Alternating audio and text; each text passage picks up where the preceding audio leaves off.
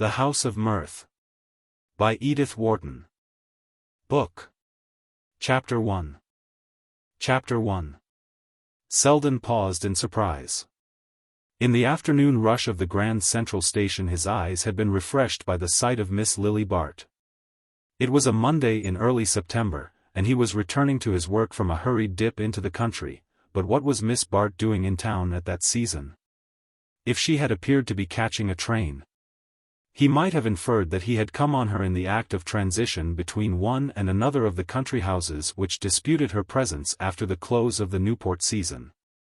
But her desultory air perplexed him. She stood apart from the crowd, letting it drift by her to the platform or the street, and wearing an air of irresolution which might, as he surmised, be the mask of a very definite purpose. It struck him at once that she was waiting for someone, but he hardly knew why the idea arrested him. There was nothing new about Lily Bart, yet he could never see her without a faint movement of interest. It was characteristic of her that she always roused speculation, that her simplest acts seemed the result of far-reaching intentions. An impulse of curiosity made him turn out of his direct line to the door, and stroll past her. He knew that if she did not wish to be seen she would contrive to elude him. And it amused him to think of putting her skill to the test. "Mr. Selden, what good luck!" She came forward smiling, eager almost, in her resolve to intercept him. One or two persons, in brushing past them, lingered to look, for Miss Bart was a figure to arrest even the suburban traveler rushing to his last train. Selden had never seen her more radiant. Her vivid head, relieved against the dull tints of the crowd, made her more conspicuous than in a ballroom, and under her dark hat and veil she regained the girlish smoothness, the purity of tint that she was beginning to lose after 11 years of late hours and indefatigable dancing.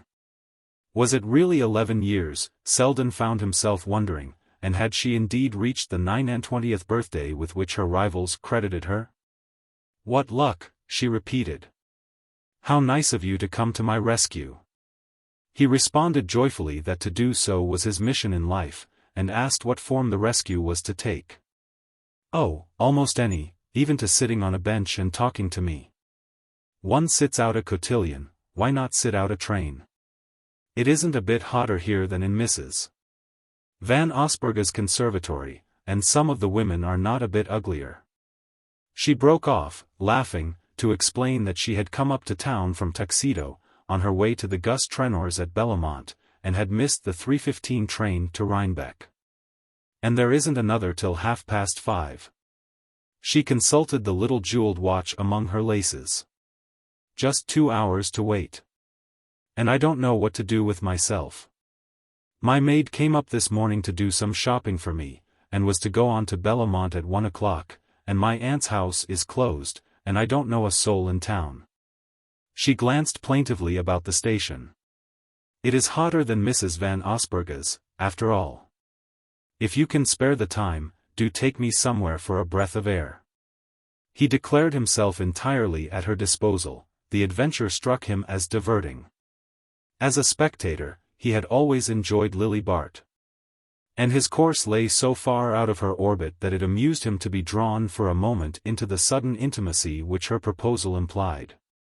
"Shall we go over to Sherry's for a cup of tea?" She smiled assentingly, and then made a slight grimace. "So many people come up to town on a Monday, one is sure to meet a lot of bores. I'm as old as the hills, of course, and it ought not to make any difference, but if I'm old enough, you're not," she objected gaily. "I'm dying for tea, but isn't there a quieter place?" He answered her smile, which rested on him vividly.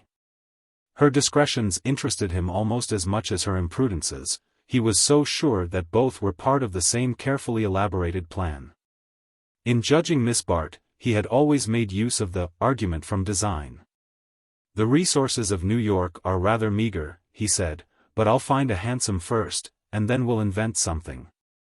He led her through the throng of returning holiday-makers, past sallow-faced girls in preposterous hats, and flat-chested women struggling with paper bundles and palm-leaf fans.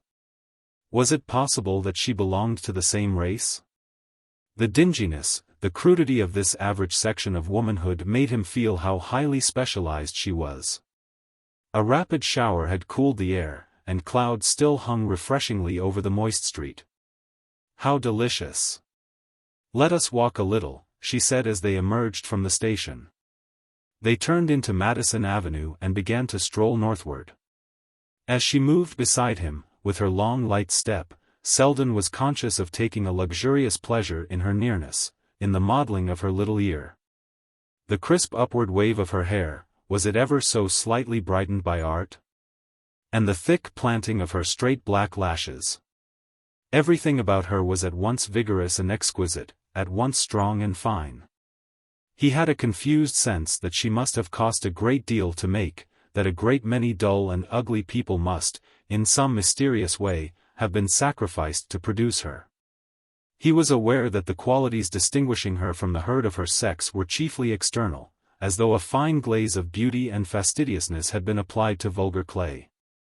Yet the analogy left him unsatisfied, for a coarse texture will not take a high finish, and was it not possible that the material was fine, but that circumstance had fashioned it into a feudal shape? As he reached this point in his speculations, the sun came out, and her lifted parasol cut off his enjoyment. A moment or two later she paused with a sigh.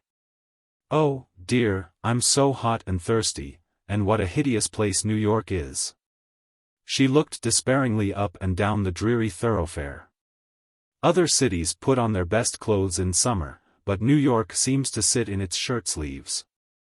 Her eyes wandered down one of the side streets. "Someone has had the humanity to plant a few trees over there. Let us go into the shade." "I am glad my street meets with your approval," said Selden as they turned the corner. "Your street? Do you live here?" She glanced with interest along the new brick and limestone house fronts, fantastically varied in obedience to the American craving for novelty, but fresh and inviting with their awnings and flower boxes. "Ah, yes, to be sure, the Benedict. What a nice-looking building. I don't think I've ever seen it before."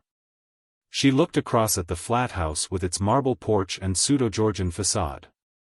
"Which are your windows? Those with the awnings down?" "On the top floor, yes." "And that nice little balcony is yours? How cool it looks up there." He paused a moment. "Come up and see," he suggested. "I can give you a cup of tea in no time, and you won't meet any bores." Her color deepened. She still had the art of blushing at the right time, but she took the suggestion as lightly as it was made. "Why not?" "It's too tempting, I'll take the risk," she declared. "Oh, I'm not dangerous," he said in the same key. In truth, he had never liked her as well as at that moment. He knew she had accepted without afterthought, he could never be a factor in her calculations, and there was a surprise, a refreshment almost, in the spontaneity of her consent. On the threshold he paused a moment, feeling for his latchkey. "There's no one here. But I have a servant who is supposed to come in the mornings, and it's just possible he may have put out the tea things and provided some cake." He ushered her into a slip of a hall hung with old prints. She noticed the letters and notes heaped on the table among his gloves and sticks. Then she found herself in a small library, dark but cheerful, with its walls of books, a pleasantly faded Turkey rug, a littered desk and, as he had foretold, a tea tray on a low table near the window. A breeze had sprung up, swaying inward the muslin curtains, and bringing a fresh scent of mignonette and petunias from the flower box on the balcony. Lily sank with a sigh into one of the shabby leather chairs. How delicious to have a place like this all to oneself. What a miserable thing it is to be a woman. She leaned back in a luxury of discontent. Selden was rummaging in a cupboard for the cake. "Even women," he said, "have been known to enjoy the privileges of a flat. Oh, governesses, or widows. But not girls, not poor, miserable, marriageable girls. I even know a girl who lives in a flat." She sat up in surprise. "You do?" "I do," he assured her, emerging from the cupboard with the sought-for cake. "Oh, I know, you mean Gertie Farish. She smiled a little unkindly. But I said, marriageable, and besides, she has a horrid little place, and no maid, and such queer things to eat. Her cook does the washing and the food tastes of soap. I should hate that, you know. You shouldn't dine with her on wash days, said Selden, cutting the cake. They both laughed, and he knelt by the table to light the lamp under the kettle, while she measured out the tea into a little teapot of green glaze. As he watched her hand, polished as a bit of old ivory, with its slender pink nails, and the sapphire bracelet slipping over her wrist, he was struck with the irony of suggesting to her such a life as his cousin Gertrude Farish had chosen. She was so evidently the victim of the civilization which had produced her, that the links of her bracelet seemed like manacles chaining her to her fate. She seemed to read his thought. It was horrid of me to say that of Gertie, she said with charming compunction. I forgot she was your cousin. But we're so different, you know, she likes being good, and I like being happy. And besides, she is free and I am not. If I were, I dare say I could manage to be happy even in her flat. It must be pure bliss to arrange the furniture just as one likes, and give all the horrors to the ashman. If I could only do over my aunt's drawing-room, I know I should be a better woman. Is it so very bad? He asked sympathetically. She smiled at him across the teapot which she was holding up to be filled. That shows how seldom you come there. Why don't you come oftener? When I do come, it's not to look at Mrs. Peniston's furniture. Nonsense, she said. You don't come at all, and yet we get on so well when we meet. Perhaps that's the reason, he answered promptly. I'm afraid I haven't any cream, you know. Shall you mind a slice of lemon instead? I shall like it better. She waited while he cut the lemon and dropped a thin disc into her cup. But that is not the reason, she insisted. The reason for what? For your never coming. She leaned forward with a shade of perplexity in her charming eyes. I wish I knew, I wish I could make you out. Of course I know there are men who don't like me, one can tell that at a glance. And there are others who are afraid of me, they think I want to marry them. She smiled up at him frankly. But I don't think you dislike me, and you can't possibly think I want to marry you. No, I absolve you of that, he agreed. Well, then? He had carried his cup to the fireplace, and stood leaning against the chimney-piece and looking down on her with an air of indolent amusement.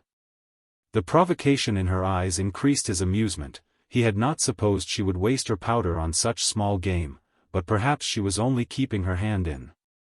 Or perhaps a girl of her type had no conversation but of the personal kind. At any rate, she was amazingly pretty, and he had asked her to tea and must live up to his obligations. Well, then, he said with a plunge, perhaps that's the reason. What? The fact that you don't want to marry me. Perhaps I don't regard it as such a strong inducement to go and see you. He felt a slight shiver down his spine as he ventured this, but her laugh reassured him. Dear Mr. Selden, that wasn't worthy of you. It's stupid of you to make love to me, and it isn't like you to be stupid. She leaned back, sipping her tea with an air so enchantingly judicial that, if they had been in her aunt's drawing-room, he might almost have tried to disprove her deduction. Don't you see, she continued, that there are men enough to say pleasant things to me, and that what I want is a friend who won't be afraid to say disagreeable ones when I need them? Sometimes I have fancied you might be that friend, I don't know why, except that you are neither a prig nor a bounder, and that I shouldn't have to pretend with you or be on my guard against you. Her voice had dropped to a note of seriousness, and she sat gazing up at him with the troubled gravity of a child.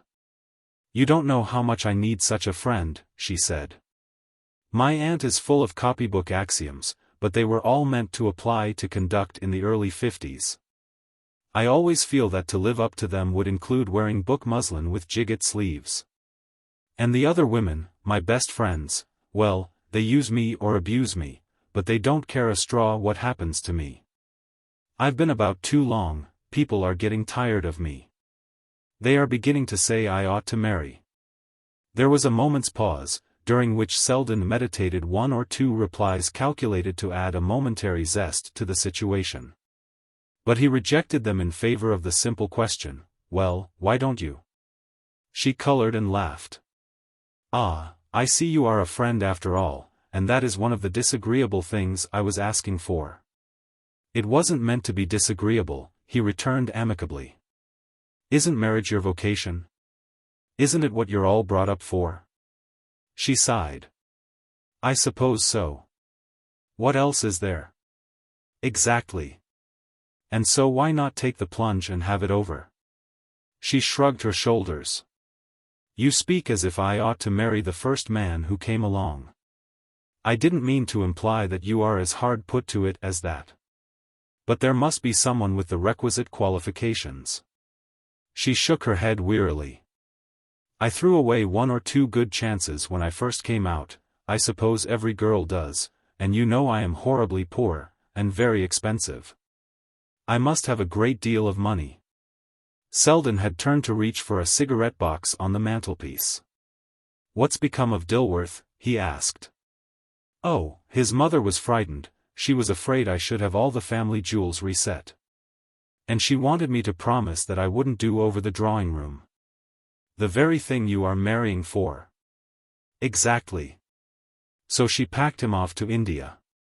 Hard luck, but you can do better than Dilworth." He offered the box, and she took out 3 or 4 cigarettes, putting one between her lips and slipping the others into a little gold case attached to her long pearl chain. "Have I time?" "Just a whiff, then."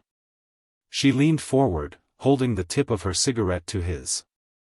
As she did so, he noted, with a purely impersonal enjoyment, how evenly the black lashes were set in her smooth white lids. And how the purplish shade beneath them melted into the pure pallor of the cheek. She began to saunter about the room, examining the bookshelves between the puffs of her cigarette smoke. Some of the volumes had the ripe tints of good tooling in old Morocco, and her eyes lingered on them caressingly, not with the appreciation of the expert, but with the pleasure in agreeable tones and textures that was one of her inmost susceptibilities. Suddenly her expression changed from desultory enjoyment to active conjecture, and she turned to Selden with a question. "You collect, don't you, about first editions and things? As much as a man may who has no money to spend." "Now and then I pick up something in the rubbish heap, and I go and look on at the big sales." She had again addressed herself to the shelves, but her eyes now swept them inattentively, and he saw that she was preoccupied with a new idea. "And Americana, do you collect Americana?" Selden stared and laughed. "No, that's rather out of my line. I'm not really a collector, you see, I simply like to have good editions of the books I am fond of." She made a slight grimace. "And Americana are horribly dull, I suppose?" "I should fancy so, except to the historian. But your real collector values a thing for its rarity. I don't suppose the buyers of Americana sit up reading them all night, old Jefferson Gryce certainly didn't." She was listening with keen attention. "And yet they fetch fabulous prices, don't they? It seems so odd to want to pay a lot for an ugly badly printed book that one is never going to read. And I suppose most of the owners of Americana are not historians either?" "No. Very few of the historians can afford to buy them. They have to use those in the public libraries or in private collections. It seems to be the mere rarity that attracts the average collector." He had seated himself on an arm of the chair near which she was standing, and she continued to question him, asking which were the rarest volumes. Whether the Jefferson Gryce collection was really considered the finest in the world, and what was the largest price ever fetched by a single volume. It was so pleasant to sit there looking up at her, as she lifted now one book and then another from the shelves, fluttering the pages between her fingers, while her drooping profile was outlined against the warm background of old bindings, that he talked on without pausing to wonder at her sudden interest in so unsuggestive a subject. But he could never be long with her without trying to find a reason for what she was doing, and as she replaced his first edition of La Bruyere and turned away from the bookcases, He began to ask himself what she had been driving at. Her next question was not of a nature to enlighten him. She paused before him with a smile which seemed at once designed to admit him to her familiarity, and to remind him of the restrictions it imposed. "Don't you ever mind," she asked suddenly, "not being rich enough to buy all the books you want?" He followed her glance about the room, with its worn furniture and shabby walls. "Don't I just? Do you take me for a saint on a pillar? And having to work, do you mind that?" "Oh, the work itself is not so bad, I'm rather fond of the law." "No. But the being tied down, the routine, don't you ever want to get away, to see new places and people?" "Horribly, especially when I see all my friends rushing to the steamer." She drew a sympathetic breath. "But do you mind enough, to marry to get out of it?" Selden broke into a laugh. "God forbid," he declared. She rose with a sigh, tossing her cigarette into the grate. "Ah, there's the difference, a girl must, a man may if he chooses." She surveyed him critically. "Your coat's a little shabby, but who cares? It doesn't keep people from asking you to dine. If I were shabby no one would have me. A woman is asked out as much for her clothes as for herself. The clothes are the background, the frame, if you like. They don't make success, but they are a part of it. Who wants a dingy woman? We are expected to be pretty and well-dressed till we drop, and if we can't keep it up alone, we have to go into partnership." Selden glanced at her with amusement. It was impossible, even with her lovely eyes imploring him, to take a sentimental view of her case. "Ah, well, there must be plenty of capital on the lookout for such an investment. Perhaps you'll meet your fate tonight at the Trenors." She returned his look interrogatively. "I thought you might be going there." "Oh, not in that capacity. But there are to be a lot of your set, Gwen Van Osburgh, the Wetheralls, Lady Cressida Wraith, and the George Dorsets." She paused a moment before the last name, and shot a query through her lashes, but he remained imperturbable. "Mrs. Trenor asked me, but I can't get away till the end of the week. And those big parties bore me." "Ah, so they do me," she exclaimed. "Then why go? It's part of the business, you forget. And besides, if I didn't, I should be playing bezique with my aunt at Richfield Springs." "That's almost as bad as marrying Dilworth," he agreed, and they both laughed for pure pleasure in their sudden intimacy. She glanced at the clock. "Dear me. I must be off. It's after 5. She paused before the mantelpiece, studying herself in the mirror while she adjusted her veil. The attitude revealed the long slope of her slender sides, which gave a kind of wildwood grace to her outline, as though she were a captured dryad subdued to the conventions of the drawing-room. And Selden reflected that it was the same streak of sylvan freedom in her nature that lent such savour to her artificiality. He followed her across the room to the entrance hall. But on the threshold she held out her hand with a gesture of leave-taking. "It's been delightful, and now you will have to return my visit. But don't you want me to see you to the station?" "No. Goodbye here, please." She let her hand lie in his a moment, smiling up at him adorably. "Goodbye, then, and good luck at Bellomont," he said, opening the door for her. On the landing she paused to look about her.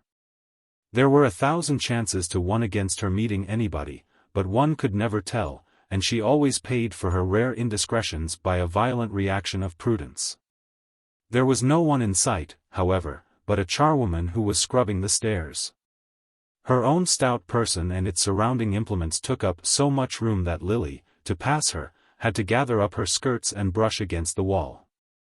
As she did so, the woman paused in her work and looked up curiously, resting her clenched red fists on the wet cloth she had just drawn from her pail. She had a broad sallow face, slightly pitted with smallpox, and thin straw-colored hair through which her scalp shone unpleasantly. "I beg your pardon," said Lily, intending by her politeness to convey a criticism of the other's manner. The woman, without answering, pushed her pail aside, and continued to stare as Miss Bart swept by with a murmur of silken linings. Lily felt herself flushing under the look. What did the creature suppose? Could one never do the simplest, the most harmless thing, without subjecting one's self to some odious conjecture? Halfway down the next flight, she smiled to think that a charwoman's stare should so perturb her. The poor thing was probably dazzled by such an unwanted apparition. But were such apparitions unwanted on Selden's stairs? Miss Bart was not familiar with the moral code of bachelors' flat houses, and her color rose again as it occurred to her that the woman's persistent gaze implied a groping among past associations. But she put aside the thought with a smile at her own fears, and hastened downward, wondering if she should find a cab short of Fifth Avenue. Under the Georgian porch she paused again, scanning the street for a hansom. None was in sight, but as she reached the sidewalk she ran against a small glossy-looking man with a gardenia in his coat, who raised his hat with a surprised exclamation. "Miss Bart? Well, of all people. This is luck," he declared, and she caught a twinkle of amused curiosity between his screwed-up lids. "Oh, Mr. Rosedale, how are you?" she said, perceiving that the irrepressible annoyance on her face was reflected in the sudden intimacy of his smile. Mr. Rosedale stood scanning her with interest and approval. He was a plump rosy man of the blonde Jewish type, with smart London clothes fitting him like upholstery, and small sidelong eyes which gave him the air of appraising people as if they were bric-a-brac. He glanced up interrogatively at the porch of the Benedict. "Been up to town for a little shopping, I suppose," he said, in a tone which had the familiarity of a touch. Miss Bart shrank from it slightly, and then flung herself into precipitate explanations. "Yes, I came up to see my dressmaker. I am just on my way to catch the train to the Trenors." "Ah, your dressmaker, just so," he said blandly. "I didn't know there were any dressmakers in the Benedict." "The Benedict?" She looked gently puzzled. "Is that the name of this building?" "Yes, that's the name. I believe it's an old word for bachelor, isn't it? I happen to own the building, that's the way I know." His smile deepened as he added with increasing assurance, "But you must let me take you to the station. The Trenors are at Bellomont, of course? You've barely time to catch the 5:40. The dressmaker kept you waiting, I suppose." Lily stiffened under the pleasantry. "Oh, thanks," she stammered. And at that moment her eye caught a hansom drifting down Madison Avenue, and she hailed it with a desperate gesture. "You're very kind. But I couldn't think of troubling you," she said, extending her hand to Mr. Rosedale. And heedless of his protestations, she sprang into the rescuing vehicle, and called out a breathless order to the driver. "How do you find this book? Any thoughts about the book or the author? Any suggestion for improvement? Please take a moment to share your thoughts in a comment. If you like it, share it with your friends who might enjoy it as well. Subscribe to keep in touch. Visit CompleteAudiobooks.com for more quality content." Chapter 2. In the hansom she leaned back with a sigh. Why must a girl pay so dearly for her least escape from routine? Why could one never do a natural thing without having to screen it behind a structure of artifice? She had yielded to a passing impulse in going to Lawrence Selden's rooms, and it was so seldom that she could allow herself the luxury of an impulse. This one, at any rate, was going to cost her rather more than she could afford. She was vexed to see that, in spite of so many years of vigilance, she had blundered twice within 5 minutes. That stupid story about her dressmaker was bad enough. It would have been so simple to tell Rosedale that she had been taking tea with Selden. The mere statement of the fact would have rendered it innocuous. But, after having let herself be surprised in a falsehood, it was doubly stupid to snub the witness of her discomfiture.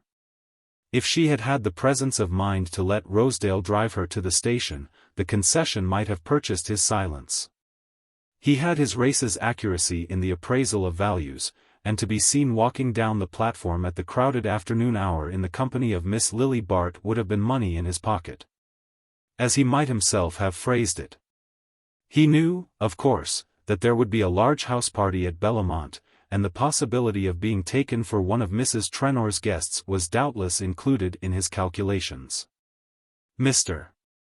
Rosedale was still at a stage in his social ascent when it was of importance to produce such impressions. The provoking part was that Lily knew all this, knew how easy it would have been to silence him on the spot, and how difficult it might be to do so afterward. Mr. Simon Rosedale was a man who made it his business to know everything about everyone, whose idea of showing himself to be at home in society was to display an inconvenient familiarity with the habits of those with whom he wished to be thought intimate. Lily was sure that within 24 hours the story of her visiting her dressmaker at the Benedict would be in active circulation among Mr. Rosedale's acquaintances. The worst of it was that she had always snubbed and ignored him. On his first appearance, when her improvident cousin, Jack Stepney, had obtained for him, in return for favors too easily guessed, a card to one of the vast impersonal Van Osburgh crushes, Rosedale, with that mixture of artistic sensibility and business astuteness which characterizes his race, had instantly gravitated toward Miss Bart. She understood his motives, for her own course was guided by as nice calculations. Training and experience had taught her to be hospitable to newcomers, since the most unpromising might be useful later on. And there were plenty of available oubliettes to swallow them if they were not. But some intuitive repugnance, getting the better of years of social discipline, had made her push Mr. Rosedale into his oubliette without a trial. He had left behind only the ripple of amusement which his speedy dispatch had caused among her friends. And though later, to shift the metaphor, he reappeared lower down the stream, it was only in fleeting glimpses, with long submergences between. Hitherto Lily had been undisturbed by scruples. In her little set Mr. Rosedale had been pronounced impossible, and Jack Stepney roundly snubbed for his attempt to pay his debts in dinner invitations. Even Mrs. Trenor, whose taste for variety had led her into some hazardous experiments, resisted Jack's attempts to disguise Mr. Rosedale as a novelty, and declared that he was the same little Jew who had been served up and rejected at the social board a dozen times within her memory. And while Judy Trenor was obdurate, there was small chance of Mr. Rosedale's penetrating beyond the outer limbo of the Van Osburgh crushes. Jack gave up the contest with a laughing "you'll see," and, sticking manfully to his guns, showed himself with Rosedale at the fashionable restaurants, in company with the personally vivid if socially obscure ladies who are available for such purposes. But the attempt had hitherto been vain, and as Rosedale undoubtedly paid for the dinners, the laugh remained with his debtor. Mr. Rosedale, it will be seen, was thus far not a factor to be feared, unless one put one's self in his power. And this was precisely what Miss Bart had done. Her clumsy fib had let him see that she had something to conceal, and she was sure he had a score to settle with her. Something in his smile told her he had not forgotten. She turned from the thought with a little shiver, but it hung on her all the way to the station, and dogged her down the platform with the persistency of Mr. Rosedale himself. She had just time to take her seat before the train started. But having arranged herself in her corner with the instinctive feeling for effect which never forsook her, she glanced about in the hope of seeing some other member of the Trenors' party. She wanted to get away from herself, and conversation was the only means of escape that she knew. Her search was rewarded by the discovery of a very blond young man with a soft reddish beard, who, at the other end of the carriage, appeared to be dissembling himself behind an unfolded newspaper. Lily's eye brightened, and a faint smile relaxed the drawn lines of her mouth. She had known that Mr. Percy Gryce was to be at Bellomont, but she had not counted on the luck of having him to herself in the train, and the fact banished all perturbing thoughts of Mr. Rosedale. Perhaps, after all, the day was to end more favorably than it had begun. She began to cut the pages of a novel, tranquilly studying her prey through downcast lashes while she organized a method of attack. Something in his attitude of conscious absorption told her that he was aware of her presence. No one had ever been quite so engrossed in an evening paper. She guessed that he was too shy to come up to her, and that she would have to devise some means of approach which should not appear to be in advance on her part. It amused her to think that anyone as rich as Mr. Percy Gryce should be shy.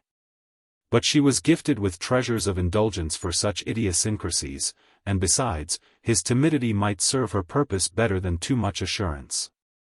She had the art of giving self-confidence to the embarrassed, but she was not equally sure of being able to embarrass the self-confident. She waited till the train had emerged from the tunnel and was racing between the ragged edges of the northern suburbs. Then, as it lowered its speed near Yonkers, she rose from her seat and drifted slowly down the carriage. As she passed Mr. Gryce, the train gave a lurch, and he was aware of a slender hand gripping the back of his chair. He rose with a start, his ingenuous face looking as though it had been dipped in crimson, even the reddish tint in his beard seemed to deepen. The train swayed again, almost flinging Miss Bart into his arms. She steadied herself with a laugh and drew back. But he was enveloped in the scent of her dress, and his shoulder had felt her fugitive touch. "Oh, Mr. Gryce, is it you? I'm so sorry, I was trying to find the porter and get some tea." She held out her hand as the train resumed its level rush, and they stood exchanging a few words in the aisle. Yes, he was going to Bellomont. He had heard she was to be of the party. He blushed again as he admitted it. And was he to be there for a whole week? How delightful. But at this point one or two belated passengers from the last station forced their way into the carriage, and Lily had to retreat to her seat. "The chair next to mine is empty, do take it," she said over her shoulder, and Mr. Gryce, with considerable embarrassment, succeeded in effecting an exchange which enabled him to transport himself and his bags to her side. "Ah, and here is the porter, and perhaps we can have some tea." She signaled to that official, and in a moment, with the ease that seemed to attend the fulfillment of all her wishes, a little table had been set up between the seats, and she had helped Mr. Gryce to bestow his encumbering properties beneath it. When the tea came he watched her in silent fascination while her hands flitted above the tray, looking miraculously fine and slender in contrast to the coarse china and lumpy bread. It seemed wonderful to him that anyone should perform with such careless ease the difficult task of making tea in public in a lurching train. He would never have dared to order it for himself, lest he should attract the notice of his fellow passengers. But, secure in the shelter of her conspicuousness, he sipped the inky draught with a delicious sense of exhilaration. Lily, with the flavor of Selden's caravan tea on her lips, had no great fancy to drown it in the railway brew which seemed such nectar to her companion.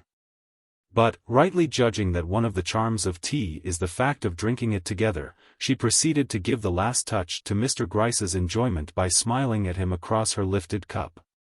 "Is it quite right? I haven't made it too strong?" she asked solicitously, and he replied with conviction that he had never tasted better tea.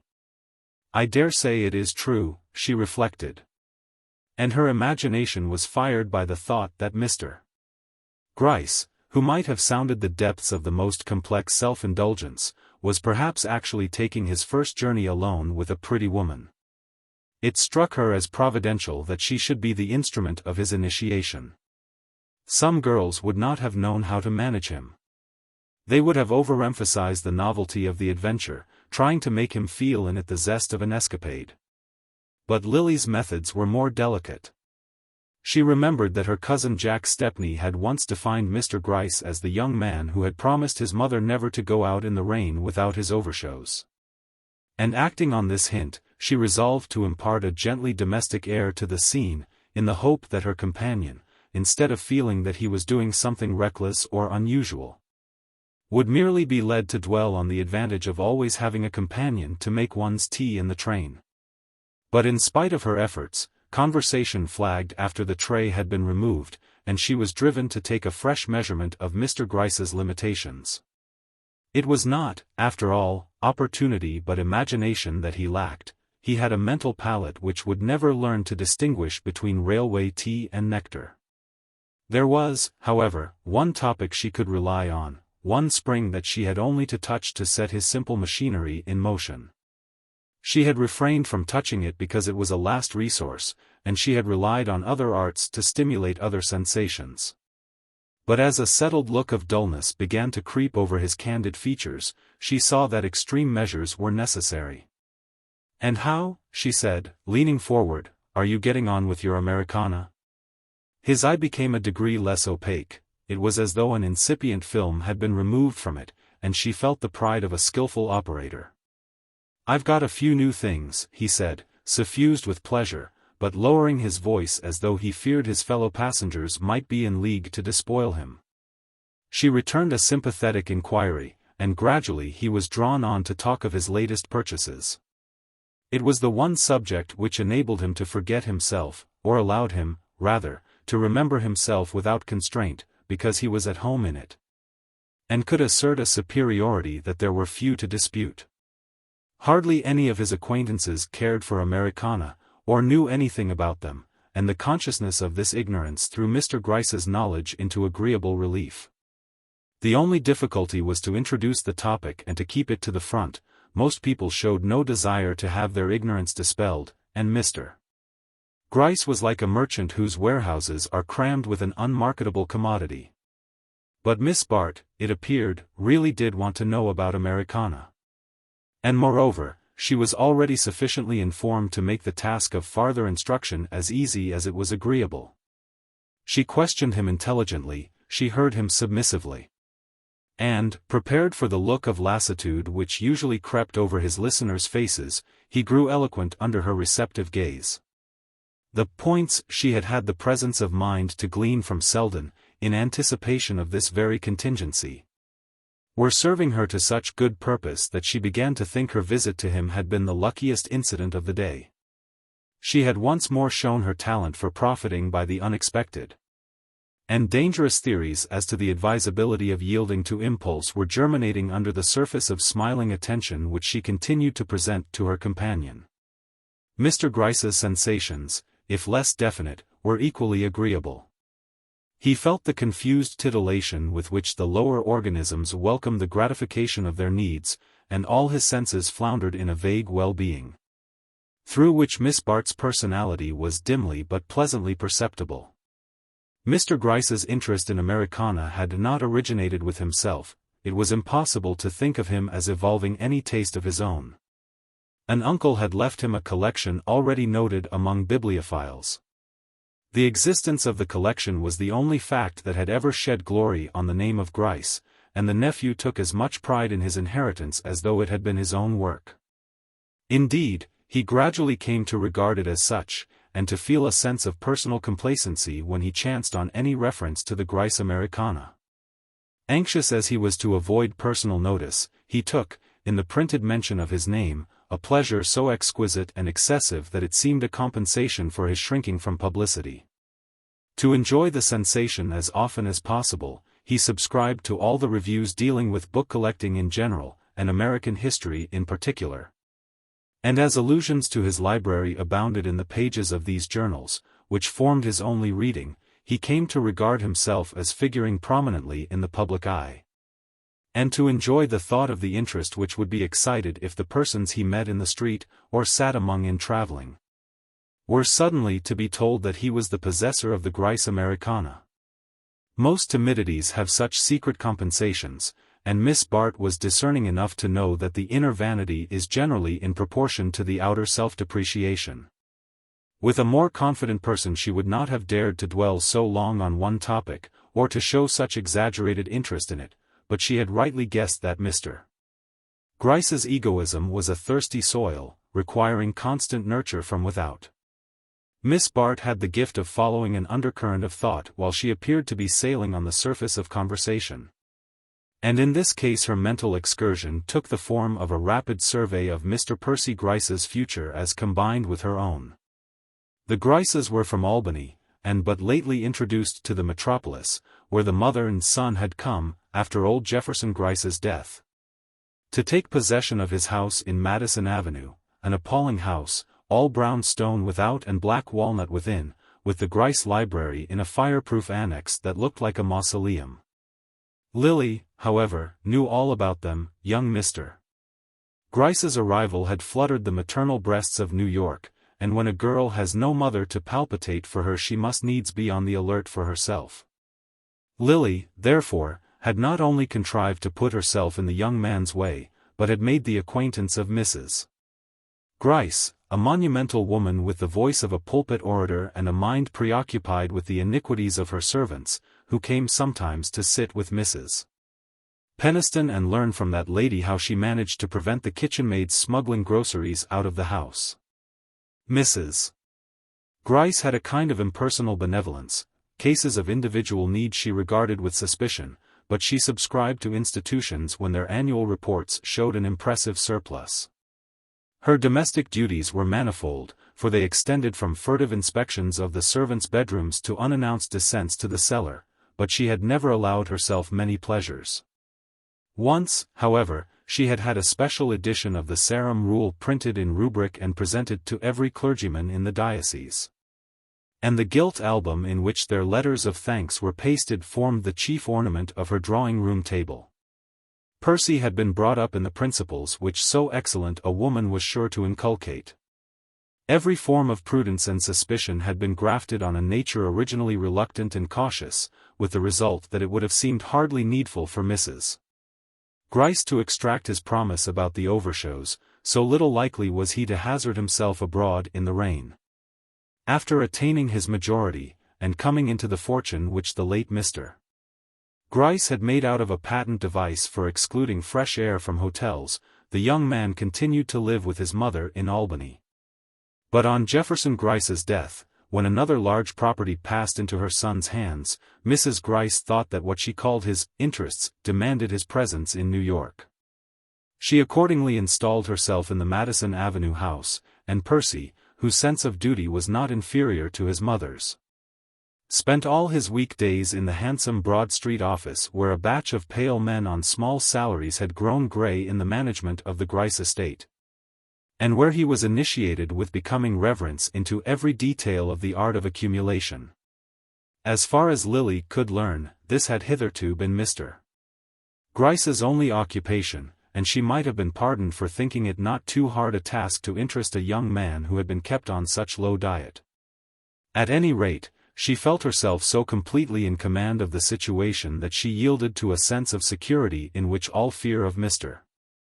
Rosedale, and of the difficulties on which that fear was contingent, vanished beyond the edge of thought. The stopping of the train at Garrison's would not have distracted her from these thoughts, had she not caught a sudden look of distress in her companion's eye. His seat faced toward the door, and she guessed that he had been perturbed by the approach of an acquaintance. A fact confirmed by the turning of heads and general sense of commotion which her own entrance into a railway carriage was apt to produce. She knew the symptoms at once, and was not surprised to be hailed by the high notes of a pretty woman, who entered the train accompanied by a maid, a bull terrier, and a footman staggering under a load of bags and dressing cases. "Oh, Lily, are you going to Bellomont? Then you can't let me have your seat, I suppose? But I must have a seat in this carriage, porter, you must find me a place at once. Can't someone be put somewhere else? I want to be with my friends." "Oh, how do you do, Mr. Gryce? Do please make him understand that I must have a seat next to you and Lily." Mrs. George Dorset, regardless of the mild efforts of a traveler with a carpet-bag, who was doing his best to make room for her by getting out of the train, stood in the middle of the aisle, diffusing about her that general sense of exasperation which a pretty woman on her travels not infrequently creates. She was smaller and thinner than Lily Bart, with a restless pliability of pose, as if she could have been crumpled up and run through a ring, like the sinuous drapery she affected. Her small pale face seemed the mere setting of a pair of dark exaggerated eyes, of which the visionary gaze contrasted curiously with her self-assertive tone and gestures. So that, as one of her friends observed, she was like a disembodied spirit who took up a great deal of room. Having finally discovered that the seat adjoining Miss Bart's was at her disposal, she possessed herself of it with a farther displacement of her surroundings. Explaining meanwhile that she had come across from Mount Kisco in her motor car that morning, and had been kicking her heels for an hour at Garrison's, without even the alleviation of a cigarette. Her brute of a husband having neglected to replenish her case before they parted that morning. And at this hour of the day I don't suppose you've a single one left, have you, Lily? She plaintively concluded. Miss Bart caught the startled glance of Mr. Percy Gryce, whose own lips were never defiled by tobacco. What an absurd question, Bertha, she exclaimed, blushing at the thought of the store she had laid in at Lawrence Selden's. Why, don't you smoke? Since when have you given it up? What, you never, and you don't either, Mr. Gryce. Ah, of course, how stupid of me, I understand. And Mrs. Dorset leaned back against her traveling cushions with a smile which made Lily wish there had been no vacant seat beside her own. Chapter 3. Bridge at Bellomont usually lasted till the small hours, and when Lily went to bed that night she had played too long for her own good. Feeling no desire for the self-communion which awaited her in her room, she lingered on the broad stairway, looking down into the hall below, where the last card-players were grouped about the tray of tall glasses and silver-collared decanters which the butler had just placed on a low table near the fire. The hall was arcaded, with a gallery supported on columns of pale yellow marble. Tall clumps of flowering plants were grouped against a background of dark foliage in the angles of the walls. On the crimson carpet a deerhound and 2 or 3 spaniels dozed luxuriously before the fire. And the light from the great central lantern overhead shed a brightness on the women's hair and struck sparks from their jewels as they moved. There were moments when such scenes delighted Lily, when they gratified her sense of beauty and her craving for the external finish of life. There were others when they gave a sharper edge to the meagerness of her own opportunities. This was one of the moments when the sense of contrast was uppermost, and she turned away impatiently as Mrs. George Dorset, glittering in serpentine spangles, drew Percy Gryce in her wake to a confidential nook beneath the gallery. It was not that Miss Bart was afraid of losing her newly acquired hold over Mr. Gryce. Mrs. Dorset might startle or dazzle him, but she had neither the skill nor the patience to effect his capture. She was too self-engrossed to penetrate the recesses of his shyness, and besides, why should she care to give herself the trouble? At most it might amuse her to make sport of his simplicity for an evening, after that he would be merely a burden to her, and knowing this, she was far too experienced to encourage him. But the mere thought of that other woman, who could take a man up and toss him aside as she willed, without having to regard him as a possible factor in her plans, filled Lily Bart with envy. She had been bored all the afternoon by Percy Gryce. The mere thought seemed to waken an echo of his droning voice, but she could not ignore him on the morrow. She must follow up her success. Must submit to more boredom, must be ready with fresh compliances and adaptabilities, and all on the bare chance that he might ultimately decide to do her the honor of boring her for life. It was a hateful fate, but how escape from it? What choice had she? To be herself, or a Gertie Farish? As she entered her bedroom, with its softly shaded lights, her lace dressing gown lying across the silken bedspread, her little embroidered slippers before the fire, a vase of carnations filling the air with perfume, and the last novels and magazines lying uncut on a table beside the reading lamp, she had a vision of Miss Farish's cramped flat, with its cheap conveniences and hideous wallpapers. No, she was not made for mean and shabby surroundings, for the squalid compromises of poverty. Her whole being dilated in an atmosphere of luxury. It was the background she required, the only climate she could breathe in. But the luxury of others was not what she wanted. A few years ago it had sufficed her, she had taken her daily meed of pleasure without caring who provided it. Now she was beginning to chafe at the obligations it imposed, to feel herself a mere pensioner on the splendor which had once seemed to belong to her. There were even moments when she was conscious of having to pay her way. For a long time she had refused to play bridge. She knew she could not afford it, and she was afraid of acquiring so expensive a taste. She had seen the danger exemplified in more than one of her associates, in young Ned Silverton, for instance, the charming fair boy now seated in abject rapture at the elbow of Mrs. Fisher, a striking divorcee with eyes and gowns as emphatic as the headlines of her case. Lily could remember when young Silverton had stumbled into their circle, with the air of a straight Arcadian who has published charming sonnets in his college journal. Since then he had developed a taste for Mrs. Fisher and bridge, and the latter at least had involved him in expenses from which he had been more than once rescued by harassed maiden sisters, who treasured the sonnets, and went without sugar in their tea to keep their darling afloat. Ned's case was familiar to Lily. She had seen his charming eyes, which had a good deal more poetry in them than the sonnets, change from surprise to amusement, and from amusement to anxiety, as he passed under the spell of the terrible god of chance. And she was afraid of discovering the same symptoms in her own case. For in the last year she had found that her hostesses expected her to take a place at the card table. It was one of the taxes she had to pay for their prolonged hospitality, and for the dresses and trinkets which occasionally replenished her insufficient wardrobe. And since she had played regularly, the passion had grown on her. Once or twice of late she had won a large sum, and instead of keeping it against future losses, had spent it in dress or jewelry. And the desire to atone for this imprudence, combined with the increasing exhilaration of the game, drove her to risk higher stakes at each fresh venture. She tried to excuse herself on the plea that, in the Trenor set, if one played at all one must either play high or be set down as priggish or stingy. But she knew that the gambling passion was upon her, and that in her present surroundings there was small hope of resisting it. Tonight the luck had been persistently bad, and the little gold purse which hung among her trinkets was almost empty when she returned to her room. She unlocked the wardrobe, and taking out her jewel case, looked under the tray for the roll of bills from which she had replenished the purse before going down to dinner. Only $20 were left. The discovery was so startling that for a moment she fancied she must have been robbed.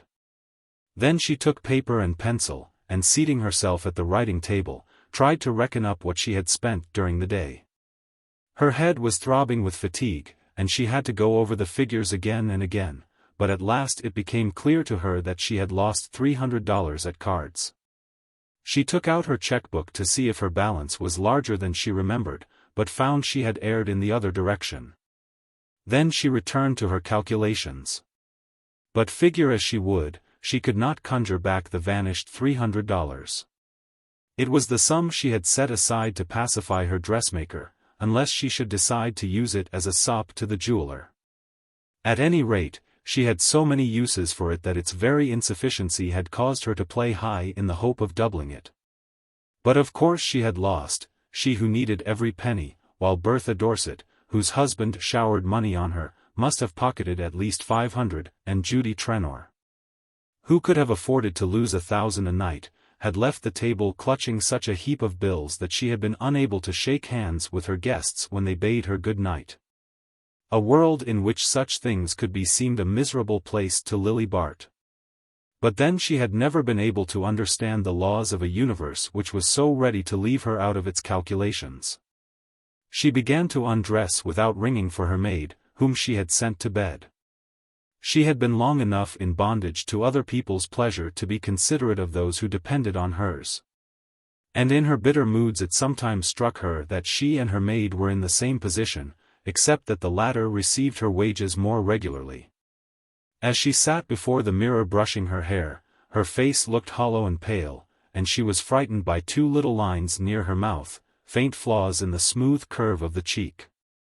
"Oh, I must stop worrying," she exclaimed. "Unless it's the electric light," she reflected, springing up from her seat and lighting the candles on the dressing table. She turned out the wall lights, and peered at herself between the candle flames. The white oval of her face swam out waveringly from a background of shadows, the uncertain light blurring it like a haze, but the two lines about the mouth remained.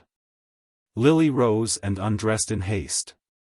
"It is only because I am tired and have such odious things to think about," she kept repeating.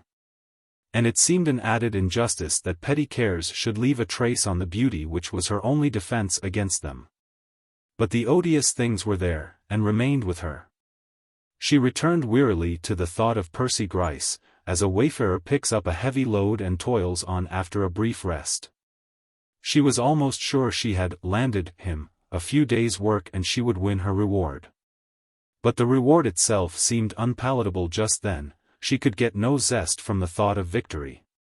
It would be a rest from worry, no more, and how little that would have seemed to her a few years earlier. Her ambitions had shrunk gradually in the desiccating air of failure. But why had she failed? Was it her own fault or that of destiny?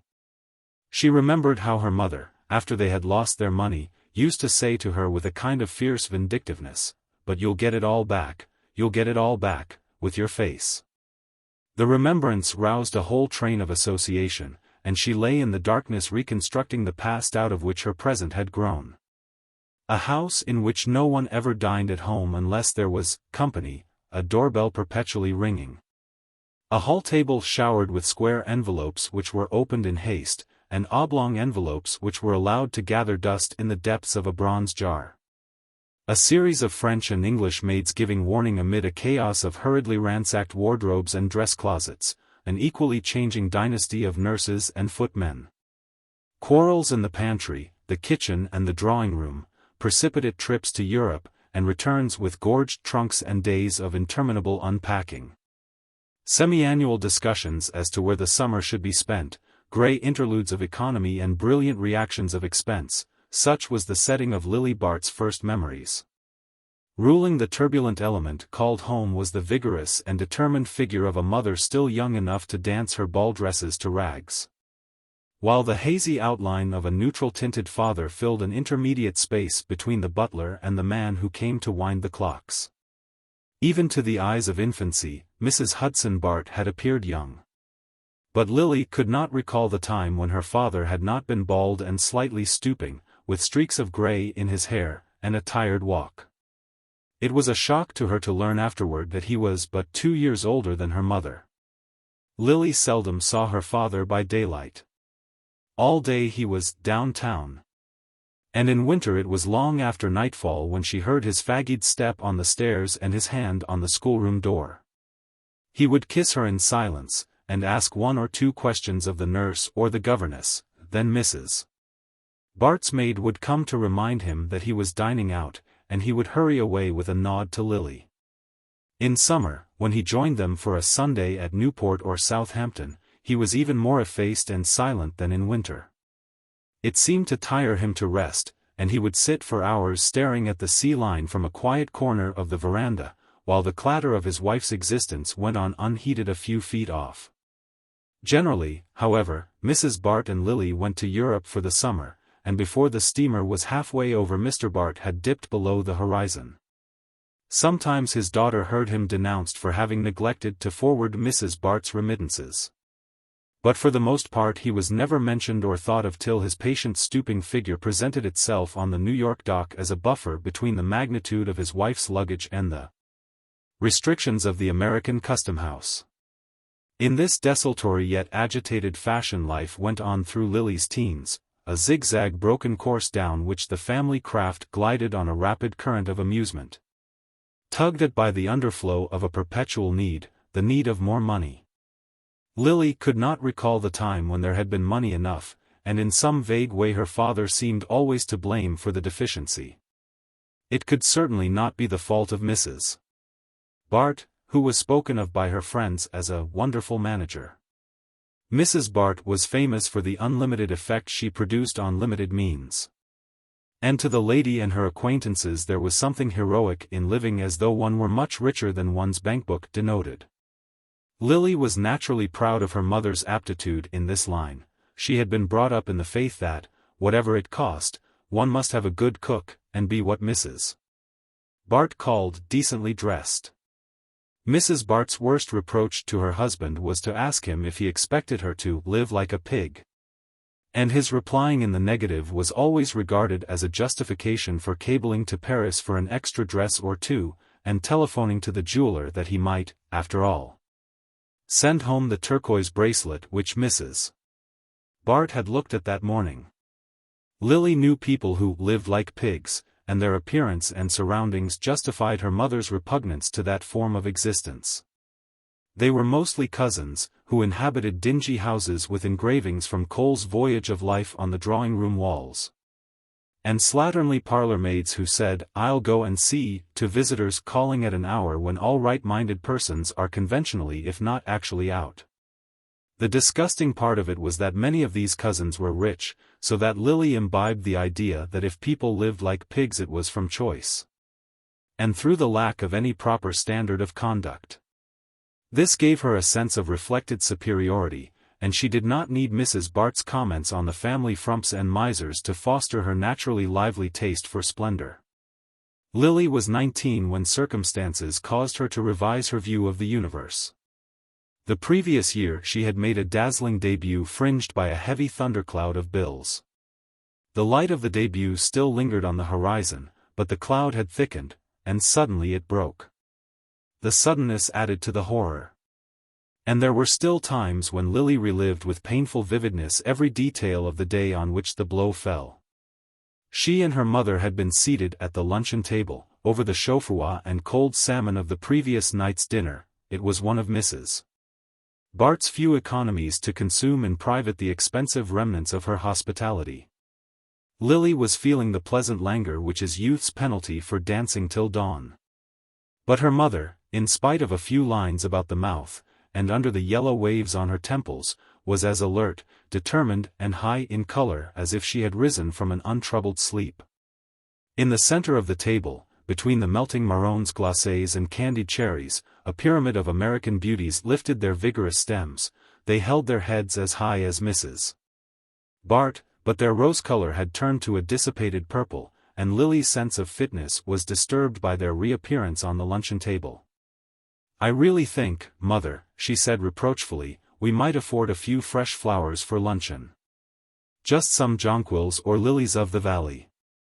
Mrs. Bart stared. Her own fastidiousness had its eye fixed on the world, and she did not care how the luncheon table looked when there was no one present at it but the family. But she smiled at her daughter's innocence. "Lilies of the valley," she said calmly, "cost $2 a dozen at this season." Lily was not impressed. She knew very little of the value of money. It would not take more than 6 dozen to fill that bowl, she argued. 6 dozen what? Asked her father's voice in the doorway. The two women looked up in surprise. Though it was a Saturday, the sight of Mr. Bart at luncheon was an unwanted one. But neither his wife nor his daughter was sufficiently interested to ask an explanation. Mr. Bart dropped into a chair, and sat gazing absently at the fragment of jellied salmon which the butler had placed before him. "I was only saying," Lily began, "that I hate to see faded flowers at luncheon, and Mother says a bunch of lilies of the valley would not cost more than $12. Mayn't I tell the florist to send a few every day?" She leaned confidently toward her father. He seldom refused her anything, and Mrs. Bart had taught her to plead with him when her own entreaties failed. Mr. Bart sat motionless, his gaze still fixed on the salmon, and his lower jaw dropped. He looked even paler than usual, and his thin hair lay in untidy streaks on his forehead. Suddenly he looked at his daughter and laughed. The laugh was so strange that Lily colored under it. She disliked being ridiculed, and her father seemed to see something ridiculous in the request. Perhaps he thought it foolish that she should trouble him about such a trifle. $12 a day for flowers? "Oh, certainly, my dear, give him an order for 1,200. He continued to laugh. Mrs. Bart gave him a quick glance. "You needn't wait, Polwarth, I will ring for you," she said to the butler. The butler withdrew with an air of silent disapproval, leaving the remains of the chaud-froid on the sideboard. "What is the matter, Hudson? Are you ill?" said Mrs. Bart severely. She had no tolerance for scenes which were not of her own making, and it was odious to her that her husband should make a show of himself before the servants. "Are you ill?" she repeated. "Ill? No, I'm ruined," he said. Lily made a frightened sound, and Mrs. Bart rose to her feet. "Ruined?" she cried, but controlling herself instantly, she turned a calm face to Lily. "Shut the pantry door," she said. Lily obeyed, and when she turned back into the room her father was sitting with both elbows on the table, the plate of salmon between them, and his head bowed on his hands. Mrs. Bart stood over him with a white face which made her hair unnaturally yellow. She looked at Lily as the latter approached. Her look was terrible, but her voice was modulated to a ghastly cheerfulness. "Your father is not well, he doesn't know what he is saying." "It is nothing, but you had better go upstairs, and don't talk to the servants," she added. Lily obeyed. She always obeyed when her mother spoke in that voice. She had not been deceived by Mrs. Bart's words. She knew at once that they were ruined. In the dark hours which followed, that awful fact overshadowed even her father's slow and difficult dying.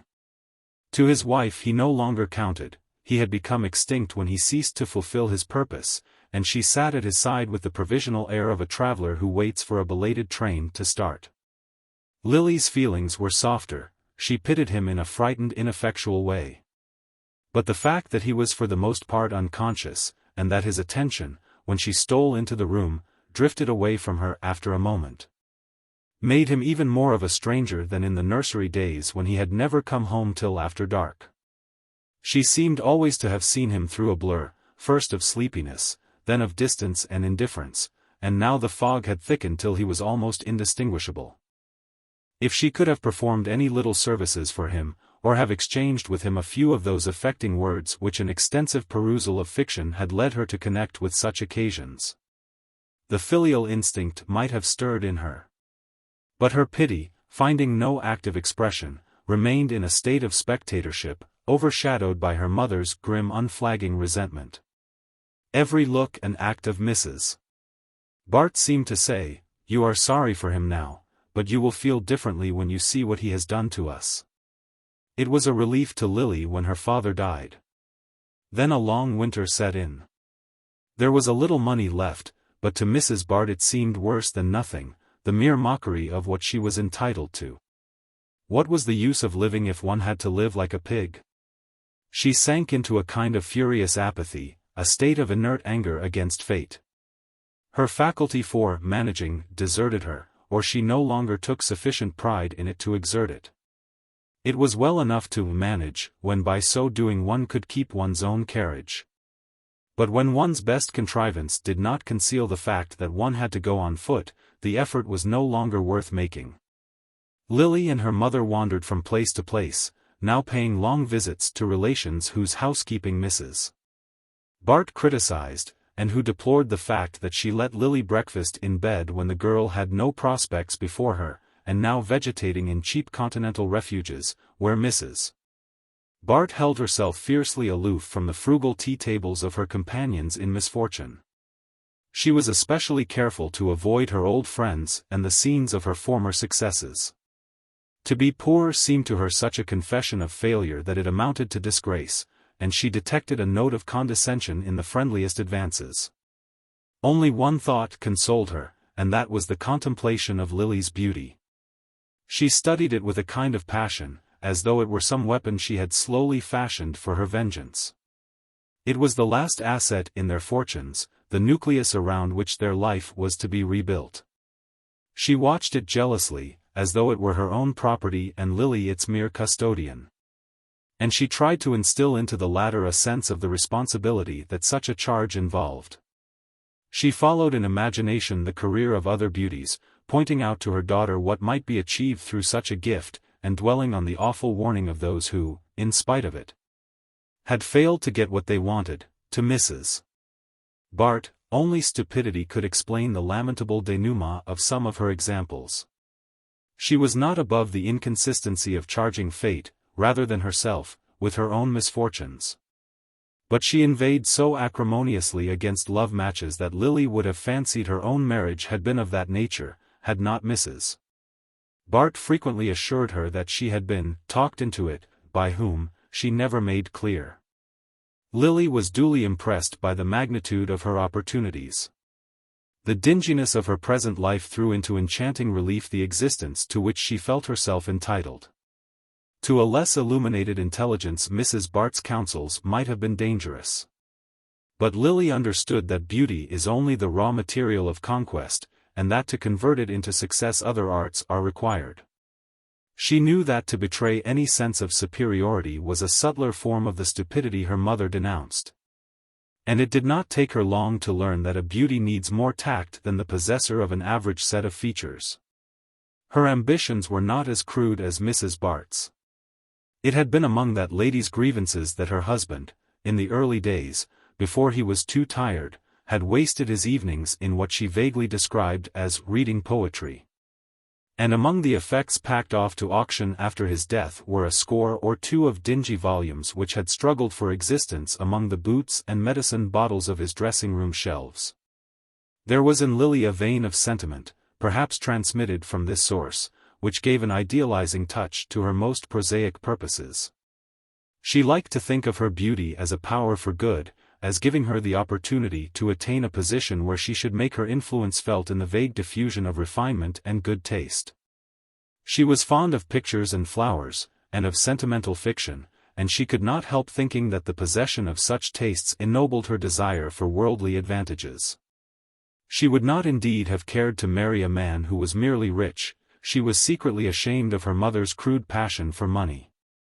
Lily's preference would have been for an English nobleman with political ambitions and vast estates. Or, for second choice, an Italian prince with a castle in the Apennines and an hereditary office in the Vatican. Lost causes had a romantic charm for her, and she liked to picture herself as standing aloof from the vulgar press of the Quirinal, and sacrificing her pleasure to the claims of an immemorial tradition. How long ago and how far off it all seemed. Those ambitions were hardly more futile and childish than the earlier ones which had centered about the possession of a French-jointed doll with real hair. Was it only 10 years since she had wavered in imagination between the English earl and the Italian prince? Relentlessly her mind traveled on over the dreary interval. After 2 years of hungry roaming, Mrs. Bart had died of a deep disgust. She had hated dinginess, and it was her fate to be dingy. Her visions of a brilliant marriage for Lily had faded after the first year. People can't marry you if they don't see you, and how can they see you in these holes where we're stuck? That was the burden of her lament, and her last adjuration to her daughter was to escape from dinginess if she could. Don't let it creep up on you and drag you down. Fight your way out of it somehow, you're young and can do it, she insisted. She had died during one of their brief visits to New York. And there Lily at once became the center of a family council composed of the wealthy relatives whom she had been taught to despise for living like pigs. It may be that they had an inkling of the sentiments in which she had been brought up, for none of them manifested a very lively desire for her company. Indeed, the question threatened to remain unsolved till Mrs. Peniston with a sigh announced, "I'll try her for a year." Everyone was surprised, but one and all concealed their surprise, lest Mrs. Peniston should be alarmed by it into reconsidering her decision. Mrs. Peniston was Mr. Bart's widowed sister, and if she was by no means the richest of the family group, its other members nevertheless abounded in reasons why she was clearly destined by Providence to assume the charge of Lily. In the first place she was alone, and it would be charming for her to have a young companion. Then she sometimes traveled, and Lily's familiarity with foreign customs, deplored as a misfortune by her more conservative relatives, would at least enable her to act as a kind of courier. But as a matter of fact Mrs. Peniston had not been affected by these considerations. She had taken the girl simply because no one else would have her, and because she had the kind of moral mauvaise honte which makes the public display of selfishness difficult, though it does not interfere with its private indulgence. It would have been impossible for Mrs. Peniston to be heroic on a desert island, but with the eyes of her little world upon her she took a certain pleasure in her act. She reaped the reward to which disinterestedness is entitled, and found an agreeable companion in her niece. She had expected to find Lily headstrong, critical and foreign, for even Mrs. Peniston, though she occasionally went abroad, had the family dread of foreignness, but the girl showed a pliancy, which, to a more penetrating mind than her aunt's, might have been less reassuring than the open selfishness of youth. Misfortune had made Lily supple instead of hardening her, and a pliable substance is less easy to break than a stiff one. Mrs. Peniston, however, did not suffer from her niece's adaptability. Lily had no intention of taking advantage of her aunt's good nature. She was in truth grateful for the refuge offered her. Mrs. Peniston's opulent interior was at least not externally dingy. But dinginess is a quality which assumes all manner of disguises. And Lily soon found that it was as latent in the expensive routine of her aunt's life as in the makeshift existence of a continental pension. Mrs. Peniston was one of the episodical persons who form the padding of life. It was impossible to believe that she had herself ever been a focus of activities. The most vivid thing about her was the fact that her grandmother had been a Van Alstyne. This connection with the well-fed and industrious stock of early New York revealed itself in the glacial neatness of Mrs. Peniston's drawing-room and in the excellence of her cuisine. She belonged to the class of old New Yorkers who have always lived well, dressed expensively, and done little else, and to these inherited obligations Mrs. Peniston faithfully conformed. She had always been a looker-on at life, and her mind resembled one of those little mirrors which her Dutch ancestors were accustomed to affix to their upper windows, so that from the depths of an impenetrable domesticity they might see what was happening in the street. Mrs. Peniston was the owner of a country place in New Jersey, but she had never lived there since her husband's death, a remote event which appeared to dwell in her memory chiefly as a dividing point in the personal reminiscences that formed the staple of her conversation. She was a woman who remembered dates with intensity, and could tell at a moment's notice whether the drawing-room curtains had been renewed before or after Mr. Peniston's last illness. Mrs. Peniston thought the country lonely and trees damp, and cherished a vague fear of meeting a bull. To guard against such contingencies she frequented the more populous watering places, where she installed herself impersonally in a hired house and looked on at life through the matting screen of her veranda. In the care of such a guardian, it soon became clear to Lily that she was to enjoy only the material advantages of good food and expensive clothing. And, though far from underrating these, she would gladly have exchanged them for what Mrs. Bart had taught her to regard as opportunities. She sighed to think what her mother's fierce energies would have accomplished, had they been coupled with Mrs. Peniston's resources. Lily had abundant energy of her own, but it was restricted by the necessity of adapting herself to her aunt's habits. She saw that at all costs she must keep Mrs. Peniston's favor till, as Mrs. Bart would have phrased it, she could stand on her own legs. Lily had no mind for the vagabond life of the poor relation, and to adapt herself to Mrs. Peniston she had, to some degree, to assume that lady's passive attitude. She had fancied at first that it would be easy to draw her aunt into the whirl of her own activities, but there was a static force in Mrs. Peniston against which her niece's efforts spent themselves in vain. To attempt to bring her into active relation with life was like tugging at a piece of furniture which has been screwed to the floor. She did not, indeed, expect Lily to remain equally immovable. She had all the American guardian's indulgence for the volatility of youth. She had indulgence also for certain other habits of her niece's. It seemed to her natural that Lily should spend all her money on dress, and she supplemented the girl's scanty income by occasional, handsome presents, meant to be applied to the same purpose. Lily, who was intensely practical, would have preferred a fixed allowance, but Mrs. Peniston liked the periodical recurrence of gratitude evoked by unexpected checks, and was perhaps shrewd enough to perceive that such a method of giving kept alive in her niece a salutary sense of dependence. Beyond this, Mrs. Peniston had not felt called upon to do anything for her charge, she had simply stood aside and let her take the field.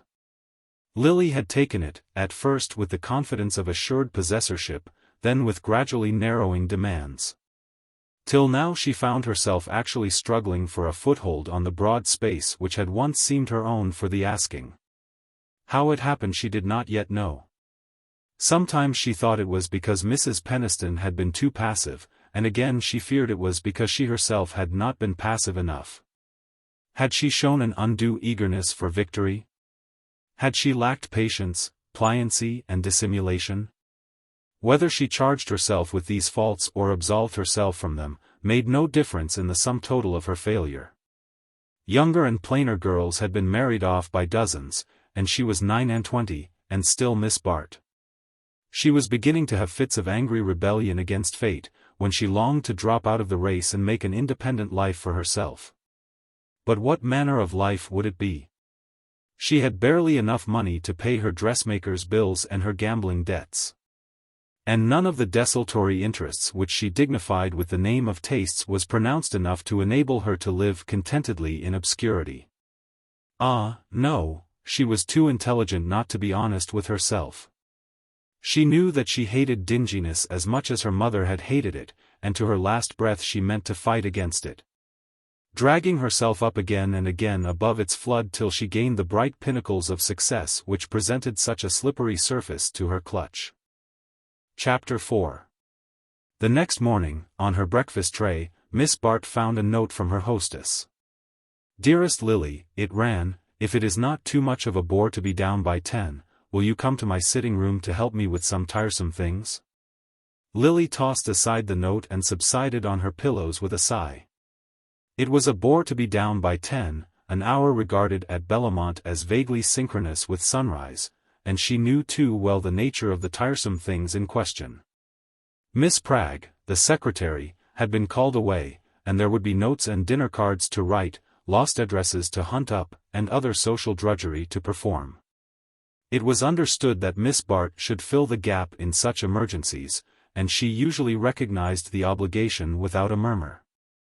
Today, however, it renewed the sense of servitude which the previous night's review of her checkbook had produced. Everything in her surroundings ministered to feelings of ease and amenity. The windows stood open to the sparkling freshness of the September morning, and between the yellow boughs she caught a perspective of hedges and parterres leading by degrees of lessening formality to the free undulations of the park. Her maid had kindled a little fire on the hearth, and it contended cheerfully with the sunlight which slanted across the moss-green carpet and caressed the curved sides of an old marquetry desk. Near the bed stood a table holding her breakfast tray, with its harmonious porcelain and silver, a handful of violets in a slender glass, and the morning paper folded beneath her letters.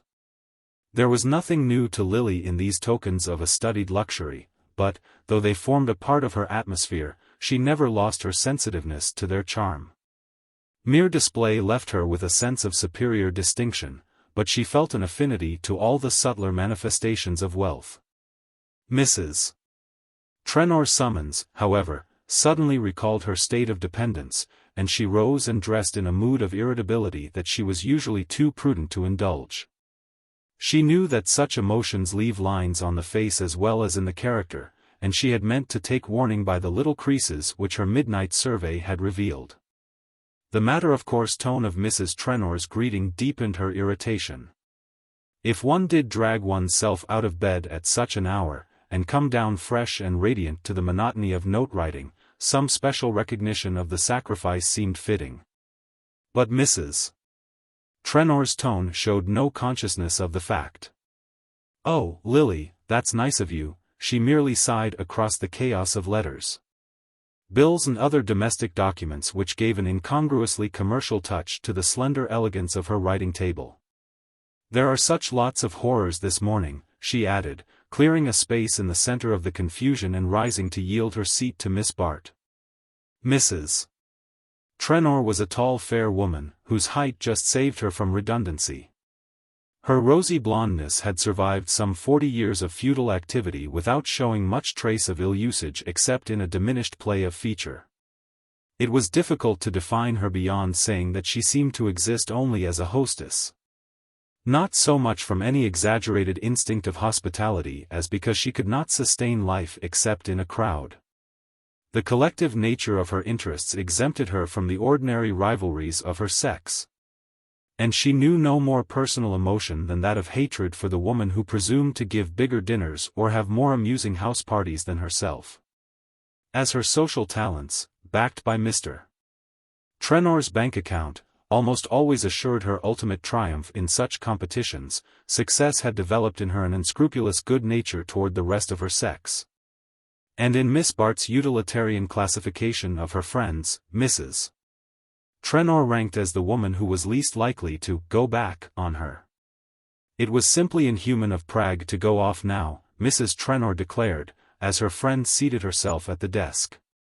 She says her sister is going to have a baby, as if that were anything to having a house party. I'm sure I shall get most horribly mixed up and there will be some awful rows. When I was down at Tuxedo I asked a lot of people for next week, and I've mislaid the list and can't remember who is coming. And this week is going to be a horrid failure too, and Gwen Van Osberg will go back and tell her mother how bored people were. I did mean to ask the Wetheralls, that was a blunder of Gus's. They disapprove of Carrie Fisher, you know. As if one could help having Carrie Fisher. It was foolish of her to get that second divorce. Carrie always overdoes things, but she said the only way to get a penny out of Fisher was to divorce him and make him pay alimony. And poor Carrie has to consider every dollar. It's really absurd of Alice Wetherall to make such a fuss about meeting her, when one thinks of what society is coming to. Someone said the other day that there was a divorce and a case of appendicitis in every family one knows. Besides, Carrie is the only person who can keep Gus in a good humor when we have bores in the house. Have you noticed that all the husbands like her? All, I mean, except her own. It's rather clever of her to have made a specialty of devoting herself to dull people. The field is such a large one, and she has it practically to herself. She finds compensations, no doubt. I know she borrows money of Gus, but then I'd pay her to keep him in a good humor, so I can't complain, after all. Mrs. Trenor paused to enjoy the spectacle of Miss Bart's efforts to unravel her tangled correspondence. But it is only the Wetheralls and Carrie, she resumed, with a fresh note of lament. The truth is, I'm awfully disappointed in Lady Cressida Wraith. Disappointed? Had you known her before? Mercy, no, never saw her till yesterday. Lady Skiddaw sent her over with letters to the Van Osbergs, and I heard that Maria Van Osberg was asking a big party to meet her this week, so I thought it would be fun to get her away. And Jack Stepney, who knew her in India, managed it for me. Maria was furious, and actually had the impudence to make Gwen invite herself here, so that they shouldn't be quite out of it. If I'd known what Lady Cressida was like. They could have had her and welcome. But I thought any friend of the Skiddaws was sure to be amusing. You remember what fun Lady Skiddaw was? There were times when I simply had to send the girls out of the room. Besides, Lady Cressida is the Duchess of Beltshire's sister, and I naturally supposed she was the same sort, but you never can tell in those English families. They are so big that there's room for all kinds. And it turns out that Lady Cressida is the moral one, married a clergyman and does missionary work in the East End. Think of my taking such a lot of trouble about a clergyman's wife, who wears Indian jewelry and botanizes. She made Gus take her all through the glasshouses yesterday, and bothered him to death by asking him the names of the plants. Fancy treating Gus as if he were the gardener. Mrs. Trenor brought this out in a crescendo of indignation. Oh, well, perhaps Lady Cressida will reconcile the Wetheralls to meeting Carrie Fisher, said Miss Bart pacifically. I'm sure I hope so. But she is boring all the men horribly, and if she takes to distributing tracts, as I hear she does, it will be too depressing. The worst of it is that she would have been so useful at the right time. You know we have to have the bishop once a year, and she would have given just the right tone to things. I always have horrid luck about the bishop's visits, added Mrs. Trenor, whose present misery was being fed by a rapidly rising tide of reminiscence. Last year, when he came, Gus forgot all about his being here, and brought home the Ned Wintons and the Farleys, 5 divorces and 6 sets of children between them. When is Lady Cressida going? Lily inquired. Mrs. Trenor cast up her eyes in despair. My dear, if one only knew. I was in such a hurry to get her away from Maria that I actually forgot to name a date, and Gus says she told someone she meant to stop here all winter. To stop here? In this house? Don't be silly, in America. But if no one else asks her, you know they never go to hotels. Perhaps Gus only said it to frighten you. No, I heard her tell Bertha Dorset that she had 6 months to put in while her husband was taking the cure in the Engadine. You should have seen Bertha look vacant. But it's no joke, you know, if she stays here all the autumn she'll spoil everything, and Maria van Osburgh will simply exult. At this affecting vision Mrs. Trenor's voice trembled with self-pity. Oh, Judy, as if anyone were ever bored at Bellomont. Miss Bart tactfully protested. You know perfectly well that, if Mrs. Van Osburgh were to get all the right people and leave you with all the wrong ones, you'd manage to make things go off, and she wouldn't. Such an assurance would usually have restored Mrs. Trenor's complacency, but on this occasion it did not chase the cloud from her brow. It isn't only Lady Cressida, she lamented. Everything has gone wrong this week. I can see that Bertha Dorset is furious with me. Furious with you? Why? Because I told her that Lawrence Selden was coming. But he wouldn't, after all, and she's quite unreasonable enough to think it's my fault. Miss Bart put down her pen and sat absently gazing at the note she had begun. I thought that was all over, she said. So it is, on his side. And of course Bertha has been idle since. But I fancy she's out of a job just at present, and someone gave me a hint that I had better ask Lawrence. Well, I did ask him, but I couldn't make him come. And now I suppose she'll take it out of me by being perfectly nasty to everyone else. Oh, she may take it out of him by being perfectly charming, to someone else. Mrs. Trenor shook her head dolefully. She knows he wouldn't mind. And who else is there? Alice Wetherall won't let Lucius out of her sight. Ned Silverton can't take his eyes off Carrie Fisher, poor boy. Gus is bored by Bertha, Jack Stepney knows her too well, and, well, to be sure, there's Percy Gryce. She sat up smiling at the thought. Miss Bart's countenance did not reflect the smile. Oh, she and Mr. Gryce would not be likely to hit it off. You mean that she'd shock him and he'd bore her? Well, that's not such a bad beginning, you know.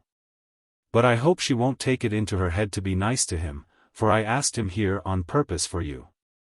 Lily laughed. Merci du compliment. I should certainly have no show against Bertha. Do you think I am uncomplimentary? I'm not really, you know. Everyone knows you're 1,000 times handsomer and cleverer than Bertha, but then you're not nasty. And for always getting what she wants in the long run, commend me to a nasty woman. Miss Bart stared in affected reproval. I thought you were so fond of Bertha. Oh, I am. It's much safer to be fond of dangerous people. But she is dangerous, and if I ever saw her up to mischief it's now. I can tell by poor George's manner.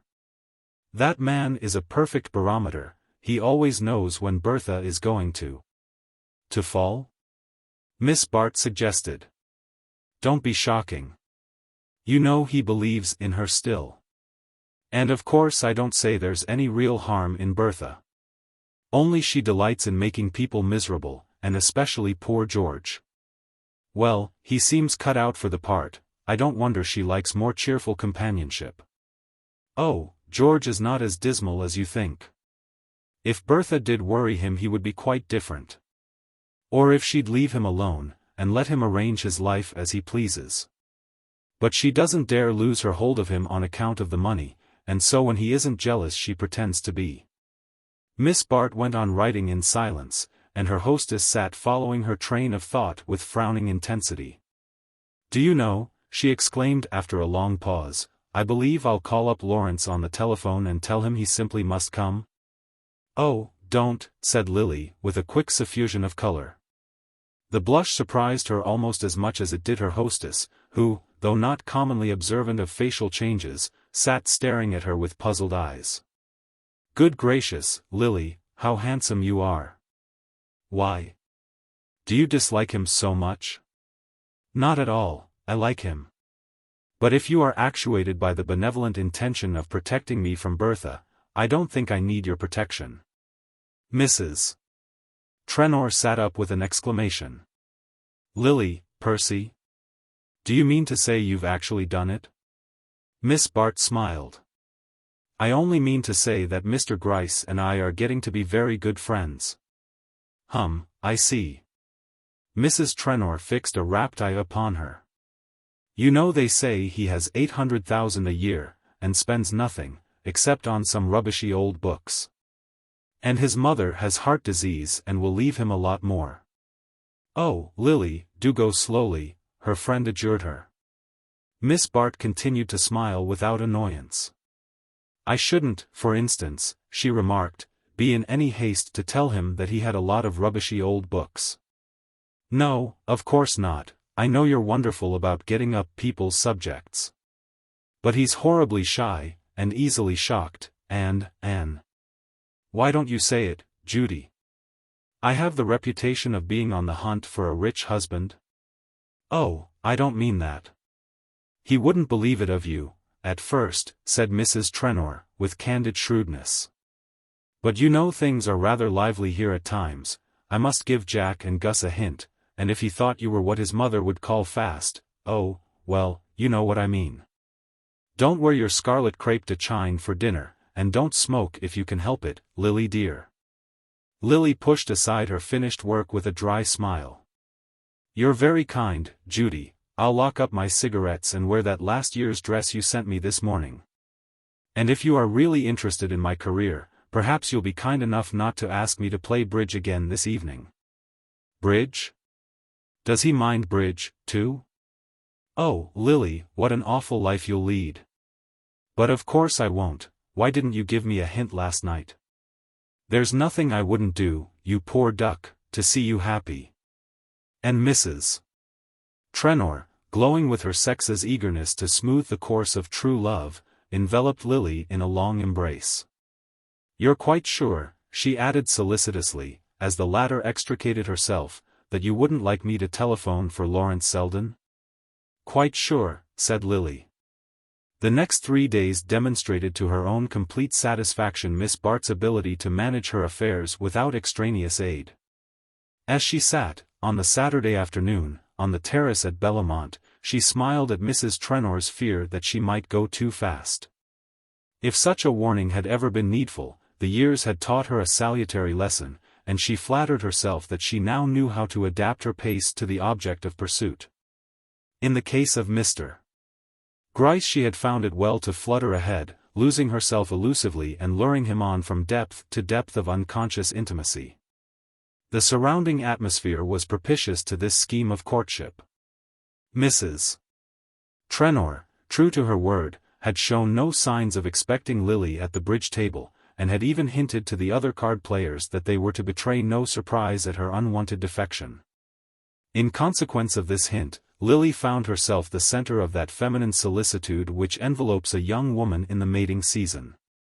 A solitude was tacitly created for her in the crowded existence of Bellomont.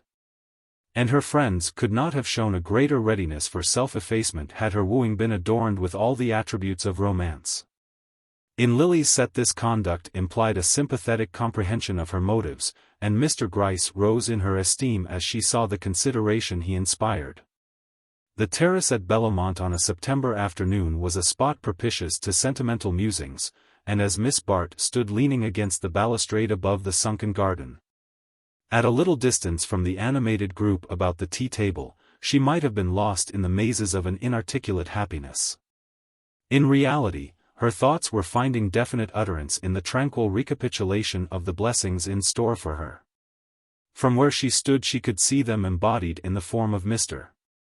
Gryce, who, in a light overcoat and muffler, sat somewhat nervously on the edge of his chair, while Carrie Fisher, with all the energy of eye and gesture with which nature and art had combined to endow her, pressed on him the duty of taking part in the task of municipal reform. Mrs. Fisher's latest hobby was municipal reform. It had been preceded by an equal zeal for socialism, which had in turn replaced an energetic advocacy of Christian Science. Mrs. Fisher was small, fiery and dramatic, and her hands and eyes were admirable instruments in the service of whatever causes she happened to espouse. She had, however, the fault common to enthusiasts of ignoring any slackness of response on the part of her hearers. And Lily was amused by her unconsciousness of the resistance displayed in every angle of Mr. Gryce's attitude. Lily herself knew that his mind was divided between the dread of catching cold if he remained out of doors too long at that hour, and the fear that, if he retreated to the house, Mrs.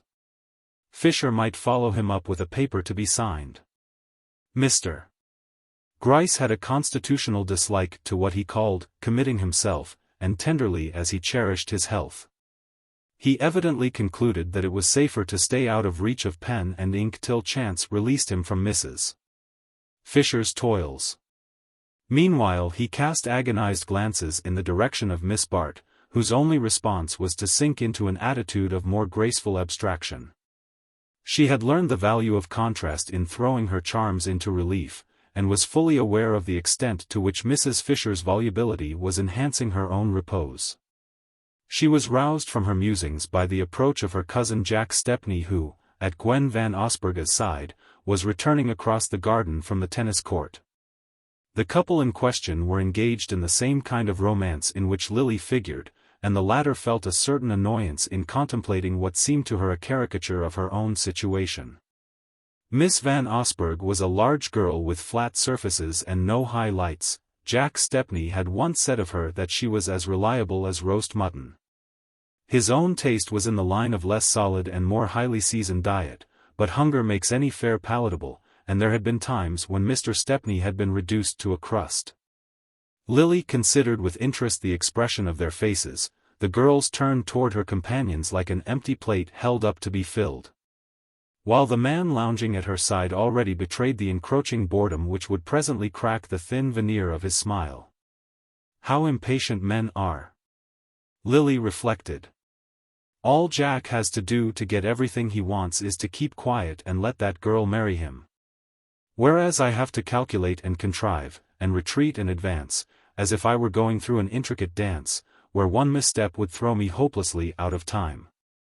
As they drew nearer she was whimsically struck by a kind of family likeness between Miss Van Osburgh and Percy Gryce. There was no resemblance of feature. Gryce was handsome in a didactic way. He looked like a clever pupil's drawing from a plaster cast, while Gwen's countenance had no more modeling than a face painted on a toy balloon. But the deeper affinity was unmistakable. The two had the same prejudices and ideals, and the same quality of making other standards non-existent by ignoring them.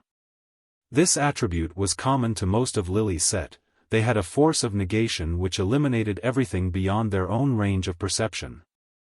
Gryce and Miss Van Osburgh were, in short, made for each other by every law of moral and physical correspondence, yet they wouldn't look at each other, Lily mused, they never do.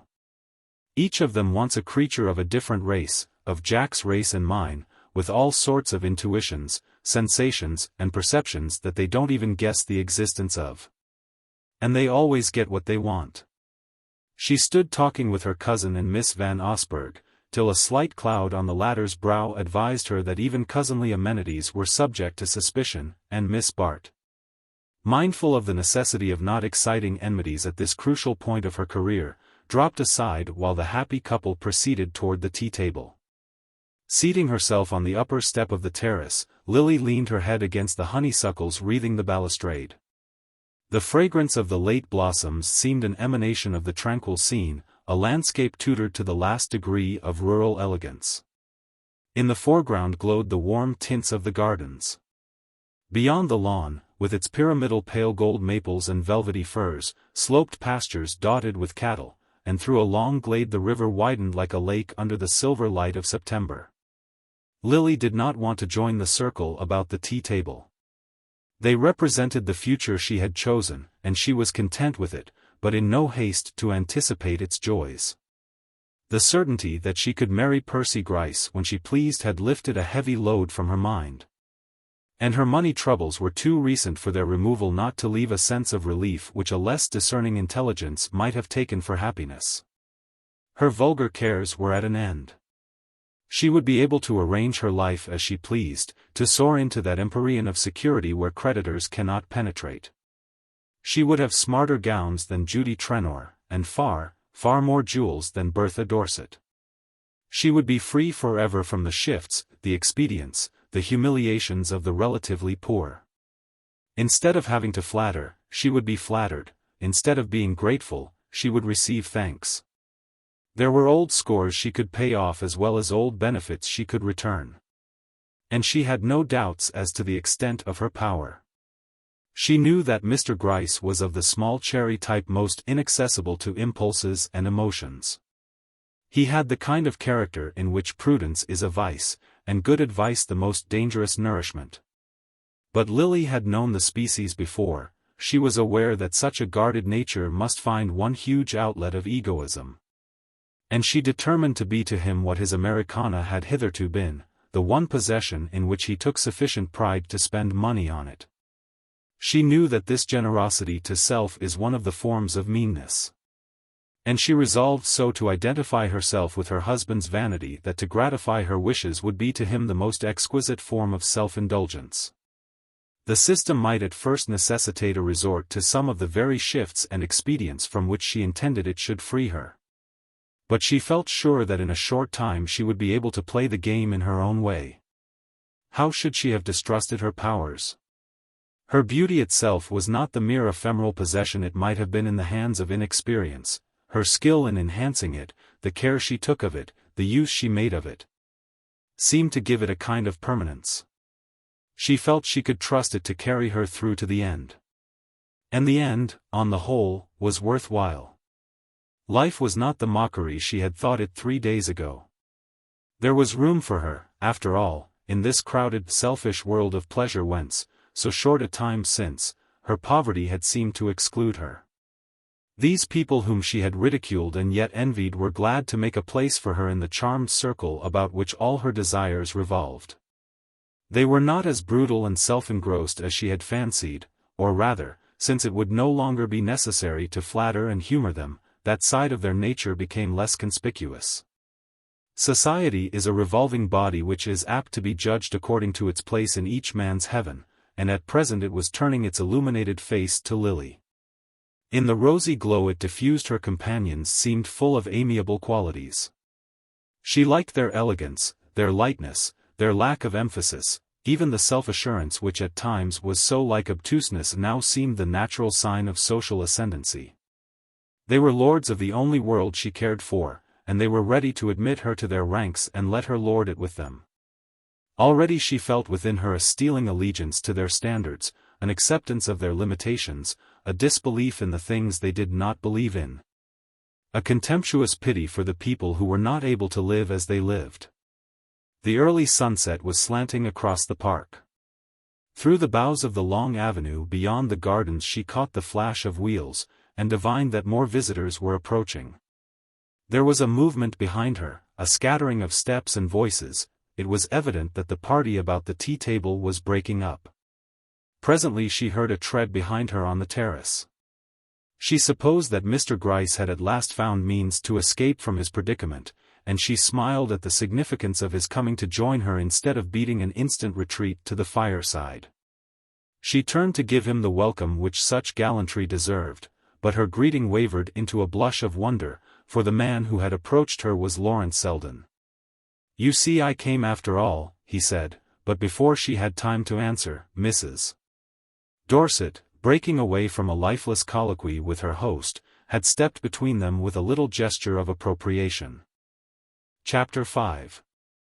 The observance of Sunday at Bellomont was chiefly marked by the punctual appearance of the smart omnibus destined to convey the household to the little church at the gates.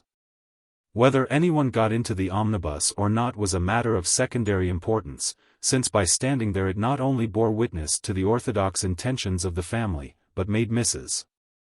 Trenor feel, when she finally heard it drive away, that she had somehow vicariously made use of it. It was Mrs. Trenor's theory that her daughters actually did go to church every Sunday. But their French governess's convictions calling her to the rival fane, and the fatigues of the week keeping their mother in her room till luncheon. There was seldom anyone present to verify the fact.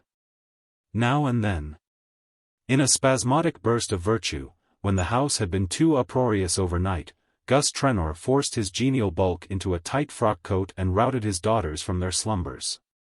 But habitually, as Lily explained to Mr. Gryce, this parental duty was forgotten till the church bells were ringing across the park, and the omnibus had driven away empty. Lily had hinted to Mr.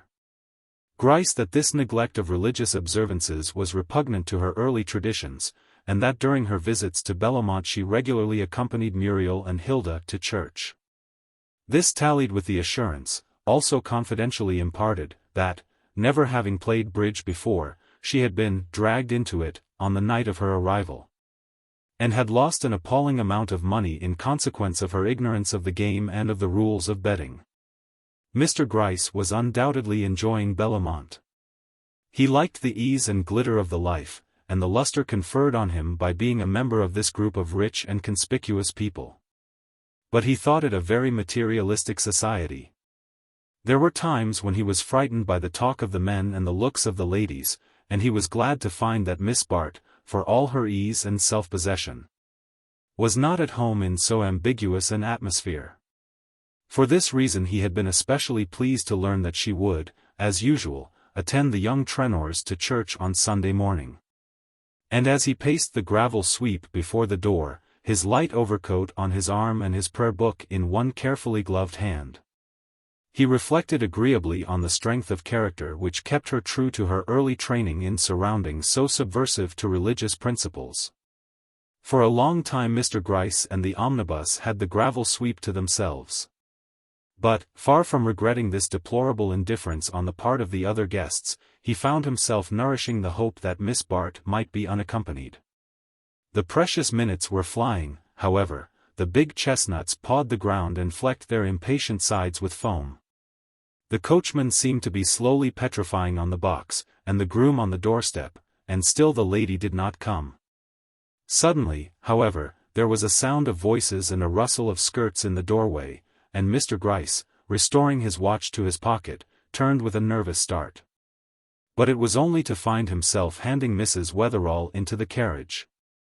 The Wetheralls always went to church. They belonged to the vast group of human automata who go through life without neglecting to perform a single one of the gestures executed by the surrounding puppets. It is true that the Bellomont puppets did not go to church, but others equally important did, and Mr. and Mrs. Wetherall's circle was so large that God was included in their visiting list.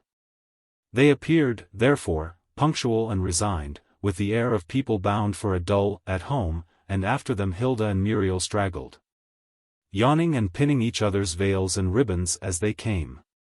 They had promised Lily to go to church with her, they declared, and Lily was such a dear old duck that they didn't mind doing it to please her.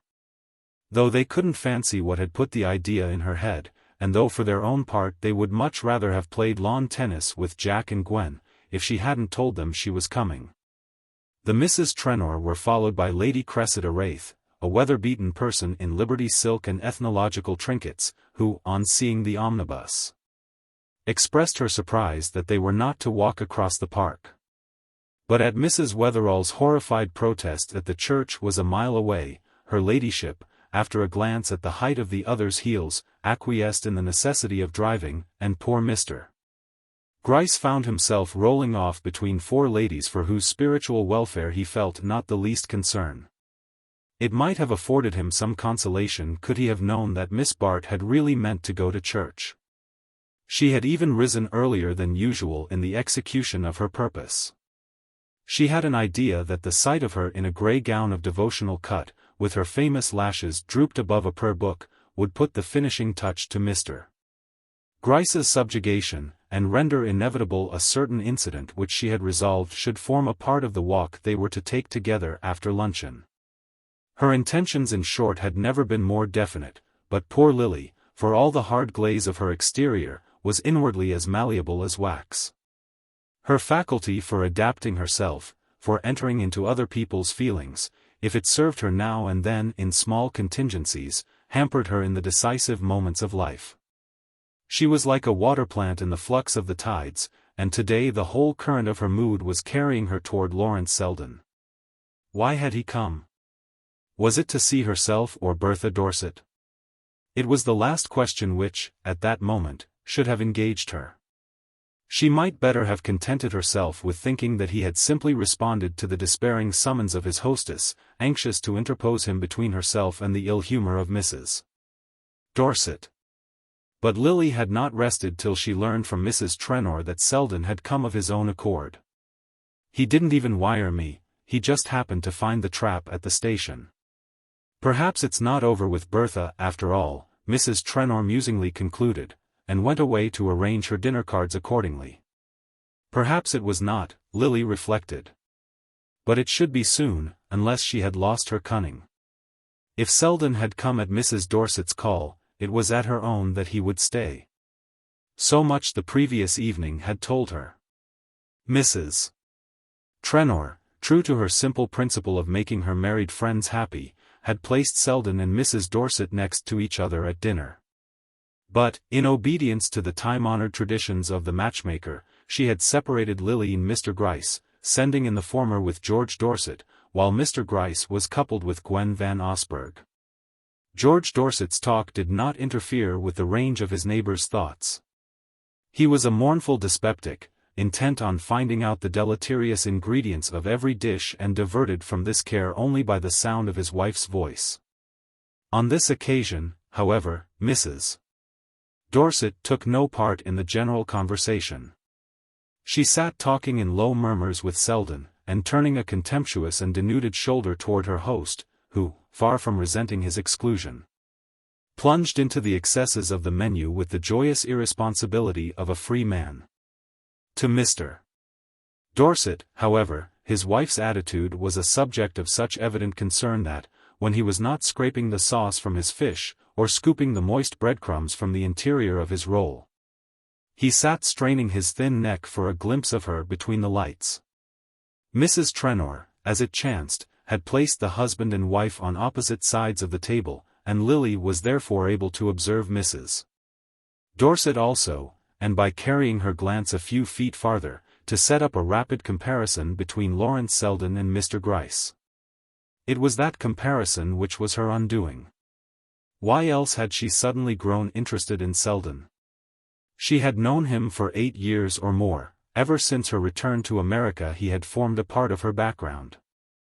She had always been glad to sit next to him at dinner, had found him more agreeable than most men, and had vaguely wished that he possessed the other qualities needful to fix her attention. But till now she had been too busy with her own affairs to regard him as more than one of the pleasant accessories of life. Miss Bart was a keen reader of her own heart, and she saw that her sudden preoccupation with Selden was due to the fact that his presence shed a new light on her surroundings. Not that he was notably brilliant or exceptional. In his own profession he was surpassed by more than one man who had bored Lily through many a weary dinner. It was rather that he had preserved a certain social detachment, a happy air of viewing the show objectively, of having points of contact outside the great gilt cage in which they were all huddled for the mob to gape at.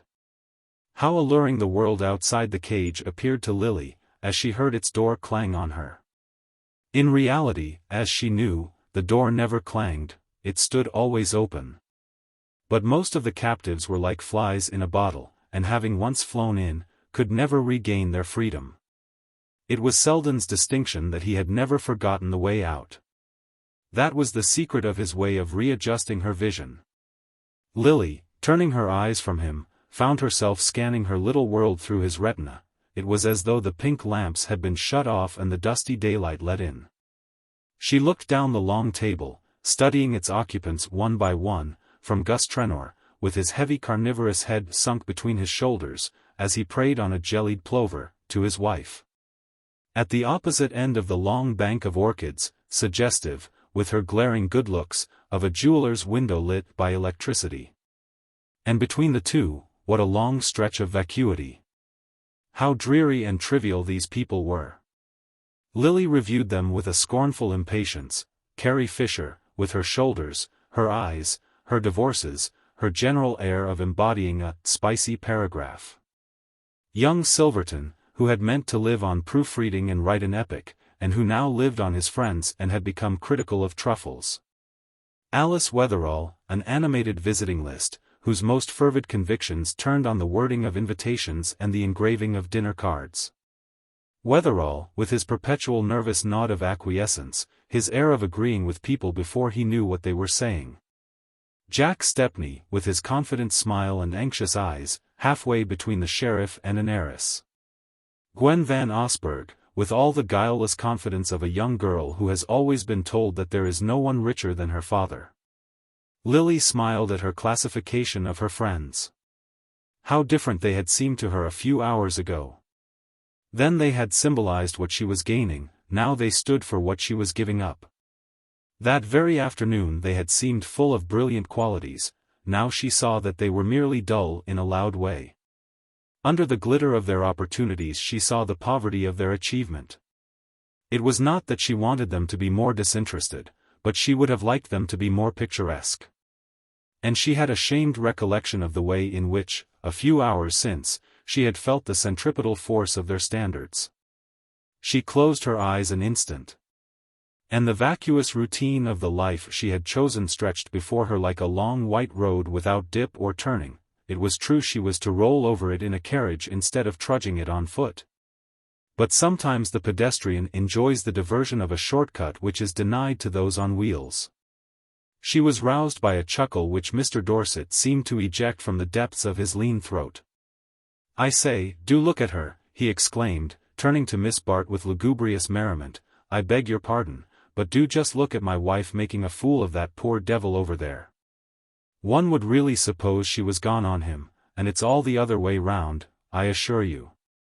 Thus adjured, Lily turned her eyes on the spectacle which was affording Mr. Dorset such legitimate mirth. It certainly appeared, as he said, that Mrs.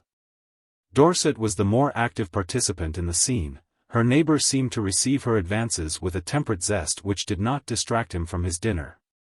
The sight restored Lily's good humor, and knowing the peculiar disguise which Mr. Dorset's marital fears assumed, she asked gaily, "Aren't you horribly jealous of her?"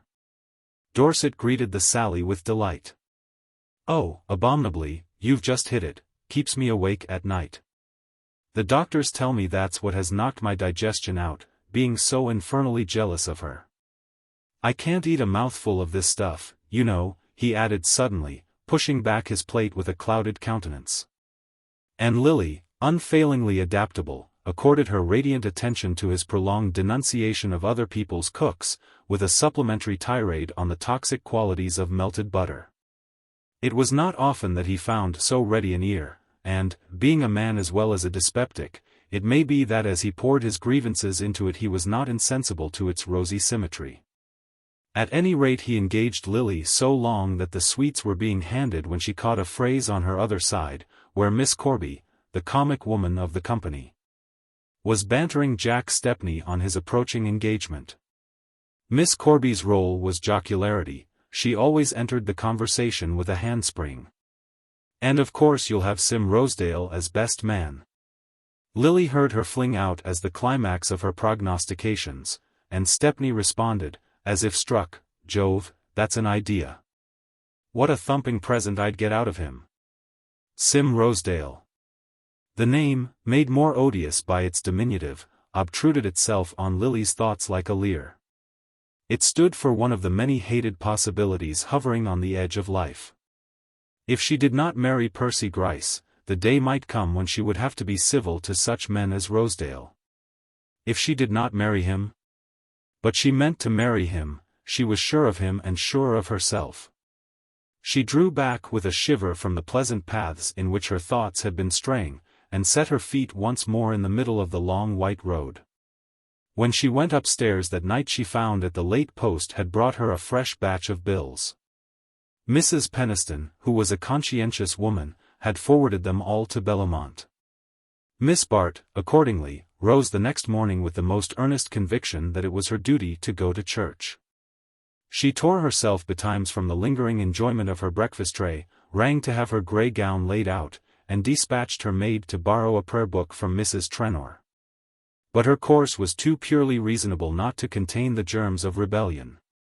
No sooner were her preparations made than they roused a smothered sense of resistance. A small spark was enough to kindle Lily's imagination, and the sight of the grey dress and the borrowed prayer book flashed a long light down the years. She would have to go to church with Percy Gryce every Sunday. They would have a front pew in the most expensive church in New York, and his name would figure handsomely in the list of parish charities. In a few years, when he grew stouter, he would be made a warden. Once in the winter the rector would come to dine, and her husband would beg her to go over the list and see that no divorcees were included. Except those who had showed signs of penitence by being remarried to the very wealthy. There was nothing especially arduous in this round of religious obligations, but it stood for a fraction of that great bulk of boredom which loomed across her path. And who could consent to be bored on such a morning? Lily had slept well, and her bath had filled her with a pleasant glow, which was becomingly reflected in the clear curve of her cheek. No lines were visible this morning, or else the glass was at a happier angle. And the day was the accomplice of her mood, it was a day for impulse and truancy. The light air seemed full of powdered gold, below the dewy bloom of the lawns the woodlands blushed and smouldered, and the hills across the river swam in molten blue. Every drop of blood in Lily's veins invited her to happiness. The sound of wheels roused her from these musings, and leaning behind her shutters she saw the omnibus take up its freight. She was too late, then, but the fact did not alarm her. A glimpse of Mr. Gryce's crestfallen face even suggested that she had done wisely in absenting herself, since the disappointment he so candidly betrayed would surely whet his appetite for the afternoon walk. That walk she did not mean to miss. One glance at the bills on her writing table was enough to recall its necessity. But meanwhile she had the morning to herself, and could muse pleasantly on the disposal of its hours. She was familiar enough with the habits of Bellomont to know that she was likely to have a free field till luncheon. She had seen the Wetheralls, the Trenor girls and Lady Cressida packed safely into the omnibus. Judy Trenor was sure to be having her hair shampooed. Carrie Fisher had doubtless carried off her host for a drive. Ned Silverton was probably smoking the cigarette of young despair in his bedroom. And Kate Corby was certain to be playing tennis with Jack Stepney and Miss Van Osberg. Of the ladies, this left only Mrs. Dorset unaccounted for, and Mrs.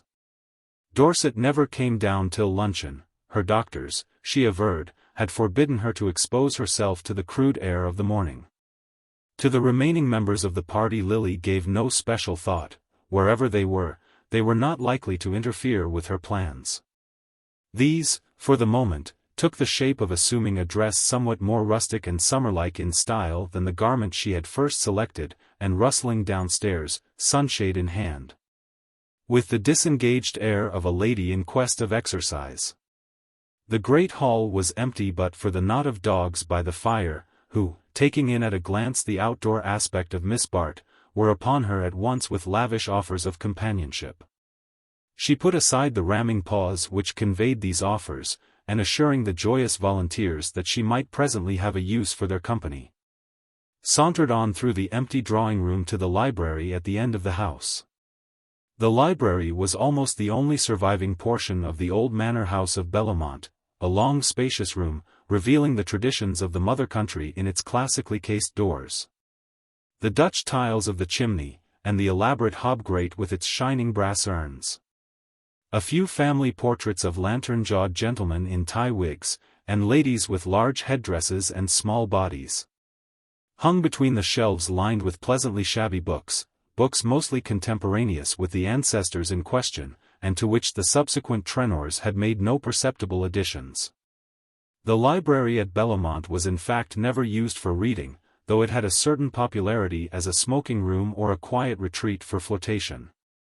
It had occurred to Lily, however, that it might on this occasion have been resorted to by the only member of the party in the least likely to put it to its original use. She advanced noiselessly over the dense old rug scattered with easy chairs, and before she reached the middle of the room she saw that she had not been mistaken. Lawrence Selden was in fact seated at its farther end. But though a book lay on his knee, his attention was not engaged with it, but directed to a lady whose lace-clad figure, as she leaned back in an adjoining chair, detached itself with exaggerated slimness against the dusky leather of the upholstery. Lily paused as she caught sight of the group. For a moment she seemed about to withdraw, but thinking better of this, she announced her approach by a slight shake of her skirts which made the couple raise their heads. Mrs. Dorset with a look of frank displeasure, and Selden with his usual quiet smile. The sight of his composure had a disturbing effect on Lily. But to be disturbed was in her case to make a more brilliant effort at self-possession. "Dear me, am I late?" she asked, putting a hand in his as he advanced to greet her. "Late for what?" inquired Mrs. Dorset tartly. "Not for luncheon, certainly, but perhaps you had an earlier engagement?" "Yes, I had," said Lily confidingly. "Really? Perhaps I am in the way, then? But Mr. Selden is entirely at your disposal." Mrs. Dorset was pale with temper, and her antagonist felt a certain pleasure in prolonging her distress. "Oh, dear, no, do stay," she said good-humoredly. "I don't in the least want to drive you away. You're awfully good, dear, but I never interfere with Mr. Selden's engagements." The remark was uttered with a little air of proprietorship not lost on its object, who concealed a faint blush of annoyance by stooping to pick up the book he had dropped at Lily's approach. The latter's eyes widened charmingly and she broke into a light laugh. "But I have no engagement with Mr. Selden. My engagement was to go to church. And I'm afraid the omnibus has started without me." "Has it started, do you know?" She turned to Selden, who replied that he had heard it drive away some time since. "Ah, then I shall have to walk. I promised Hilda and Muriel to go to church with them." "It's too late to walk there, you say?" "Well, I shall have the credit of trying, at any rate, and the advantage of escaping part of the service. I'm not so sorry for myself, after all." And with a bright nod to the couple on whom she had intruded, Miss Bart strolled through the glass doors and carried her rustling grace down the long perspective of the garden walk. She was taking her way churchward, but at no very quick pace, a fact not lost on one of her observers, who stood in the doorway looking after her with an air of puzzled amusement. The truth is that she was conscious of a somewhat keen shock of disappointment. All her plans for the day had been built on the assumption that it was to see her that Selden had come to Bellomont. She had expected, when she came downstairs, to find him on the watch for her, and she had found him, instead, in a situation which might well denote that he had been on the watch for another lady. Was it possible, after all, that he had come for Bertha Dorset? The latter had acted on the assumption to the extent of appearing at an hour when she never showed herself to ordinary mortals, and Lily, for the moment, saw no way of putting her in the wrong. It did not occur to her that Selden might have been actuated merely by the desire to spend a Sunday out of town. Women never learn to dispense with the sentimental motive in their judgments of men. But Lily was not easily disconcerted. Competition put her on her mettle, and she reflected that Selden's coming, if it did not declare him to be still in Mrs. Dorset's toils, showed him to be so completely free from them that he was not afraid of her proximity. These thoughts so engaged her that she fell into a gait hardly likely to carry her to church before the sermon, and at length, having passed from the gardens to the woodpath beyond, so far forgot her intention as to sink into a rustic seat at a bend of the walk. The spot was charming, and Lily was not insensible to the charm, or to the fact that her presence enhanced it. But she was not accustomed to taste the joys of solitude except in company, and the combination of a handsome girl and a romantic scene struck her as too good to be wasted. No one, however, appeared to profit by the opportunity, and after a half-hour of fruitless waiting she rose and wandered on. She felt a stealing sense of fatigue as she walked. The sparkle had died out of her, and the taste of life was stale on her lips. She hardly knew what she had been seeking, or why the failure to find it had so blotted the light from her sky. She was only aware of a vague sense of failure, of an inner isolation deeper than the loneliness about her. Her footsteps flagged, and she stood gazing listlessly ahead, digging the ferny edge of the path with the tip of her sunshade. As she did so a step sounded behind her, and she saw Selden at her side. "How fast you walk," he remarked. "I thought I should never catch up with you." She answered gaily, "You must be quite breathless. I've been sitting under that tree for an hour." "Waiting for me, I hope," he rejoined. And she said with a vague laugh, "Well, waiting to see if you would come." I sees the distinction, but I don't mind it, since doing the one involved doing the other. "But weren't you sure that I should come?" "If I waited long enough, but you see I had only a limited time to give to the experiment." "Why limited?" "Limited by luncheon?" "No. By my other engagement." "Your engagement to go to church with Muriel and Hilda?" "No, but to come home from church with another person." "Ah, I see. I might have known you were fully provided with alternatives." "And is the other person coming home this way?" Lily laughed again. "That's just what I don't know. And to find out, it is my business to get to church before the service is over." "Exactly, and it is my business to prevent your doing so. In which case the other person, piqued by your absence, will form the desperate resolve of driving back in the omnibus." Lily received this with fresh appreciation. His nonsense was like the bubbling of her inner mood. "Is that what you would do in such an emergency?" she inquired. Selden looked at her with solemnity. "I am here to prove to you," he cried, "what I am capable of doing in an emergency. Walking a mile in an hour, you must own that the omnibus would be quicker." "Ah, but will he find you in the end?" "That's the only test of success." They looked at each other with the same luxury of enjoyment that they had felt in exchanging absurdities over his tea-table. But suddenly Lily's face changed, and she said, "Well, if it is, he has succeeded." Selden, following her glance, perceived a party of people advancing toward them from the farther bend of the path. Lady Cressida had evidently insisted on walking home, and the rest of the churchgoers had thought it their duty to accompany her. Lily's companion looked rapidly from one to the other of the two men of the party. Wetherall walking respectfully at Lady Cressida's side with his little sidelong look of nervous attention, and Percy Gryce bringing up the rear with Mrs. Wetherall and the Trenors.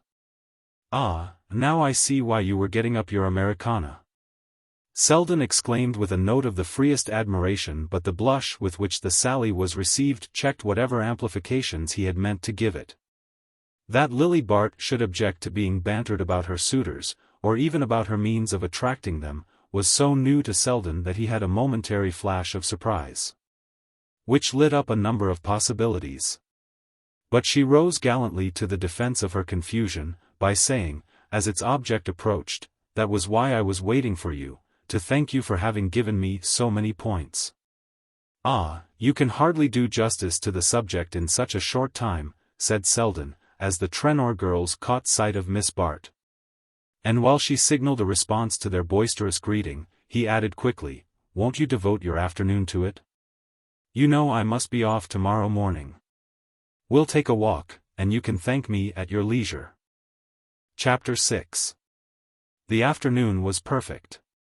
A deeper stillness possessed the air, and the glitter of the American autumn was tempered by a haze which diffused the brightness without dulling it. In the woody hollows of the park there was already a faint chill. But as the ground rose the air grew lighter, and ascending the long slopes beyond the high road, Lily and her companion reached a zone of lingering summer. The path wound across a meadow with scattered trees. Then it dipped into a lane plumed with asters and purpling sprays of bramble, whence, through the light quiver of ash leaves, the country unrolled itself in pastoral distances. Higher up, the lane showed thickening tufts of fern, and of the creeping glossy verdure of shaded slopes, trees began to overhang it, and the shade deepened to the checkered dusk of a beech grove. The boles of the trees stood well apart, with only a light feathering of undergrowth. The path wound along the edge of the wood, now and then looking out on a sunlit pasture or on an orchard spangled with fruit.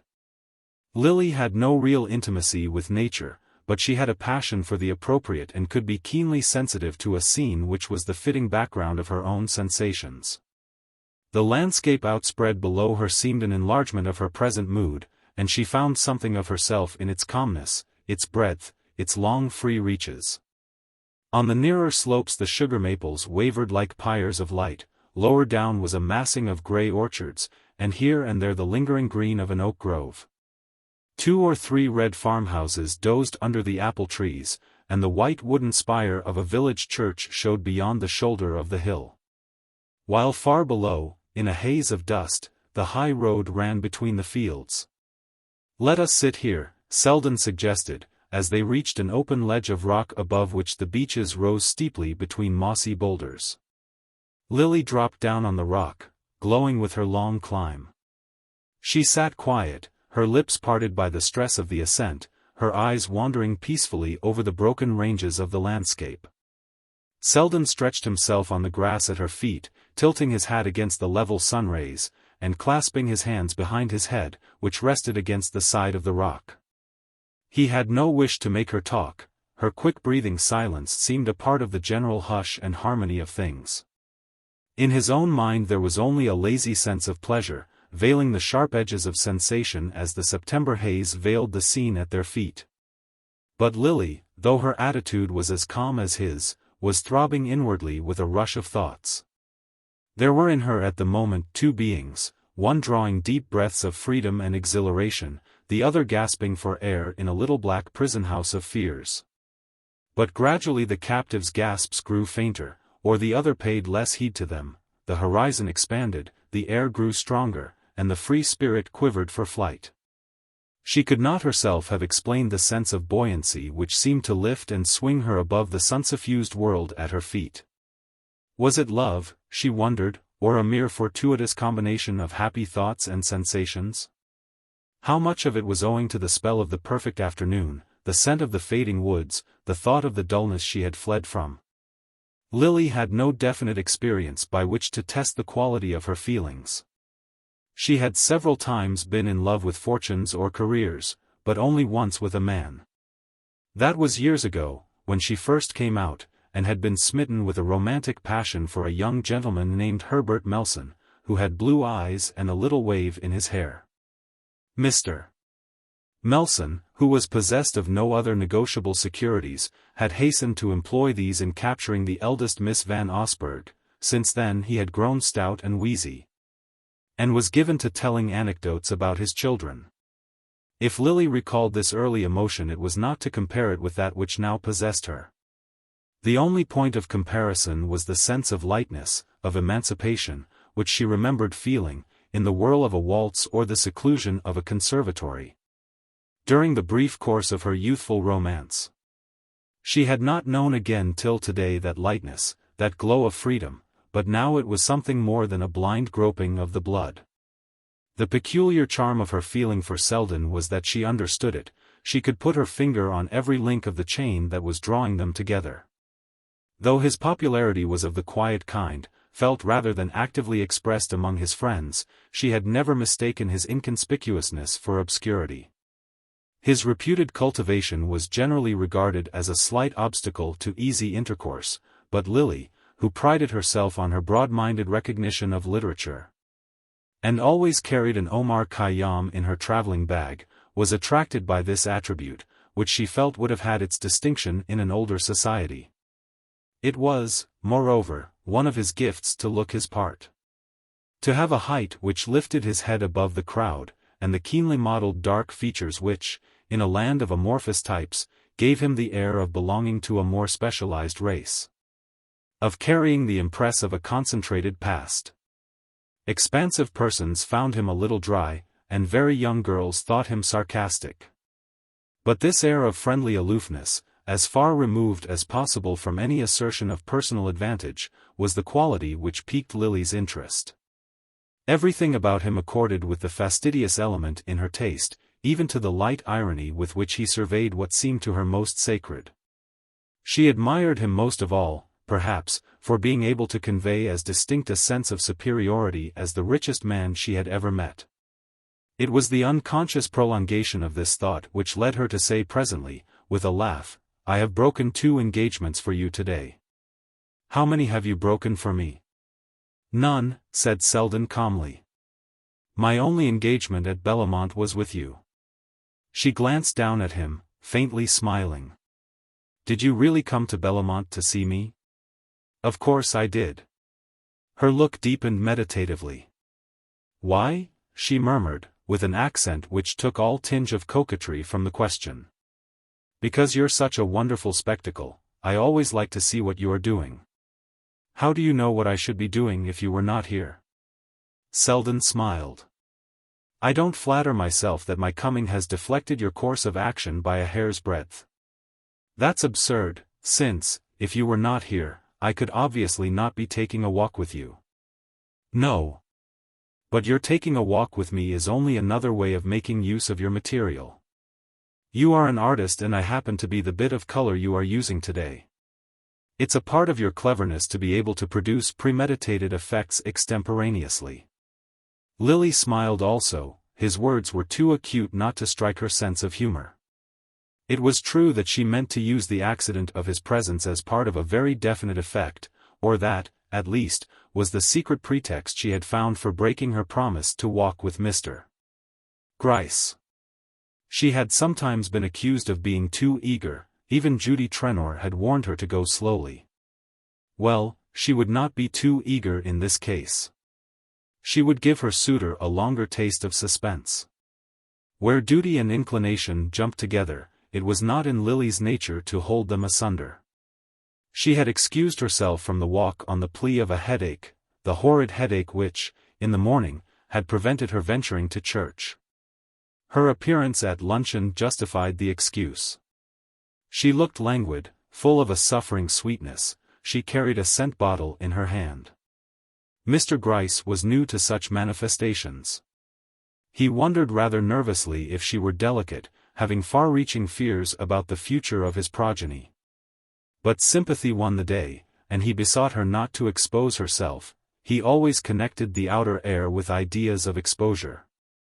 Lily had received his sympathy with languid gratitude, urging him, since she should be such poor company, to join the rest of the party who, after luncheon, were starting in automobiles on a visit to the Van Osbergs at Peekskill. Mr. Gryce was touched by her disinterestedness, and, to escape from the threatened vacuity of the afternoon, had taken her advice and departed mournfully. In a dust hood and goggles, as the motor-car plunged down the avenue she smiled at his resemblance to a baffled beetle.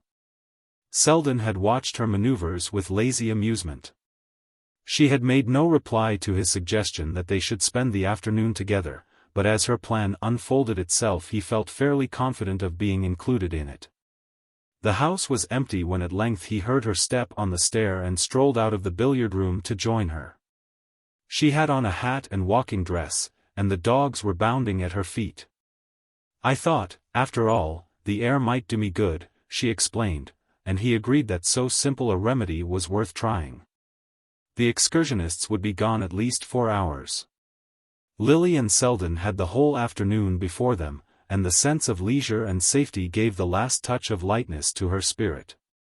With so much time to talk, and no definite object to be led up to, she could taste the rare joys of mental vagrancy.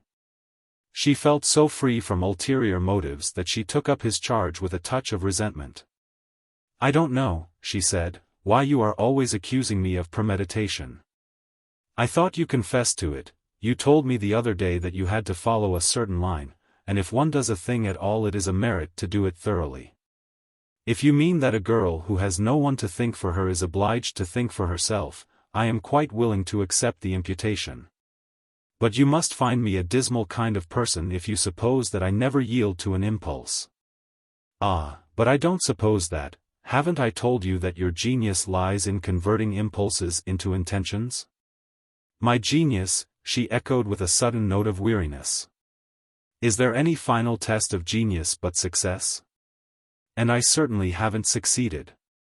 Selden pushed his hat back and took a side glance at her. Success, what is success? I shall be interested to have your definition. Success? She hesitated. Why, to get as much as one can out of life, I suppose. It's a relative quality, after all. Isn't that your idea of it? My idea of it? God forbid. He sat up with sudden energy, resting his elbows on his knees and staring out upon the mellow fields. "My idea of success," he said, "is personal freedom." Freedom? Freedom from worries? From everything, from money, from poverty, from ease and anxiety, from all the material accidents. To keep a kind of republic of the spirit, that's what I call success. She leaned forward with a responsive flash. I know, it's strange, but that's just what I've been feeling today." He met her eyes with the latent sweetness of his. "Is the feeling so rare with you?" he said. She blushed a little under his gaze. "You think me horribly sordid, don't you? But perhaps it's rather that I never had any choice. There was no one, to tell me about the Republic of the Spirit. There never is, it's a country one has to find the way to oneself. But I should never have found my way there if you hadn't told me. Ah, there are signposts, but one has to know how to read them. Well, I have known. She cried with a glow of eagerness. Whenever I see you, I find myself spelling out a letter of the sign, and yesterday, last evening at dinner, I suddenly saw a little way into your republic." Selden was still looking at her, but with a changed eye.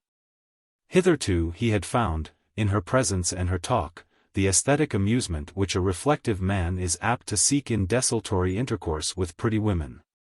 His attitude had been one of admiring spectatorship, and he would have been almost sorry to detect in her any emotional weakness which should interfere with the fulfillment of her aims. But now the hint of this weakness had become the most interesting thing about her. He had come on her that morning in a moment of disarray. Her face had been pale and altered, and the diminution of her beauty had lent her a poignant charm.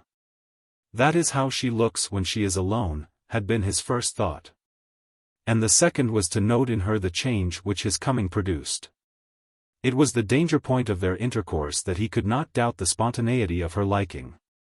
From whatever angle he viewed their dawning intimacy, he could not see it as part of her scheme of life. And to be the unforeseen element in a career so accurately planned was stimulating even to a man who had renounced sentimental experiments. "Well," he said, "did it make you want to see more? Are you going to become one of us?"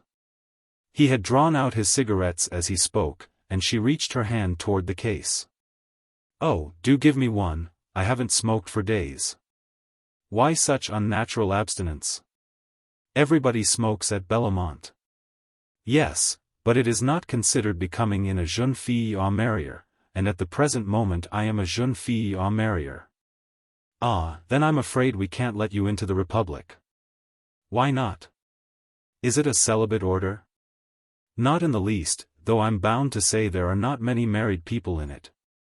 But you will marry someone very rich, and it's as hard for rich people to get into as the kingdom of heaven." "That's unjust, I think, because, as I understand it, one of the conditions of citizenship is not to think too much about money. And the only way not to think about money is to have a great deal of it. You might as well say that the only way not to think about air is to have enough to breathe. That is true enough in a sense, but your lungs are thinking about the air, if you are not. And so it is with your rich people, they may not be thinking of money, but they're breathing it all the while. Take them into another element and see how they squirm and gasp." Lily sat gazing absently through the blue rings of her cigarette smoke.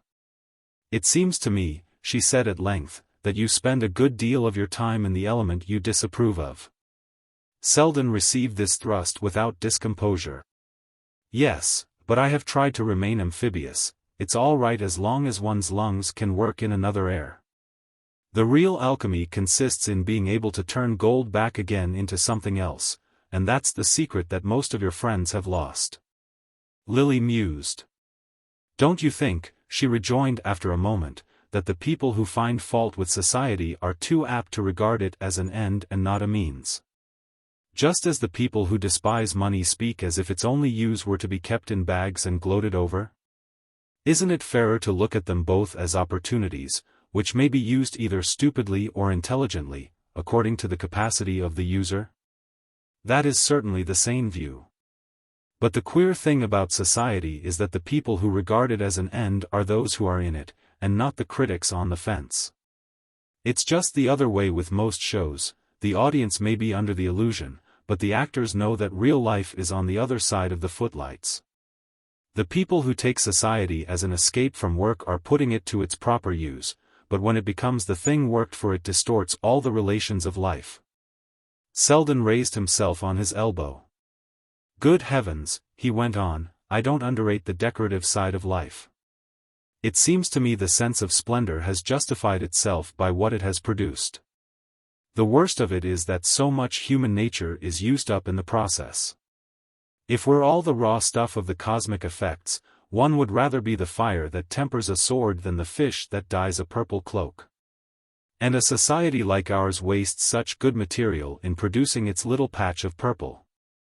Look at a boy like Ned Silverton, he's really too good to be used to refurbish anybody's social shabbiness. There's a lad just setting out to discover the universe. Isn't it a pity he should end by finding it in Mrs. Fisher's drawing room? Ned is a dear boy, and I hope he will keep his illusions long enough to write some nice poetry about them, but do you think it is only in society that he is likely to lose them? Selden answered her with a shrug.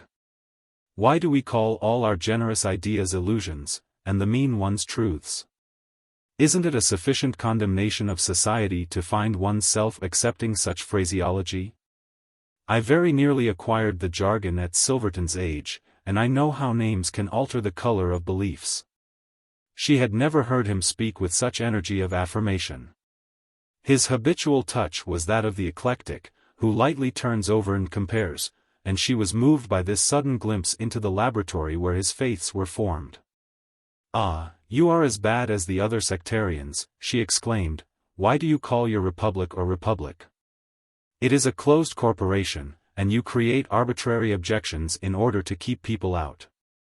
It is not my republic, if it were, should have a coup d'état and seat you on the throne. Whereas, in reality, you think I can never even get my foot across the threshold? Oh, I understand what you mean. You despise my ambitions, you think them unworthy of me. Selden smiled, but not ironically. Well, isn't that a tribute? I think them quite worthy of most of the people who live by them. She had turned to gaze on him gravely. But isn't it possible that, if I had the opportunities of these people, I might make a better use of them? Money stands for all kinds of things, its purchasing quality isn't limited to diamonds and motorcars. Not in the least, you might expiate your enjoyment of them by founding a hospital. But if you think they are what I should really enjoy, you must think my ambitions are good enough for me. Selden met this appeal with a laugh. Ah, my dear Miss Bart, I am not divine providence, to guarantee you're enjoying the things you are trying to get. Then the best you can say for me is, that after struggling to get them I probably shan't like them? She drew a deep breath. What a miserable future you foresee for me. Well, have you never foreseen it for yourself? The slow color rose to her cheek, not a blush of excitement but drawn from the deep wells of feeling. It was as if the effort of her spirit had produced it. Often and often, she said. But it looks so much darker when you show it to me. He made no answer to this exclamation, and for a while they sat silent, while something throbbed between them in the wide quiet of the air. But suddenly she turned on him with a kind of vehemence. Why do you do this to me? She cried. Why do you make the things I have chosen seem hateful to me, if you have nothing to give me instead? The words roused Selden from the musing fit into which he had fallen. He himself did not know why he had led their talk along such lines. It was the last use he would have imagined himself making of an afternoon's solitude with Miss Bart. But it was one of those moments when neither seemed to speak deliberately, when an indwelling voice in each called to the other across unsound depths of feeling. No, I have nothing to give you instead, he said, sitting up and turning so that he faced her. If I had, it should be yours, you know. She received this abrupt declaration in a way even stranger than the manner of its making. She dropped her face on her hands and he saw that for a moment she wept. It was for a moment only, however. For when he leaned nearer and drew down her hands with a gesture less passionate than grave, she turned on him a face softened but not disfigured by emotion, and he said to himself, somewhat cruelly, that even her weeping was an art. The reflection steadied his voice as he asked, between pity and irony, isn't it natural that I should try to belittle all the things I can't offer you? Her face brightened at this, but she drew her hand away, not with a gesture of coquetry, but as though renouncing something to which she had no claim.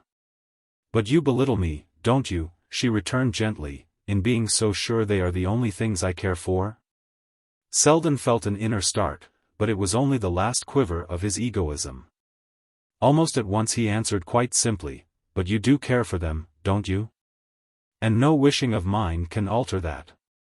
He had so completely ceased to consider how far this might carry him, that he had a distinct sense of disappointment when she turned on him a face sparkling with derision.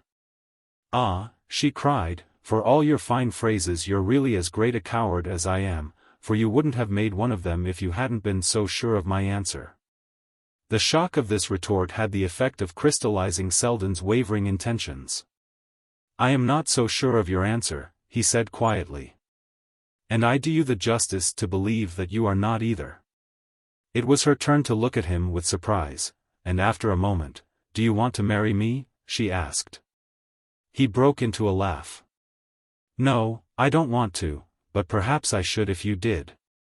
That's what I told you, you're so sure of me that you can amuse yourself with experiments. She drew back the hand he had regained, and sat looking down on him sadly. I am not making experiments, he returned. Or if I am, it is not on you but on myself. I don't know what effect they are going to have on me, but if marrying you is one of them, I will take the risk. She smiled faintly. It would be a great risk, certainly, I have never concealed from you how great. Ah, it's you who are the coward, he exclaimed. She had risen, and he stood facing her with his eyes on hers. The soft isolation of the falling day enveloped them, they seemed lifted into a finer air. All the exquisite influences of the hour trembled in their veins, and drew them to each other as the loosened leaves were drawn to the earth. It's you who are the coward, he repeated, catching her hands in his. She leaned on him for a moment, as if with a drop of tired wings. He felt as though her heart were beating rather with the stress of a long flight than the thrill of new distances. Then, drawing back with a little smile of warning, I shall look hideous in dowdy clothes, but I can trim my own hats, she declared. They stood silent for a while after this, smiling at each other like adventurous children who have climbed to a forbidden height from which they discover a new world. The actual world at their feet was veiling itself in dimness, and across the valley a clear moon rose in the denser blue. Suddenly they heard a remote sound, like the hum of a giant insect, and following the high road, which wound wider through the surrounding twilight, a black object rushed across their vision. Lily started from her attitude of absorption, her smile faded and she began to move toward the lane. I had no idea it was so late. We shall not be back till after dark, she said, almost impatiently. Selden was looking at her with surprise. It took him a moment to regain his usual view of her. Then he said, with an uncontrollable note of dryness, that was not one of our party, the motor was going the other way. I know, she paused, and he saw her redden through the twilight. But I told them I was not well, that I should not go out. Let us go down, she murmured. Selden continued to look at her, then he drew his cigarette case from his pocket and slowly lit a cigarette.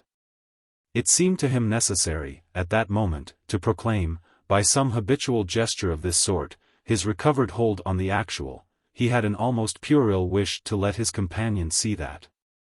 Their flight over, he had landed on his feet. She waited while the spark flickered under his curved palm, then he held out the cigarettes to her. She took one with an unsteady hand, and putting it to her lips, leaned forward to draw her light from his. In the indistinctness the little red gleam lit up the lower part of her face, and he saw her mouth tremble into a smile. Were you serious? She asked, with an odd thrill of gaiety which she might have caught up, in haste, from a heap of stock inflections, without having time to select the just note. Selden's voice was under better control. "Why not?" he returned. "You see, I took no risks in being so." And as she continued to stand before him, a little pale under the retort, he added quickly, "Let us go down." Chapter 7.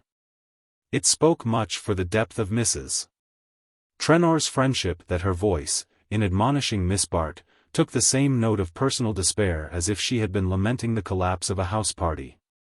"All I can say is, Lily, that I can't make you out."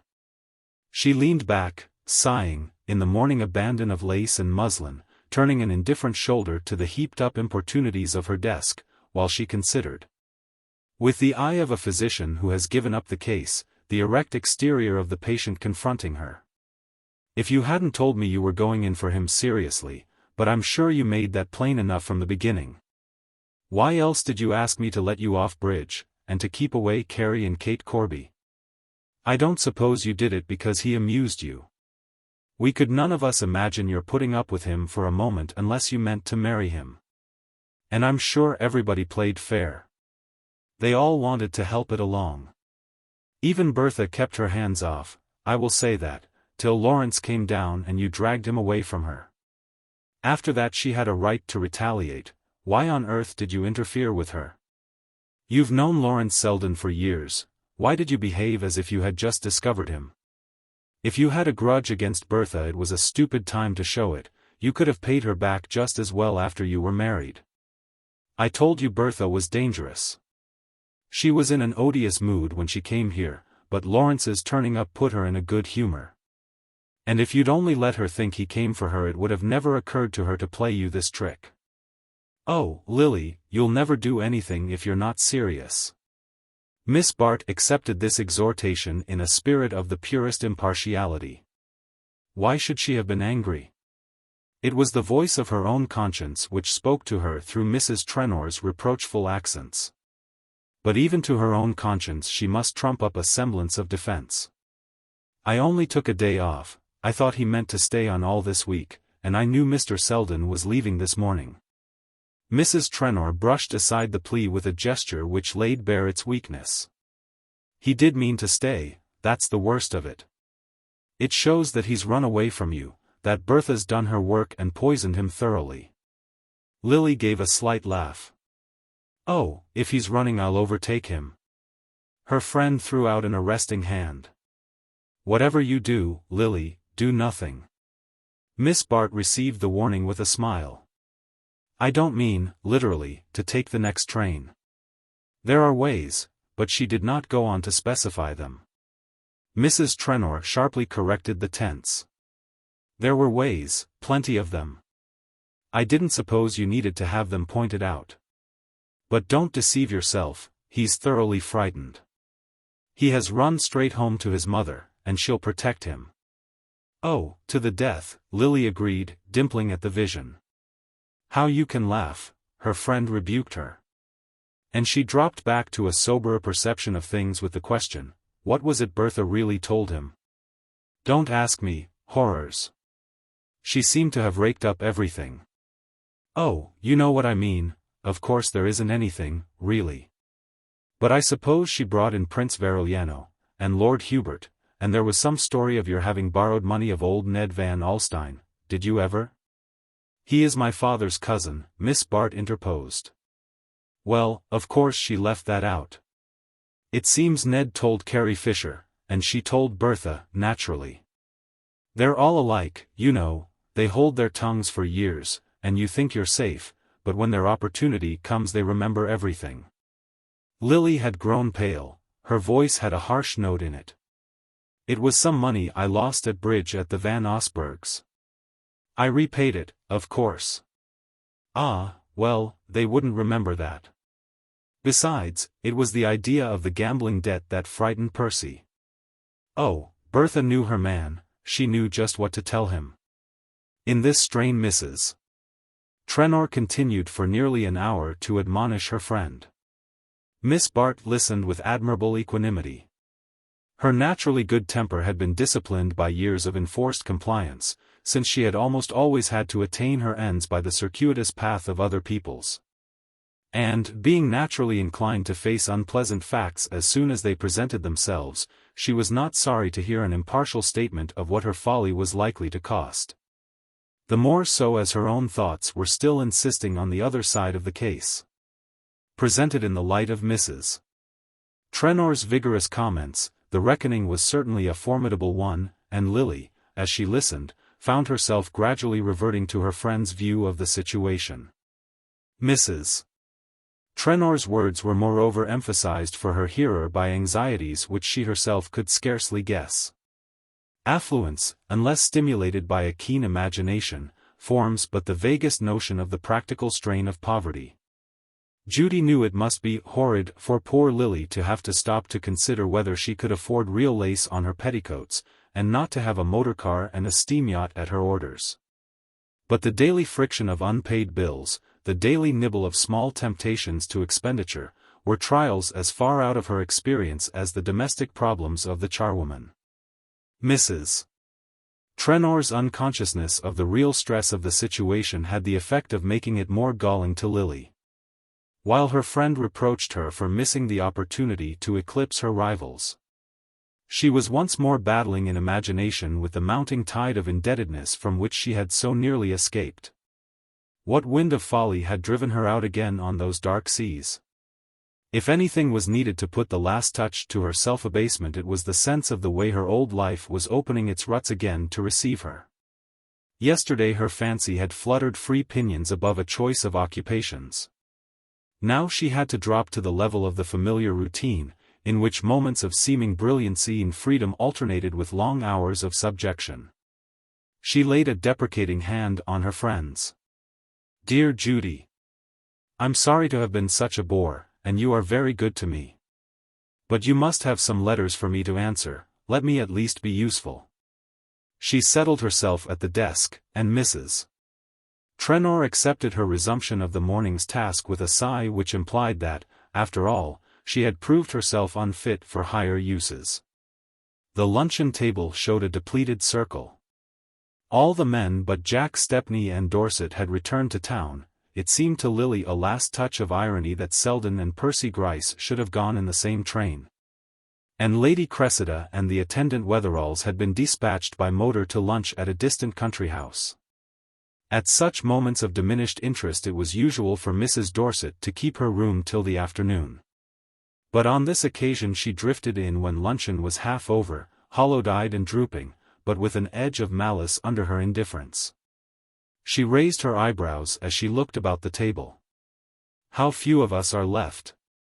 I do so enjoy the quiet, don't you, Lily? I wish the men would always stop away, it's really much nicer without them." "Oh, you don't count, George, one doesn't have to talk to one's husband." "But I thought Mr. Gryce was to stay for the rest of the week," she added inquiringly. "Didn't he intend to, Judy? He's such a nice boy, I wonder what drove him away." "He is rather shy, and I'm afraid we may have shocked him, he has been brought up in such an old-fashioned way. Do you know, Lily, he told me he had never seen a girl play cards for money till he saw you doing it the other night? And he lives on the interest of his income, and always has a lot left over to invest."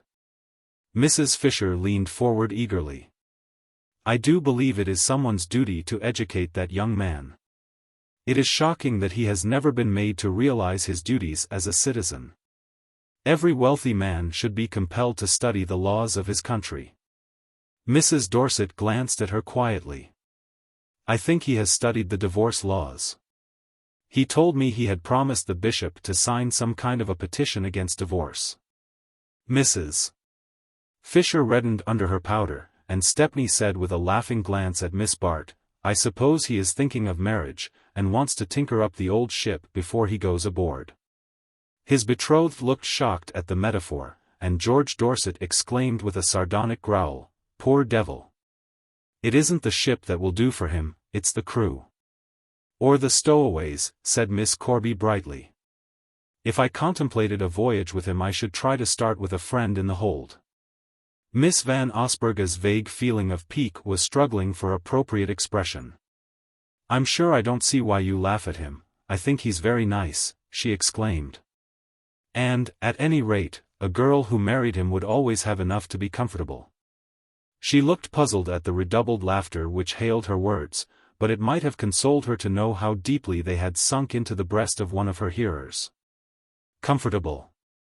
At that moment the word was more eloquent to Lily Bart than any other in the language. She could not even pause to smile over the heiress's view of a colossal fortune as a mere shelter against want. Her mind was filled with the vision of what that shelter might have been to her. Mrs. Dorset's pinpricks did not smart, for her own irony cut deeper. No one could hurt her as much as she was hurting herself, for no one else, not even Judy Trenor, knew the full magnitude of her folly. She was roused from these unprofitable considerations by a whispered request from her hostess, who drew her apart as they left the luncheon table. "Lily, dear, if you've nothing special to do, may I tell Carrie Fisher that you intend to drive to the station and fetch Gus? He will be back at 4, and I know she has it in her mind to meet him. Of course I'm very glad to have him amused, but I happen to know that she has bled him rather severely since she's been here. And she is so keen about going to fetch him that I fancy she must have got a lot more bills this morning. It seems to me," Mrs. Trenor feelingly concluded, "that most of her alimony is paid by other women's husbands." Miss Bart, on her way to the station, had leisure to muse over her friend's words, and their peculiar application to herself. Why should she have to suffer for having once, for a few hours, borrowed money of an elderly cousin? When a woman like Carrie Fisher could make a living unrebuked from the good nature of her men friends and the tolerance of their wives? It all turned on the tiresome distinction between what a married woman might, and a girl might not, do. Of course it was shocking for a married woman to borrow money, and Lily was expertly aware of the implication involved, but still. It was the mere malum prohibitum which the world decries but condones, and which, though it may be punished by private vengeance, does not provoke the collective disapprobation of society. To Miss Bart, in short, no such opportunities were possible. She could of course borrow from her women friends, 100 here or there, at the utmost, but they were more ready to give a gown or a trinket, and looked a little askance when she hinted her preference for a cheque. Women are not generous lenders, and those among whom her lot was cast were either in the same case as herself, or else too far removed from it to understand its necessities. The result of her meditations was the decision to join her aunt at Richfield. She could not remain at Bellomont without playing bridge, and being involved in other expenses. And to continue her usual series of autumn visits would merely prolong the same difficulties. She had reached a point where abrupt retrenchment was necessary, and the only cheap life was a dull life. She would start the next morning for Richfield. At the station she thought Gus Trenor seemed surprised, and not wholly unrelieved, to see her. She yielded up the reins of the light runabout in which she had driven over, and as he climbed heavily to her side, crushing her into a scant third of the seat, he said, "Halloo! It isn't often you honor me. You must have been uncommonly hard up for something to do." The afternoon was warm, and propinquity made her more than usually conscious that he was red and massive, and that beads of moisture had caused the dust of the train to adhere unpleasantly to the broad expanse of cheek and neck which he turned to her. But she was aware also, from the look in his small dull eyes, that the contact with her freshness and slenderness was as agreeable to him as the sight of a cooling beverage. The perception of this fact helped her to answer gaily, "It's not often I have the chance. There are too many ladies to dispute the privilege with me." "The privilege of driving me home? Well, I'm glad you won the race, anyhow. But I know what really happened, my wife sent you. Now didn't she?" He had the dull man's unexpected flashes of astuteness, and Lily could not help joining in the laugh with which he had pounced on the truth. "You see, Judy thinks I'm the safest person for you to be with, and she's quite right," she rejoined. "Oh, is she, though? If she is, it's because you wouldn't waste your time on an old hulk like me. We married men have to put up with what we can get, all the prizes are for the clever chaps who've kept a free foot. Let me light a cigar, will you? I've had a beastly day of it." He drew up in the shade of the village street, and passed the reins to her while he held a match to his cigar. The little flame under his hand cast a deeper crimson on his puffing face, and Lily averted her eyes with a momentary feeling of repugnance. And yet some women thought him handsome. As she handed back the reins, she said sympathetically, "Did you have such a lot of tiresome things to do?" "I should say so, rather." Trenor, who was seldom listened to either by his wife or her friends, settled down into the rare enjoyment of a confidential talk. "You don't know how a fellow has to hustle to keep this kind of thing going." He waved his whip in the direction of the Bellomont acres, which lay outspread before them in opulent undulations. "Judy has no idea of what she spends, not that there isn't plenty to keep the thing going," he interrupted himself, "but a man has got to keep his eyes open and pick up all the tips he can.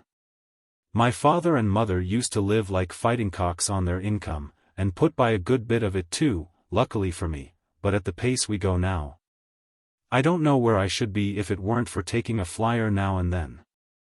The women all think, I mean Judy thinks, I've nothing to do but to go downtown once a month and cut off coupons, but the truth is it takes a devilish lot of hard work to keep the machinery running.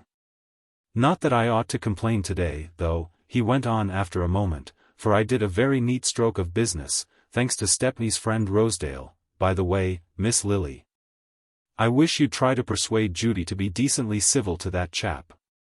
He's going to be rich enough to buy us all out one of these days, and if she'd only ask him to dine now and then I could get almost anything out of him. The man is mad to know the people who don't want to know him, and when a fellow's in that state there is nothing he won't do for the first woman who takes him up." Lily hesitated a moment. The first part of her companion's discourse had started an interesting train of thought, which was rudely interrupted by the mention of Mr. Rosedale's name. She uttered a faint protest. "But you know Jack did try to take him about, and he was impossible." "Oh, hang it, because he's fat and shiny, and has a sloppy manner. Well, all I can say is that the people who are clever enough to be civil to him now will make a mighty good thing of it. A few years from now he'll be in it whether we want him or not, and then he won't be giving away a $500,000 tip for a dinner." Lily's mind had reverted from the intrusive personality of Mr.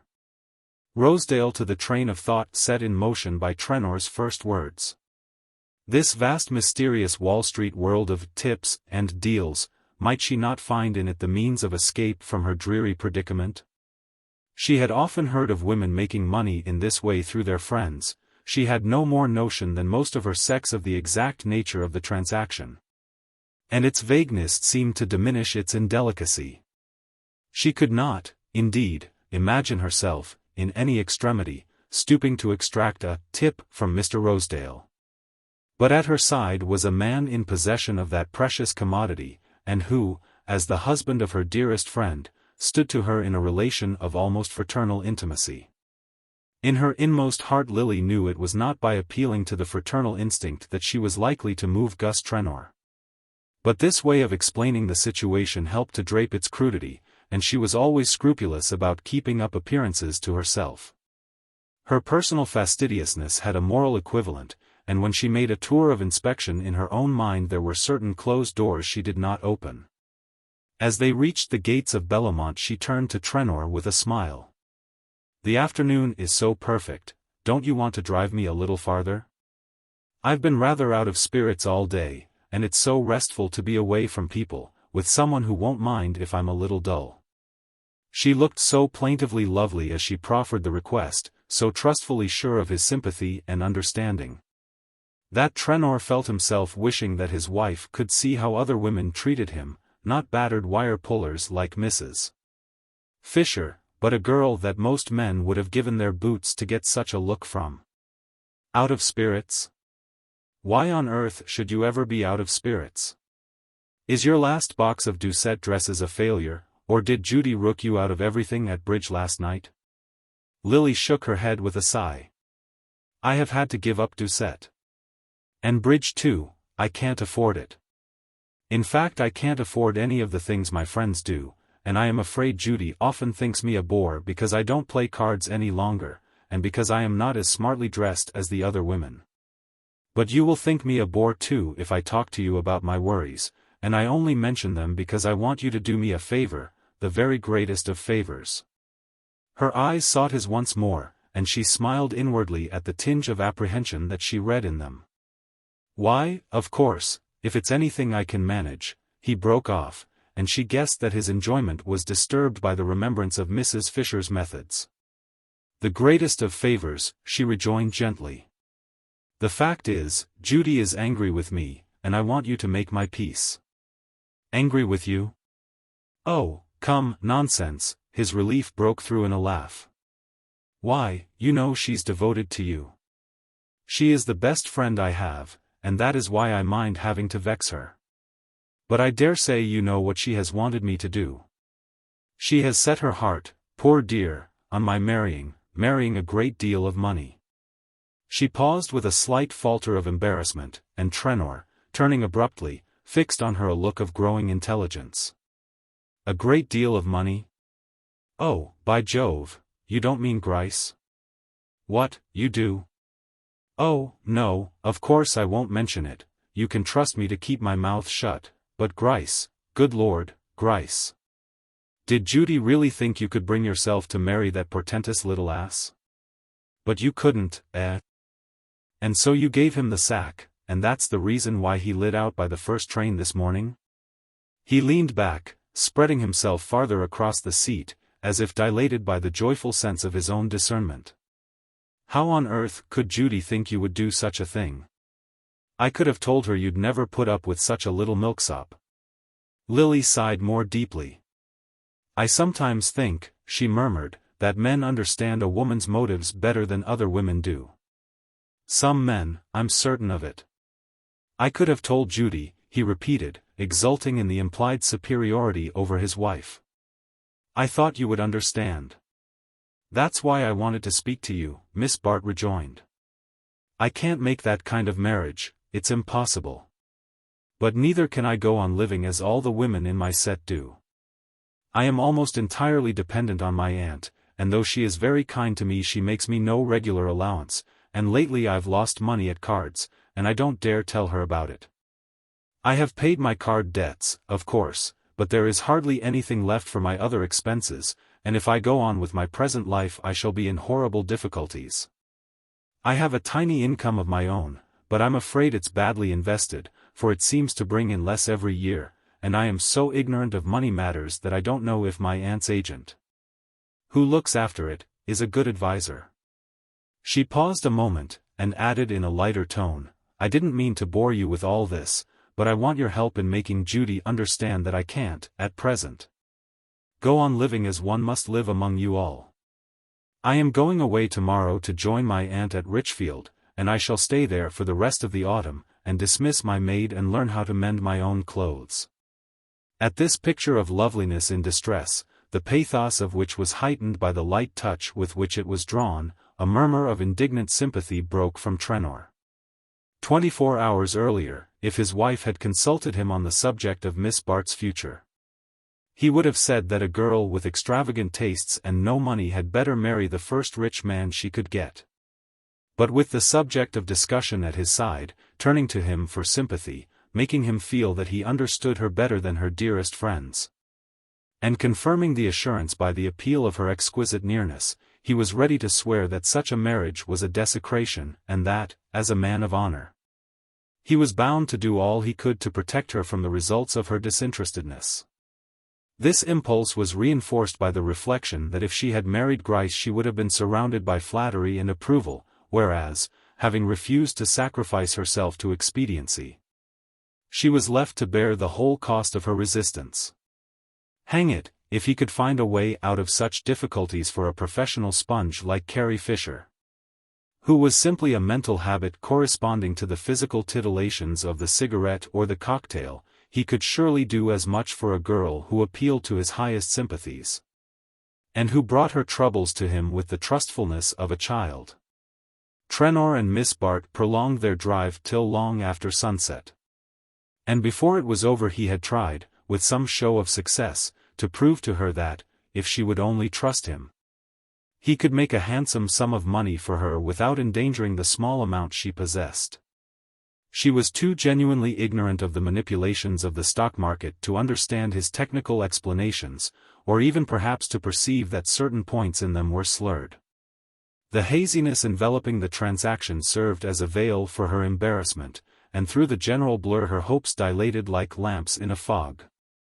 She understood only that her modest investments were to be mysteriously multiplied without risk to herself. And the assurance that this miracle would take place within a short time, that there would be no tedious interval for suspense and reaction, relieved her of her lingering scruples. Again she felt the lightening of her load, and with it the release of repressed activities. Her immediate worries conjured, it was easy to resolve that she would never again find herself in such straits. And as the need of economy and self-denial receded from her foreground, she felt herself ready to meet any other demand which life might make. Even the immediate one of letting Trenor, as they drove homeward, lean a little nearer and rest his hand reassuringly on hers, cost her only a momentary shiver of reluctance. It was part of the game to make him feel that her appeal had been an uncalculated impulse, provoked by the liking he inspired. And the renewed sense of power in handling men, while it consoled her wounded vanity, helped also to obscure the thought of the claim at which his manner hinted. He was a coarse dull man who, under all his show of authority, was a mere supernumerary in the costly show for which his money paid, surely, to a clever girl. It would be easy to hold him by his vanity, and so keep the obligation on his side. Chapter 8. The first $1,000 check which Lily received with a blotted scrawl from Gus Trenor strengthened her self-confidence in the exact degree to which it effaced her debts. The transaction had justified itself by its results. She saw now how absurd it would have been to let any primitive scruple deprive her of this easy means of appeasing her creditors. Lily felt really virtuous as she dispensed the sum in sops to her tradesmen, and the fact that a fresh order accompanied each payment did not lessen her sense of disinterestedness. How many women, in her place, would have given the orders without making the payment? She had found it reassuringly easy to keep Trenor in a good humor. To listen to his stories, to receive his confidences and laugh at his jokes, seemed for the moment all that was required of her. And the complacency with which her hostess regarded these attentions freed them of the least hint of ambiguity. Mrs. Trenor evidently assumed that Lily's growing intimacy with her husband was simply an indirect way of returning her own kindness. "I'm so glad you and Gus have become such good friends," she said approvingly.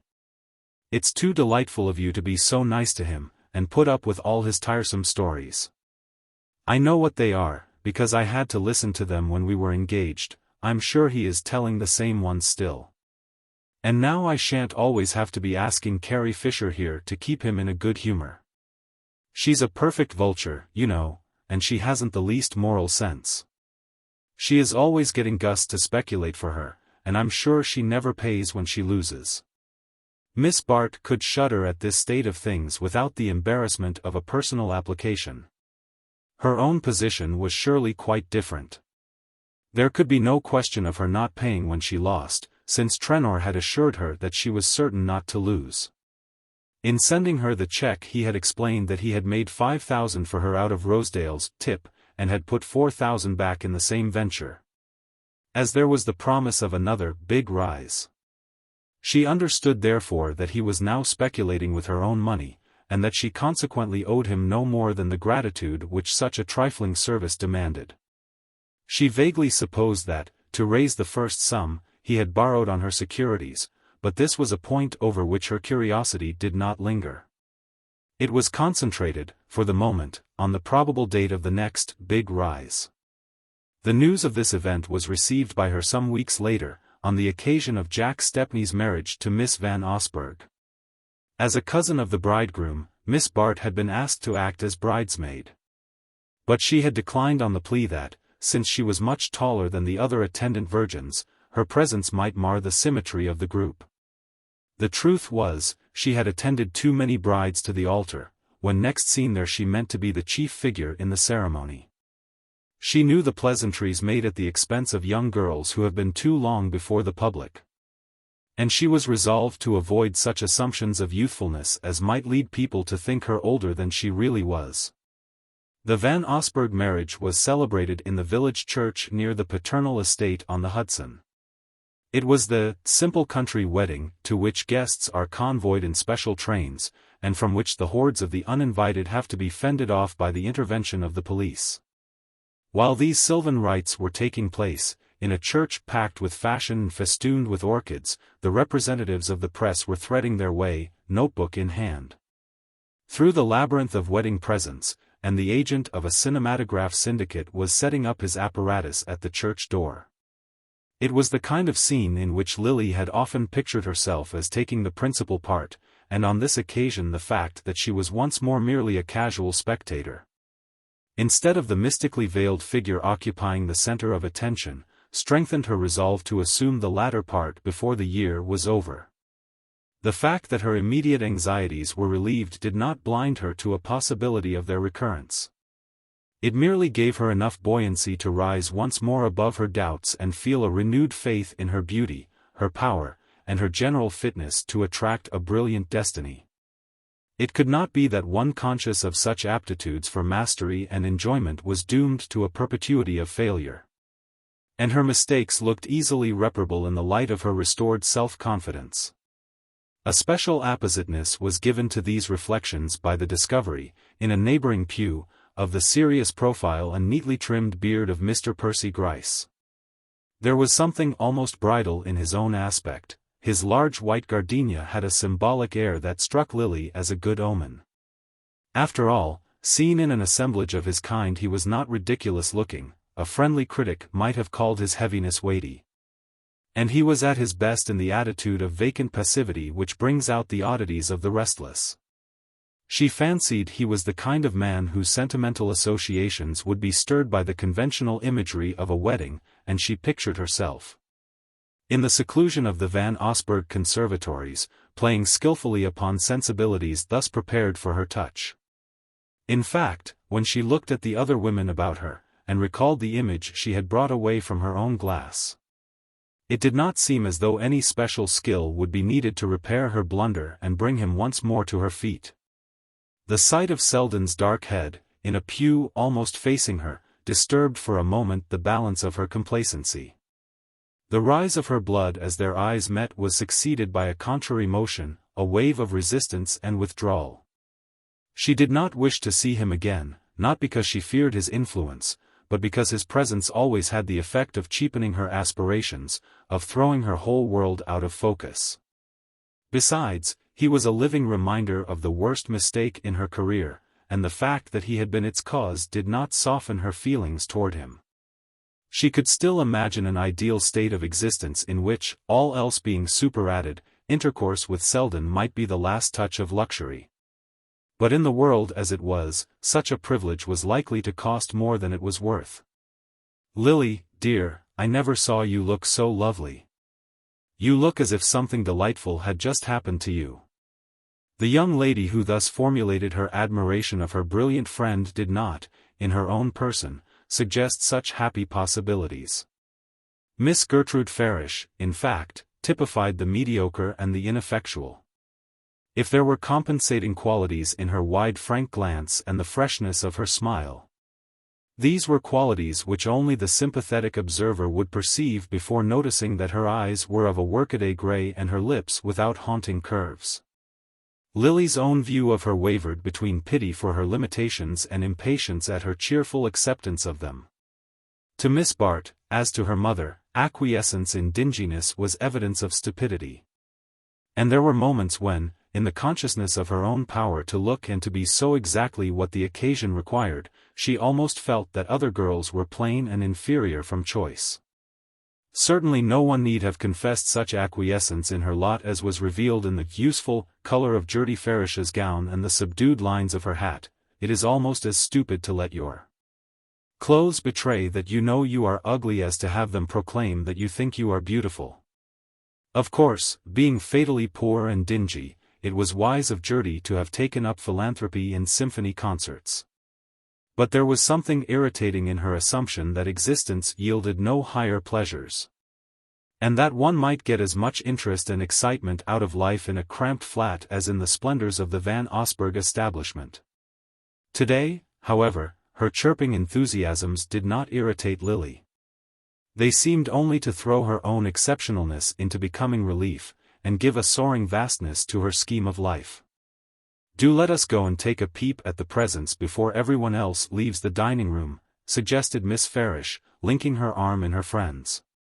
It was characteristic of her to take a sentimental and unenvious interest in all the details of a wedding. She was the kind of person who always kept her handkerchief out during the service, and departed clutching a box of wedding cake. "Isn't everything beautifully done?" she pursued, as they entered the distant drawing-room assigned to the display of Miss Van Osburgha's bridal spoils. "I always say no one does things better than Cousin Grace. Did you ever taste anything more delicious than that mousse of lobster with champagne sauce? I made up my mind weeks ago that I wouldn't miss this wedding, and just fancy how delightfully it all came about. When Lawrence Selden heard I was coming, he insisted on fetching me himself and driving me to the station, and when we go back this evening I am to dine with him at Sherry's. I really feel as excited as if I were getting married myself." Lily smiled. She knew that Selden had always been kind to his dull cousin, and she had sometimes wondered why he wasted so much time in such an unremunerative manner. But now the thought gave her a vague pleasure. "Do you see him often?" she asked. "Yes, he is very good about dropping in on Sundays. And now and then we do a play together. But lately I haven't seen much of him. He doesn't look well, and he seems nervous and unsettled. The dear fellow. I do wish he would marry some nice girl. I told him so today, but he said he didn't care for the really nice ones, and the other kind didn't care for him, but that was just his joke, of course. He could never marry a girl who wasn't nice." "Oh, my dear, did you ever see such pearls?" They had paused before the table on which the bride's jewels were displayed, and Lily's heart gave an envious throb as she caught the refraction of light from their surfaces, the milky gleam of perfectly matched pearls, the flash of rubies relieved against contrasting velvet, the intense blue rays of sapphires kindled into light by surrounding diamonds, all these precious tints enhanced and deepened by the varied art of their setting. The glow of the stones warmed Lily's veins like wine. More completely than any other expression of wealth they symbolized the life she longed to lead. The life of fastidious aloofness and refinement in which every detail should have the finish of a jewel, and the whole form a harmonious setting to her own jewel-like rareness. "Oh, Lily, do look at this diamond pendant, it's as big as a dinner plate. Who can have given it?" Miss Farish bent short-sightedly over the accompanying card. "Mr. Simon Rosedale." "What, that horrid man?" "Oh, yes, I remember he's a friend of Jack's, and I suppose Cousin Grace had to ask him here today, but she must rather hate having to let Gwen accept such a present from him." Lily smiled.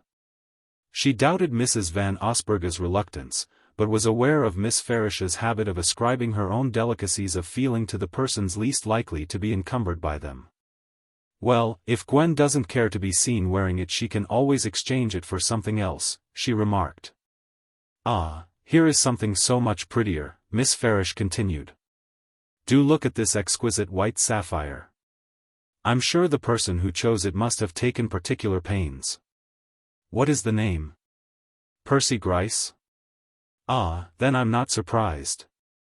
She smiled significantly as she replaced the card. "Of course you've heard that he's perfectly devoted to Evie Van Osburgh? Cousin Grace is so pleased about it, it's quite a romance. He met her first at the George Dorset's, only about 6 weeks ago, and it's just the nicest possible marriage for dear Evie. Oh, I don't mean the money, of course she has plenty of her own, but she's such a quiet stay-at-home kind of girl, and it seems he has just the same tastes, so they are exactly suited to each other." Lily stood staring vacantly at the white sapphire on its velvet bed. Evie Van Osburgh and Percy Gryce? The names rang derisively through her brain. Evie Van Osburgh? The youngest, dumpiest, dullest of the 4 dull and dumpy daughters whom Mrs. Van Osburgh, with unsurpassed astuteness, had placed, one by one in enviable niches of existence. Ah, lucky girls who grow up in the shelter of a mother's love, a mother who knows how to contrive opportunities without conceding favors. How to take advantage of propinquity without allowing appetite to be dulled by habit. The cleverest girl may miscalculate where her own interests are concerned. May yield too much at one moment and withdraw too far at the next. It takes a mother's unerring vigilance and foresight to land her daughters safely in the arms of wealth and suitability. Lily's passing light-heartedness sank beneath a renewed sense of failure. Life was too stupid, too blundering. Why should Percy Gryce's millions be joined to another great fortune? Why should this clumsy girl be put in possession of powers she would never know how to use? She was roused from these speculations by a familiar touch on her arm, and turning saw Gus Trenor beside her. She felt a thrill of vexation. What right had he to touch her? Luckily Gertie Farish had wandered off to the next table, and they were alone. Trenor, looking stouter than ever in his tight frock coat, and unbecomingly flushed by the bridal libations, gazed at her with undisguised approval. "By Jove, Lily, you do look a stunner." He had slipped insensibly into the use of her Christian name, and she had never found the right moment to correct him. Besides, in her set all the men and women called each other by their Christian names. It was only on Trenor's lips that the familiar address had an unpleasant significance. "Well," he continued, still jovially impervious to her annoyance, "have you made up your mind which of these little trinkets you mean to duplicate at Tiffany's tomorrow? I've got a check for you in my pocket that will go a long way in that line." Lily gave him a startled look. His voice was louder than usual, and the room was beginning to fill with people. But as her glance assured her that they were still beyond earshot, a sense of pleasure replaced her apprehension. "Another dividend?" she asked, smiling and drawing near him in the desire not to be overheard. "Well, not exactly. I sold out on the rise and I've pulled off for you. Not so bad for a beginner, eh? I suppose you'll begin to think you're a pretty knowing speculator. And perhaps you won't think poor old Gus such an awful ass as some people do. I think you the kindest of friends. But I can't thank you properly now." She let her eyes shine into his with a look that made up for the handclasp he would have claimed if they had been alone, and how glad she was that they were not. The news filled her with the glow produced by a sudden cessation of physical pain. The world was not so stupid and blundering after all. Now and then a stroke of luck came to the unluckiest. At the thought her spirits began to rise. It was characteristic of her that one trifling piece of good fortune should give wings to all her hopes. Instantly came the reflection that Percy Gryce was not irretrievably lost, and she smiled to think of the excitement of recapturing him from Evie Van Osburgh. What chance could such a simpleton have against her if she chose to exert herself? She glanced about, hoping to catch a glimpse of Gryce, but her eyes lit instead on the glossy countenance of Mr.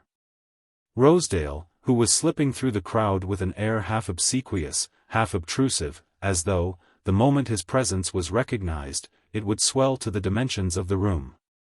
Not wishing to be the means of effecting this enlargement, Lily quickly transferred her glance to Trenor, to whom the expression of her gratitude seemed not to have brought the complete gratification she had meant it to give. "Hang thanking me, I don't want to be thanked, but I should like the chance to say 2 words to you now and then," he grumbled.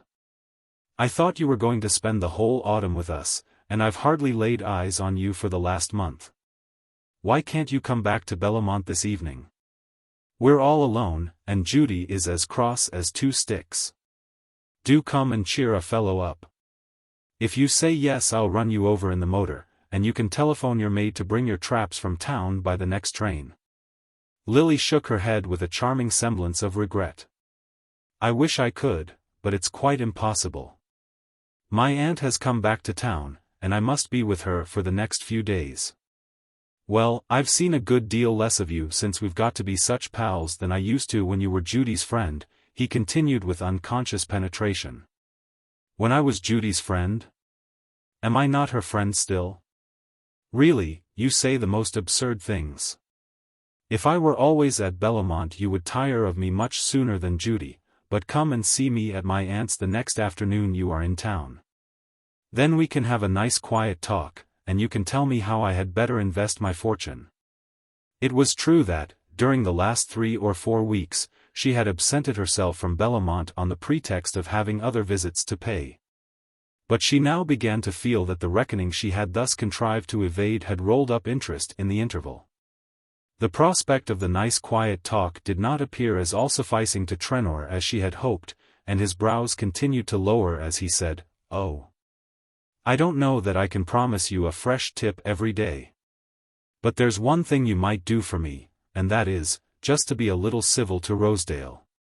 Judy has promised to ask him to dine when we get to town, but I can't induce her to have him at Bellomont, and if you would let me bring him up now it would make a lot of difference.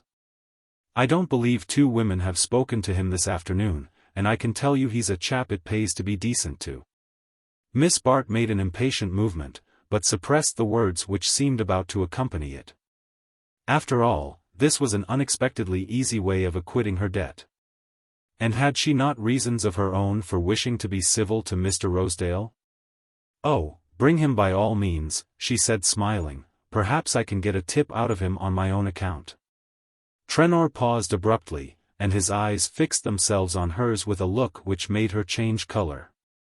"I say, you know, you'll please remember he's a blooming bounder," he said.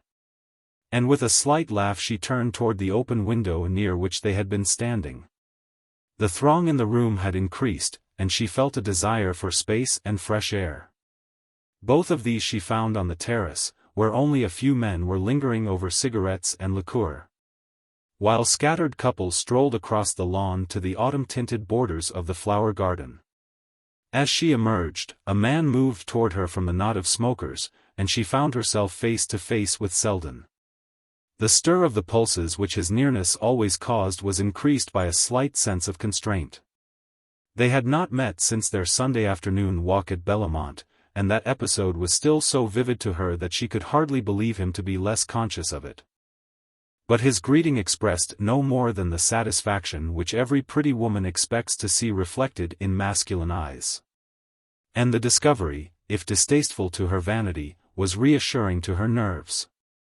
Between the relief of her escape from Trenor, and the vague apprehension of her meeting with Rosedale, it was pleasant to rest a moment on the sense of complete understanding which Lawrence Selden's manner always conveyed. "This is luck," he said smiling. "I was wondering if I should be able to have a word with you before the special snatches us away. I came with Gertie Farish, and promised not to let her miss the train, but I am sure she is still extracting sentimental solace from the wedding presents. She appears to regard their number and value as evidence of the disinterested affection of the contracting parties."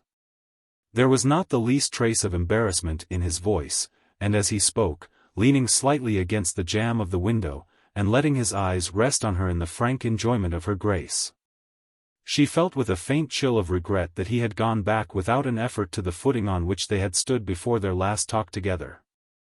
Her vanity was stung by the sight of his unscathed smile.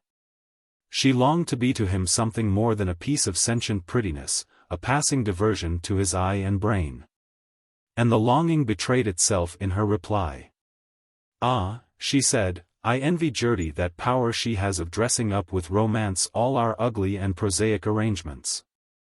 I have never recovered my self-respect since you showed me how poor and unimportant my ambitions were." The words were hardly spoken when she realized their infelicity. It seemed to be her fate to appear at her worst to Selden. "I thought, on the contrary," he returned lightly, "that I had been the means of proving they were more important to you than anything else." It was as if the eager current of her being had been checked by a sudden obstacle which drove it back upon itself. She looked at him helplessly, like a hurt or frightened child. This real self of hers, which he had the faculty of drawing out of the depths, was so little accustomed to go alone. The appeal of her helplessness touched in him, as it always did, a latent chord of inclination. It would have meant nothing to him to discover that his nearness made her more brilliant. But this glimpse of a twilight mood to which he alone had the clue seemed once more to set him in a world apart with her. "At least you can't think worse things of me than you say," she exclaimed with a trembling laugh. But before he could answer, the flow of comprehension between them was abruptly stayed by the reappearance of Gus Trenor, who advanced with Mr. Rosedale in his wake. "Hang it, Lily, I thought you'd given me the slip," Rosedale and I have been hunting all over for you." His voice had a note of conjugal familiarity. Miss Bart fancied she detected in Rosedale's eye a twinkling perception of the fact, and the idea turned her dislike of him to repugnance. She returned his profound bow with a slight nod, made more disdainful by the sense of Selden's surprise that she should number Rosedale among her acquaintances. Trenor had turned away, and his companion continued to stand before Miss Bart, alert and expectant, his lips parted in a smile at whatever she might be about to say. And his very back conscious of the privilege of being seen with her. It was the moment for tact, for the quick bridging over of gaps. But Selden still leaned against the window, a detached observer of the scene, and under the spell of his observation Lily felt herself powerless to exert her usual arts. The dread of Selden suspecting that there was any need for her to propitiate such a man as Rosedale checked the trivial phrases of politeness. Rosedale still stood before her in an expectant attitude, and she continued to face him in silence, her glance just level with his polished baldness. The look put the finishing touch to what her silence implied. He reddened slowly, shifting from one foot to the other, fingered the plump black pearl in his tie, and gave a nervous twist to his mustache. Then, running his eye over her, he drew back and said, with a side glance at Selden, "Upon my soul, I never saw a more ripping get-up. Is that the last creation of the dressmaker you go to see at the Benedict? If so, I wonder all the other women don't go to her too." The words were projected sharply against Lily's silence, and she saw in a flash that her own act had given them their emphasis. In ordinary talk they might have passed unheeded. But following on her prolonged pause they acquired a special meaning. She felt, without looking, that Selden had immediately seized it, and would inevitably connect the allusion with her visit to himself. The consciousness increased her irritation against Rosedale, but also her feeling that now, if ever, was the moment to propitiate him, hateful as it was to do so in Selden's presence. "How do you know the other women don't go to my dressmaker?" she returned. "You see, I'm not afraid to give her address to my friends." Her glance and accent so plainly included Rosedale in this privileged circle that his small eyes puckered with gratification, and a knowing smile drew up his mustache. "By Jove, you needn't be," he declared. "You could give M the whole outfit and win at a canter." "Ah, that's nice of you. And it would be nicer still if you would carry me off to a quiet corner, and get me a glass of lemonade or some innocent drink before we all have to rush for the train." She turned away as she spoke, letting him strut at her side through the gathering groups on the terrace. While every nerve in her throbbed with the consciousness of what Selden must have thought of the scene. But under her angry sense of the perverseness of things, and the light surface of her talk with Rosedale, a third idea persisted. She did not mean to leave without an attempt to discover the truth about Percy Gryce. Chance, or perhaps his own resolve, had kept them apart since his hasty withdrawal from Bellomont. But Miss Bart was an expert in making the most of the unexpected. And the distasteful incidents of the last few minutes, the revelation to Selden of precisely that part of her life which she most wished him to ignore, increased her longing for shelter. For escape from such humiliating contingencies. Any definite situation would be more tolerable than this buffeting of chances, which kept her in an attitude of uneasy alertness toward every possibility of life. Indoors there was a general sense of dispersal in the air, as of an audience gathering itself up for departure after the principal actors had left the stage. But among the remaining groups, Lily could discover neither Gryce nor the youngest Miss Van Osburgh. That both should be missing struck her with foreboding, and she charmed Mr. Rosedale by proposing that they should make their way to the conservatories at the farther end of the house. There were just enough people left in the long suite of rooms to make their progress conspicuous, and Lily was aware of being followed by looks of amusement and interrogation, which glanced off as harmlessly from her indifference as from her companion's self-satisfaction. She cared very little at that moment about being seen with Rosedale, all her thoughts were centered on the object of her search. The latter, however, was not discoverable in the conservatories, and Lily, oppressed by a sudden conviction of failure, was casting about for a way to rid herself of her now superfluous companion. When they came upon Mrs. Van Osburgh, flushed and exhausted, but beaming with the consciousness of duty performed. She glanced at them a moment with the benign but vacant eye of the tired hostess, to whom her guests have become mere whirling spots in a kaleidoscope of fatigue. Then her attention became suddenly fixed, and she seized on Miss Bart with a confidential gesture. "My dear Lily, I haven't had time for a word with you, and now I suppose you are just off. Have you seen Evie? She's been looking everywhere for you. She wanted to tell you her little secret, but I dare say you have guessed it already. The engagement is not to be announced till next week, but you are such a friend of Mr. Gryce's that they both wished you to be the first to know of their happiness." Chapter 9. In Mrs. Peniston's youth, fashion had returned to town in October. Therefore on the 10th day of the month the blinds of her Fifth Avenue residence were drawn up. And the eyes of the dying gladiator in bronze who occupied the drawing-room window resumed their survey of that deserted thoroughfare. The first 2 weeks after her return represented to Mrs. Peniston the domestic equivalent of a religious retreat. She went through the linen and blankets in the precise spirit of the penitent exploring the inner folds of conscience. She sought for moths as the stricken soul seeks for lurking infirmities. The topmost shelf of every closet was made to yield up its secret, cellar and coal bin were probed to their darkest depths and, as a final stage in the lustral rites, the entire house was swathed in penitential white and deluged with expiatory soapsuds. It was on this phase of the proceedings that Miss Bart entered on the afternoon of her return from the Van Osburgh wedding. The journey back to town had not been calculated to soothe her nerves. Though Evie Van Osburgh's engagement was still officially a secret, it was one of which the innumerable intimate friends of the family were already possessed. And the trainful of returning guests buzzed with allusions and anticipations. Lily was acutely aware of her own part in this drama of innuendo. She knew the exact quality of the amusement the situation evoked. The crude forms in which her friends took their pleasure included a loud enjoyment of such complications, the zest of surprising destiny in the act of playing a practical joke. Lily knew well enough how to bear herself in difficult situations. She had, to a shade, the exact manner between victory and defeat. Every insinuation was shed without an effort by the bright indifference of her manner. But she was beginning to feel the strain of the attitude, the reaction was more rapid, and she lapsed to a deeper self-disgust. As was always the case with her, this moral repulsion found a physical outlet in a quickened distaste for her surroundings. She revolted from the complacent ugliness of Mrs.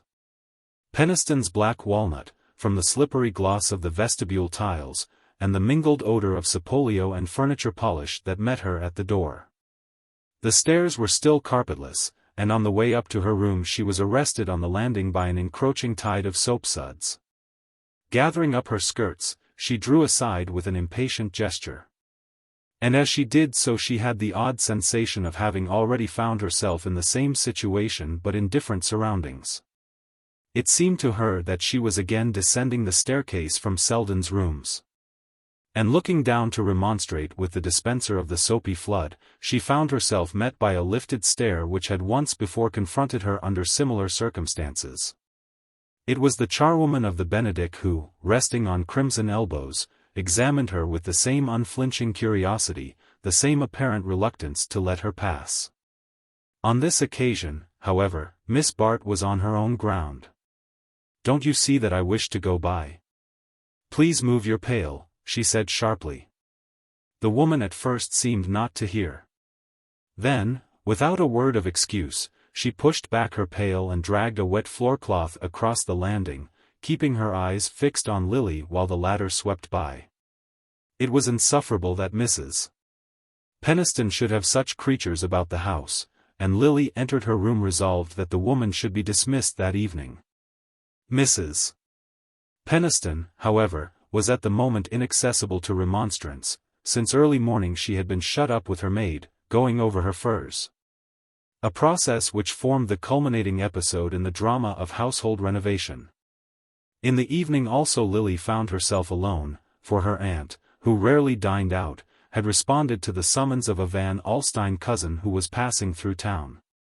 The house, in its state of unnatural immaculateness and order, was as dreary as a tomb, and as Lily, turning from her brief repast between shrouded sideboards, wandered into the newly uncovered glare of the drawing-room, she felt as though she were buried alive in the stifling limits of Mrs. Peniston's existence. She usually contrived to avoid being at home during the season of domestic renewal. On the present occasion, however, a variety of reasons had combined to bring her to town. And foremost among them was the fact that she had fewer invitations than usual for the autumn. She had so long been accustomed to pass from one country house to another, till the close of the holidays brought her friends to town, that the unfilled gaps of time confronting her produced a sharp sense of waning popularity. It was as she had said to Selden, people were tired of her. They would welcome her in a new character, but as Miss Bart they knew her by heart. She knew herself by heart too, and was sick of the old story. There were moments when she longed blindly for anything different, anything strange, remote and untried. But the utmost reach of her imagination did not go beyond picturing her usual life in a new setting. She could not figure herself as anywhere but in a drawing-room, diffusing elegance as a flower sheds perfume. Meanwhile, as October advanced, she had to face the alternative of returning to the Trenors or joining her aunt in town. Even the desolating dullness of New York in October, and the soapy discomforts of Mrs. Peniston's interior, seemed preferable to what might await her at Bellomont. And with an air of heroic devotion she announced her intention of remaining with her aunt till the holidays. Sacrifices of this nature are sometimes received with feelings as mixed as those which actuate them, and Mrs. Peniston remarked to her confidential maid that, if any of the family were to be with her at such a crisis, though for 40 years she had been thought competent to see to the hanging of her own curtains, she would certainly have preferred Miss Grace to Miss Lily. Grace Stepney was an obscure cousin, of adaptable manners and vicarious interests, who ran in to sit with Mrs. Peniston when Lily dined out too continuously, who played bezique, picked up dropped stitches, read out the deaths from the Times, and sincerely admired the purple satin drawing-room curtains, the dying gladiator in the window, and the 7x5 painting of Niagara which represented the one artistic excess of Mr. Peniston's temperate career. Mrs. Peniston, under ordinary circumstances, was as much bored by her excellent cousin as the recipient of such services usually is by the person who performs them. She greatly preferred the brilliant and unreliable Lily, who did not know one end of a crochet needle from the other, and had frequently wounded her susceptibilities by suggesting that the drawing-room should be done over. But when it came to hunting for missing napkins, or helping to decide whether the backstairs needed recarpeting, Grace's judgment was certainly sounder than Lily's, not to mention the fact that the latter resented the smell of beeswax and brown soap, and behaved as though she thought a house ought to keep clean of itself, without extraneous assistance. Seated under the cheerless blaze of the drawing-room chandelier, Mrs. Peniston never lit the lamps unless there was company. Lily seemed to watch her own figure retreating down vistas of neutral-tinted dullness to a middle age like Grace Stepney's. When she ceased to amuse Judy Trenor and her friends she would have to fall back on amusing Mrs. Peniston. Whichever way she looked she saw only a future of servitude to the whims of others, never the possibility of asserting her own eager individuality. A ring at the doorbell, sounding emphatically through the empty house, roused her suddenly to the extent of her boredom. It was as though all the weariness of the past months had culminated in the vacuity of that interminable evening. If only the ring meant a summons from the outer world, a token that she was still remembered and wanted. After some delay a parlour-maid presented herself with the announcement that there was a person outside who was asking to see Miss Bart. And on Lily's pressing for a more specific description, she added, "It's Mrs. Haffen, miss, she won't say what she wants." Lily, to whom the name conveyed nothing, opened the door upon a woman in a battered bonnet, who stood firmly planted under the hall light. The glare of the unshaded gas shone familiarly on her pockmarked face and the reddish baldness visible through thin strands of straw-colored hair. Lily looked at the charwoman in surprise. "Do you wish to see me?" she asked. "I should like to say a word to you, Mississippi." The tone was neither aggressive nor conciliatory, it revealed nothing of the speaker's errand. Nevertheless, some precautionary instinct warned Lily to withdraw beyond earshot of the hovering parlour-maid. She signed to Mrs. Haffen to follow her into the drawing-room, and closed the door when they had entered. "What is it that you wish?" she inquired. The charwoman, after the manner of her kind, stood with her arms folded in her shawl. Unwinding the latter, she produced a small parcel wrapped in dirty newspaper. "I have something here that you might like to see, Miss Bart." She spoke the name with an unpleasant emphasis, as though her knowing it made a part of her reason for being there. To Lily the intonation sounded like a threat. "You have found something belonging to me?" she asked, extending her hand. Mrs. Haffen drew back. "Well, if it comes to that, I guess it's mine as much as anybody's," she returned. Lily looked at her perplexedly. She was sure, now, that her visitor's manner conveyed a threat. But, expert as she was in certain directions, there was nothing in her experience to prepare her for the exact significance of the present scene. She felt, however, that it must be ended as promptly as possible. "I don't understand. If this parcel is not mine, why have you asked for me?" The woman was unabashed by the question. She was evidently prepared to answer it, but like all her class she had to go a long way back to make a beginning.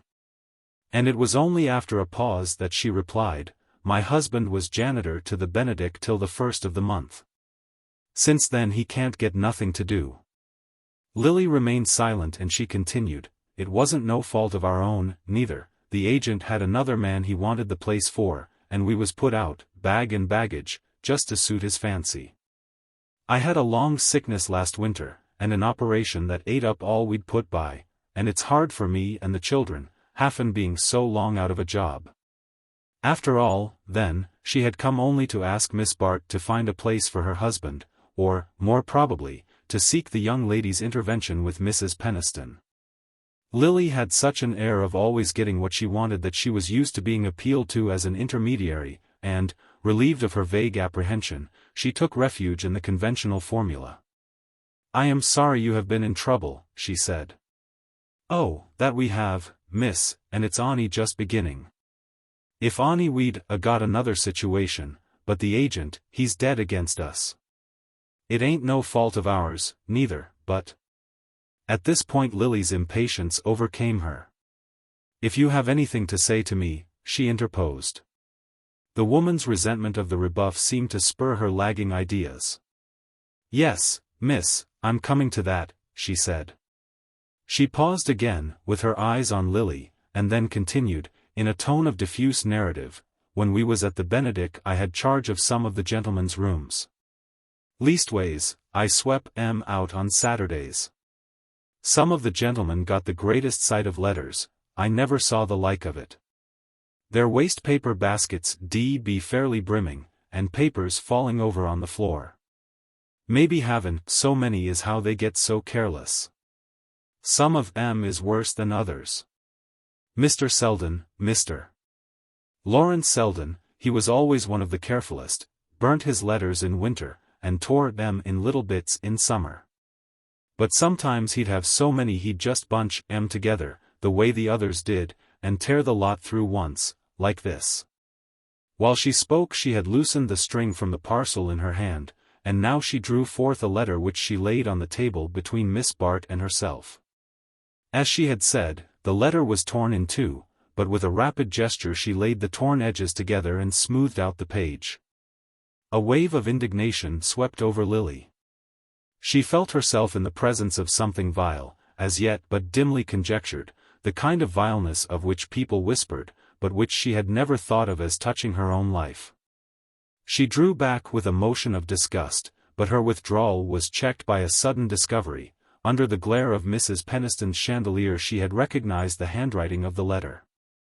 It was a large disjointed hand, with a flourish of masculinity which but slightly disguised its rambling weakness, and the words, scrawled in heavy ink on pale-tinted notepaper. smote on Lily's ear as though she had heard them spoken. At first she did not grasp the full import of the situation. She understood only that before her lay a letter written by Bertha Dorset, and addressed, presumably, to Lawrence Selden. There was no date, but the blackness of the ink proved the writing to be comparatively recent. The packet in Mrs. Haffin's hand doubtless contained more letters of the same kind, a dozen, Lily conjectured from its thickness. The letter before her was short, but its few words, which had leapt into her brain before she was conscious of reading them, told a long history, a history over which, for the last 4 years, the friends of the writer had smiled and shrugged, viewing it merely as one among the countless, good situations, of the mundane comedy. Now the other side presented itself to Lily, the volcanic nether side of the surface over which conjecture and innuendo glide so lightly till the first fissure turns their whisper to a shriek. Lily knew that there is nothing society resents so much as having given its protection to those who have not known how to profit by it. It is for having betrayed its connivance that the body social punishes the offender who is found out. And in this case there was no doubt of the issue.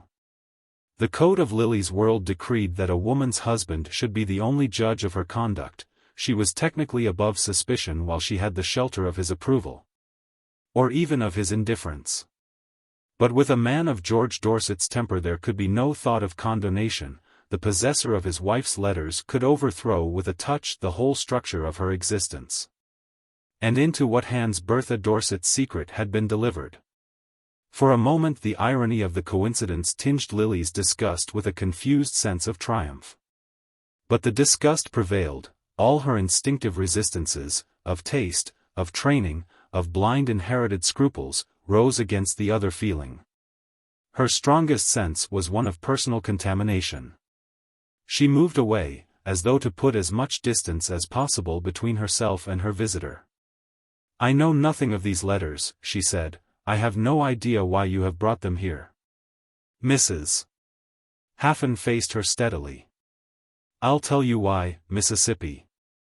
I brought 'em to you to sell, because I ain't got no other way of raising money, and if we don't pay our rent by tomorrow night we'll be put out. I never done anythin' of the kind before, and if you'd speak to Mr. Selden or to Mr. Rosedale about getting Haffin taken on again at the Benedick, I seen you talking to Mr. Rosedale on the steps that day you come out of Mr. Selden's rooms." The blood rushed to Lily's forehead. She understood now. Mrs. Haffin supposed her to be the writer of the letters. In the first leap of her anger she was about to ring and order the woman out, but an obscure impulse restrained her. The mention of Selden's name had started a new train of thought. Bertha Dorset's letters were nothing to her, they might go where the current of chance carried them. But Selden was inextricably involved in their fate. Men do not, at worst, suffer much from such exposure.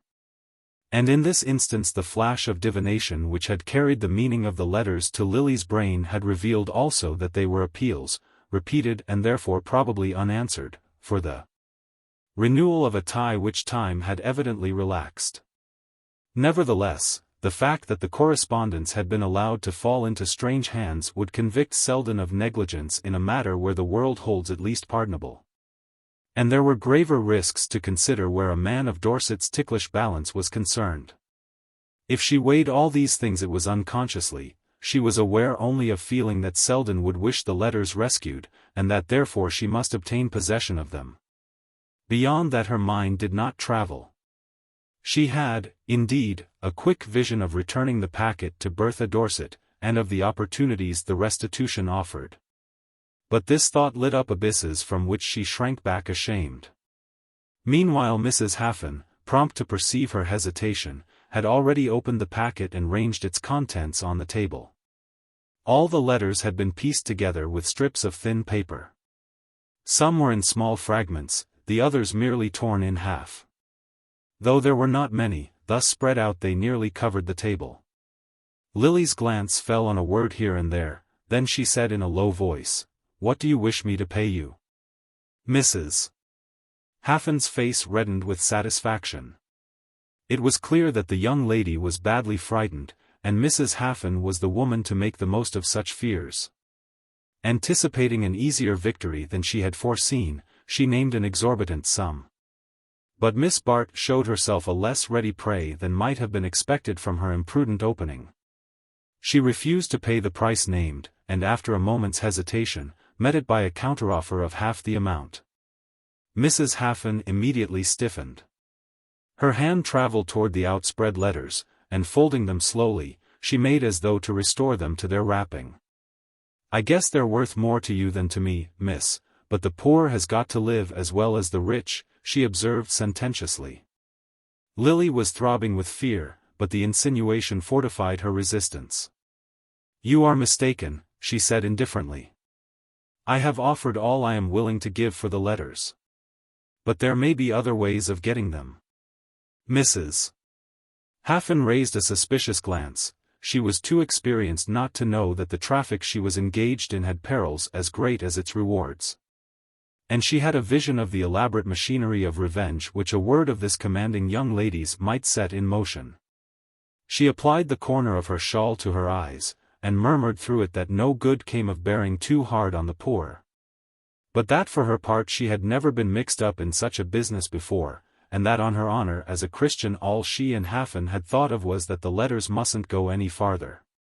Lily stood motionless, keeping between herself and the charwoman the greatest distance compatible with the need of speaking in low tones.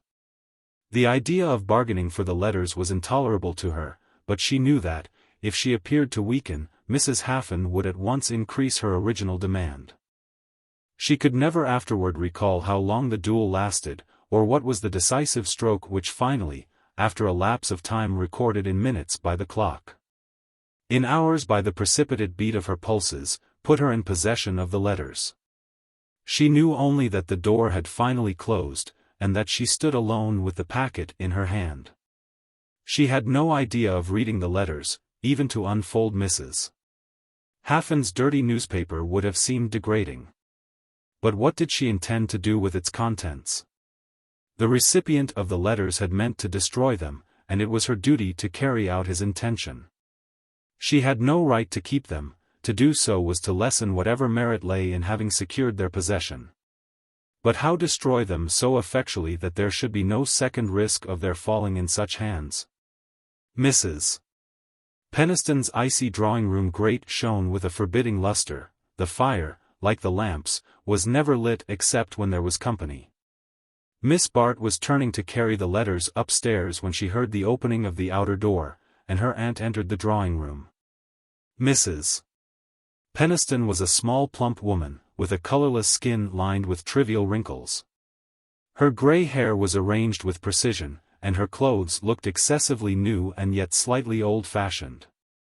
They were always black and tightly fitting, with an expensive glitter. She was the kind of woman who wore jet at breakfast. Lily had never seen her when she was not cuirassed in shining black, with small tight boots, and an air of being packed and ready to start, yet she never started. She looked about the drawing-room with an expression of minute scrutiny. "I saw a streak of light under one of the blinds as I drove up. It's extraordinary that I can never teach that woman to draw them down evenly." Having corrected the irregularity, she seated herself on one of the glossy purple armchairs. Mrs. Peniston always sat on a chair, never in it. Then she turned her glance to Miss Bart. "My dear, you look tired. I suppose it's the excitement of the wedding."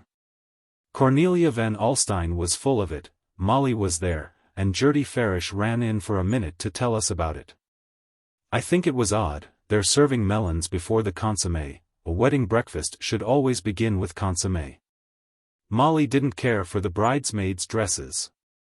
She had it straight from Julia Melson that they cost $300 apiece at Celeste's, but she says they didn't look it. "I'm glad you decided not to be a bridesmaid. That shade of salmon pink wouldn't have suited you." Mrs. Peniston delighted in discussing the minutest details of festivities in which she had not taken part. Nothing would have induced her to undergo the exertion and fatigue of attending the Van Osburgh wedding, but so great was her interest in the event that, having heard two versions of it, she now prepared to extract a third from her niece. Lily, however, had been deplorably careless in noting the particulars of the entertainment. She had failed to observe the color of Mrs. Van Osburgha's gown, and could not even say whether the old Van Osburgh Sèvres had been used at the bride's table. Mrs. Peniston, in short, found that she was of more service as a listener than as a narrator. "Really, Lily, I don't see why you took the trouble to go to the wedding, if you don't remember what happened or whom you saw there. When I was a girl I used to keep the menu of every dinner I went to, and write the names of the people on the back. And I never threw away my cotillion favors till after your uncle's death, when it seemed unsuitable to have so many colored things about the house. I had a whole closet full, I remember. And I can tell to this day what balls I got them at. Molly Van Alstyne reminds me of what I was at that age. It's wonderful how she notices. She was able to tell her mother exactly how the wedding dress was cut, and we knew at once, from the fold in the back, that it must have come from Paquin." Mrs. Peniston rose abruptly, and, advancing to the ormolu clock surmounted by a helmeted Minerva, which throned on the chimney-piece between two malachite vases, passed her lace handkerchief between the helmet and its visor. "I knew it, the parlour-maid never dusts there," she exclaimed, triumphantly displaying a minute spot on the handkerchief. Then, reseating herself, she went on, "Molly thought Mrs. Dorset the best-dressed woman at the wedding. I've no doubt her dress did cost more than anyone else's, but I can't quite like the idea, a combination of sable and point de Milan. It seems she goes to a new man in Paris, who won't take an order till his client has spent a day with him at his villa at Neuilly. He says he must study his subject's home life, a most peculiar arrangement, I should say. But Mrs. Dorset told Molly about it herself. She said the villa was full of the most exquisite things and she was really sorry to leave. Molly said she never saw her looking better. She was in tremendous spirits, and said she had made a match between Evie Van Osburgh and Percy Gryce. She really seems to have a very good influence on young men. I hear she is interesting herself now in that silly Silverton boy, who has had his head turned by Carrie Fisher, and has been gambling so dreadfully. Well, as I was saying, Evie is really engaged. Mrs. Dorset had her to stay with Percy Gryce, and managed it all, and Grace Van Osburgh is in the seventh heaven. She had almost despaired of marrying Evie." Mrs. Peniston again paused, but this time her scrutiny addressed itself, not to the furniture, but to her niece. "Cornelia Van Alstyne was so surprised. She had heard that you were to marry young Gryce. She saw the Wetheralls just after they had stopped with you at Bellomont, and Alice Wetherall was quite sure there was an engagement. She said that when Mr. Gryce left unexpectedly one morning, they all thought he had rushed to town for the ring." Lily rose and moved toward the door. "I believe I am tired, I think I will go to bed," she said, and Mrs. Peniston, suddenly distracted by the discovery that the easel sustaining the late Mr. Peniston's crayon portrait was not exactly in line with the sofa in front of it, presented an absent-minded brow to her kiss. In her own room Lily turned up the gas jet and glanced toward the grate. It was as brilliantly polished as the one below, but here at least she could burn a few papers with less risk of incurring her aunt's disapproval. She made no immediate motion to do so, however, but dropping into a chair looked wearily about her. Her room was large and comfortably furnished. It was the envy and admiration of poor Grey Stepney, who boarded. But, contrasted with the light tints and luxurious appointments of the guest rooms where so many weeks of Lily's existence were spent, it seemed as dreary as a prison.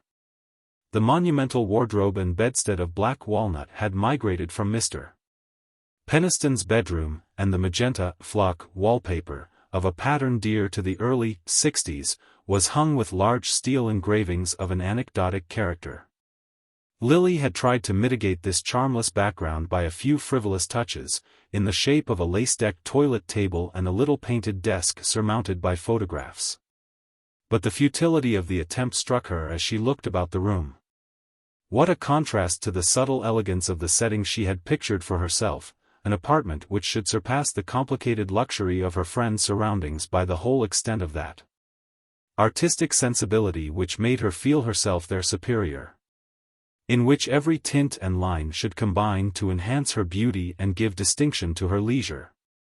Once more the haunting sense of physical ugliness was intensified by her mental depression, so that each piece of the offending furniture seemed to thrust forth its most aggressive angle.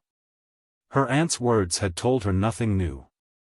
But they had revived the vision of Bertha Dorset, smiling, flattered, victorious, holding her up to ridicule by insinuations intelligible to every member of their little group. The thought of the ridicule struck deeper than any other sensation. Lily knew every turn of the elusive jargon which could flay its victims without the shedding of blood. Her cheek burned at the recollection, and she rose and caught up the letters. She no longer meant to destroy them, that intention had been effaced by the quick corrosion of Mrs. Peniston's words. Instead, she approached her desk, and lighting a taper, tied and sealed the packet. Then she opened the wardrobe, drew out a dispatch box, and deposited the letters within it. As she did so, it struck her with a flash of irony that she was indebted to Gus Trenor for the means of buying them. Chapter 10. The autumn dragged on monotonously.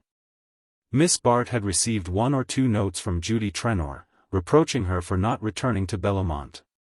But she replied evasively, alleging the obligation to remain with her aunt. In truth, however, she was fast wearying of her solitary existence with Mrs. Peniston, and only the excitement of spending her newly acquired money lightened the dullness of the days. All her life Lily had seen money go out as quickly as it came in, and whatever theories she cultivated as to the prudence of setting aside a part of her gains, she had unhappily no saving vision of the risks of the opposite course. It was a keen satisfaction to feel that, for a few months at least, she would be independent of her friend's bounty. That she could show herself abroad without wondering whether some penetrating eye would detect in her dress the traces of Judy Trenor's refurbished splendor.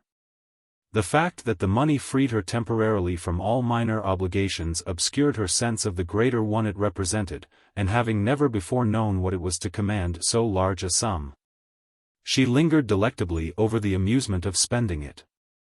It was on one of these occasions that, leaving a shop where she had spent an hour of deliberation over a dressing case of the most complicated elegance, she ran across Miss Farish, who had entered the same establishment with the modest object of having her watch repaired.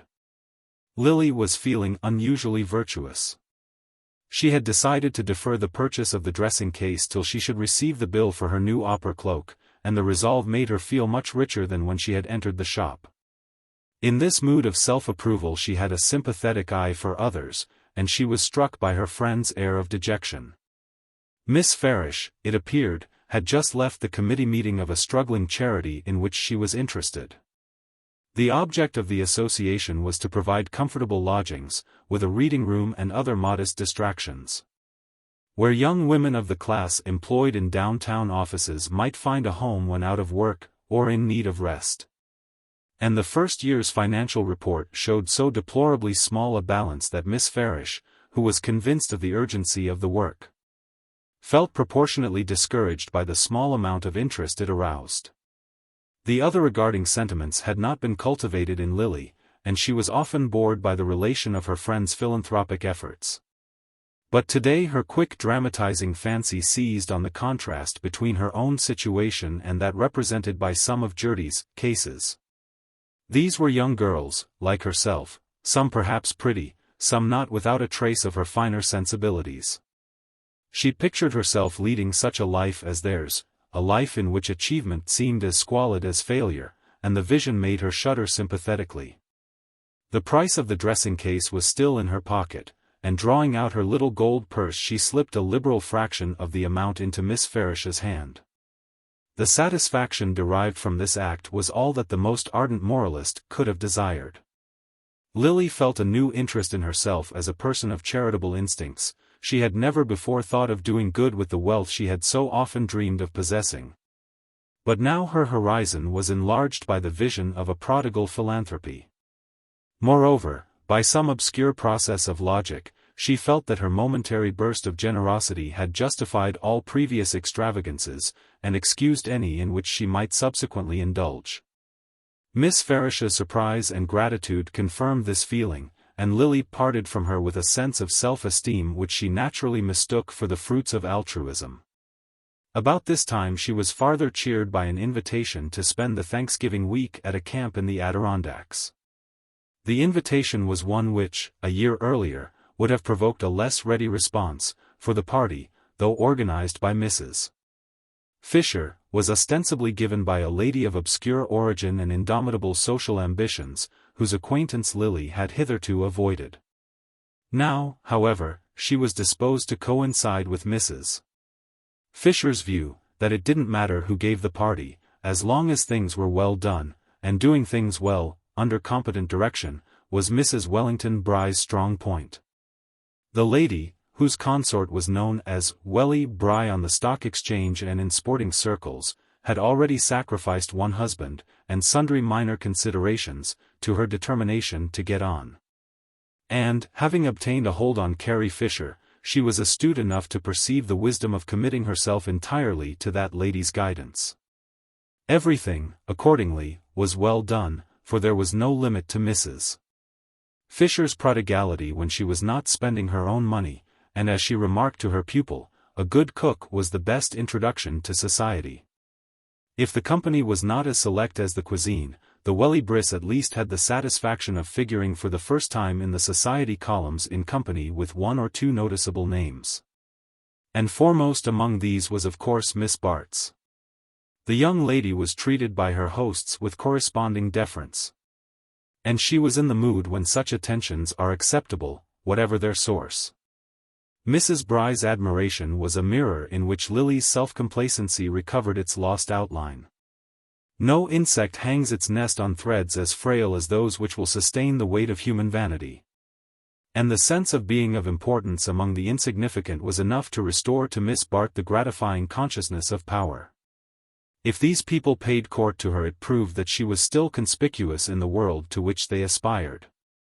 And she was not above a certain enjoyment in dazzling them by her fineness, in developing their puzzled perception of her superiorities. Perhaps, however, her enjoyment proceeded more than she was aware from the physical stimulus of the excursion, the challenge of crisp cold and hard exercise. The responsive thrill of her body to the influences of the winter woods. She returned to town in a glow of rejuvenation, conscious of a clearer color in her cheeks, a fresh elasticity in her muscles. The future seemed full of a vague promise, and all her apprehensions were swept out of sight on the buoyant current of her mood. A few days after her return to town she had the unpleasant surprise of a visit from Mr. Rosedale. He came late, at the confidential hour when the tea-table still lingers by the fire in friendly expectancy, and his manner showed a readiness to adapt itself to the intimacy of the occasion. Lily, who had a vague sense of his being somehow connected with her lucky speculations, tried to give him the welcome he expected. But there was something in the quality of his geniality which chilled her own, and she was conscious of marking each step in their acquaintance by a fresh blunder. Mr. Rosedale, making himself promptly at home in an adjoining easy-chair, and sipping his tea critically, with the comment, "You ought to go to my man for something really good," appeared totally unconscious of the repugnance which kept her in frozen erectness behind the urn. It was perhaps her very manner of holding herself aloof that appealed to his collector's passion for the rare and unattainable. He gave, at any rate, no sign of resenting it and seemed prepared to supply in his own manner all the ease that was lacking in hers. His object in calling was to ask her to go to the opera in his box on the opening night, and seeing her hesitate he said persuasively, "Mrs. Fisher is coming, and I've secured a tremendous admirer of yours, who'll never forgive me if you don't accept." As Lily's silence left him with this illusion on his hands, he added with a confidential smile, "Gus Trenor has promised to come to town on purpose. I fancy he'd go a good deal farther for the pleasure of seeing you." Miss Bart felt an inward motion of annoyance. It was distasteful enough to hear her name coupled with Trenor's, and on Rosedale's lips the allusion was peculiarly unpleasant. "The Trenors are my best friends. I think we should all go a long way to see each other," she said, absorbing herself in the preparation of fresh tea. Her visitor's smile grew increasingly intimate. "Well, I wasn't thinking of Mrs. Trenor at the moment, they say Gus doesn't always, you know. Then, dimly conscious that he had not struck the right note, he added, with a well-meant effort at diversion, "How's your luck been going in Wall Street, by the way? I hear Gus pulled off a nice little pile for you last month." Lily put down the tea caddy with an abrupt gesture. She felt that her hands were trembling, and clasped them on her knee to steady them. But her lip trembled too, and for a moment she was afraid the tremor might communicate itself to her voice. When she spoke, however, it was in a tone of perfect lightness.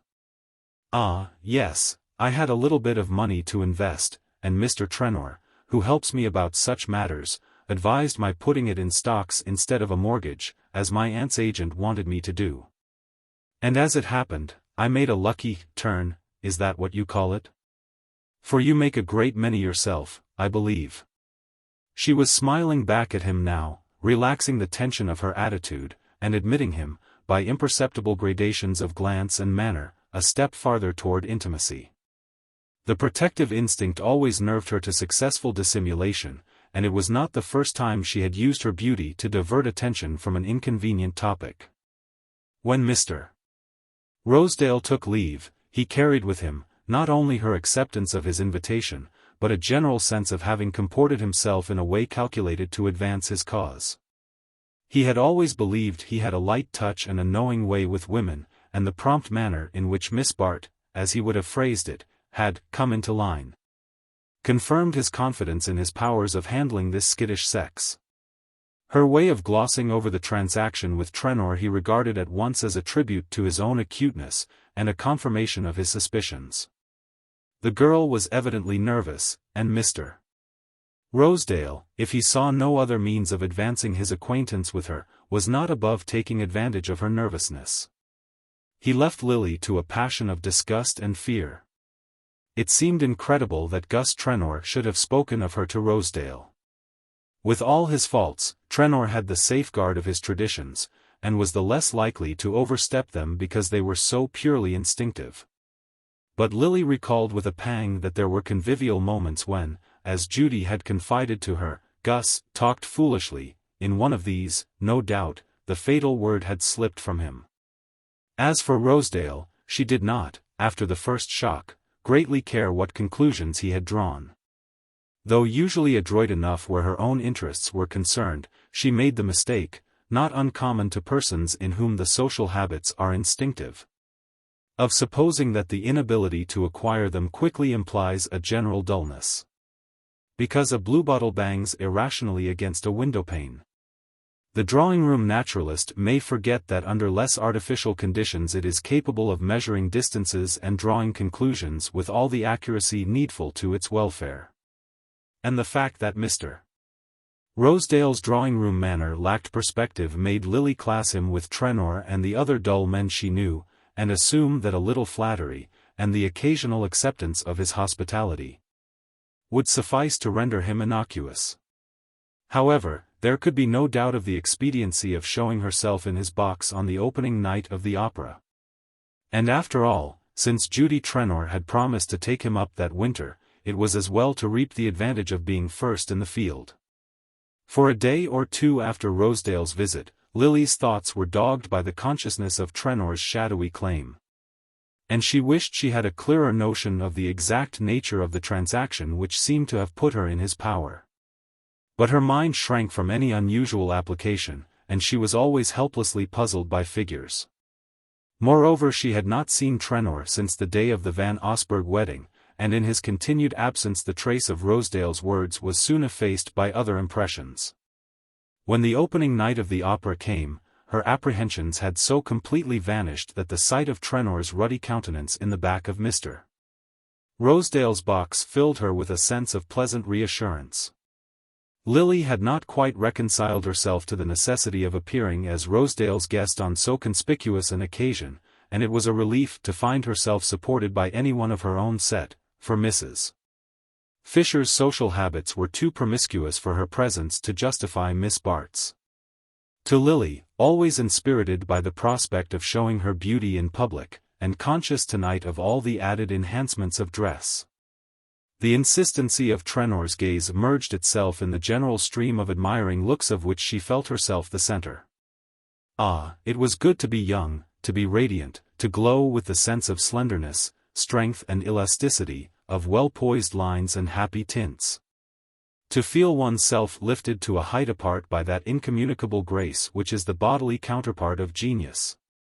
All means seemed justifiable to attain such an end, or rather, by a happy shifting of lights with which practice had familiarized Miss Bart.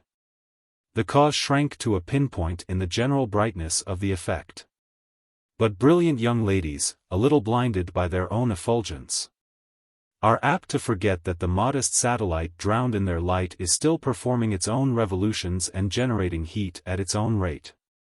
If Lily's poetic enjoyment of the moment was undisturbed by the base thought that her gown and opera cloak had been indirectly paid for by Gus Trenor, the latter had not sufficient poetry in his composition to lose sight of these prosaic facts. He knew only that he had never seen Lily look smarter in her life, that there wasn't a woman in the house who showed off good clothes as she did, and that hitherto he, to whom she owed the opportunity of making this display, had reaped no return beyond that of gazing at her in company with several hundred other pairs of eyes.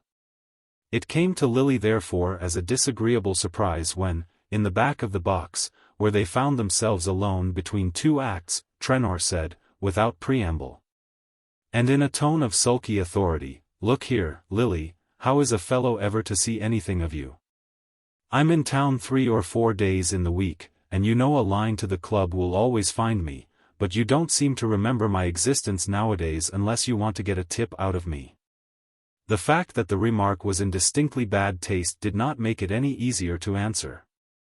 For Lily was vividly aware that it was not the moment for that drawing up of her slim figure and surprised lifting of the brows by which she usually quelled incipient signs of familiarity. "I'm very much flattered by your wanting to see me," she returned, essaying lightness instead, "but, unless you have mislaid my address, it would have been easy to find me any afternoon at my aunt's. In fact, I rather expected you to look me up there." If she hoped to mollify him by this last concession, the attempt was a failure, for he only replied, with the familiar lowering of the brows that made him look his dullest when he was angry, "Hang going to your aunt's, and wasting the afternoon listening to a lot of other chaps talking to you. You know I'm not the kind to sit in a crowd and jaw. I'd always rather clear out when that sort of circus is going on. But why can't we go off somewhere on a little lark together, a nice quiet little expedition like that drive at Bellomont, the day you met me at the station?" He leaned unpleasantly close in order to convey this suggestion, and she fancied she caught a significant aroma which explained the dark flush on his face and the glistening dampness of his forehead. The idea that any rash answer might provoke an unpleasant outburst tempered her disgust with caution, and she answered with a laugh, "I don't see how one can very well take country drives in town. But I am not always surrounded by an admiring throng, and if you will let me know what afternoon you are coming I will arrange things so that we can have a nice quiet talk." "Hang talking. That's what you always say," returned Trenor, whose expletives lacked variety. "You put me off with that at the Van Osburgh wedding, but the plain English of it is that, now you've got what you wanted out of me, you'd rather have any other fellow about."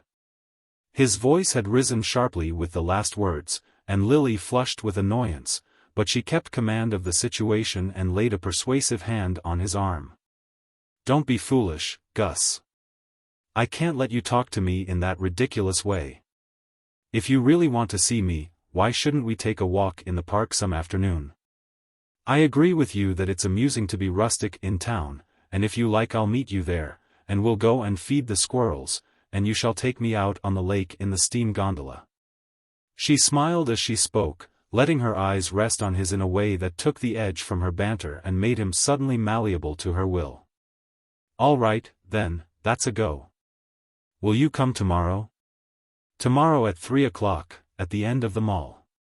I'll be there sharp, remember. You won't go back on me, Lily?" But to Miss Bart's relief the repetition of her promise was cut short by the opening of the box door to admit George Dorset. Trenor sulkily yielded his place, and Lily turned a brilliant smile on the newcomer. She had not talked with Dorset since their visit at Bellomont, but something in his look and manner told her that he recalled the friendly footing on which they had last met. He was not a man to whom the expression of admiration came easily. His long sallow face and distrustful eyes seemed always barricaded against the expansive emotions. But, where her own influence was concerned, Lily's intuitions sent out thread-like feelers, and as she made room for him on the narrow sofa she was sure he found a dumb pleasure in being near her. Few women took the trouble to make themselves agreeable to Dorset, and Lily had been kind to him at Bellomont, and was now smiling on him with a divine renewal of kindness. "Well, here we are, in for another 6 months of caterwauling," he began complainingly. "Not a shade of difference between this year and last, except that the women have got new clothes and the singers haven't got new voices. My wife's musical, you know, puts me through a course of this every winter. It isn't so bad on Italian nights, then she comes late, and there's time to digest. But when they give Wagner we have to rush dinner, and I pay up for it. And the drafts are damnable, asphyxia in front and pleurisy in the back. There's Trenor leaving the box without drawing the curtain. With a hide like that drafts don't make any difference. Did you ever watch Trenor eat? If you did, you'd wonder why he's alive. I suppose he's leather inside too, but I came to say that my wife wants you to come down to our place next Sunday. Do for heaven's sake say yes. She's got a lot of bores coming, intellectual ones, I mean, that's her new line, you know, and I'm not sure it ain't worse than the music. Some of them have long hair, and they start an argument with the soup, and don't notice when things are handed to them. The consequence is the dinner gets cold, and I have dyspepsia. That silly-ass Silverton brings them to the house, he writes poetry, you know, and Bertha and he are getting tremendously thick. She could write better than any of them if she chose, and I don't blame her for wanting clever fellows about. All I say is, don't let me see them eat." The gist of this strange communication gave Lily a distinct thrill of pleasure. Under ordinary circumstances, there would have been nothing surprising in an invitation from Bertha Dorset. But since the Bellomont episode an unavowed hostility had kept the two women apart. Now, with a start of inner wonder, Lily felt that her thirst for retaliation had died out. If you would forgive your enemy, says the Malay proverb, first inflict a hurt on him, and Lily was experiencing the truth of the apothegm. If she had destroyed Mrs. Dorset's letters, she might have continued to hate her, but the fact that they remained in her possession had fed her resentment to satiety. She uttered a smiling acceptance, hailing in the renewal of the tie and escape from Trenor's importunities. Chapter 11. Meanwhile the holidays had gone by and the season was beginning. Fifth Avenue had become a nightly torrent of carriages surging upward to the fashionable quarters about the park, where illuminated windows and outspread awnings betokened the usual routine of hospitality. Other tributary currents crossed the mainstream, bearing their freight to the theatres, restaurants or opera, and Mrs.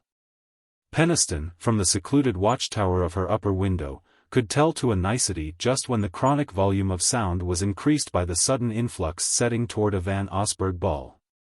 Or when the multiplication of wheels meant merely that the opera was over, or that there was a big supper at Sherry's.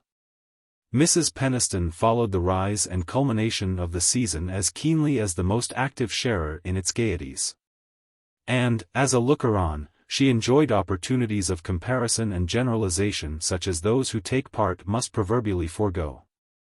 No one could have kept a more accurate record of social fluctuations, or have put a more unerring finger on the distinguishing features of each season, its dullness, its extravagance, its lack of balls or excess of divorces. She had a special memory for the vicissitudes of the new people, who rose to the surface with each recurring tide, and were either submerged beneath its rush or landed triumphantly beyond the reach of envious breakers. And she was apt to display a remarkable retrospective insight into their ultimate fate, so that, when they had fulfilled their destiny, she was almost always able to say to Grey Stepney, the recipient of her prophecies, that she had known exactly what would happen. This particular season Mrs. Peniston would have characterized as that in which everybody felt poor, except the Welly Briss and Mr. Simon Rosedale. It had been a bad autumn in Wall Street, where prices fell in accordance with that peculiar law which proves railway stocks and bales of cotton to be more sensitive to the allotment of executive power than many estimable citizens trained to all the advantages of self-government. Even fortune supposed to be independent of the market either betrayed a secret dependence on it, or suffered from a sympathetic affection. Fashion sulked in its country houses, or came to town incognito. General entertainments were discountenanced, and informality in short dinners became the fashion. But society, amused for a while at playing Cinderella, soon wearied of the hearthside role, and welcomed the fairy godmother in the shape of any magician powerful enough to turn the shrunken pumpkin back again into the golden coach. The mere fact of growing richer at a time when most people's investments are shrinking, is calculated to attract envious attention. And according to Wall Street rumors, Welly Bry and Rosedale had found the secret of performing this miracle.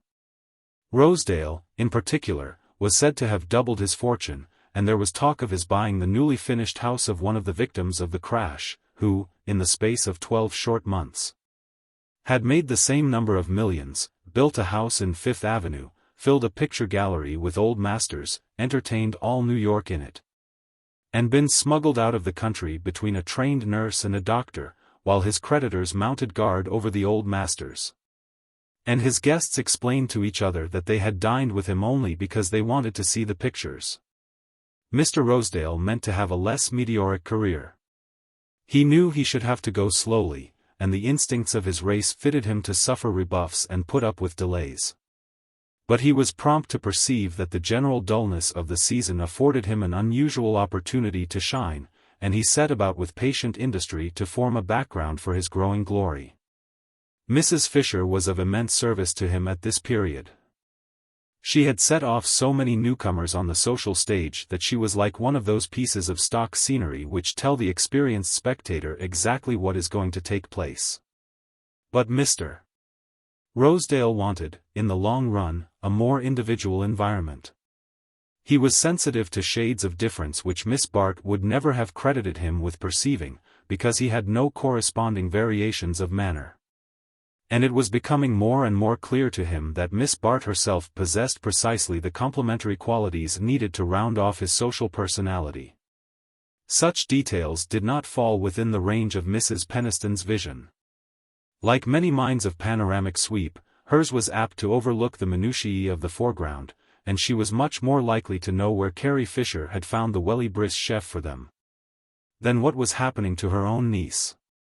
She was not, however, without purveyors of information ready to supplement her deficiencies.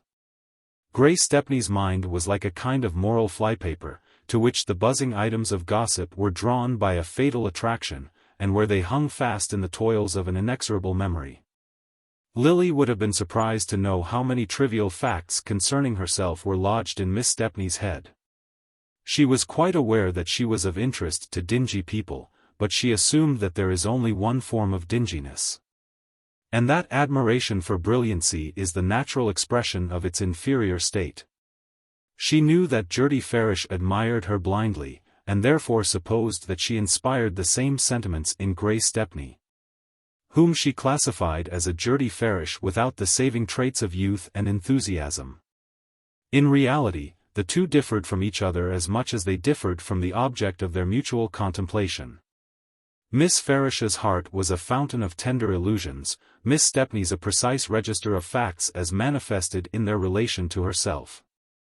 She had sensibilities which, to Lily, would have seemed comic in a person with a freckled nose and red eyelids, who lived in a boarding house and admired Mrs. Peniston's drawing-room. But poor Grace's limitations gave them a more concentrated inner life, as poor soil starves certain plants into intenser efflorescence. She had in truth no abstract propensity to malice. She did not dislike Lily because the latter was brilliant and predominant, but because she thought that Lily disliked her. It is less mortifying to believe one's self unpopular than insignificant, and vanity prefers to assume that indifference is a latent form of unfriendliness. Even such scant civilities as Lily accorded to Mr. Rosedale would have made Miss Stepney her friend for life, but how could she foresee that such a friend was worth cultivating? How, moreover, can a young woman who has never been ignored measure the pang which this injury inflicts?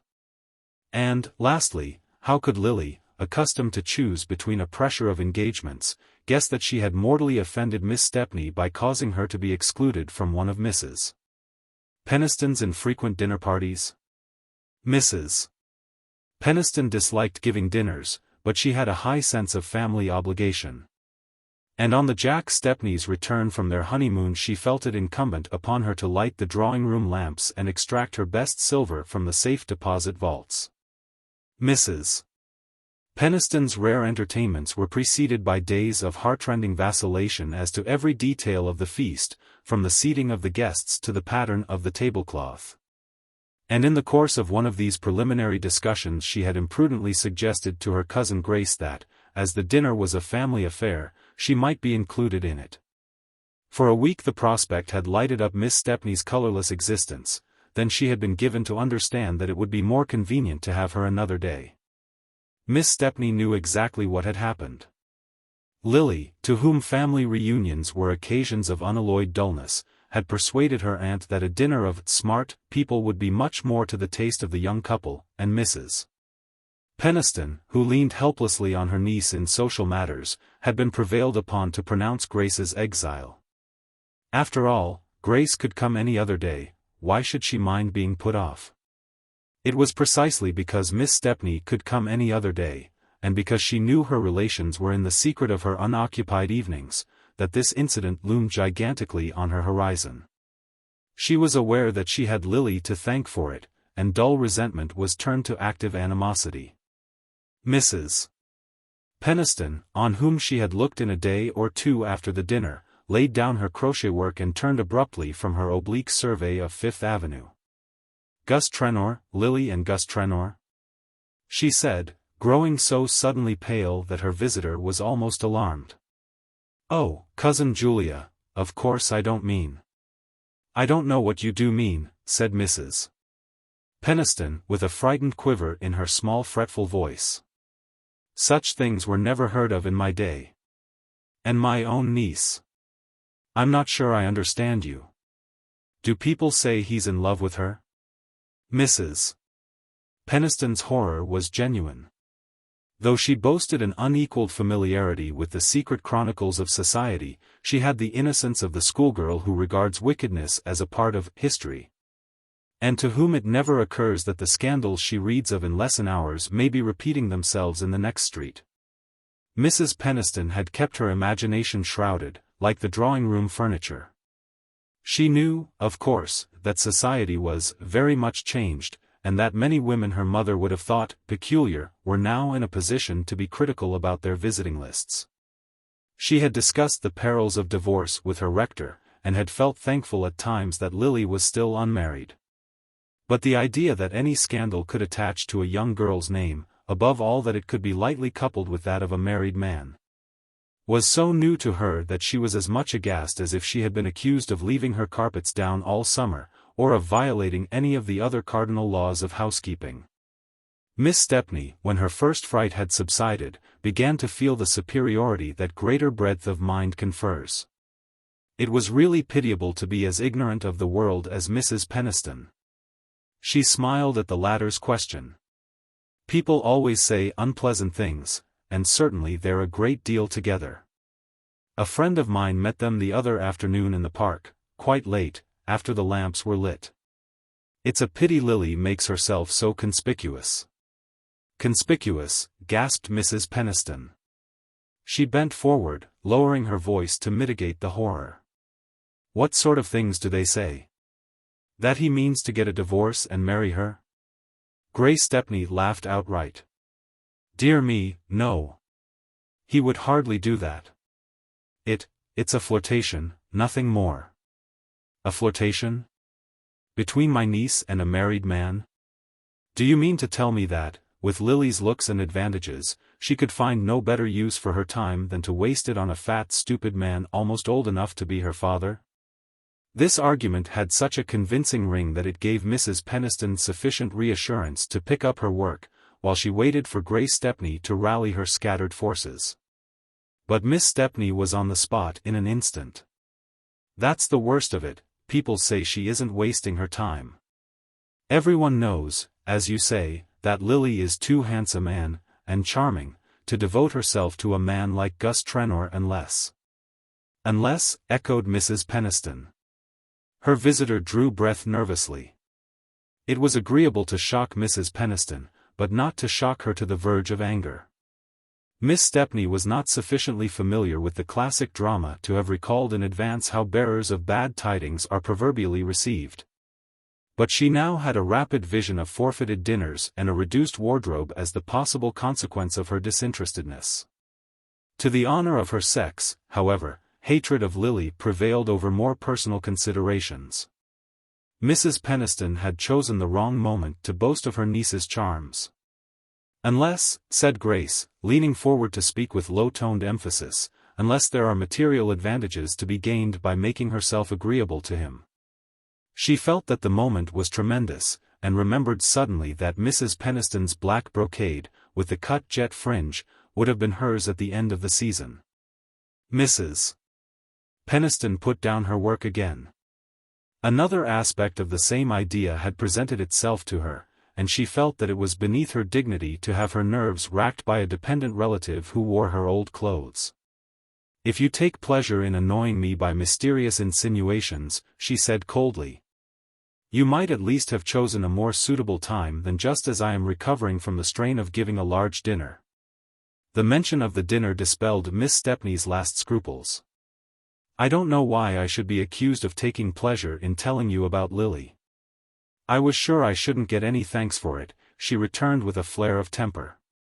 "But I have some family feeling left, and as you are the only person who has any authority over Lily, I thought you ought to know what is being said of her." "Well," said Mrs. Peniston, "what I complain of is that you haven't told me yet what is being said. I didn't suppose I should have to put it so plainly. People say that Gus Trenor pays her bills." "Pays her bills, her bills?" Mrs. Peniston broke into a laugh. "I can't imagine where you can have picked up such rubbish. Lily has her own income, and I provide for her very handsomely." "Oh, we all know that," interposed Miss Stepney drily. "But Lily wears a great many smart gowns. I like her to be well dressed, it's only suitable." "Certainly, but then there are her gambling debts besides." Miss Stepney, in the beginning, had not meant to bring up this point, but Mrs. Peniston had only her own incredulity to blame. She was like the stiff-necked unbelievers of Scripture, who must be annihilated to be convinced. Gambling debts? Lily? Mrs. Peniston's voice shook with anger and bewilderment. She wondered whether Grace Stepney had gone out of her mind. "What do you mean by her gambling debts?" "Simply that if one plays bridge for money in Lily's set one is liable to lose a great deal, and I don't suppose Lily always wins." "Who told you that my niece played cards for money?" "Mercy, Cousin Julia, don't look at me as if I were trying to turn you against Lily. Everybody knows she is crazy about bridge. Mrs. Gryce told me herself that it was her gambling that frightened Percy Gryce. It seems he was really taken with her at first. But, of course, among Lily's friends it's quite the custom for girls to play for money. In fact, people are inclined to excuse her on that account." "To excuse her for what?" "For being hard up, and accepting attentions from men like Gus Trenor, and George Dorset." Mrs. Peniston gave another cry. "George Dorset? Is there anyone else? I should like to know the worst, if you please." "Don't put it in that way, Cousin Julia. Lately Lily has been a good deal with the Dorsets, and he seems to admire her, but of course that's only natural. And I'm sure there is no truth in the horrid things people say. But she has been spending a great deal of money this winter. Evie van Osburgh was at Celeste's ordering her trousseau the other day. Yes. The marriage takes place next month, and she told me that Celeste showed her the most exquisite things she was just sending home to Lily. And people say that Judy Trenor has quarrelled with her on account of Gus, but I'm sure I'm sorry I spoke, though I only meant it as a kindness. Mrs. Peniston's genuine incredulity enabled her to dismiss Miss Stepney with a disdain which boded ill for that lady's prospect of succeeding to the black brocade. But minds impenetrable to reason have generally some crack through which suspicion filters, and her visitor's insinuations did not glide off as easily as she had expected. Mrs. Peniston disliked scenes, and her determination to avoid them had always led her to hold herself aloof from the details of Lily's life. In her youth, girls had not been supposed to require close supervision. They were generally assumed to be taken up with the legitimate business of courtship and marriage. And interference in such affairs on the part of their natural guardians was considered as unwarrantable as a spectator's suddenly joining in a game. There had of course been fast girls even in Mrs. Peniston's early experience. But their fastness, at worst, was understood to be a mere excess of animal spirits, against which there could be no graver charge than that of being unladylike. The modern fastness appeared synonymous with immorality, and the mere idea of immorality was as offensive to Mrs. Peniston as a smell of cooking in the drawing-room. It was one of the conceptions her mind refused to admit. She had no immediate intention of repeating to Lily what she had heard, or even of trying to ascertain its truth by means of discreet interrogation. To do so might be to provoke a scene. And a scene, in the shaken state of Mrs. Peniston's nerves, with the effects of her dinner not worn off, and her mind still tremulous with new impressions, was a risk she deemed it her duty to avoid. But there remained in her thoughts a settled deposit of resentment against her niece, all the denser because it was not to be cleared by explanation or discussion. It was horrible of a young girl to let herself be talked about. However unfounded the charges against her, she must be to blame for their having been made. Mrs. Peniston felt as if there had been a contagious illness in the house, and she was doomed to sit shivering among her contaminated furniture. Chapter 12. Miss Bart had in fact been treading a devious way, and none of her critics could have been more alive to the fact than herself. But she had a fatalistic sense of being drawn from one wrong turning to another, without ever perceiving the right road till it was too late to take it. Lily, who considered herself above narrow prejudices, had not imagined that the fact of letting Gus Trenor make a little money for her would ever disturb her self-complacency. And the fact in itself still seemed harmless enough, only it was a fertile source of harmful complications. As she exhausted the amusement of spending the money, these complications became more pressing, and Lily, whose mind could be severely logical in tracing the causes of her ill luck to others, justified herself by the thought that she owed all her troubles to the enmity of Bertha Dorset. This enmity, however, had apparently expired in a renewal of friendliness between the two women. Lily's visit to the Dorsets had resulted, for both, in the discovery that they could be of use to each other. And the civilized instinct finds a subtler pleasure in making use of its antagonist than in confounding him. Mrs. Dorset was, in fact, engaged in a new sentimental experiment, of which Mrs. Fisher's late property, Ned Silverton, was the rosy victim, and at such moments, as Judy Trenor had once remarked, she felt a peculiar need of distracting her husband's attention. Dorset was as difficult to amuse as a savage, but even his self-engrossment was not proof against Lily's arts, or rather these were especially adapted to soothe an uneasy egoism. Her experience with Percy Gryce stood her in good stead in ministering to Dorset's humours, and if the incentive to please was less urgent, the difficulties of her situation were teaching her to make much of minor opportunities. Intimacy with the Dorsets was not likely to lessen such difficulties on the material side. Mrs. Dorset had none of Judy Trenor's lavish impulses, and Dorset's admiration was not likely to express itself in financial tips, even had Lily cared to renew her experiences in that line. What she required, for the moment, of the Dorsets' friendship, was simply its social sanction. She knew that people were beginning to talk of her. But this fact did not alarm her as it had alarmed Mrs. Peniston. In her set such gossip was not unusual, and a handsome girl who flirted with a married man was merely assumed to be pressing to the limit of her opportunities. It was Trenor himself who frightened her. Their walk in the park had not been a success. Trenor had married young, and since his marriage his intercourse with women had not taken the form of the sentimental small talk which doubles upon itself like the paths in a maze. He was first puzzled and then irritated to find himself always led back to the same starting point, and Lily felt that she was gradually losing control of the situation. Trenor was in truth in an unmanageable mood. In spite of his understanding with Rosedale, he had been somewhat heavily touched by the fall in stocks. His household expenses weighed on him, and he seemed to be meeting, on all sides, a sullen opposition to his wishes, instead of the easy good luck he had hitherto encountered. Mrs.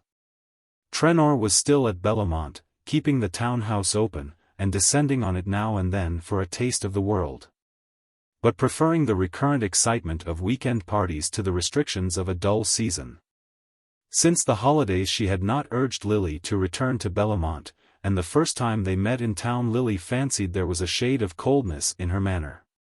Was it merely the expression of her displeasure at Miss Bart's neglect, or had disquieting rumors reached her? The latter contingency seemed improbable, yet Lily was not without a sense of uneasiness. If her roaming sympathies had struck root anywhere, it was in her friendship with Judy Trenor. She believed in the sincerity of her friend's affection, though it sometimes showed itself in self-interested ways, and she shrank with peculiar reluctance from any risk of estranging it. But, aside from this, she was keenly conscious of the way in which such an estrangement would react on herself. The fact that Gus Trenor was Judy's husband was at times Lily's strongest reason for disliking him, and for resenting the obligation under which he had placed her. To set her doubts at rest, Miss Bart, soon after the New Year, proposed herself for a weekend at Bellomont. She had learned in advance that the presence of a large party would protect her from too great assiduity on Trenor's part. And his wife's telegraphic, "Come by all means," seemed to assure her of her usual welcome. Judy received her amicably. The cares of a large party always prevailed over personal feelings, and Lily saw no change in her hostess's manner.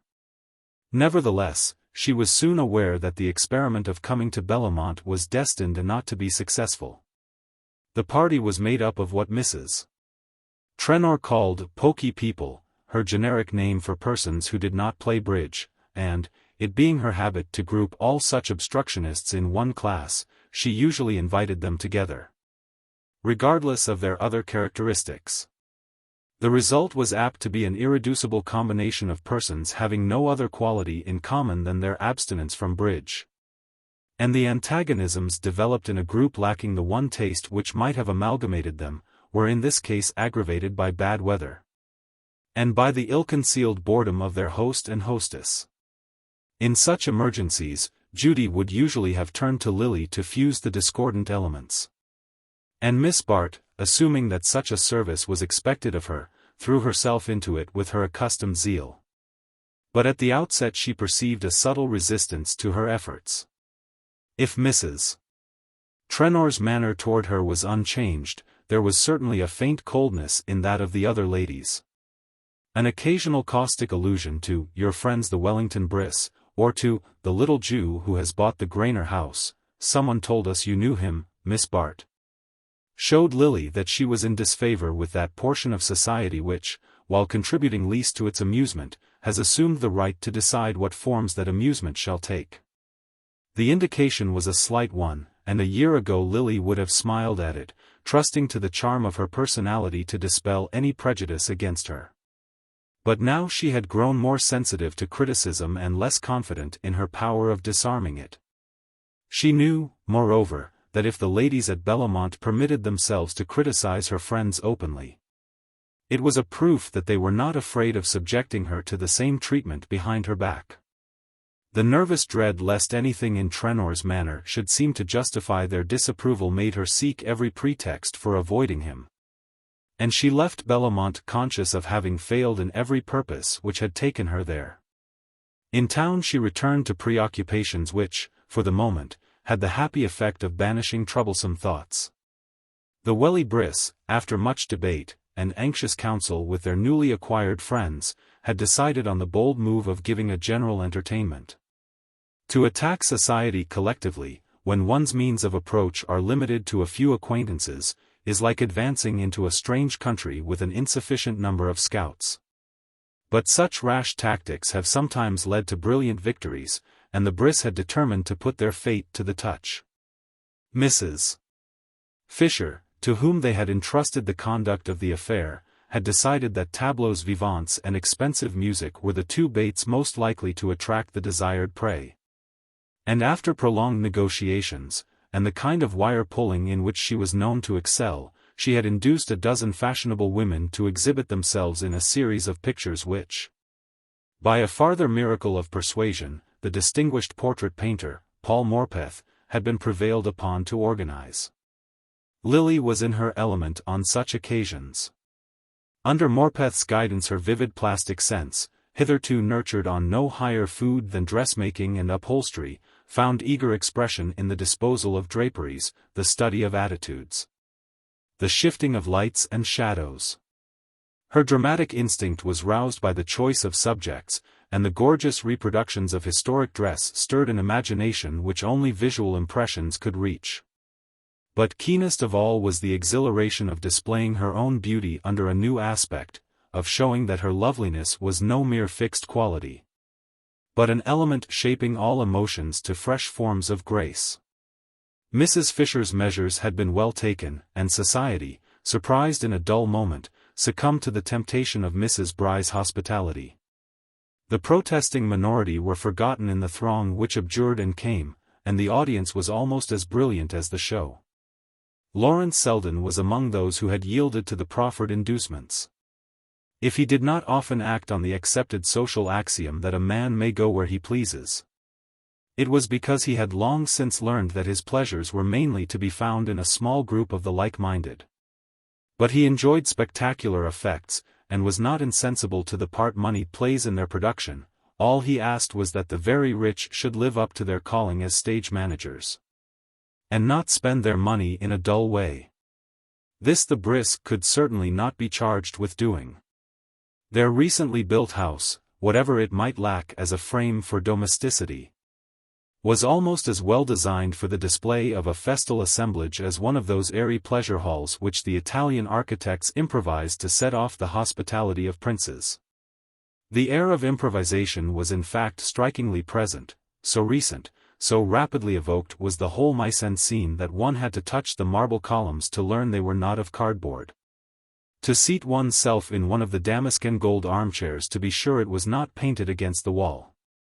Selden, who had put one of these seats to the test, found himself, from an angle of the ballroom, surveying the scene with frank enjoyment. The company, in obedience to the decorative instinct which calls for fine clothes in fine surroundings, had dressed rather with an eye to Mrs. Bry's background than to herself. The seated throng, filling the immense room without undue crowding, presented a surface of rich tissues and jeweled shoulders in harmony with the festooned and gilded walls, and the flushed splendors of the Venetian ceiling. At the farther end of the room a stage had been constructed behind a proscenium arch curtained with folds of old damask. But in the pause before the parting of the folds there was little thought of what they might reveal, for every woman who had accepted Mrs. Bry's invitation was engaged in trying to find out how many of her friends had done the same. Gertie Farish, seated next to Selden, was lost in that indiscriminate and uncritical enjoyment so irritating to Miss Bart's finer perceptions. It may be that Selden's nearness had something to do with the quality of his cousin's pleasure. But Miss Farish was so little accustomed to refer her enjoyment of such scenes to her own share in them, that she was merely conscious of a deeper sense of contentment.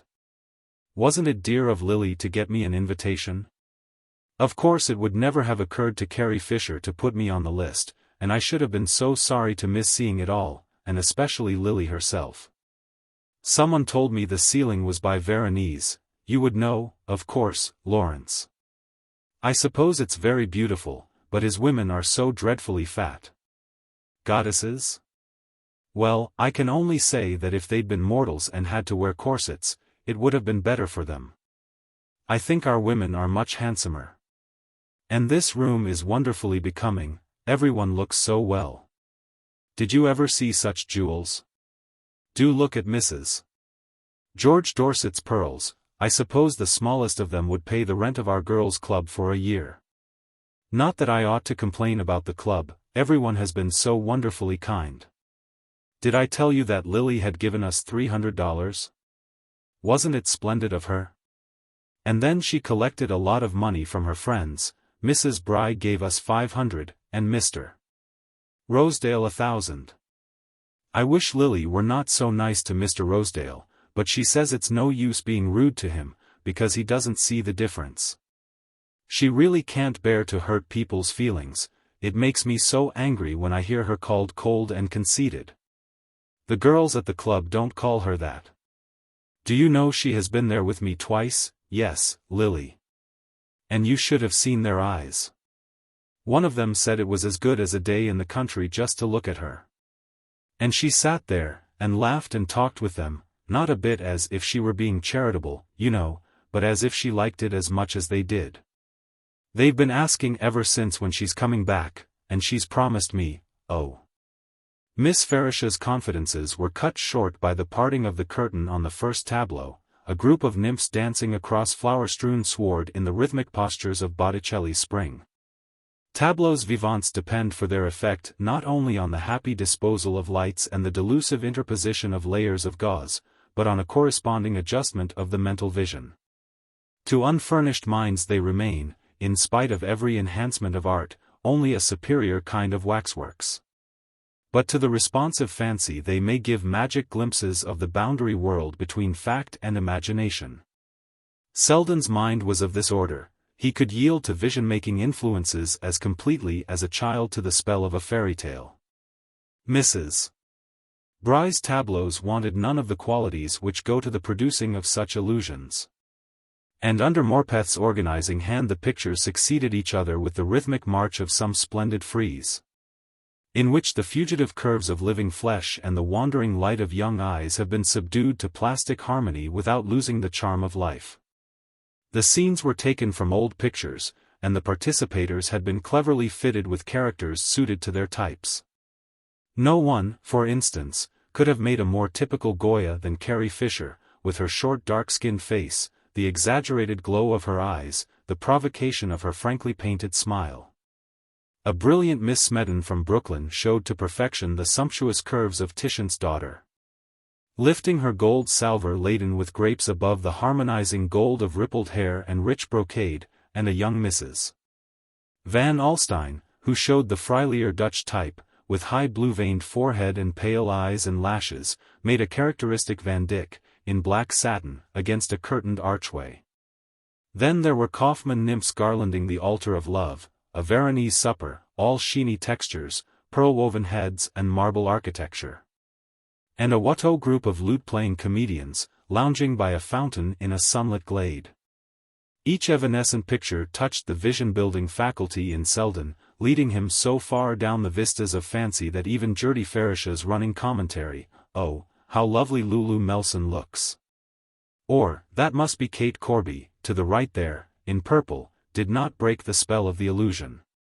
Indeed, so skillfully had the personality of the actors been subdued to the scenes they figured in that even the least imaginative of the audience must have felt a thrill of contrast when the curtain suddenly parted on a picture which was simply and undisguisedly the portrait of Miss Bart. Here there could be no mistaking the predominance of personality. The unanimous "oh" of the spectators was a tribute, not to the brushwork of Reynolds's Mrs. Lloyd but to the flesh and blood loveliness of Lily Bart. She had shown her artistic intelligence in selecting a type so like her own that she could embody the person represented without ceasing to be herself. It was as though she had stepped, not out of, but into, Reynolds's canvas, banishing the phantom of his dead beauty by the beams of her living grace. The impulse to show herself in a splendid setting, she had thought for a moment of representing Tiepolo's Cleopatra, had yielded to the truer instinct of trusting to her unassisted beauty. And she had purposely chosen a picture without distracting accessories of dress or surroundings. Her pale draperies, and the background of foliage against which she stood, served only to relieve the long dryad-like curves that swept upward from her poised foot to her lifted arm. The noble buoyancy of her attitude, its suggestion of soaring grace, revealed the touch of poetry in her beauty that Selden always felt in her presence, yet lost the sense of when he was not with her. Its expression was now so vivid that for the first time he seemed to see before him the real Lily Bart, divested of the trivialities of her little world, and catching for a moment a note of that eternal harmony of which her beauty was a part. Deuced bold thing to show herself in that get-up, but, gad, there isn't a break in the lines anywhere, and I suppose she wanted us to know it. These words, uttered by that experienced connoisseur, Mr. Ned Van Alstyne, whose scented white mustache had brushed Selden's shoulder whenever the parting of the curtains presented any exceptional opportunity for the study of the female outline, affected their hearer in an unexpected way. It was not the first time that Selden had heard Lily's beauty lightly remarked on, and hitherto the tone of the comments had imperceptibly colored his view of her. But now it woke only a motion of indignant contempt. This was the world she lived in, these were the standards by which she was fated to be measured. Does one go to Caliban for a judgment on Miranda? In the long moment before the curtain fell, he had time to feel the whole tragedy of her life.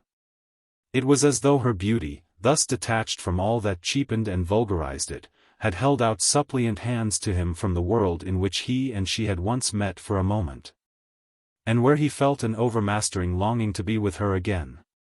He was roused by the pressure of ecstatic fingers. "Wasn't she too beautiful, Lawrence? Don't you like her best in that simple dress? It makes her look like the real Lily, the Lily I know." He met Gertie Farish's brimming gaze. "The Lily we know," he corrected, and his cousin, beaming at the implied understanding, exclaimed joyfully, "I'll tell her that. She always says you dislike her." The performance over, Selden's first impulse was to seek Miss Bart.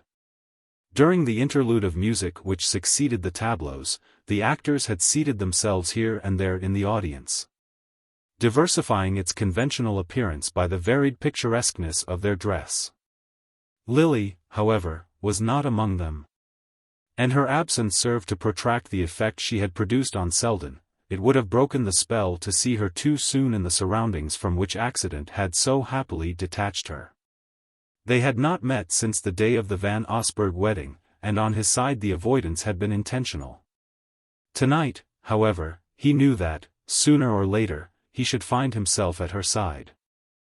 And though he let the dispersing crowd drift him whither it would, without making an immediate effort to reach her, his procrastination was not due to any lingering resistance, but to the desire to luxuriate a moment in the sense of complete surrender. Lily had not an instant's doubt as to the meaning of the murmur greeting her appearance. No other tableau had been received with that precise note of approval. It had obviously been called forth by herself, and not by the picture she impersonated. She had feared at the last moment that she was risking too much in dispensing with the advantages of a more sumptuous setting, and the completeness of her triumph gave her an intoxicating sense of recovered power. Not caring to diminish the impression she had produced, she held herself aloof from the audience till the movement of dispersal before supper, and thus had a second opportunity of showing herself to advantage, as the throng poured slowly into the empty drawing-room where she was standing. She was soon the center of a group which increased and renewed itself as the circulation became general, and the individual comments on her success were a delightful prolongation of the collective applause. At such moments she lost something of her natural fastidiousness, and cared less for the quality of the admiration received than for its quantity. Differences of personality were merged in a warm atmosphere of praise, in which her beauty expanded like a flower in sunlight. And if Selden had approached a moment or two sooner he would have seen her turning on Ned Van Alstyne and George Dorset the look he had dreamed of capturing for himself. Fortune willed, however, that the hurried approach of Mrs. Fisher, as whose aide-de-camp Van Alstyne was acting, should break up the group before Selden reached the threshold of the room. One or two of the men wandered off in search of their partners for supper, and the others, noticing Selden's approach, gave way to him in accordance with the tacit freemasonry of the ballroom. Lily was therefore standing alone when he reached her, and finding the expected look in her eye, he had the satisfaction of supposing he had kindled it. The look did indeed deepen as it rested on him, for even in that moment of self-intoxication Lily felt the quicker beat of life that his nearness always produced. She read, too, in his answering gaze the delicious confirmation of her triumph, and for the moment it seemed to her that it was for him only she cared to be beautiful. Selden had given her his arm without speaking. She took it in silence, and they moved away, not toward the supper-room, but against the tide which was setting thither. The faces about her flowed by like the streaming images of sleep, she hardly noticed where Selden was leading her. Till they passed through a glass doorway at the end of the long suite of rooms and stood suddenly in the fragrant hush of a garden. Gravel grated beneath their feet, and about them was the transparent dimness of a midsummer night. Hanging lights made emerald caverns in the depths of foliage, and whitened the spray of a fountain falling among lilies. The magic place was deserted, there was no sound but the splash of the water on the lily pads, and a distant drift of music that might have been blown across a sleeping lake. Selden and Lily stood still, accepting the unreality of the scene as a part of their own dreamlike sensations. It would not have surprised them to feel a summer breeze on their faces, or to see the lights among the boughs reduplicated in the arch of a starry sky. The strange solitude about them was no stranger than the sweetness of being alone in it together. At length Lily withdrew her hand, and moved away a step, so that her white-robed slimness was outlined against the dusk of the branches. Selden followed her, and still without speaking they seated themselves on a bench beside the fountain. Suddenly she raised her eyes with the beseeching earnestness of a child. "You never speak to me, you think hard things of me," she murmured. "I think of you at any rate, God knows," he said. "Then why do we never see each other? Why can't we be friends? You promised once to help me," she continued in the same tone, as though the words were drawn from her unwillingly. "The only way I can help you is by loving you," Selden said in a low voice. She made no reply, but her face turned to him with the soft motion of a flower. His own met it slowly, and their lips touched. She drew back and rose from her seat. Selden rose too, and they stood facing each other. Suddenly she caught his hand and pressed it a moment against her cheek.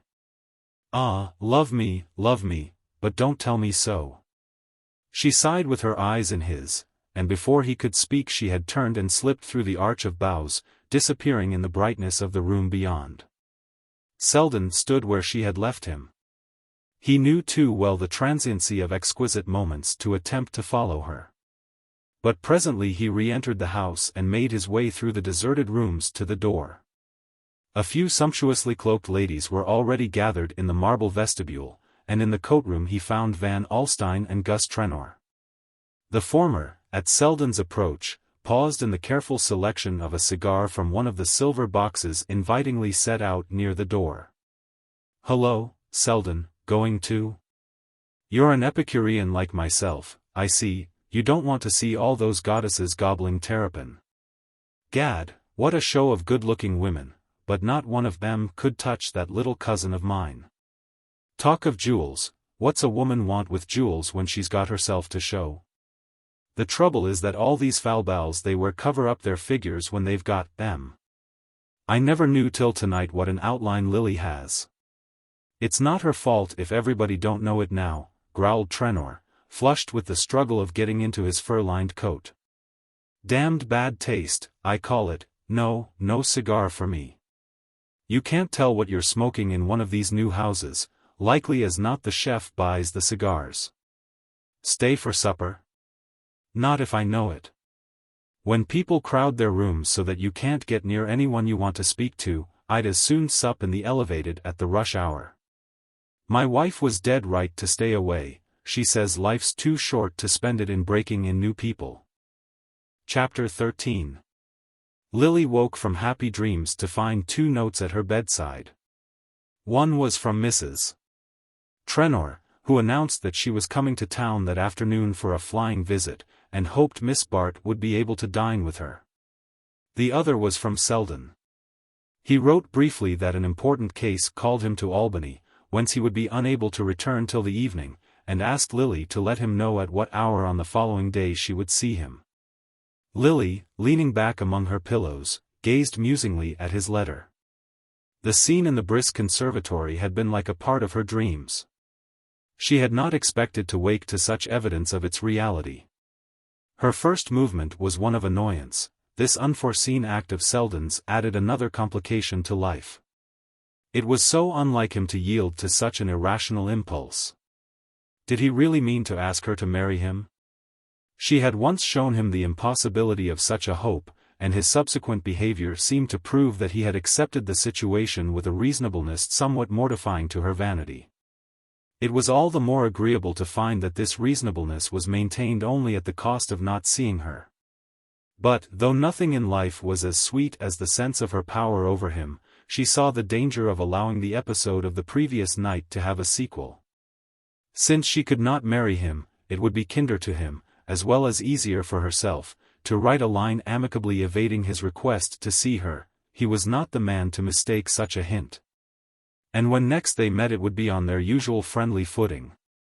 Lily sprang out of bed, and went straight to her desk. She wanted to write at once, while she could trust to the strength of her resolve. She was still languid from her brief sleep and the exhilaration of the evening.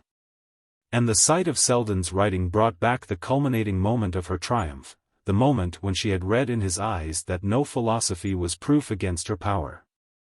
It would be pleasant to have that sensation again. No one else could give it to her in its fullness. And she could not bear to mar her mood of luxurious retrospection by an act of definite refusal. She took up her pen and wrote hastily, "Tomorrow at 4." Murmuring to herself, as she slipped the sheet into its envelope, "I can easily put him off when tomorrow comes." Judy Trenor's summons was very welcome to Lily. It was the first time she had received a direct communication from Bellomont since the close of her last visit there, and she was still visited by the dread of having incurred Judy's displeasure. But this characteristic command seemed to re-establish their former relations, and Lily smiled at the thought that her friend had probably summoned her in order to hear about the brisk entertainment. Mrs. Trenor had absented herself from the feast, perhaps for the reason so frankly enunciated by her husband, perhaps because, as Mrs. Fisher somewhat differently put it, she couldn't bear new people when she hadn't discovered them herself. At any rate, though she remained haughtily at Bellomont, Lily suspected in her a devouring eagerness to hear of what she had missed, and to learn exactly in what measure Mrs.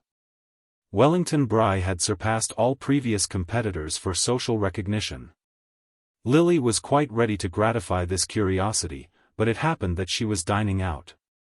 She determined, however, to see Mrs. Trenor for a few moments, and ringing for her maid she dispatched a telegram to say that she would be with her friend that evening at 10. She was dining with Mrs. Fisher, who had gathered at an informal feast a few of the performers of the previous evening. There was to be plantation music in the studio after dinner, for Mrs. Fisher, despairing of the Republic, had taken up modeling, and annexed to her small crowded house a spacious apartment, which, whatever its uses in her hours of plastic inspiration, served at other times for the exercise of an indefatigable hospitality. Lily was reluctant to leave, for the dinner was amusing, and she would have liked to lounge over a cigarette and hear a few songs. But she could not break her engagement with Judy, and shortly after 10 she asked her hostess to ring for a hansom, and drove up Fifth Avenue to the Trenors. She waited long enough on the doorstep to wonder that Judy's presence in town was not signalized by a greater promptness in admitting her. And her surprise was increased when, instead of the expected footman, pushing his shoulders into a tardy coat, a shabby caretaking person in calico let her into the shrouded hall. Trenor, however, appeared at once on the threshold of the drawing-room, welcoming her with unusual volubility while he relieved her of her cloak and drew her into the room. "Come along to the den. It's the only comfortable place in the house. Doesn't this room look as if it was waiting for the body to be brought down? Can't see why Judy keeps the house wrapped up in this awful slippery white stuff. It's enough to give a fellow pneumonia to walk through these rooms on a cold day. You look a little pinched yourself, by the way, it's rather a sharp night out. I noticed it walking up from the club. Come along, and I'll give you a nip of brandy. And you can toast yourself over the fire and try some of my new Egyptians. That little Turkish chap at the embassy put me on to a brand that I want you to try. And if you like I'll get out a lot for you. They don't have here yet, but I'll cable. He led her through the house to the large room at the back, where Mrs. Trenor usually sat, and where, even in her absence, there was an air of occupancy. Here, as usual, were flowers, newspapers, a littered writing table, and a general aspect of lamplit familiarity. So that it was a surprise not to see Judy's energetic figure start up from the armchair near the fire. It was apparently Trenor himself who had been occupying the seat in question, for it was overhung by a cloud of cigar smoke. And near it stood one of those intricate folding tables which British ingenuity has devised to facilitate the circulation of tobacco and spirits. The sight of such appliances in a drawing-room was not unusual in Lily's set, where smoking and drinking were unrestricted by considerations of time and place. And her first movement was to help herself to one of the cigarettes recommended by Trenor, while she checked his loquacity by asking, with a surprised glance, "Where's Judy?" Trenor, a little heated by his unusual flow of words, and perhaps by prolonged propinquity with the decanters, was bending over the latter to decipher their silver labels. "Here, now, Lily, just a drop of cognac in a little fizzy water. You do look pinched, you know. I swear the end of your nose is red.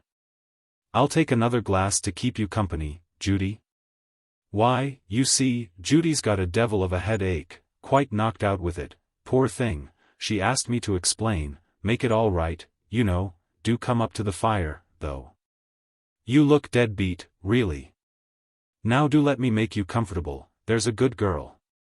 He had taken her hand, half banteringly, and was drawing her toward a low seat by the hearth. But she stopped and freed herself quietly.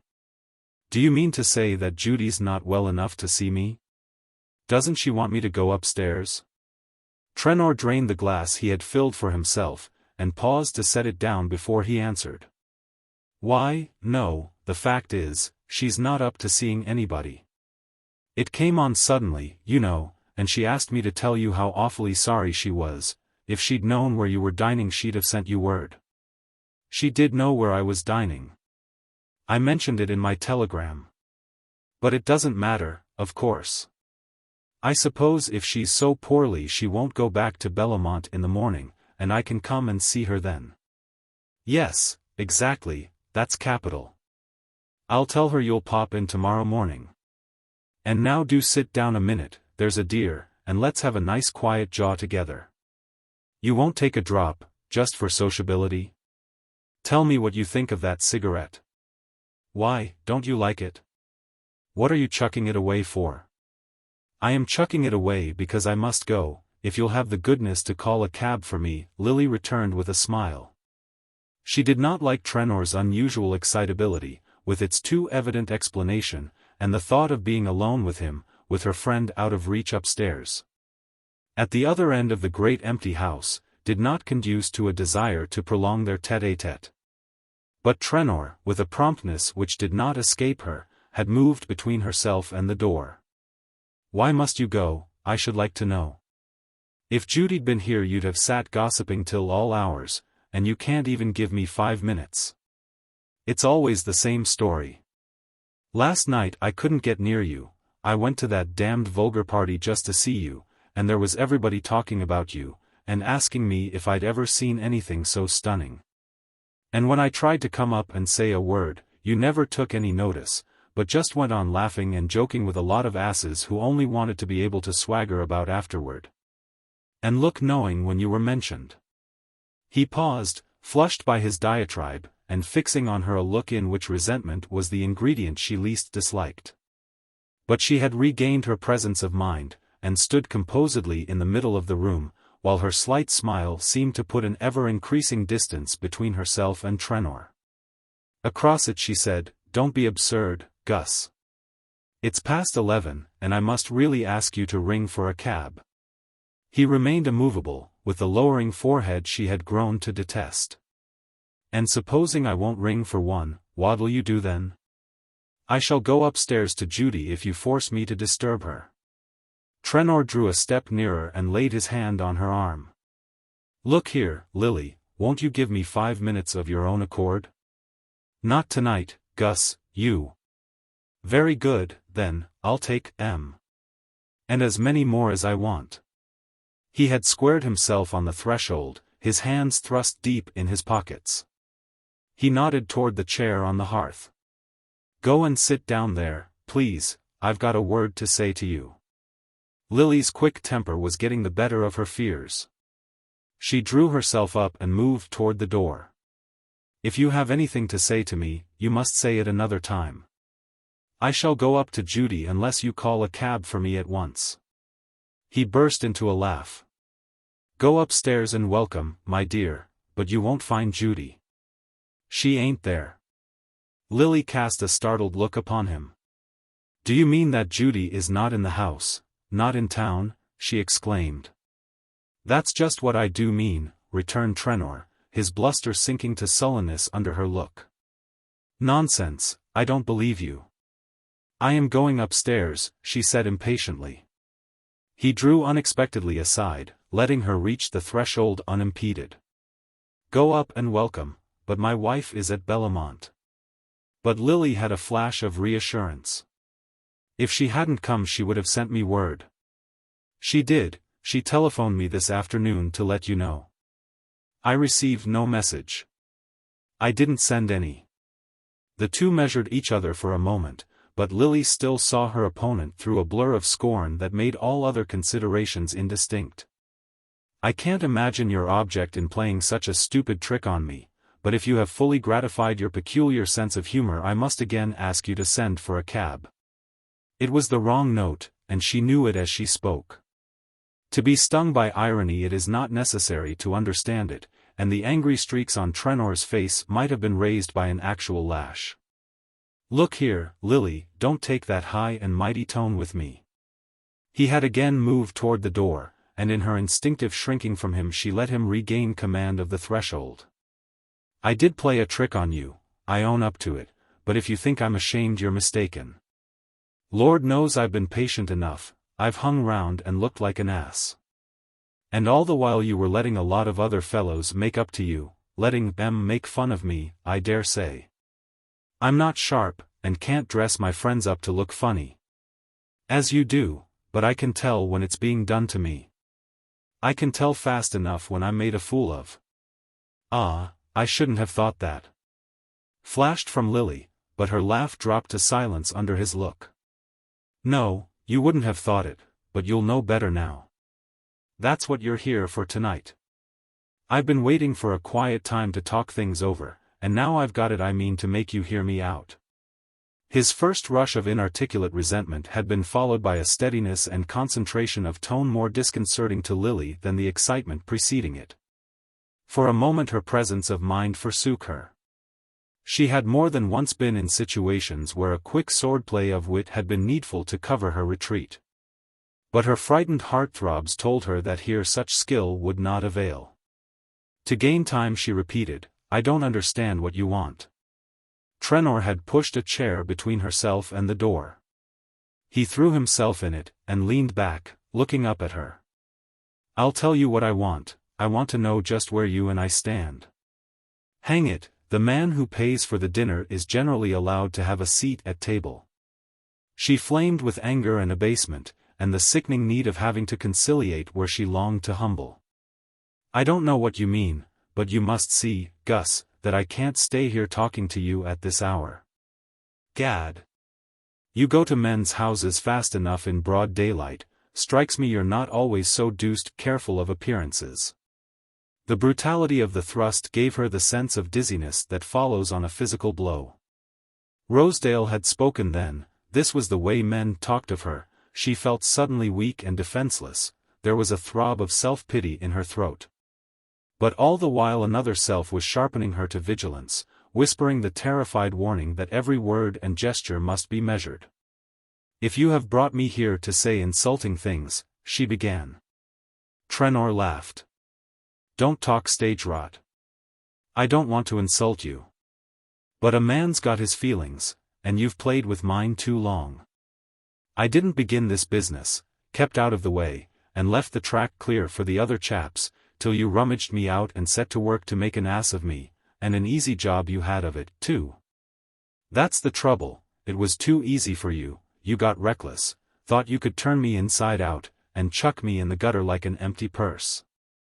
But, by gad, that ain't playing fair, that's dodging the rules of the game. Of course I know now what you wanted, it wasn't my beautiful eyes you were after, but I tell you what, Miss Lily, you've got to pay up for making me think so. He rose, squaring his shoulders aggressively, and stepped toward her with a reddening brow. But she held her footing, though every nerve tore at her to retreat as he advanced. Pay up, she faltered. Do you mean that I owe you money? He laughed again. Oh, I'm not asking for payment in kind. But there's such a thing as fair play, and interest on one's money, and hang me if I've had as much as a look from you. Your money? What have I to do with your money? You advised me how to invest mine, you must have seen I knew nothing of business, you told me it was all right. It was all right, it is, Lily, you're welcome to all of it. And 10 times more. I'm only asking for a word of thanks from you. He was closer still, with a hand that grew formidable, and the frightened self in her was dragging the other down. I have thanked you. I've shown I was grateful. What more have you done than any friend might do, or anyone except from a friend? Trenor caught her up with a sneer. I don't doubt you've accepted as much before, and chucked the other chaps as you'd like to chuck me. I don't care how you settled your score with them, if you fooled them I'm that much to the good. Don't stare at me like that, I know I'm not talking the way a man is supposed to talk to a girl, but, hang it. If you don't like it you can stop me quick enough, you know I'm mad about you, damn the money, there's plenty more of it, if that bothers you. I was a brute, Lily. Just look at me. Over and over her the sea of humiliation broke, wave crashing on wave so close that the moral shame was one with the physical dread. It seemed to her that self-esteem would have made her invulnerable, that it was her own dishonor which put a fearful solitude about her. His touch was a shock to her drowning consciousness. She drew back from him with a desperate assumption of scorn. I've told you I don't understand, but if I owe you money you shall be paid. Trenor's face darkened to rage, her recoil of abhorrence had called out the primitive man. Ah, you'll borrow from Selden or Rosedale, and take your chances of fooling them as you fooled me. Unless you've settled your other scores already, and I'm the only one left out in the cold. She stood silent, frozen to her place. The words were worse than the touch. Her heart was beating all over her body, in her throat, her limbs, her helpless useless hands. Her eyes traveled despairingly about the room, they lit on the bell, and she remembered that help was in call. Yes, but scandal with it, a hideous mustering of tongues. No, she must fight her way out alone. It was enough that the servants knew her to be in the house with Trenor, there must be nothing to excite conjecture in her way of leaving it. She raised her head, and achieved a last clear look at him. I am here alone with you, she said. What more have you to say? To her surprise, Trenor answered the look with a speechless stare. With his last gust of words the flame had died out, leaving him chill and humbled. It was as though a cold air had dispersed the fumes of his libations, and the situation loomed before him black and naked as the ruins of a fire. Old habits, old restraints, the hand of inherited order, plucked back the bewildered mind which passion had jolted from its ruts. Trenor's eye had the haggard look of the sleepwalker waked on a deathly ledge. Go home. Go away from here, he stammered, and turning his back on her walked toward the hearth. The sharp release from her fears restored Lily to immediate lucidity. The collapse of Trenor's will left her in control, and she heard herself, in a voice that was her own yet outside herself, bidding him ring for the servant, bidding him give the order for a hansom. Directing him to put her in it when it came. Whence the strength came to her she knew not. But an insistent voice warned her that she must leave the house openly, and nerved her, in the hall before the hovering caretaker, to exchange light words with Trenor, and charge him with the usual messages for Judy, while all the while she shook with inward loathing. On the doorstep, with the street before her, she felt a mad throb of liberation, intoxicating as the prisoner's first draught of free air. But the clearness of brain continued, and she noted the mute aspect of Fifth Avenue, guessed at the lateness of the hour, and even observed a man's figure. Was there something half familiar in its outline? Which, as she entered the hansom, turned from the opposite corner and vanished in the obscurity of the side street. But with the turn of the wheels reaction came, and shuddering darkness closed on her. I can't think," she moaned, and leaned her head against the rattling side of the cab. She seemed a stranger to herself, or rather there were two selves in her, the one she had always known, and a new abhorrent being to which it found itself chained. She had once picked up, in a house where she was staying, a translation of the Eumenides, and her imagination had been seized by the high terror of the scene where Orestes, in the cave of the oracle, finds his implacable huntresses asleep, and snatches an hour's repose. Yes, the Furies might sometimes sleep, but they were there, always there in the dark corners. And now they were awake and the iron clang of their wings was in her brain. She opened her eyes and saw the streets passing, the familiar alien streets. All she looked on was the same and yet changed. There was a great gulf fixed between today and yesterday. Everything in the past seemed simple, natural, full of daylight, and she was alone in a place of darkness and pollution, alone. It was the loneliness that frightened her. Her eyes fell on an illuminated clock at a street corner, and she saw that the hands marked the half-hour after 11. Only 11:30, there were hours and hours left of the night. And she must spend them alone, shuddering sleepless on her bed. Her soft nature recoiled from this ordeal, which had none of the stimulus of conflict to goad her through it. Oh, the slow cold drip of the minutes on her head. She had a vision of herself lying on the black walnut bed, and the darkness would frighten her. And if she left the light burning, the dreary details of the room would brand themselves forever on her brain. She had always hated her room at Mrs. Peniston's, its ugliness, its impersonality, the fact that nothing in it was really hers. To a torn heart uncomforted by human nearness, a room may open almost human arms, and the being to whom no four walls mean more than any others, is, at such hours, expatriate everywhere. Lily had no heart to lean on. Her relation with her aunt was as superficial as that of chance lodgers who pass on the stairs. But even had the two been in closer contact, it was impossible to think of Mrs. Peniston's mind as offering shelter or comprehension to such misery as Lily's. As the pain that can be told is but half a pain, so the pity that questions has little healing in its touch.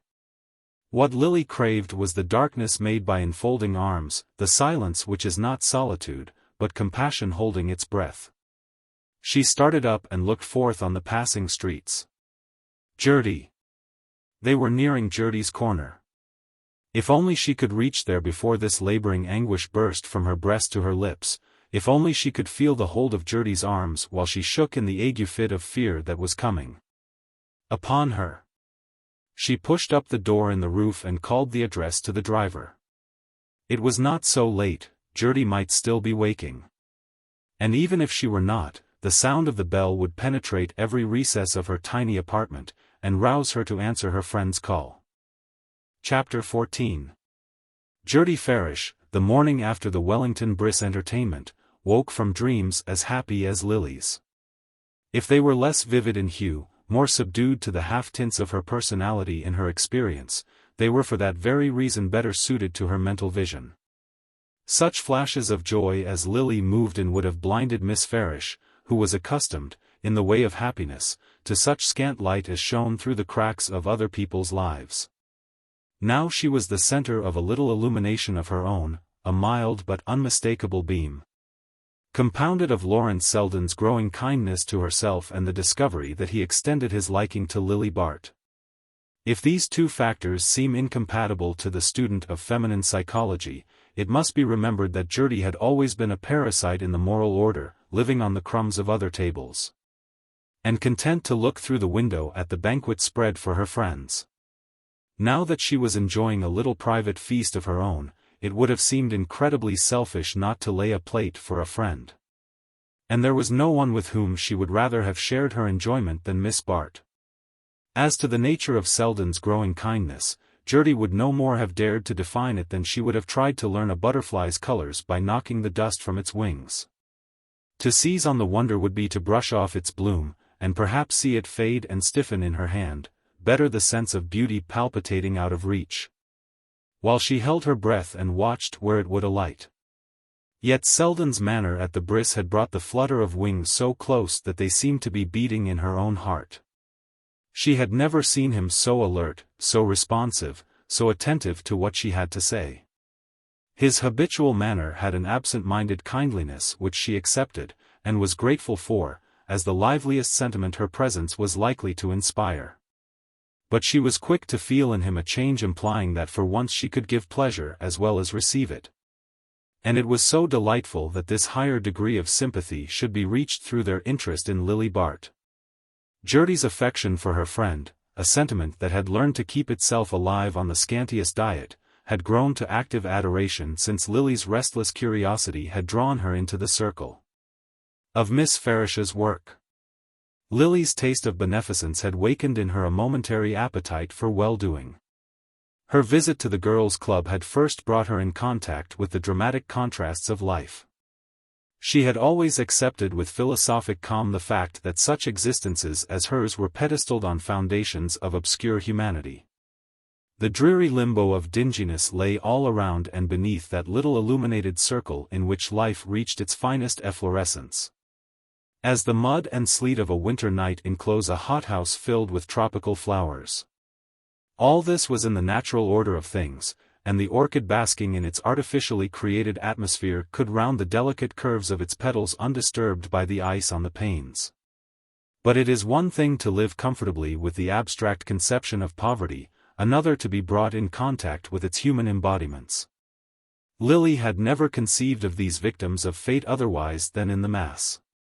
That the mass was composed of individual lives, innumerable separate centers of sensation, with her own eager reachings for pleasure, her own fierce revulsions from pain, that some of these bundles of feeling were clothed in shapes not so unlike her own, with eyes meant to look on gladness, and young lips shaped for love. This discovery gave Lily one of those sudden shocks of pity that sometimes decentralize a life.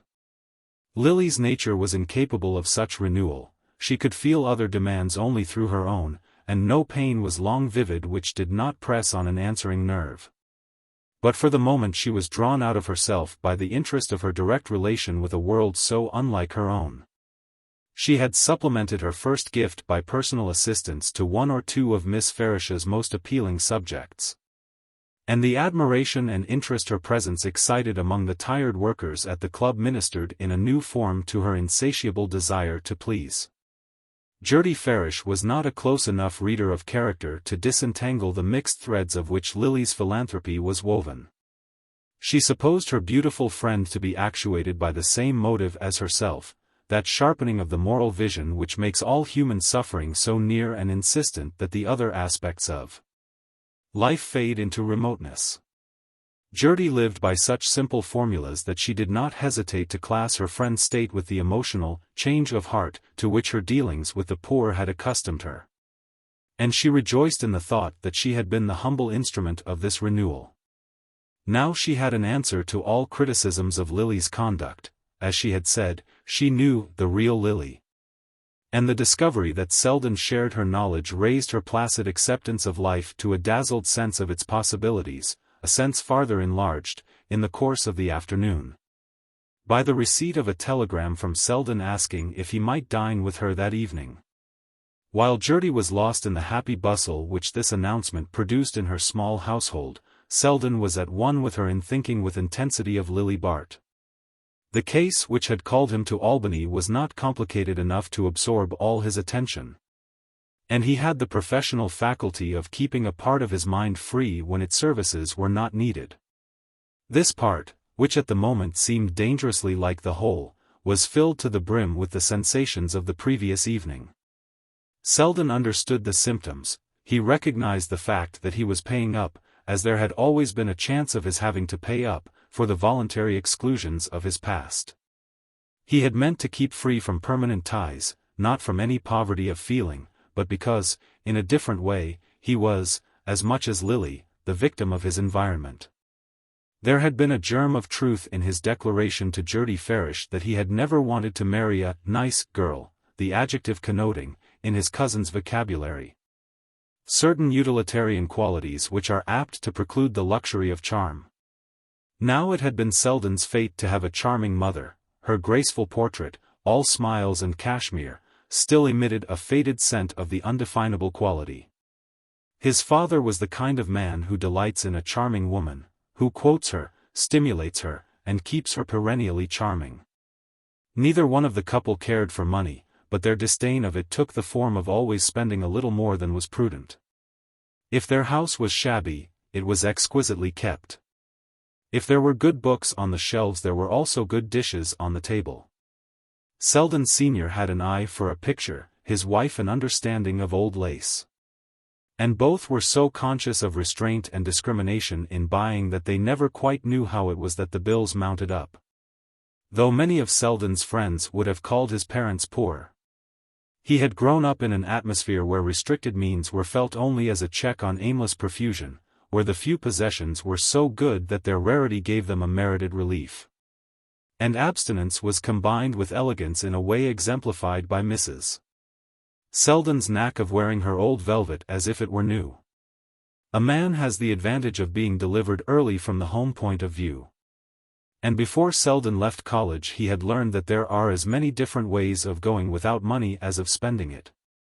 Unfortunately, he found no way as agreeable as that practiced at home, and his views of womankind in especial were tinged by the remembrance of the one woman who had given him his sense of values. It was from her that he inherited his detachment from the sumptuary side of life, the Stoic's carelessness of material things, combined with the Epicurean's pleasure in them. Life shorn of either feeling appeared to him a diminished thing, and nowhere was the blending of the two ingredients so essential as in the character of a pretty woman.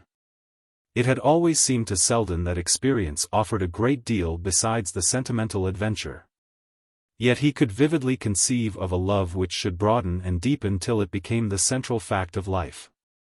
What he could not accept, in his own case, was the makeshift alternative of a relation that should be less than this, that should leave some portions of his nature unsatisfied, while it put an undue strain on others.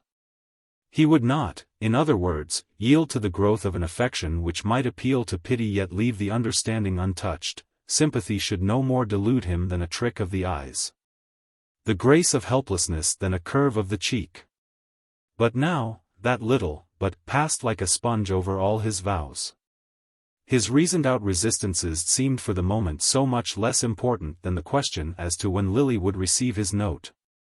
He yielded himself to the charm of trivial preoccupations, wondering at what hour her reply would be sent, with what words it would begin. As to its import he had no doubt, he was as sure of her surrender as of his own. And so he had leisure to muse on all its exquisite details, as a hard worker, on a holiday morning, might lie still and watch the beam of light travel gradually across his room. But if the new light dazzled, it did not blind him. He could still discern the outline of facts, though his own relation to them had changed.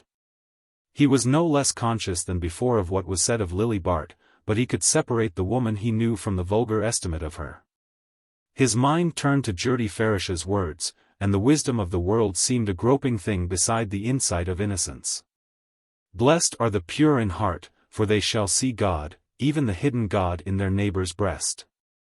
Selden was in the state of impassioned self-absorption that the first surrender to love produces.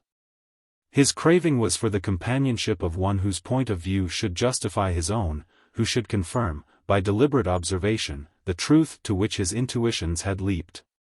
He could not wait for the midday recess, but seized a moment's leisure in court to scribble his telegram to Judy Farish. Reaching town, he was driven direct to his club, where he hoped a note from Miss Bart might await him. But his box contained only a line of rapturous assent from Judy, and he was turning away disappointed when he was hailed by a voice from the smoking room. "Hello, Lawrence. Dining here? Take a bite with me, I've ordered a canvasback." He discovered Trenor, in his day clothes, sitting, with a tall glass at his elbow, behind the folds of a sporting journal. Selden thanked him, but pleaded an engagement. "Hang it, I believe every man in town has an engagement tonight. I shall have the club to myself. You know how I'm living this winter, rattling round in that empty house. My wife meant to come to town today, but she's put it off again, and how is a fellow to dine alone in a room with the looking-glasses covered? And nothing but a bottle of Harvey sauce on the sideboard? I say, Lawrence, chuck your engagement and take pity on me. It gives me the blue devils to dine alone, and there's nobody but that canting-ass Wetherall in the club. Sorry, Gus, I can't do it." As Selden turned away, he noticed the dark flush on Trenor's face, the unpleasant moisture of his intensely white forehead. The way his jeweled rings were wedged in the creases of his fat red fingers. Certainly the beast was predominating, the beast at the bottom of the glass. And he had heard this man's name coupled with Lily's. Bah, the thought sickened him. All the way back to his rooms he was haunted by the sight of Trenor's fat creased hands. On his table lay the note. Lily had sent it to his rooms. He knew what was in it before he broke the seal, a grey seal with "Beyond" beneath a flying ship. Ah, he would take her beyond the ugliness, the pettiness, the attrition and corrosion of the soul. Judy's little sitting room sparkled with welcome when Selden entered it. Its modest effects, compact of enamel paint and ingenuity, spoke to him in the language just then sweetest to his ear. It is surprising how little narrow walls and a low ceiling matter, when the roof of the soul has suddenly been raised. Judy sparkled too, or at least shone with a tempered radiance. He had never before noticed that she had points. Really, some good fellow might do worse. Over the little dinner, and here, again. The effects were wonderful. He told her she ought to marry. He was in a mood to pair off the whole world. She had made the caramel custard with her own hands. It was sinful to keep such gifts to herself. He reflected with a throb of pride that Lily could trim her own hats. She had told him so the day of their walk at Bellomont. He did not speak of Lily till after dinner. During the little repast he kept the talk on his hostess, who, fluttered at being the center of observation, shone as rosy as the candle shades she had manufactured for the occasion. Selden evinced an extraordinary interest in her household arrangements, complimented her on the ingenuity with which she had utilized every inch of her small quarters. Asked how her servant managed about afternoons out, learned that one may improvise delicious dinners in a chafing dish, and uttered thoughtful generalizations on the burden of a large establishment. When they were in the sitting room again, where they fitted as snugly as bits in a puzzle, and she had brewed the coffee, and poured it into her grandmother's eggshell cups, his eye, as he leaned back, basking in the warm fragrance, lighted on a recent photograph of Miss Bart, and the desired transition was effected without an effort. The photograph was well enough, but to catch her as she had looked last night. Judy agreed with him, never had she been so radiant. But could photography capture that light? There had been a new look in her face, something different. Yes, Selden agreed there had been something different. The coffee was so exquisite that he asked for a second cup, such a contrast to the watery stuff at the club. Ah, your poor bachelor with his impersonal club fare, alternating with the equally impersonal cuisine of the dinner party. A man who lived in lodgings missed the best part of life. He pictured the flavorless solitude of Trenor's repast, and felt a moment's compassion for the man.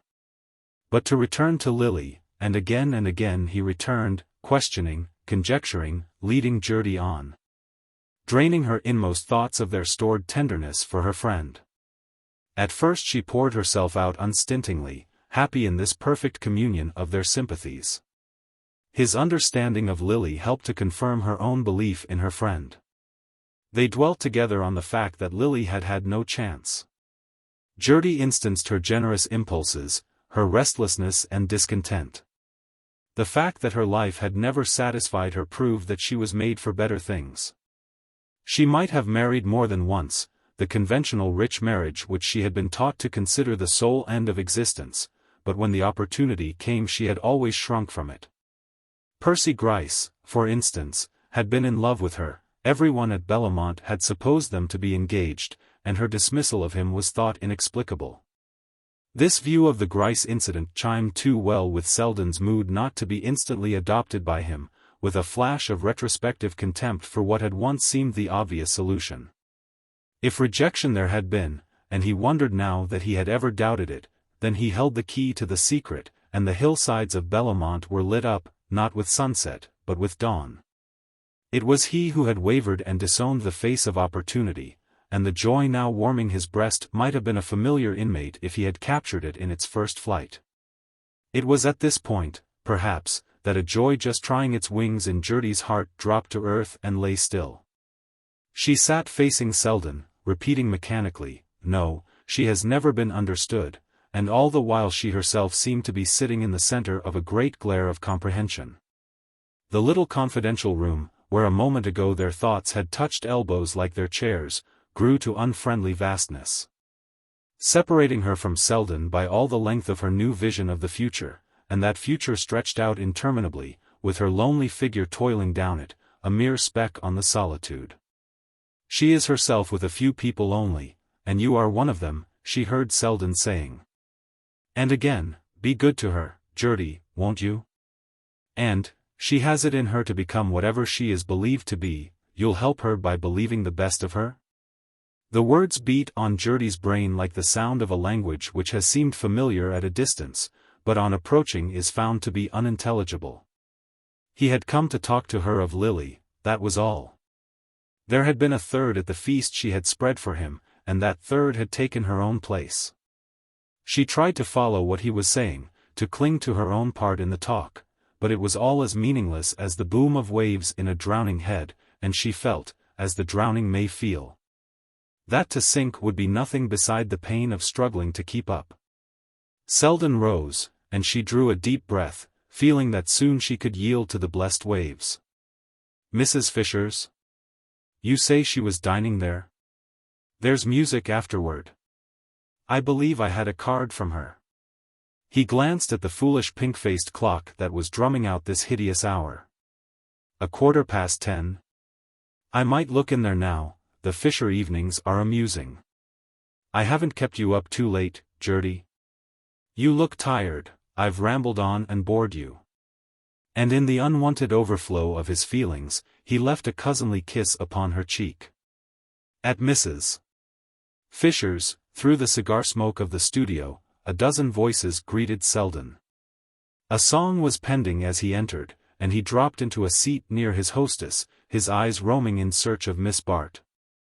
But she was not there, and the discovery gave him a pang out of all proportion to its seriousness, since the note in his breast pocket assured him that for the next day they would meet.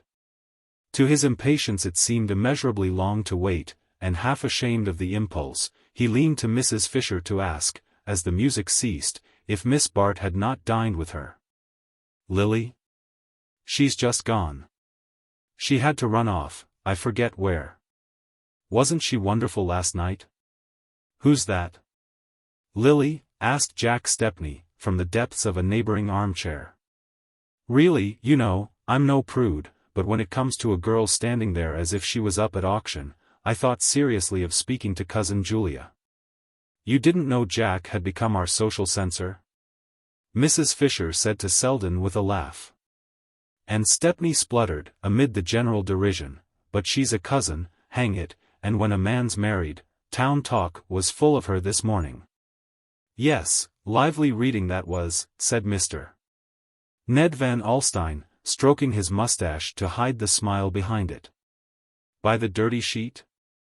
"No, of course not, some fellow showed it to me, but I'd heard the stories before. When a girl's as good-looking as that she'd better marry. Then no questions are asked. In our imperfectly organized society there is no provision as yet for the young woman who claims the privileges of marriage without assuming its obligations. Well, I understand Lily is about to assume them in the shape of Mr. Rosedale, Mrs. Fisher said with a laugh. Rosedale, good heavens, exclaimed Van Alstyne, dropping his eyeglass. Stepney, that's your fault for foisting the brood on us. Oh, confound it, you know, we don't marry Rosedale in our family, Stepney languidly protested.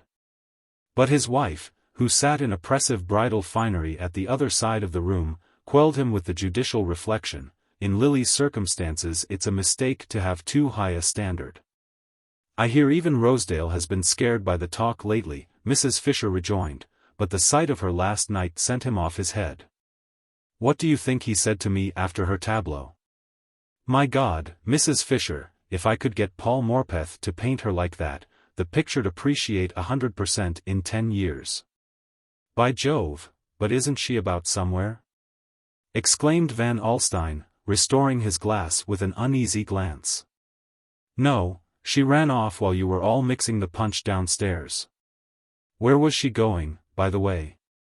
What's on tonight? I hadn't heard of anything. Oh, not a party, I think, said an inexperienced young Farish who had arrived late. I put her in her cab as I was coming in, and she gave the driver the Trenors' address. The Trenors? Exclaimed Mrs. Jack Stepney. Why, the house is closed, Judy telephoned me from Bellomont this evening. Did she? That's queer. I'm sure I'm not mistaken. Well, come now, Trenor's there, anyhow, well, the fact is, I've no head for numbers, he broke off, admonished by the nudge of an adjoining foot, and the smile that circled the room. In its unpleasant light Selden had risen and was shaking hands with his hostess. The air of the place stifled him, and he wondered why he had stayed in it so long. On the doorstep he stood still, remembering a phrase of Lily's, "It seems to me you spend a good deal of time in the element you disapprove of." Well, what had brought him there but the quest of her? It was her element, not his. But he would lift her out of it, take her beyond. That beyond, on her letter was like a cry for rescue. He knew that Perseus's task is not done when he has loosed Andromeda's chains, for her limbs are numb with bondage, and she cannot rise and walk. But clings to him with dragging arms as he beats back to land with his burden. Well, he had strength for both, it was her weakness which had put the strength in him. It was not, alas, a clean rush of waves they had to win through, but a clogging morass of old associations and habits, and for the moment its vapors were in his throat. But he would see clearer, breathe freer in her presence, she was at once the dead weight at his breast and the spar which should float them to safety. He smiled at the whirl of metaphor with which he was trying to build up a defense against the influences of the last hour. It was pitiable that he, who knew the mixed motives on which social judgments depend, should still feel himself so swayed by them. How could he lift Lily to a freer vision of life, if his own view of her was to be colored by any mind in which he saw her reflected? The moral oppression had produced a physical craving for air, and he strode on, opening his lungs to the reverberating coldness of the night. At the corner of Fifth Avenue Van Alstyne hailed him with an offer of company. Walking? A good thing to blow the smoke out of one's head. Now that women have taken to tobacco we live in a bath of nicotine. It would be a curious thing to study the effect of cigarettes on the relation of the sexes. Smoke is almost as great a solvent as divorce, both tend to obscure the moral issue. Nothing could have been less consonant with Selden's mood than Van Alstyne's after-dinner aphorisms, but as long as the latter confined himself to generalities his listeners' nerves were in control.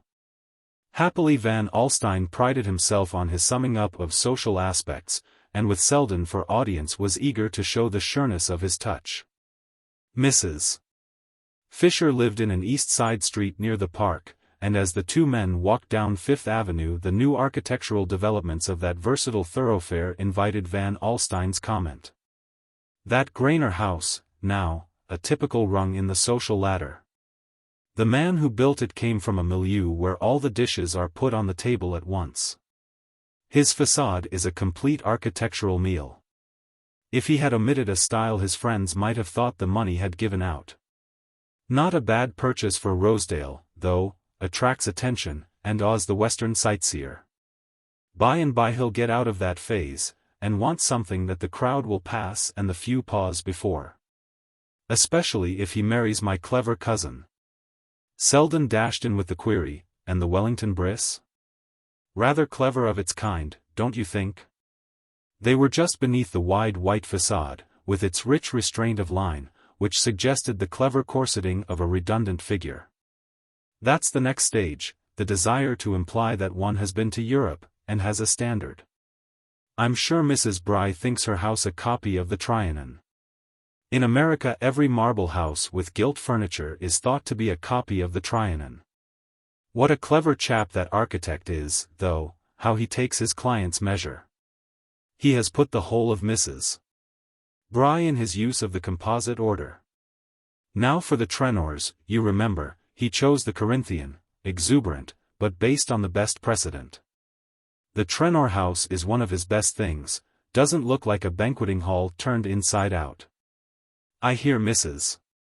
Trenor wants to build out a new ballroom, and that divergence from Gus on that point keeps her at Bellomont. The dimensions of the Briss ballroom must rankle, you may be sure she knows as well as if she'd been there last night with a yard measure. Who said she was in town, by the way? That fairish boy? She isn't, I know, Mrs. Stepney was right, the house is dark, you see, I suppose Gus lives in the back. He had halted opposite the Trenor's corner, and Selden perforce stayed his steps also. The house loomed obscure and uninhabited, only an oblong gleam above the door spoke of provisional occupancy. They've bought the house at the back, it gives them 150 feet in the side street. There's where the ballroom's to be, with a gallery connecting it, billiard room and so on above. I suggested changing the entrance, and carrying the drawing room across the whole Fifth Avenue front. You see the front door corresponds with the windows. The walking stick which Van Alstyne swung in demonstration dropped to a startled hello. As the door opened and two figures were seen silhouetted against the hall light. At the same moment a hansom halted at the curbstone, and one of the figures floated down to it in a haze of evening draperies. While the other, black and bulky, remained persistently projected against the light. For an immeasurable second the two spectators of the incident were silent. Then the house door closed, the hansom rolled off, and the whole scene slipped by as if with the turn of a stereopticon. Van Alstyne dropped his eyeglass with a low whistle. Nothing of this, Selden. As one of the family, I know I may count on you, appearances are deceptive, and Fifth Avenue is so imperfectly lighted. Good night, said Selden, turning sharply down the side street without seeing the other's extended hand. Alone with her cousin's kiss, Judy stared upon her thoughts. He had kissed her before, but not with another woman on his lips. If he had spared her that she could have drowned quietly, welcoming the dark flood as it submerged her. But now the flood was shot through with glory, and it was harder to drown at sunrise than in darkness. Judy hid her face from the light, but it pierced to the crannies of her soul. She had been so contented, life had seemed so simple and sufficient, why had he come to trouble her with new hopes? And Lily, her best friend. Womanlike, she accused the woman. Perhaps, had it not been for Lily, her fond imagining might have become truth. Selden had always liked her, had understood and sympathized with the modest independence of her life. He, who had the reputation of weighing all things in the nice balance of fastidious perceptions, had been uncritical and simple in his view of her, his cleverness had never overawed her because she had felt at home in his heart. And now she was thrust out, and the door barred against her by Lily's hand. Lily, for whose admission there she herself had pleaded. The situation was lighted up by a dreary flash of irony. She knew Selden, she saw how the force of her faith in Lily must have helped to dispel his hesitations. She remembered, too, how Lily had talked of him, she saw herself bringing the two together, making them known to each other. On Selden's part, no doubt, the wound inflicted was inconscient. He had never guessed her foolish secret, but Lily must have known. When, in such matters, are a woman's perceptions at fault? And if she knew, then she had deliberately despoiled her friend, and in mere wantonness of power, since, even to Judy's suddenly flaming jealousy, it seemed incredible that Lily should wish to be Selden's wife. Lily might be incapable of marrying for money, but she was equally incapable of living without it. And Selden's eager investigations into the small economies of housekeeping made him appear to Judy as tragically duped as herself. She remained long in her sitting room, where the embers were crumbling to cold grey, and the lamp paled under its gay shade. Just beneath it stood the photograph of Lily Bart, looking out imperially on the cheap gimcracks, the cramped furniture of the little room. Could Selden picture her in such an interior? Judy felt the poverty, the insignificance of her surroundings. She beheld her life as it must appear to Lily. And the cruelty of Lily's judgments smote upon her memory. She saw that she had dressed her idol with attributes of her own making. When had Lily ever really felt, or pitied, or understood? All she wanted was the taste of new experiences. She seemed like some cruel creature experimenting in a laboratory. The pink-faced clock drummed out another hour, and Judy rose with a start. She had an appointment early the next morning with a district visitor on the east side. She put out her lamp, covered the fire, and went into her bedroom to undress. In the little glass above her dressing table she saw her face reflected against the shadows of the room, and tears blotted the reflection. What right had she to dream the dreams of loveliness? A dull face invited a dull fate. She cried quietly as she undressed, laying aside her clothes with her habitual precision, setting everything in order for the next day, when the old life must be taken up as though there had been no break in its routine. Her servant did not come till 8 o'clock, and she prepared her own tea tray and placed it beside the bed. Then she locked the door of the flat, extinguished her light and lay down. But on her bed sleep would not come, and she lay face to face with the fact that she hated Lily Bart. It closed with her in the darkness like some formless evil to be blindly grappled with. Reason, judgment, renunciation, all the sane daylight forces, were beaten back in the sharp struggle for self-preservation. She wanted happiness, wanted it as fiercely and unscrupulously as Lily did, but without Lily's power of obtaining it. And in her conscious impotence she lay shivering, and hated her friend. A ring at the doorbell caught her to her feet. She struck a light and stood startled, listening. For a moment her heart beat incoherently, then she felt the sobering touch of fact, and remembered that such calls were not unknown in her charitable work. She flung on her dressing gown to answer the summons, and unlocking her door, confronted the shining vision of Lily Bart. Judy's first movement was one of revulsion. She shrank back as though Lily's presence flashed too sudden a light upon her misery. Then she heard her name in a cry, had a glimpse of her friend's face, and felt herself caught and clung to. "Lily, what is it?" she exclaimed.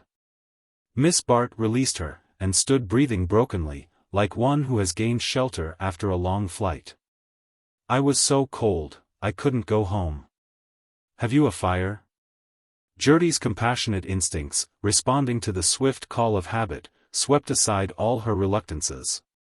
Lily was simply someone who needed help. For what reason? There was no time to pause and conjecture. Disciplined sympathy checked the wonder on Judy's lips, and made her draw her friend silently into the sitting room and seat her by the darkened hearth.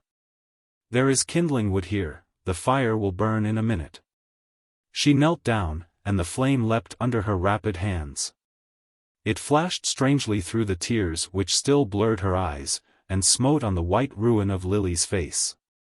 The girls looked at each other in silence, then Lily repeated, "I couldn't go home." "No, no, you came here, dear. You're cold and tired, sit quiet, and I'll make you some tea." Judy had unconsciously adopted the soothing note of her trade. All personal feeling was merged in the sense of ministry.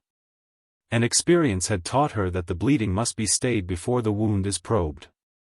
Lily sat quiet, leaning to the fire. The clatter of cups behind her soothed her as familiar noises hush a child whom silence has kept wakeful. But when Judy stood at her side with the tea, she pushed it away, and turned an estranged eye on the familiar room. "I came here because I couldn't bear to be alone," she said. Judy set down the cup and knelt beside her. "Lily. Something has happened, can't you tell me? I couldn't bear to lie awake in my room till morning. I hate my room at Aunt Julia's, so I came here." She stirred suddenly, broke from her apathy, and clung to Judy in a fresh burst of fear. "Oh, Judy, the Furies, you know the noise of their wings, alone, at night, in the dark? But you don't know, there is nothing to make the dark dreadful to you." The words, flashing back on Judy's last hours, struck from her a faint derisive murmur. But Lily, in the blaze of her own misery, was blinded to everything outside it. "You'll let me stay? I shan't mind when daylight comes. Is it late? Is the night nearly over? It must be awful to be sleepless, everything stands by the bed and stares." Miss Farish caught her straying hands. "Lily, look at me. Something has happened, an accident? You have been frightened. What has frightened you? Tell me if you can, a word or two, so that I can help you." Lily shook her head. "I am not frightened, that's not the word. Can you imagine looking into your glass some morning and seeing a disfigurement, some hideous change that has come to you while you slept? Well, I seem to myself like that. I can't bear to see myself in my own thoughts. I hate ugliness, you know, I've always turned from it, but I can't explain to you, you wouldn't understand." She lifted her head and her eyes fell on the clock. "How long the night is! And I know I shan't sleep tomorrow. Someone told me my father used to lie sleepless and think of horrors. And he was not wicked, only unfortunate, and I see now how he must have suffered, lying alone with his thoughts. But I am bad, a bad girl, all my thoughts are bad, I have always had bad people about me. Is that any excuse? I thought I could manage my own life, I was proud. But now I'm on their level." Sobs shook her, and she bowed to them like a tree in a dry storm. Judy knelt beside her, waiting, with the patience born of experience, till this gust of misery should loosen fresh speech. She had first imagined some physical shock, some peril of the crowded streets, since Lily was presumably on her way home from Carrie Fisher's. But she now saw that other nerve centers were smitten, and her mind trembled back from conjecture. Lily's sobs ceased, and she lifted her head. "There are bad girls in your slums. Tell me, do they ever pick themselves up? Ever forget, and feel as they did before? Lily. You mustn't speak so, you're dreaming. Don't they always go from bad to worse? There's no turning back, your old self rejects you, and shuts you out." She rose, stretching her arms as if in utter physical weariness. "Go to bed, dear. You work hard and get up early. I'll watch here by the fire, and you'll leave the light, and your door open.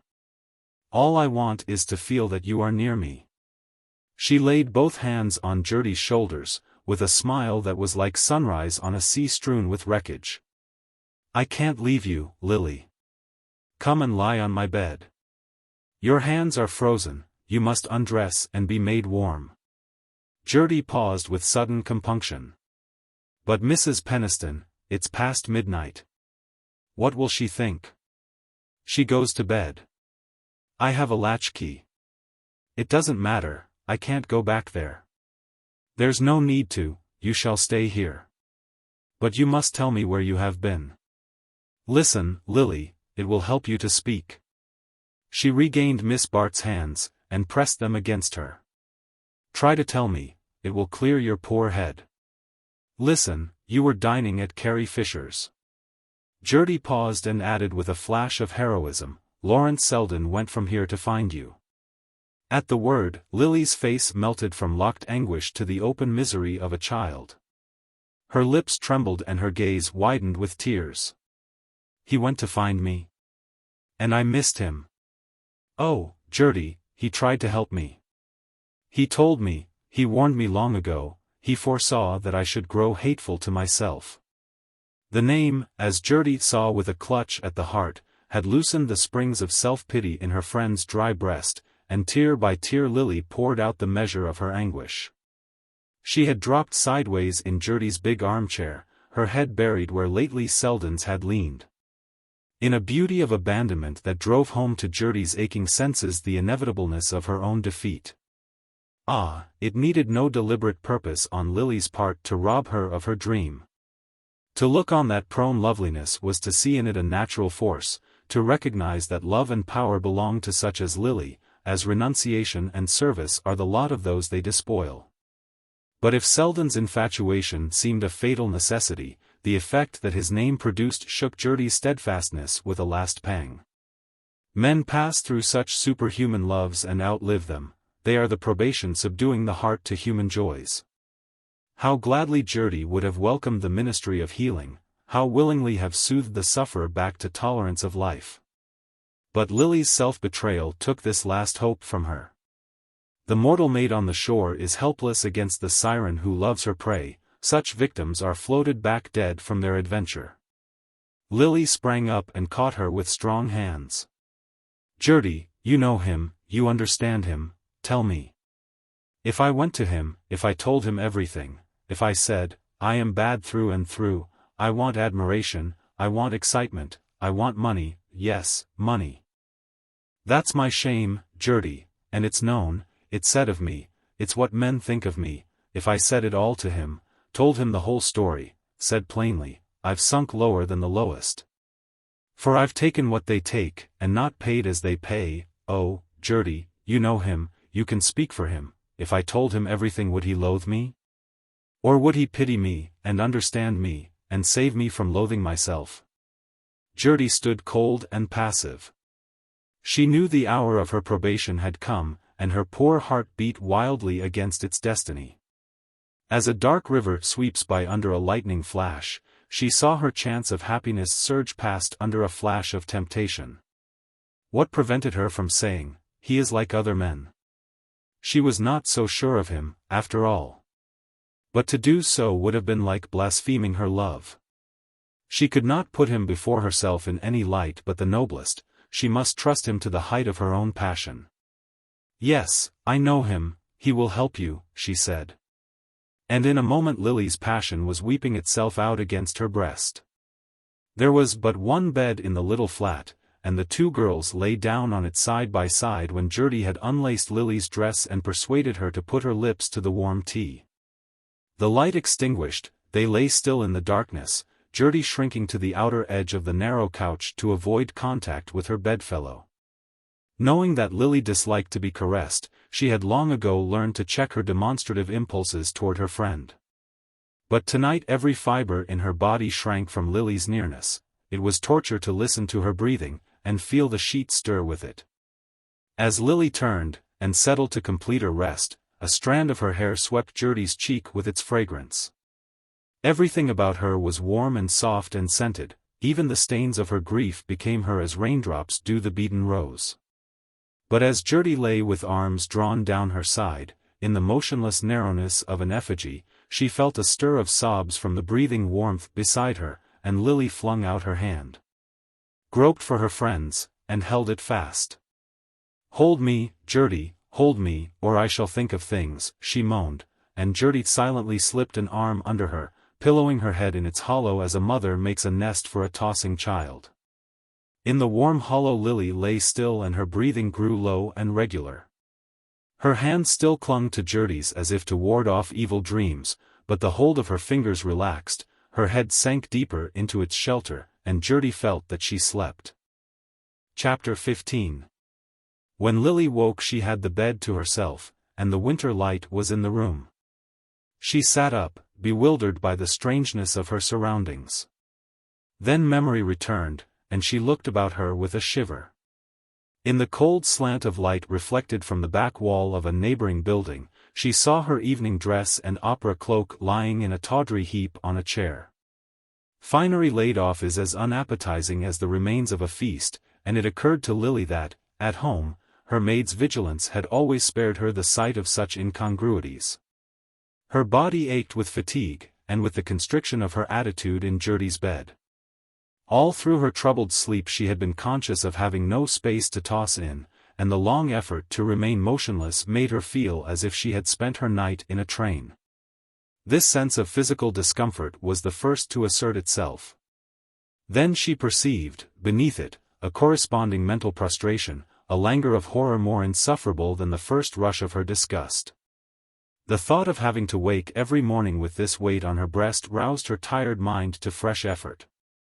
She must find some way out of the slough into which she had stumbled. It was not so much compunction as the dread of her morning thoughts that pressed on her the need of action.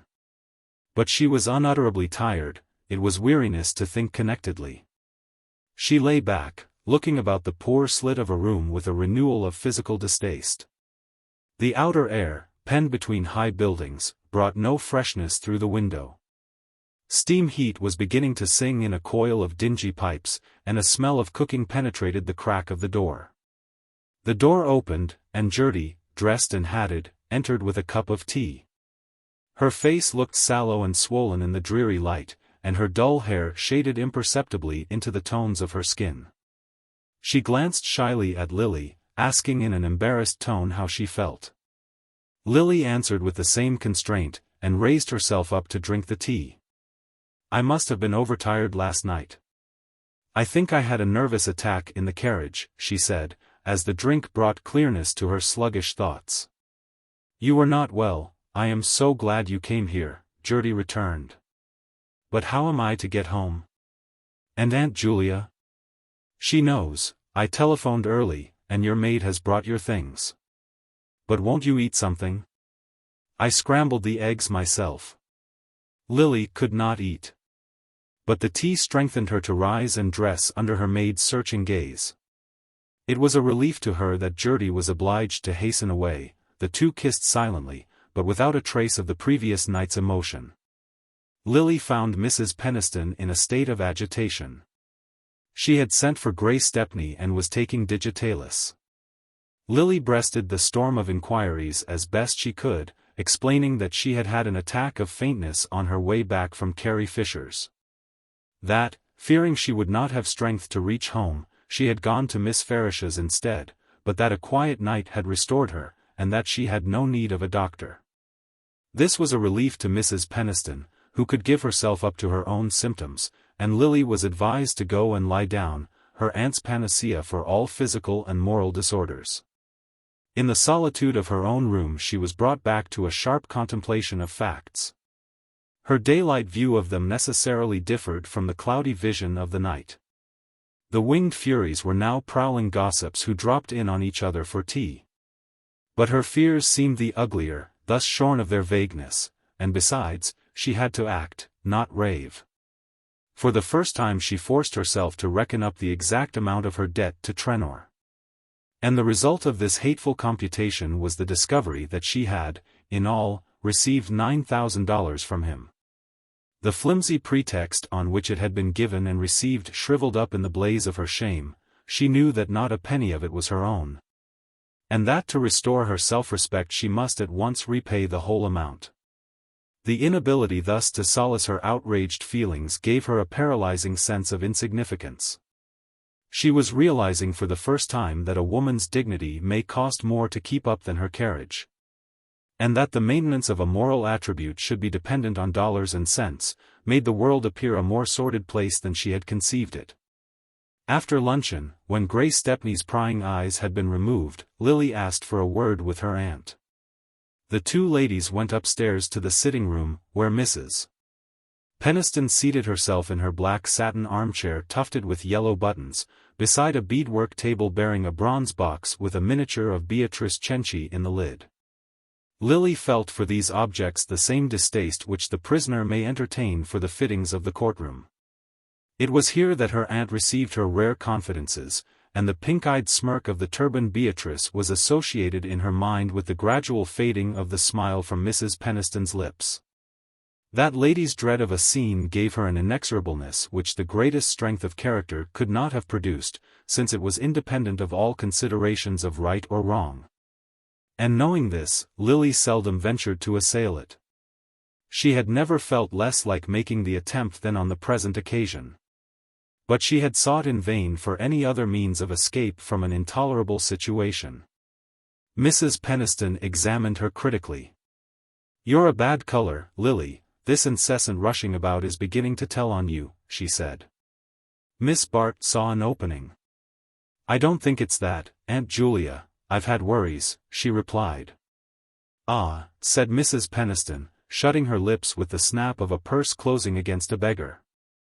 "I'm sorry to bother you with them," Lily continued. "But I really believe my faintness last night was brought on partly by anxious thoughts. I should have said Carrie Fisher's cook was enough to account for it.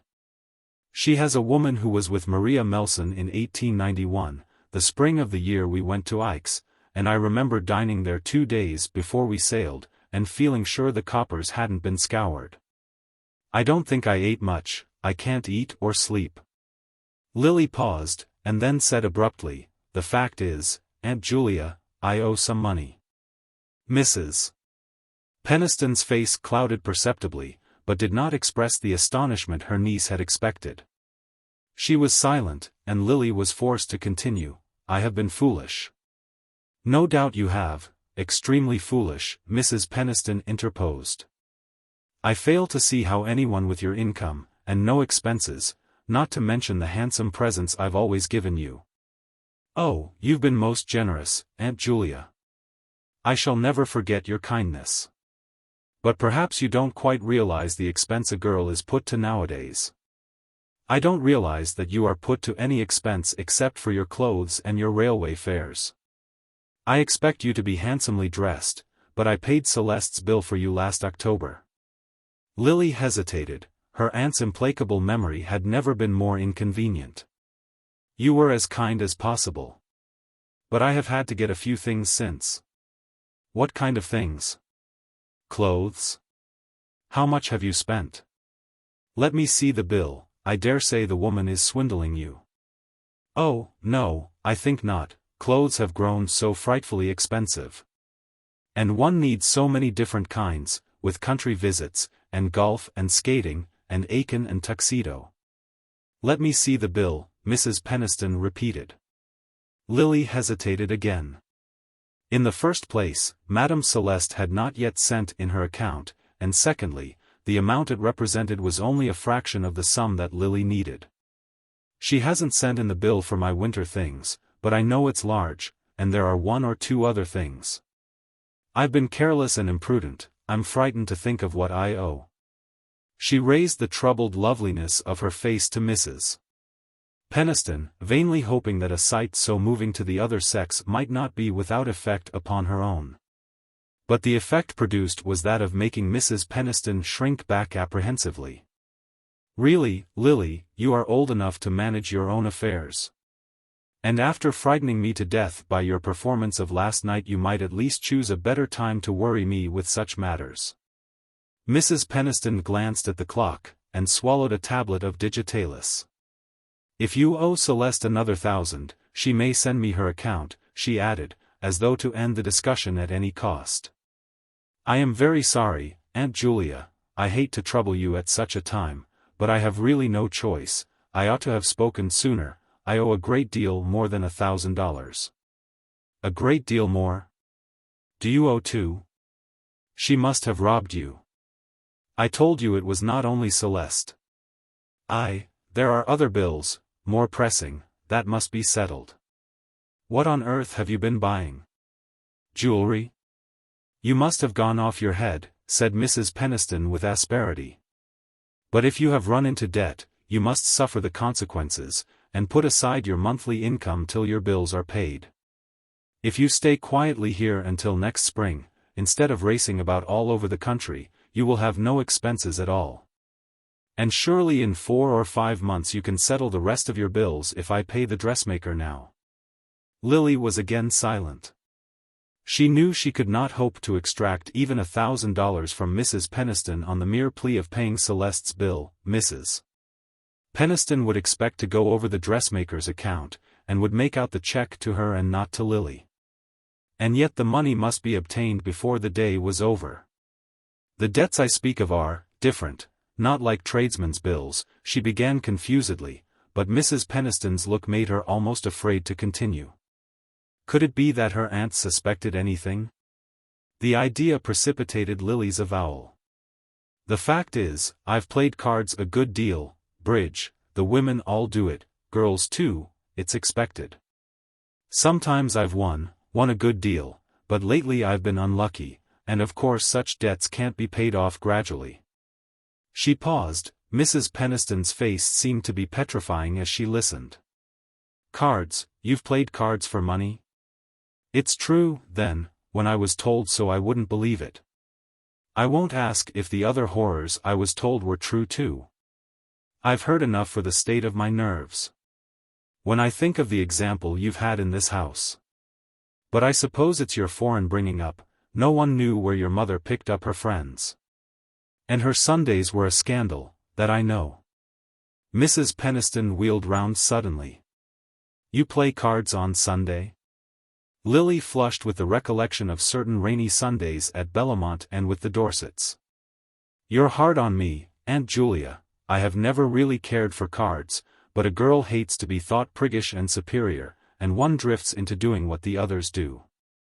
I've had a dreadful lesson, and if you'll help me out this time I promise you. Mrs. Peniston raised her hand warningly. You needn't make any promises, it's unnecessary. When I offered you a home I didn't undertake to pay your gambling debts. Aunt Julia. You don't mean that you won't help me? I shall certainly not do anything to give the impression that I countenance your behavior. If you really owe your dressmaker, I will settle with her, beyond that I recognize no obligation to assume your debts. Lily had risen, and stood pale and quivering before her aunt. Pride stormed in her, but humiliation forced the cry from her lips, Aunt Julia, I shall be disgraced. But she could go no farther. If her aunt turned such a stony ear to the fiction of the gambling debts, in what spirit would she receive the terrible avowal of the truth?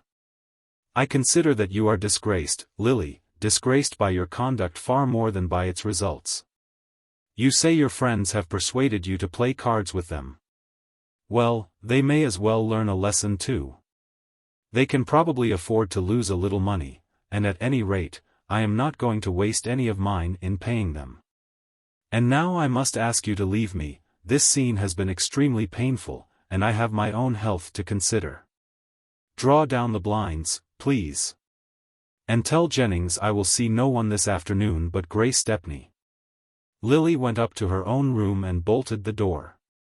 She was trembling with fear and anger, the rush of the Fury's wings was in her ears. She walked up and down the room with blind irregular steps. The last door of escape was closed, she felt herself shut in with her dishonor. Suddenly her wild pacing brought her before the clock on the chimney-piece. Its hands stood at 3:30, and she remembered that Selden was to come to her at 4. She had meant to put him off with a word, but now her heart leaped at the thought of seeing him. Was there not a promise of rescue in his love? As she had lain at Judy's side the night before, she had thought of his coming, and of the sweetness of weeping out her pain upon his breast. Of course she had meant to clear herself of its consequences before she met him. She had never really doubted that Mrs. Peniston would come to her aid. And she had felt, even in the full storm of her misery, that Selden's love could not be her ultimate refuge. Only it would be so sweet to take a moment's shelter there, while she gathered fresh strength to go on. But now his love was her only hope, and as she sat alone with her wretchedness the thought of confiding in him became as seductive as the river's flow to the suicide. The first plunge would be terrible, but afterward, what blessedness might come. She remembered Judy's words, I know him, he will help you. And her mind clung to them as a sick person might cling to a healing relic. Oh, if he really understood, if he would help her to gather up her broken life, and put it together in some new semblance in which no trace of the past should remain. He had always made her feel that she was worthy of better things, and she had never been in greater need of such solace. Once and again she shrank at the thought of imperiling his love by her confession, for love was what she needed. It would take the glow of passion to weld together the shattered fragments of her self-esteem. But she recurred to Judy's words and held fast to them.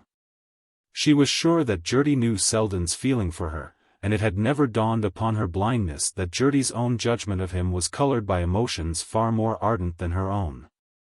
For a clock found her in the drawing-room. She was sure that Selden would be punctual. But the hour came and passed. It moved on feverishly, measured by her impatient heartbeats. She had time to take a fresh survey of her wretchedness, and to fluctuate anew between the impulse to confide in Selden and the dread of destroying his illusions. But as the minutes passed, the need of throwing herself on his comprehension became more urgent. She could not bear the weight of her misery alone. There would be a perilous moment, perhaps, but could she not trust to her beauty to bridge it over, to land her safe in the shelter of his devotion? But the hour sped on and Selden did not come. Doubtless he had been detained, or had misread her hurriedly scrawled note, taking the 4 for a 5. The ringing of the doorbell a few minutes after 5 confirmed this supposition, and made Lily hastily resolve to write more legibly in future. The sound of steps in the hall, and of the butler's voice preceding them, poured fresh energy into her veins. She felt herself once more the alert and competent moulder of emergencies, and the remembrance of her power over Selden flushed her with sudden confidence. But when the drawing-room door opened, it was Rosedale who came in. The reaction caused her a sharp pang, but after a passing movement of irritation at the clumsiness of fate, and at her own carelessness in not denying the door to all but Selden, she controlled herself and greeted Rosedale amicably. It was annoying that Selden, when he came, should find that particular visitor in possession, but Lily was mistress of the art of ridding herself of superfluous company. And to her present mood Rosedale seemed distinctly negligible. His own view of the situation forced itself upon her after a few moments' conversation. She had caught at the Briss entertainment as an easy impersonal subject, likely to tide them over the interval till Selden appeared, but Mr. Rosedale, tenaciously planted beside the tea-table, his hands in his pockets, his legs a little too freely extended, at once gave the topic a personal turn. "Pretty well done." "Well, yes, I suppose it was. Welly Bry's got his back up and don't mean to let go till he's got the hang of the thing. Of course, there were things here and there, things Mrs. Fisher couldn't be expected to see to, the champagne wasn't cold, and the coats got mixed in the coat-room. I would have spent more money on the music. But that's my character. If I want a thing I'm willing to pay. I don't go up to the counter, and then wonder if the article's worth the price. I wouldn't be satisfied to entertain like the Welly Briss. I'd want something that would look more easy and natural, more as if I took it in my stride. And it takes just 2 things to do that, Miss Bart, money, and the right woman to spend it." He paused, and examined her attentively while she affected to rearrange the teacups. "I've got the money," he continued, clearing his throat, "and what I want is the woman, and I mean to have her too." He leaned forward a little, resting his hands on the head of his walking stick. He had seen men of Ned Van Alstyne's type bring their hats and sticks into a drawing-room, and he thought it added a touch of elegant familiarity to their appearance. Lily was silent, smiling faintly, with her eyes absently resting on his face. She was in reality reflecting that a declaration would take some time to make, and that Selden must surely appear before the moment of refusal had been reached. Her brooding look, as of a mind withdrawn yet not averted, seemed to Mr. Rosedale full of a subtle encouragement. He would not have liked any evidence of eagerness. "I mean to have her too," he repeated, with a laugh intended to strengthen his self-assurance. "I generally have got what I wanted in life, Miss Bart. I wanted money, and I've got more than I know how to invest, and now the money doesn't seem to be of any account unless I can spend it on the right woman. That's what I want to do with it. I want my wife to make all the other women feel small. I'd never grudge $1 that was spent on that. But it isn't every woman can do it, no matter how much you spend on her. There was a girl in some history book who wanted gold shields, or something, and the fellows threw M at her, and she was crushed under M, they killed her. Well, that's true enough, some women looked buried under their jewelry. What I want is a woman who'll hold her head higher the more diamonds I put on it. And when I looked at you the other night at the bris, in that plain white dress, looking as if you had a crown on, I said to myself, by gad, if she had one she'd wear it as if it grew on her. Still Lily did not speak, and he continued, warming with his theme, tell you what it is, though, that kind of woman costs more than all the rest of them put together. If a woman's going to ignore her pearls, they want to be better than anybody else's, and so it is with everything else. You know what I mean, you know it's only the showy things that are cheap. Well, should want my wife to be able to take the earth for granted if she wanted to. I know there's one thing vulgar about money, and that's the thinking about it. And my wife would never have to demean herself in that way. He paused, and then added, with an unfortunate lapse to an earlier manner, I guess you know the lady I've got in view, Miss Bart. Lily raised her head, brightening a little under the challenge. Even through the dark tumult of her thoughts, the clink of Mr. Rosedale's millions had a faintly seductive note.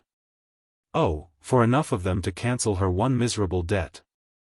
But the man behind them grew increasingly repugnant in the light of Selden's expected coming. The contrast was too grotesque, she could scarcely suppress the smile it provoked. She decided that directness would be best. If you mean me, Mr. Rosedale, I am very grateful, very much flattered. But I don't know what I have ever done to make you think. Oh, if you mean you're not dead in love with me, I've got sense enough left to see that. And I ain't talking to you as if you were, I presume I know the kind of talk that's expected under those circumstances. I'm confoundedly gone on you, that's about the size of it, and I'm just giving you a plain business statement of the consequences. You're not very fond of me, yet, but you're fond of luxury, and style, and amusement, and of not having to worry about cash. You like to have a good time, and not have to settle for it. And what I propose to do is to provide for the good time and do the settling.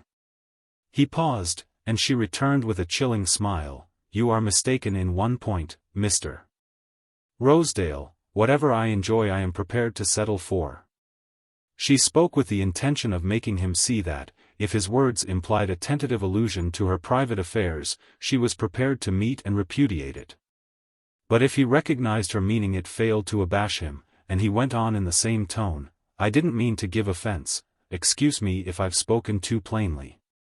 But why ain't you straight with me, why do you put up that kind of bluff? You know there've been times when you were bothered, damned bothered, and as a girl gets older, and things keep moving along, why, before she knows it, the things she wants are liable to move past her and not come back. I don't say it's anywhere near that with you yet. But you've had a taste of bothers that a girl like yourself ought never to have known about, and what I'm offering you is the chance to turn your back on them once for all. The color burned in Lily's face as he ended. There was no mistaking the point he meant to make, and to permit it to pass unheeded was a fatal confession of weakness, while to resent it too openly was to risk offending him at a perilous moment. Indignation quivered on her lip, but it was quelled by the secret voice which warned her that she must not quarrel with him. He knew too much about her, and even at the moment when it was essential that he should show himself at his best, he did not scruple to let her see how much he knew. How then would he use his power when her expression of contempt had dispelled his one motive for restraint? Her whole future might hinge on her way of answering him. She had to stop and consider that, in the stress of her other anxieties. As a breathless fugitive may have to pause at the crossroads and try to decide coolly which turn to take. You are quite right, Mr. Rosedale. I have had bothers, and I am grateful to you for wanting to relieve me of them. It is not always easy to be quite independent and self-respecting when one is poor and lives among rich people. I have been careless about money, and have worried about my bills. But I should be selfish and ungrateful if I made that a reason for accepting all you offer, with no better return to make than the desire to be free from my anxieties. You must give me time to think of your kindness, and of what I could give you in return for it. She held out her hand with a charming gesture in which dismissal was shorn of its rigor. Its hint of future leniency made Rosedale rise in obedience to it, a little flushed with his unhoped-for success, and disciplined by the tradition of his blood to accept what was conceded, without undue haste to press for more.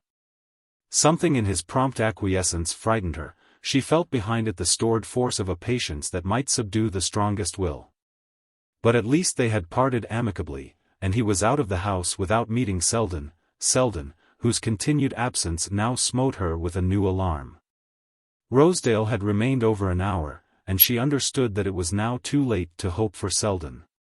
He would write explaining his absence, of course. There would be a note from him by the late post. But her confession would have to be postponed, and the chill of the delay settled heavily on her fagged spirit. It lay heavier when the postman's last ring brought no note for her, and she had to go upstairs to a lonely night, a night as grim and sleepless as her tortured fancy had pictured it to Judy. She had never learned to live with her own thoughts, and to be confronted with them through such hours of lucid misery made the confused wretchedness of her previous vigil seem easily bearable. Daylight disbanded the phantom crew, and made it clear to her that she would hear from Selden before noon, but the day passed without his writing or coming. Lily remained at home, lunching and dining alone with her aunt, who complained of flutterings of the heart, and talked icily on general topics. Mrs. Peniston went to bed early, and when she had gone Lily sat down and wrote a note to Selden. She was about to ring for a messenger to dispatch it when her eye fell on a paragraph in the evening paper which lay at her elbow. Mr. Lawrence Selden was among the passengers sailing this afternoon for Havana and the West Indies on the windward liner Antilles. She laid down the paper and sat motionless, staring at her note.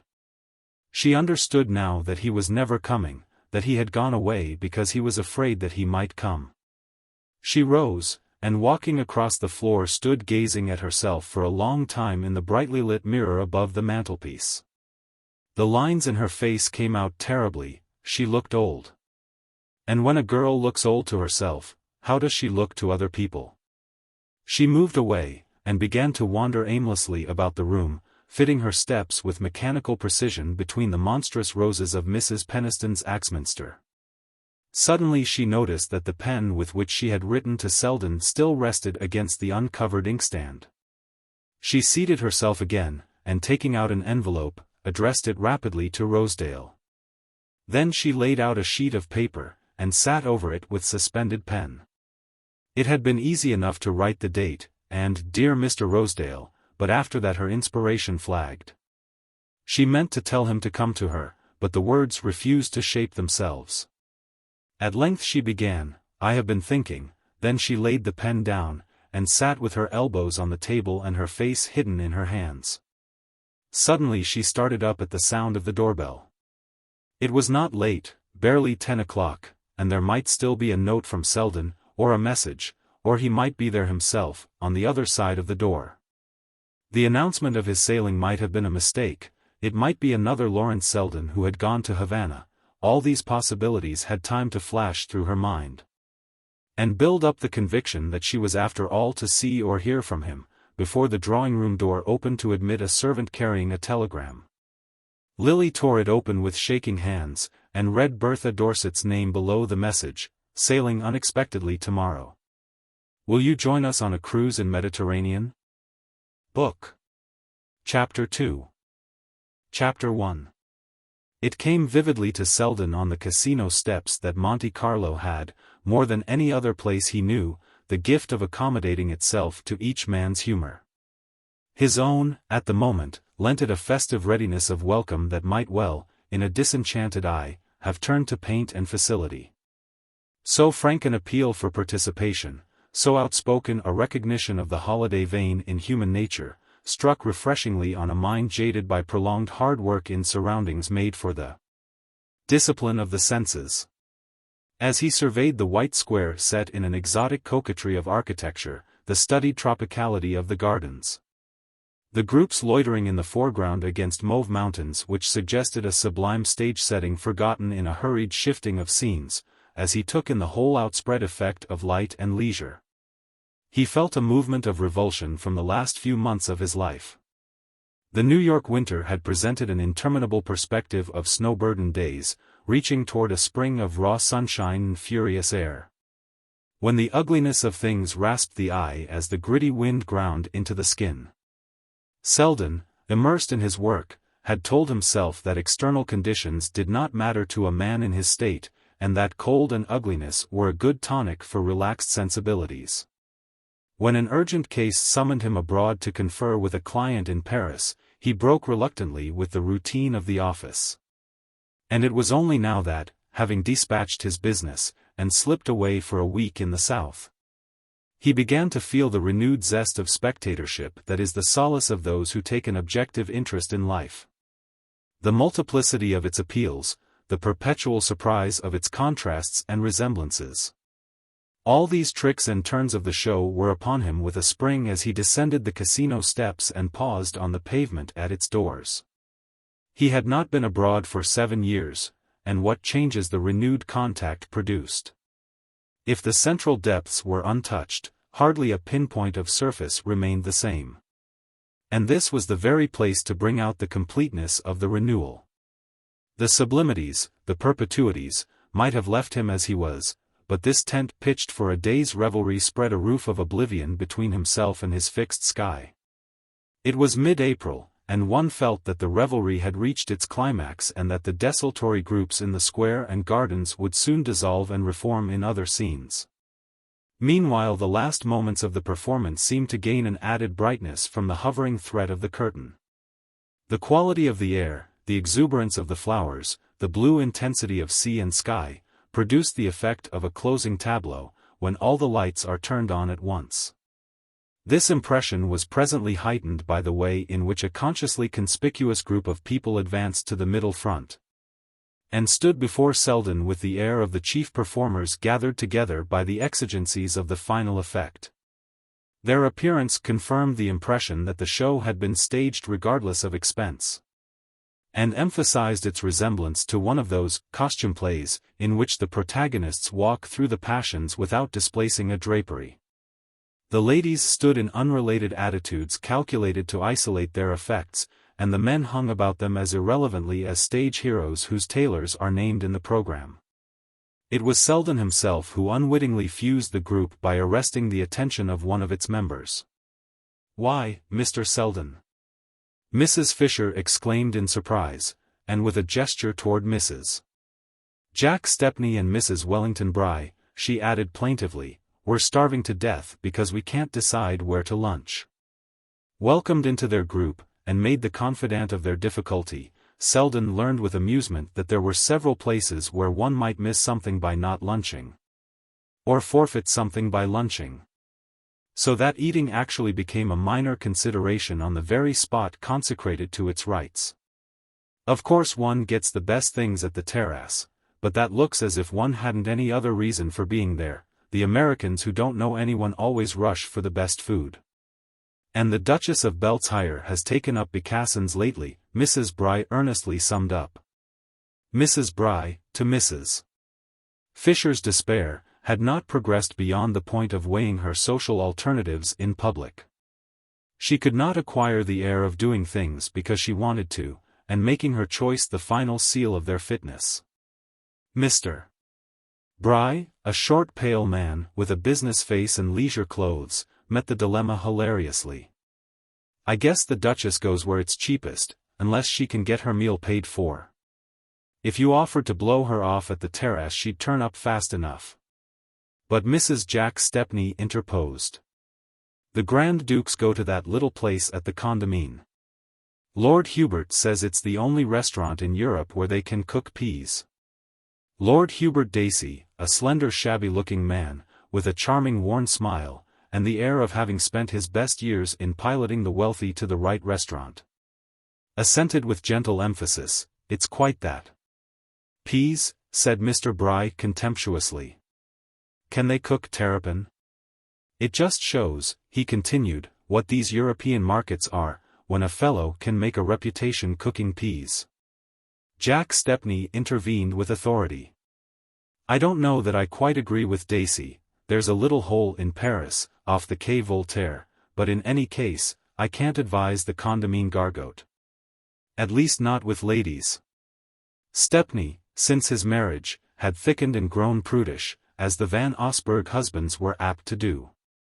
But his wife, to his surprise and discomfiture, had developed an earth-shaking fastness of gait which left him trailing breathlessly in her wake. "That's where we'll go then," she declared, with a heavy toss of her plumage. "I'm so tired of the terrace, it's as dull as one of Mother's dinners. And Lord Hubert has promised to tell us who all the awful people are at the other place, hasn't he, Carrie? Now, Jack, don't look so solemn." "Well," said Mrs. Bry, "all I want to know is who their dressmakers are." "No doubt Dacey can tell you that too," remarked Stepney, with an ironic intention which the other received with the light murmur, "I can at least find out, my dear fellow," and Mrs.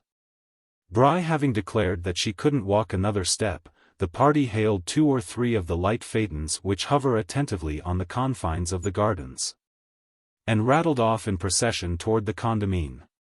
Their destination was one of the little restaurants overhanging the boulevard which dipped steeply down from Monte Carlo to the low intermediate quarter along the quay.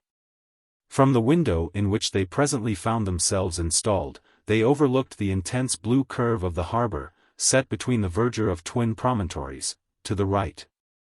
The cliff of Monaco, topped by the medieval silhouette of its church and castle, to the left the terraces and pinnacles of the gambling house. Between the two, the waters of the bay were furrowed by a light coming and going of pleasure craft, through which, just at the culminating moment of luncheon, the majestic advance of a great steam yacht drew the company's attention from the P's. "By Jove, I believe that's the Dorset's back," Stepney exclaimed, and Lord Hubert, dropping his single eyeglass, corroborated, "It's the Sabrina, yes." "So soon?" "They were to spend a month in Sicily," Mrs. Fisher observed.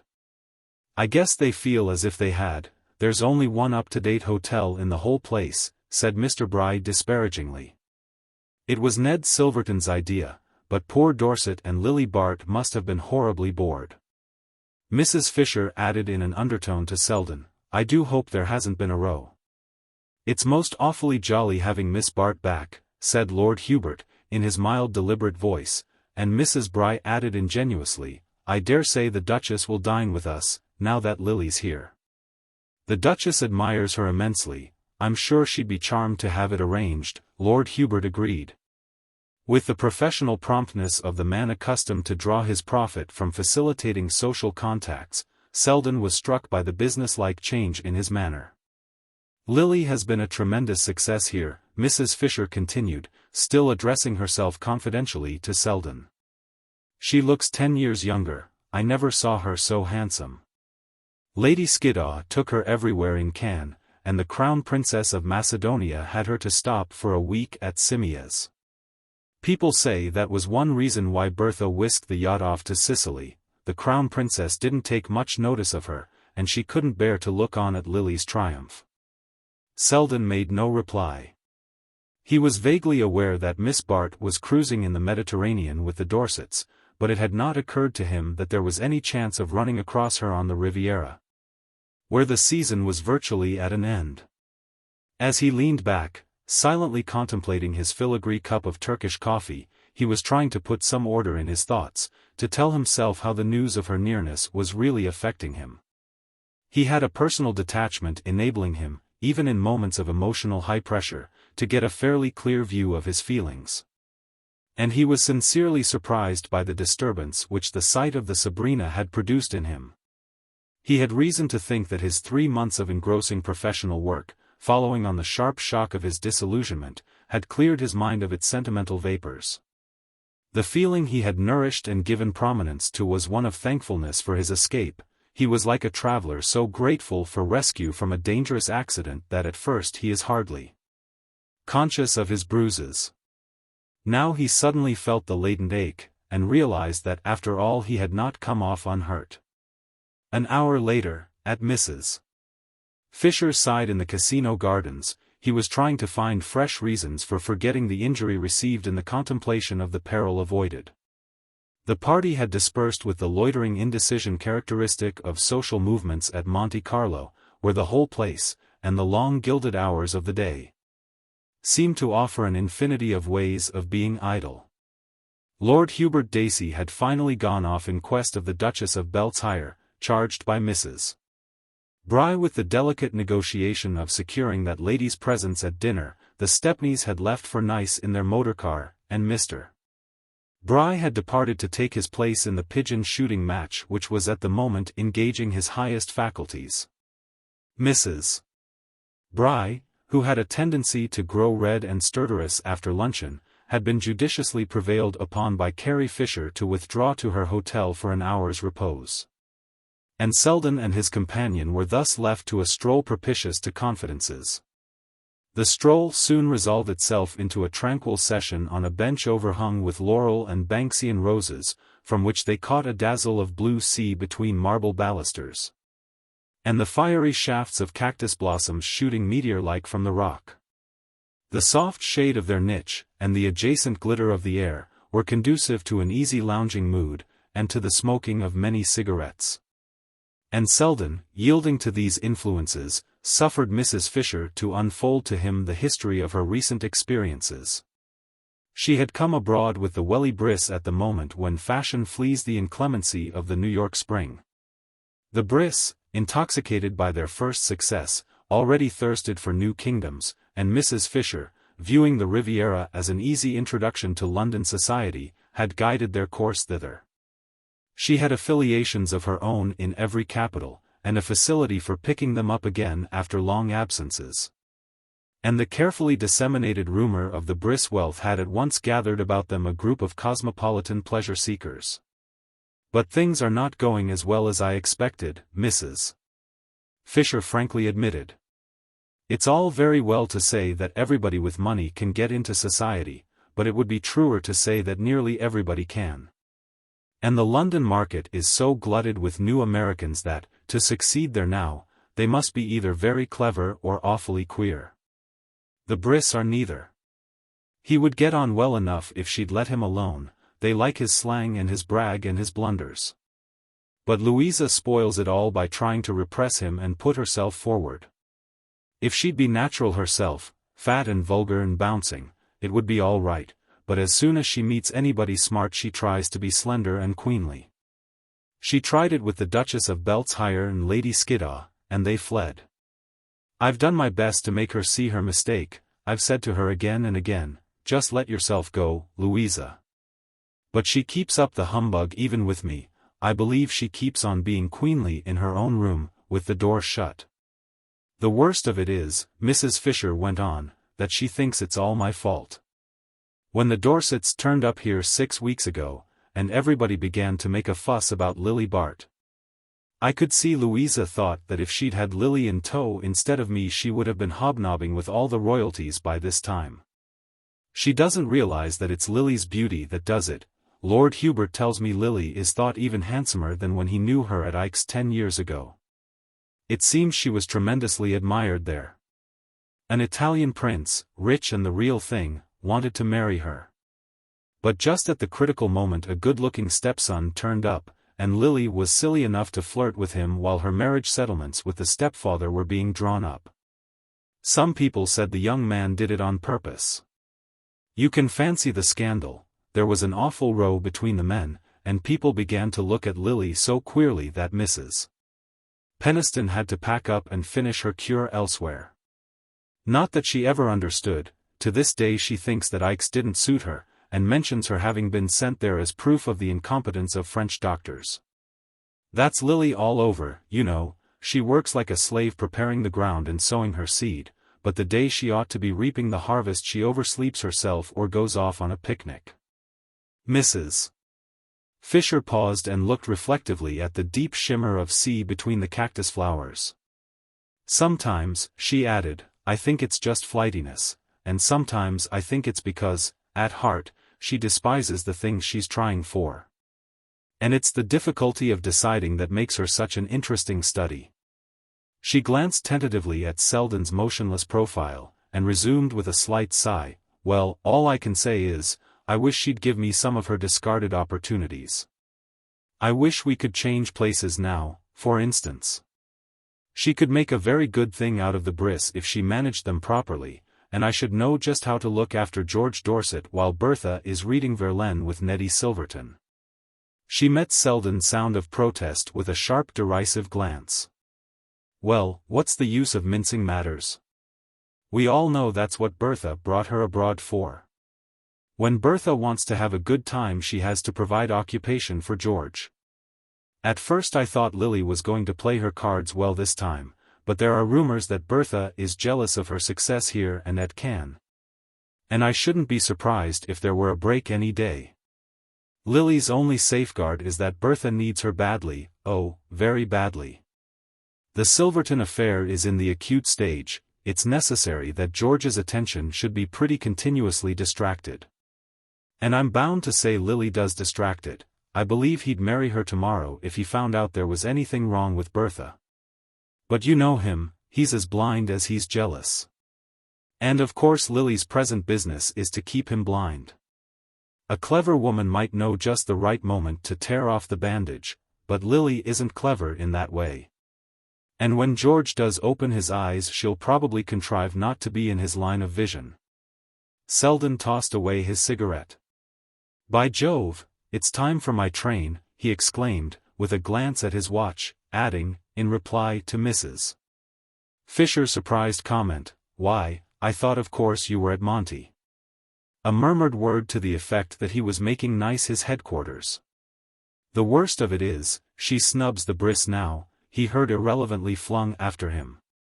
10 minutes later, in the high-perched bedroom of an hotel overlooking the casino, he was tossing his effects into a couple of gaping portmanteaus, while the porter waited outside to transport them to the cab at the door. It took but a brief plunge down the steep white road to the station to land him safely in the afternoon express for Nice. And not till he was installed in the corner of an empty carriage, did he exclaim to himself, with a reaction of self-contempt, "What the deuce am I running away from?" The pertinence of the question checked Selden's fugitive impulse before the train had started. It was ridiculous to be flying like an emotional coward from an infatuation his reason had conquered. He had instructed his bankers to forward some important business letters to Nice, and at Nice he would quietly await them. He was already annoyed with himself for having left Monte Carlo, where he had intended to pass the week which remained to him before sailing. But it would now be difficult to return on his steps without an appearance of inconsistency from which his pride recoiled. In his inmost heart he was not sorry to put himself beyond the probability of meeting Miss Bart. Completely as he had detached himself from her, he could not yet regard her merely as a social instance, and viewed in a more personal way she was not likely to be a reassuring object of study. Chance encounters, or even the repeated mention of her name, would send his thoughts back into grooves from which he had resolutely detached them. Whereas, if she could be entirely excluded from his life, the pressure of new and varied impressions, with which no thought of her was connected, would soon complete the work of separation. Mrs. Fisher's conversation had, indeed, operated to that end, but the treatment was too painful to be voluntarily chosen while milder remedies were untried. And Selden thought he could trust himself to return gradually to a reasonable view of Miss Bart, if only he did not see her. Having reached the station early, he had arrived at this point in his reflections before the increasing throng on the platform warned him that he could not hope to preserve his privacy. The next moment there was a hand on the door, and he turned to confront the very face he was fleeing. Miss Bart, glowing with the haste of a precipitate descent upon the train, headed a group composed of the Dorsets, young Silverton and Lord Hubert Dacey, who had barely time to spring into the carriage, and envelop Selden in ejaculations of surprise and welcome, before the whistle of departure sounded. The party, it appeared, were hastening to Nice in response to a sudden summons to dine with the Duchess of Beltshire and to see the water fete in the bay. A plan evidently improvised, in spite of Lord Hubert's protesting, "Oh, I say, you know," for the express purpose of defeating Mrs. Bry's endeavor to capture the Duchess. During the laughing relation of this maneuver, Selden had time for a rapid impression of Miss Bart, who had seated herself opposite to him in the golden afternoon light.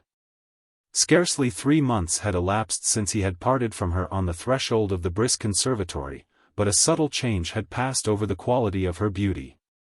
Then it had had a transparency through which the fluctuations of the spirit were sometimes tragically visible. Now its impenetrable surface suggested a process of crystallization which had fused her whole being into one hard brilliant substance. The change had struck Mrs. Fisher as a rejuvenation. To Selden it seemed like that moment of pause and arrest when the warm fluidity of youth is chilled into its final shape. He felt it in the way she smiled on him, and in the readiness and competence with which, flung unexpectedly into his presence, she took up the thread of their intercourse as though that thread had not been snapped with a violence from which he still reeled. Such facility sickened him, but he told himself that it was with the pang which precedes recovery. Now he would really get well, would eject the last drop of poison from his blood. Already he felt himself calmer in her presence than he had learned to be in the thought of her. Her assumptions and elisions, her shortcuts and long detours, the skill with which she contrived to meet him at a point from which no inconvenient glimpses of the past were visible, suggested what opportunities she had had for practicing such arts since their last meeting. He felt that she had at last arrived at an understanding with herself, had made a pact with her rebellious impulses, and achieved a uniform system of self-government, under which all vagrant tendencies were either held captive or forced into the service of the state. And he saw other things too in her manner, saw how it had adjusted itself to the hidden intricacies of a situation in which, even after Mrs. Fisher's elucidating flashes, he still felt himself agrope.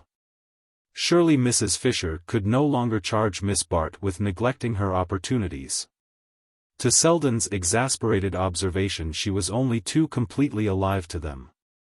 She was perfect to everyone, subservient to Bertha's anxious predominance, good-naturedly watchful of Dorset's moods, brightly companionable to Silverton and Dacey, the latter of whom met her on an evident footing of old admiration, while young Silverton, portentously self-absorbed, seemed conscious of her only as of something vaguely obstructive. And suddenly, as Selden noted the fine shades of manner by which she harmonized herself with her surroundings, it flashed on him that, to need such adroit handling, the situation must indeed be desperate. She was on the edge of something, that was the impression left with him. He seemed to see her poised on the brink of a chasm, with one graceful foot advanced to assert her unconsciousness that the ground was failing her. On the Promenade d'Anglais, where Ned Silverton hung on him for the half-hour before dinner, he received a deeper impression of the general insecurity. Silverton was in a mood of titanic pessimism. How anyone could come to such a damned hole as the Riviera, anyone with a grain of imagination, with the whole Mediterranean to choose from, but then, if one's estimate of a place depended on the way they broiled a spring chicken. Gad! What a study might be made of the tyranny of the stomach, the way a sluggish liver or insufficient gastric juices might affect the whole course of the universe. Overshadow everything in reach. Chronic dyspepsia ought to be among the statutory causes. A woman's life might be ruined by a man's inability to digest fresh bread. Grotesque? Yes, and tragic, like most absurdities. There's nothing grimmer than the tragedy that wears a comic mask. Where was he? Oh, the reason they chucked Sicily and rushed back? Well, partly, no doubt, Miss Bart's desire to get back to bridge and smartness. Dead as a stone to art and poetry, the light never was on sea or land for her. And of course she persuaded Dorset that the Italian food was bad for him. Oh, she could make him believe anything, anything.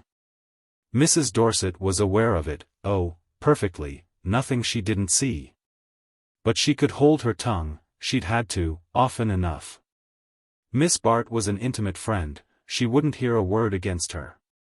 Only it hurts a woman's pride, there are some things one doesn't get used to. All this in confidence, of course. Ah, and there were the ladies signaling from the balcony of the hotel. He plunged across the promenade, leaving Selden to a meditative cigar. The conclusions it led him to were fortified, later in the evening, by some of those faint corroborative hints that generate a light of their own in the dusk of a doubting mind. Selden, stumbling on a chance acquaintance, had dined with him, and adjourned, still in his company, to the brightly lit promenade, where a line of crowded stands commanded the glittering darkness of the waters. The night was soft and persuasive. Overhead hung a summer sky furrowed with the rush of rockets. And from the east a late moon, pushing up beyond the lofty bend of the coast, sent across the bay a shaft of brightness which paled to ashes in the red glitter of the illuminated boats. Down the lantern-hung promenade, snatches of band music floated above the hum of the crowd and the soft tossing of boughs in dusky gardens.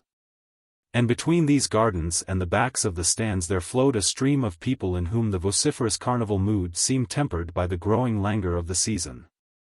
Selden and his companion, unable to get seats on one of the stands facing the bay, had wandered for a while with the throng, and then found a point of vantage on a high garden parapet above the promenade. Thence they caught but a triangular glimpse of the water, and of the flashing play of boats across its surface. But the crowd in the street was under their immediate view, and seemed to Selden, on the whole, of more interest than the show itself. After a while, however, he wearied of his perch and, dropping alone to the pavement, pushed his way to the first corner and turned into the moonlit silence of a side street. Long garden walls overhung by trees made a dark boundary to the pavement. An empty cab trailed along the deserted thoroughfare, and presently Selden saw two persons emerge from the opposite shadows, signal to the cab, and drive off in it toward the center of the town.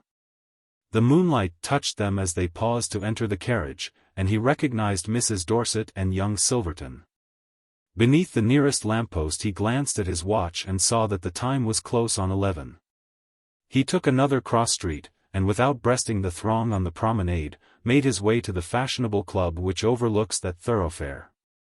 Here, amid the blaze of crowded baccarat tables, he caught sight of Lord Hubert Dacey, seated with his habitual worn smile behind a rapidly dwindling heap of gold. The heap being in due course wiped out, Lord Hubert rose with a shrug, and joining Selden, adjourned with him to the deserted terrace of the club. It was now past midnight, and the throng on the stands was dispersing, while the long trails of red-lit boats scattered and faded beneath a sky repossessed by the tranquil splendor of the moon. Lord Hubert looked at his watch. "By Jove, I promised to join the Duchess for supper at the London house, but it's past 12, and I suppose they've all scattered. The fact is, I lost them in the crowd soon after dinner, and took refuge here, for my sins.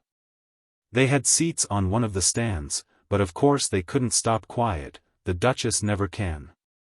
She and Miss Bart went off in quest of what they call adventures. Gad, it ain't their fault if they don't have some queer ones." He added tentatively, after pausing to grope for a cigarette, "Miss Bart's an old friend of yours, I believe?" "So she told me. Ah, thanks, I don't seem to have one left." He lit Selden's proffered cigarette, and continued, in his high-pitched drawling tone, "None of my business, of course, but I didn't introduce her to the Duchess. Charming woman, the Duchess, you understand, and a very good friend of mine, but rather a liberal education." Selden received this in silence. And after a few puffs Lord Hubert broke out again, "Sort of thing one can't communicate to the young lady, though young ladies nowadays are so competent to judge for themselves. But in this case, I'm an old friend too, you know, and there seemed no one else to speak to. The whole situation's a little mixed, as I see it, but there used to be an aunt somewhere, a diffuse and innocent person, who was great at bridging over chasms she didn't see." "Ah, in New York. Is she? Pity New York's such a long way off." Chapter 2. Miss Bart, emerging late the next morning from her cabin, found herself alone on the deck of the Sabrina. The cushioned chairs, disposed expectantly under the wide awning, showed no signs of recent occupancy, and she presently learned from a steward that Mrs. Dorset had not yet appeared, and that the gentlemen, separately, had gone ashore as soon as they had breakfasted. Supplied with these facts, Lily leaned a while over the side, giving herself up to a leisurely enjoyment of the spectacle before her. Unclouded sunlight enveloped sea and shore in a bath of purest radiancy. The purpling waters drew a sharp white line of foam at the base of the shore. Against its irregular eminences, hotels and villas flashed from the grayish verdure of olive and eucalyptus. And the background of bare and finely penciled mountains quivered in a pale intensity of light. How beautiful it was, and how she loved beauty. She had always felt that her sensibility in this direction made up for certain obtusenesses of feeling of which she was less proud, and during the last 3 months she had indulged it passionately. The Dorsets' invitation to go abroad with them had come as an almost miraculous release from crushing difficulties. And her faculty for renewing herself in new scenes, and casting off problems of conduct as easily as the surroundings in which they had arisen, made the mere change from one place to another seem not merely a postponement, but a solution of her troubles. Moral complications existed for her only in the environment that had produced them. She did not mean to slight or ignore them, but they lost their reality when they changed their background. She could not have remained in New York without repaying the money she owed to Trenor. To acquit herself of that odious debt she might even have faced a marriage with Rosedale. But the accident of placing the Atlantic between herself and her obligations made them dwindle out of sight as if they had been milestones and she had traveled past them. Her 2 months on the Sabrina had been especially calculated to aid this illusion of distance. She had been plunged into new scenes, and had found in them a renewal of old hopes and ambitions. The cruise itself charmed her as a romantic adventure. She was vaguely touched by the names and scenes amid which she moved, and had listened to Ned Silverton reading Theocritus by moonlight, as the yacht rounded the Sicilian promontories. With a thrill of the nerves that confirmed her belief in her intellectual superiority. But the weeks at Cannes and Nice had really given her more pleasure. The gratification of being welcomed in high company, and of making her own ascendancy felt there. So that she found herself figuring once more as the beautiful Miss Bart, in the interesting journal devoted to recording the least movements of her cosmopolitan companions. All these experiences tended to throw into the extreme background of memory the prosaic and sordid difficulties from which she had escaped. If she was faintly aware of fresh difficulties ahead, she was sure of her ability to meet them. It was characteristic of her to feel that the only problems she could not solve were those with which she was familiar. Meanwhile she could honestly be proud of the skill with which she had adapted herself to somewhat delicate conditions. She had reason to think that she had made herself equally necessary to her host and hostess. And if only she had seen any perfectly irreproachable means of drawing a financial profit from the situation, there would have been no cloud on her horizon. The truth was that her funds, as usual, were inconveniently low, and to neither Dorset nor his wife could this vulgar embarrassment be safely hinted. Still, the need was not a pressing one. She could worry along, as she had so often done before, with the hope of some happy change of fortune to sustain her. And meanwhile life was gay and beautiful and easy, and she was conscious of figuring not unworthily in such a setting. She was engaged to breakfast that morning with the Duchess of Beltshire, and at 12 o'clock she asked to be set ashore in the gig. Before this she had sent her maid to inquire if she might see Mrs. Dorset, but the reply came back that the latter was tired, and trying to sleep. Lily thought she understood the reason of the rebuff. Her hostess had not been included in the Duchess's invitation, though she herself had made the most loyal efforts in that direction. But her Grace was impervious to hints, and invited or omitted as she chose. It was not Lily's fault if Mrs. Dorset's complicated attitudes did not fall in with the Duchess's easy gait. The Duchess, who seldom explained herself, had not formulated her objection beyond saying, "She's rather a bore, you know. The only one of your friends I like is that little Mr. Bry, he's funny," but Lily knew enough not to press the point, and was not altogether sorry to be thus distinguished at her friend's expense. Bertha certainly had grown tiresome since she had taken to poetry and Ned Silverton. On the whole, it was a relief to break away now and then from the Sabrina. And the Duchess's little breakfast, organized by Lord Hubert with all his usual virtuosity, was the pleasanter to Lily for not including her travelling companions. Dorset, of late, had grown more than usually morose and incalculable, and Ned Silverton went about with an air that seemed to challenge the universe. The freedom and lightness of the ducal intercourse made an agreeable change from these complications, and Lily was tempted, after luncheon, to adjourn in the wake of her companions to the hectic atmosphere of the casino. She did not mean to play, her diminished pocket money offered small scope for the adventure. But it amused her to sit on a divan, under the doubtful protection of the Duchess's back, while the latter hung above her stakes at a neighboring table. The rooms were packed with the gazing throng which, in the afternoon hours, trickles heavily between the tables, like the Sunday crowd in a lion house. In the stagnant flow of the mass, identities were hardly distinguishable, but Lily presently saw Mrs. Bry cleaving her determined way through the doors, and, in the broad wake she left, the light figure of Mrs. Fisher bobbing after her like a rowboat at the stern of a tug. Mrs. Bry pressed on, evidently animated by the resolve to reach a certain point in the rooms, but Mrs. Fisher, as she passed Lily, broke from her towing line, and let herself float to the girl's side. "Lose her?" she echoed the latter's query, with an indifferent glance at Mrs. Bry's retreating back. "I dare say, it doesn't matter, I have lost her already." And, as Lily exclaimed, she added, "We had an awful row this morning. You know, of course, that the Duchess chucked her at dinner last night, and she thinks it was my fault, my want of management. The worst of it is, the message, just a mere word by telephone, came so late that the dinner had to be paid for. And Becassin had run it up, it had been so drummed into him that the Duchess was coming." Mrs. Fisher indulged in a faint laugh at the remembrance. "Paying for what she doesn't get rankles so dreadfully with Louisa. I can't make her see that it's one of the preliminary steps to getting what you haven't paid for, and as I was the nearest thing to smash. She smashed me to atoms, poor dear." Lily murmured her commiseration. Impulses of sympathy came naturally to her, and it was instinctive to proffer her help to Mrs. Fisher. "If there's anything I can do, if it's only a question of meeting the Duchess." I heard her say she thought Mr. Bry amusing. But Mrs. Fisher interposed with a decisive gesture. "My dear, I have my pride, the pride of my trade. I couldn't manage the Duchess, and I can't palm off your arts on Louisa Bry as mine. I've taken the final step, I go to Paris tonight with the Sam Gormers. They're still in the elementary stage.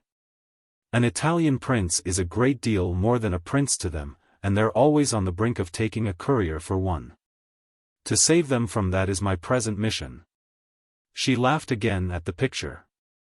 "But before I go I want to make my last will and testament, I want to leave you the bris." "Me?" Miss Bart joined in her amusement. "It's charming of you to remember me, dear, but really, you're already so well provided for." Mrs. Fisher flashed a sharp glance at her. "Are you, though, Lily, to the point of rejecting my offer?" Miss Bart colored slowly. "What I really meant was, that the bris wouldn't in the least care to be so disposed of." Mrs. Fisher continued to probe her embarrassment with an unflinching eye. "What you really meant was that you've snubbed the bris horribly, and you know that they know.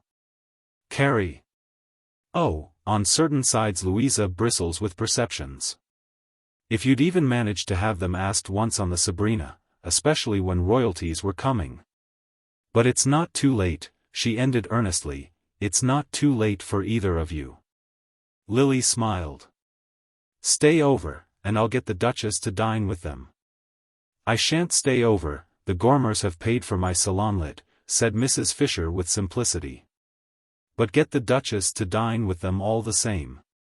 Lily's smile again flowed into a slight laugh. Her friend's importunity was beginning to strike her as irrelevant. "I'm sorry I have been negligent about the bris," she began. "Oh, as to the bris, it's you I'm thinking of," said Mrs. Fisher abruptly. She paused, and then, bending forward, with a lowered voice, "You know we all went on to Nice last night when the Duchess chucked us. It was Louisa's idea, I told her what I thought of it." Miss Bart assented. "Yes, I caught sight of you on the way back, at the station. Well, the man who was in the carriage with you and George Dorset, that horrid little Dabham who does society notes from the Riviera, had been dining with us at Nice. And he's telling everybody that you and Dorset came back alone after midnight." "Alone?" When he was with us? Lily laughed, but her laugh faded into gravity under the prolonged implication of Mrs. Fisher's look. We did come back alone, if that's so very dreadful. But whose fault was it? The Duchess was spending the night at Simiez with the Crown Princess. Bertha got bored with the show, and went off early, promising to meet us at the station. We turned up on time, but she didn't turn up at all. Miss Bart made this announcement in the tone of one who presents, with careless assurance, a complete vindication, but Mrs. Fisher received it in a manner almost inconsequent. She seemed to have lost sight of her friend's part in the incident. Her inward vision had taken another slant. Bertha never turned up at all? Then how on earth did she get back? Oh, by the next train, I suppose. There were 2 extra ones for the fete. At any rate, I know she's safe on the yacht, though I haven't yet seen her. But you see, it was not my fault, Lily summed up. Not your fault that Bertha didn't turn up? My poor child, if only you don't have to pay for it. Mrs. Fisher rose. She had seen Mrs. Bry surging back in her direction. There's Louisa, and I must be off. Oh, we're on the best of terms externally, we're lunching together, but at heart it's me she's lunching on, she explained. And with a last handclasp and a last look, she added, remember, I leave her to you, she's hovering now, ready to take you in. Lily carried the impression of Mrs. Fisher's leave-taking away with her from the casino doors. She had accomplished, before leaving, the first step toward her reinstatement in Mrs. Bry's good graces. An affable advance, a vague murmur that they must see more of each other, an elusive glance to a near future that was felt to include the Duchess as well as the Sabrina. How easily it was all done. If one possessed the knack of doing it. She wondered at herself, as she had so often wondered, that, possessing the knack, she did not more consistently exercise it. But sometimes she was forgetful, and sometimes, could it be that she was proud? Today, at any rate, she had been vaguely conscious of a reason for sinking her pride, had in fact even sunk it to the point of suggesting to Lord Hubert Dacey, whom she ran across on the casino steps, that he might really get the Duchess to dine with the Briss, if she undertook to have them asked on the Sabrina. Lord Hubert had promised his help, with the readiness on which she could always count. It was his only way of ever reminding her that he had once been ready to do so much more for her. Her path, in short, seemed to smooth itself before her as she advanced, yet the faint stir of uneasiness persisted. Had it been produced, she wondered, by her chance meeting with Selden? She thought not. Time and change seemed so completely to have relegated him to his proper distance.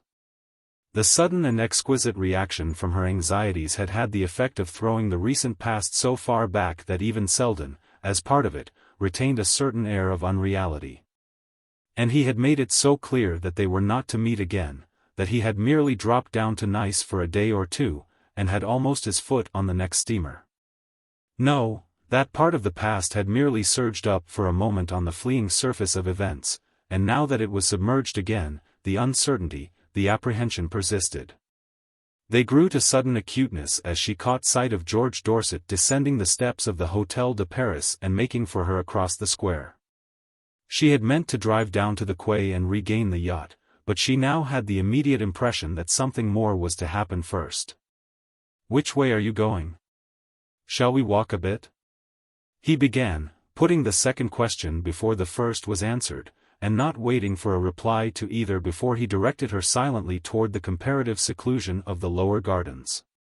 She detected in him at once all the signs of extreme nervous tension. The skin was puffed out under his sunken eyes, and its sallowness had paled to a leaden white against which his irregular eyebrows and long reddish mustache were relieved with a saturnine effect. His appearance, in short, presented an odd mixture of the bedraggled and the ferocious. He walked beside her in silence, with quick precipitate steps, till they reached the embowered slopes to the east of the casino. Then, pulling up abruptly, he said, "Have you seen Bertha?" "No, when I left the yacht she was not yet up." He received this with a laugh like the whirring sound in a disabled clock. "Not yet up? Had she gone to bed?" Do you know at what time she came on board? This morning at 7, he exclaimed. At 7? Lily started. What happened? An accident to the train? He laughed again. They missed the train, all the trains, they had to drive back. Well? She hesitated, feeling at once how little even this necessity accounted for the fatal lapse of hours. Well, they couldn't get a carriage at once, at that time of night, you know. The explanatory note made it almost seem as though he were putting the case for his wife, and when they finally did. It was only a one-horse cab, and the horse was lame. How tiresome. I see, she affirmed, with the more earnestness because she was so nervously conscious that she did not, and after a pause she added, I'm so sorry, but ought we to have waited? Waited for the one-horse cab? It would scarcely have carried the four of us, do you think? She took this in what seemed the only possible way, with a laugh intended to sink the question itself in his humorous treatment of it. Well, it would have been difficult. We should have had to walk by turns. But it would have been jolly to see the sunrise. Yes, the sunrise was jolly, he agreed. Was it? You saw it, then? I saw it, yes, from the deck. I waited up for them. Naturally, I suppose you were worried. Why didn't you call on me to share your vigil? He stood still, dragging at his mustache with a lean weak hand. I don't think you would have cared for its denouement, he said with sudden grimness. Again she was disconcerted by the abrupt change in his tone, and as in one flash she saw the peril of the moment, and the need of keeping her sense of it out of her eyes. Denouement, isn't that too big a word for such a small incident? The worst of it, after all, is the fatigue which Bertha has probably slept off by this time.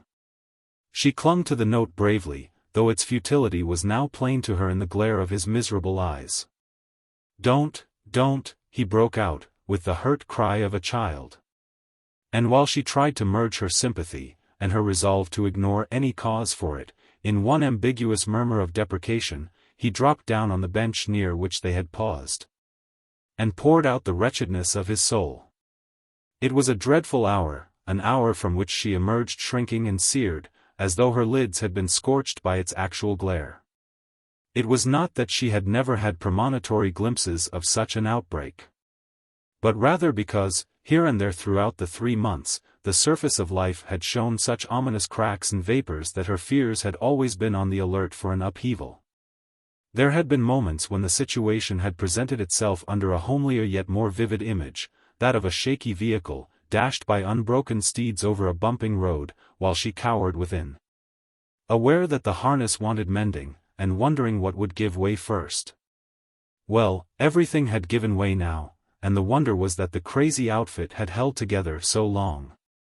Her sense of being involved in the crash, instead of merely witnessing it from the road, was intensified by the way in which Dorset, through his furies of denunciation and wild reactions of self-contempt, made her feel the need he had of her, the place she had taken in his life. But for her, what ear would have been open to his cries? And what hand but hers could drag him up again to a footing of sanity and self-respect? All through the stress of the struggle with him, she had been conscious of something faintly maternal in her efforts to guide and uplift him. But for the present, if he clung to her, it was not in order to be dragged up, but to feel someone floundering in the depths with him. He wanted her to suffer with him, not to help him to suffer less. Happily for both, there was little physical strength to sustain his frenzy. It left him, collapsed and breathing heavily, to an apathy so deep and prolonged that Lily almost feared the passers-by would think it the result of a seizure, and stop to offer their aid. But Monte Carlo is, of all places, the one where the human bond is least close, and odd sights are the least arresting. If a glance or two lingered on the couple, no intrusive sympathy disturbed them, and it was Lily herself who broke the silence by rising from her seat. With the clearing of her vision the sweep of peril had extended, and she saw that the post of danger was no longer at Dorset's side. If you won't go back, I must, don't make me leave you, she urged. But he remained mutely resistant, and she added, what are you going to do? You really can't sit here all night. I can go to an hotel. I can telegraph my lawyers. He sat up, roused by a new thought. By Jove, Selden's at Nice, I'll send for Selden. Lily, at this, reseated herself with a cry of alarm. No, no, no, she protested. He swung round on her distrustfully. Why not Selden? He's a lawyer, isn't he? One will do as well as another in a case like this. As badly as another, you mean? I thought you relied on me to help you. You do, by being so sweet and patient with me. If it hadn't been for you, I'd have ended the thing long ago. But now it's got to end. He rose suddenly, straightening himself with an effort. You can't want to see me ridiculous. She looked at him kindly. That's just it. Then, after a moment's pondering, almost to her own surprise, she broke out with a flash of inspiration. Well, go over and see Mr. Selden. You'll have time to do it before dinner. Oh, dinner, he mocked her, but she left him with the smiling rejoinder, dinner on board, remember, we'll put it off till 9 if you like. It was past 4 already.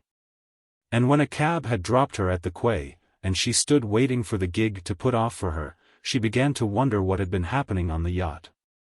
Of Silverton's whereabouts there had been no mention. Had he returned to the Sabrina? Or could Bertha, the dread alternative sprang on her suddenly, could Bertha, left to herself, have gone ashore to rejoin him? Lily's heart stood still at the thought.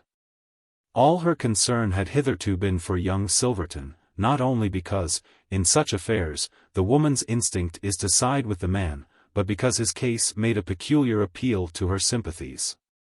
He was so desperately in earnest, poor youth, and his earnestness was of so different a quality from Bertha's, though hers too was desperate enough. The difference was that Bertha was in earnest only about herself, while he was in earnest about her.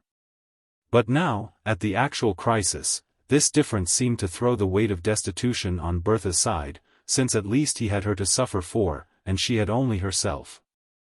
At any rate, viewed less ideally, all the disadvantages of such a situation were for the woman, and it was to Bertha that Lily's sympathies now went out.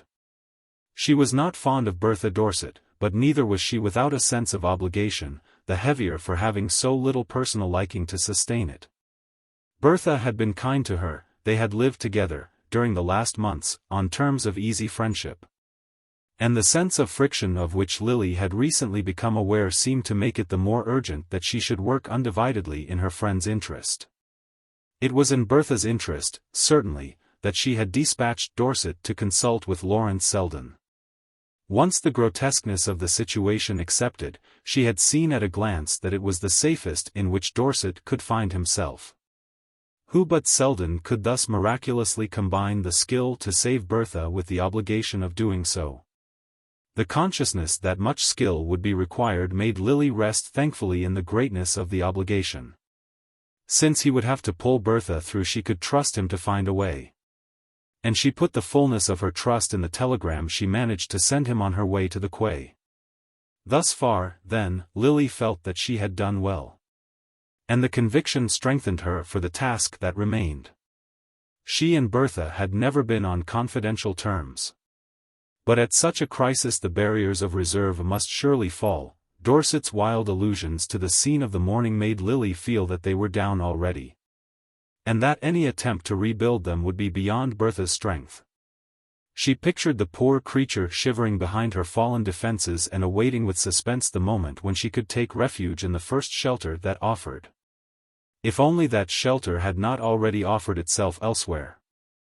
As the gig traversed the short distance between the quay and the yacht, Lily grew more than ever alarmed at the possible consequences of her long absence. What if the wretched Bertha, finding in all the long hours no soul to turn to, but by this time Lily's eager foot was on the side ladder, and her first step on the Sabrina showed the worst of her apprehensions to be unfounded. For there, in the luxurious shade of the afterdeck, the wretched Bertha, in full command of her usual attenuated elegance, sat dispensing tea to the Duchess of Beltshire and Lord Hubert. The sight filled Lily with such surprise that she felt that Bertha, at least, must read its meaning in her look, and she was proportionately disconcerted by the blankness of the look returned. But in an instant she saw that Mrs. Dorset had, of necessity, to look blank before the others, and that, to mitigate the effect of her own surprise, she must at once produce some simple reason for it. The long habit of rapid transitions made it easy for her to exclaim to the Duchess, "Why, I thought you'd gone back to the Princess." And this sufficed for the lady she addressed, if it was hardly enough for Lord Hubert. At least it opened the way to a lively explanation of how the Duchess was, in fact, going back the next moment, but had first rushed out to the yacht for a word with Mrs. Dorset on the subject of tomorrow's dinner, the dinner with the Briss, to which Lord Hubert had finally insisted on dragging them. "To save my neck, you know," he explained, with a glance that appealed to Lily for some recognition of his promptness, and the Duchess added, with her noble candour, "Mr. Bry has promised him a tip, and he says if we go he'll pass it on to us." This led to some final pleasantries, in which, as it seemed to Lily, Mrs. Dorset bore her part with astounding bravery, and at the close of which Lord Hubert, from halfway down the side ladder, called back, with an air of numbering heads, "And of course we may count on Dorset too?" "Oh, count on him," his wife assented gaily. She was keeping up well to the last, but as she turned back from waving her adieus over the side, Lily said to herself that the mask must drop and the soul of fear look out. Mrs. Dorset turned back slowly, perhaps she wanted time to steady her muscles. At any rate, they were still under perfect control when, dropping once more into her seat behind the tea-table, she remarked to Miss Bart with a faint touch of irony, "I suppose I ought to say good morning." If it was a cue, Lily was ready to take it, though with only the vaguest sense of what was expected of her in return. There was something unnerving in the contemplation of Mrs. Dorset's composure, and she had to force the light tone in which she answered, "I tried to see you this morning, but you were not yet up." "No, I got to bed late. After we missed you at the station I thought we ought to wait for you till the last train." She spoke very gently, but with just the least tinge of reproach. "You missed us? You waited for us at the station?" Now indeed Lily was too far adrift in bewilderment to measure the other's words or keep watch on her own. "But I thought you didn't get to the station till after the last train had left." Mrs. Dorset, examining her between lowered lids, met this with the immediate query, "Who told you that?" "George, I saw him just now in the gardens." "Ah, is that George's version?" "Poor George, he was in no state to remember what I told him. He had one of his worst attacks this morning, and I packed him off to see the doctor." "Do you know if he found him?" Lily, still lost in conjecture, made no reply, and Mrs. Dorset settled herself indolently in her seat. "He'll wait to see him, he was horribly frightened about himself. It's very bad for him to be worried, and whenever anything upsetting happens, it always brings on an attack." This time Lily felt sure that a cue was being pressed on her. But it was put forth with such startling suddenness, and with so incredible an air of ignoring what it led up to, that she could only falter out doubtfully, "Anything upsetting?" "Yes, such as having you so conspicuously on his hands in the small hours. You know, my dear, you're rather a big responsibility in such a scandalous place after midnight." At the complete unexpectedness and the inconceivable audacity of it, Lily could not restrain the tribute of an astonished laugh. "Well, really, considering it was you who burdened him with the responsibility." Mrs. Dorset took this with an exquisite mildness. "By not having the superhuman cleverness to discover you in that frightful rush for the train? Or the imagination to believe that you'd take it without us, you and he all alone, instead of waiting quietly in the station till we did manage to meet you?" Lily's color rose. It was growing clear to her that Bertha was pursuing an object, following a line she had marked out for herself.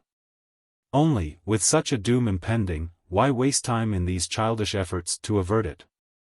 The puerility of the attempt disarmed Lily's indignation. Did it not prove how horribly the poor creature was frightened? "No, By our simply all keeping together at nice, she returned. Keeping together? When it was you who seized the first opportunity to rush off with the Duchess and her friends? My dear Lily, you are not a child to be led by the hand. No, nor to be lectured, Bertha, really, if that's what you are doing to me now. Mrs. Dorset smiled on her reproachfully. Lecture you, Heaven forbid. I was merely trying to give you a friendly hint. But it's usually the other way round, isn't it? I'm expected to take hints, not to give them. I've positively lived on them all these last months. Hints, from me to you? Lily repeated. Oh, negative ones merely, what not to be and to do and to see. And I think I've taken them to admiration. Only, my dear, if you'll let me say so, I didn't understand that one of my negative duties was not to warn you when you carried your imprudence too far. A chill of fear passed over Miss Bart, a sense of remembered treachery that was like the gleam of a knife in the dusk. But compassion, in a moment, got the better of her instinctive recoil. What was this outpouring of senseless bitterness but the tracked creature's attempt to cloud the medium through which it was fleeing?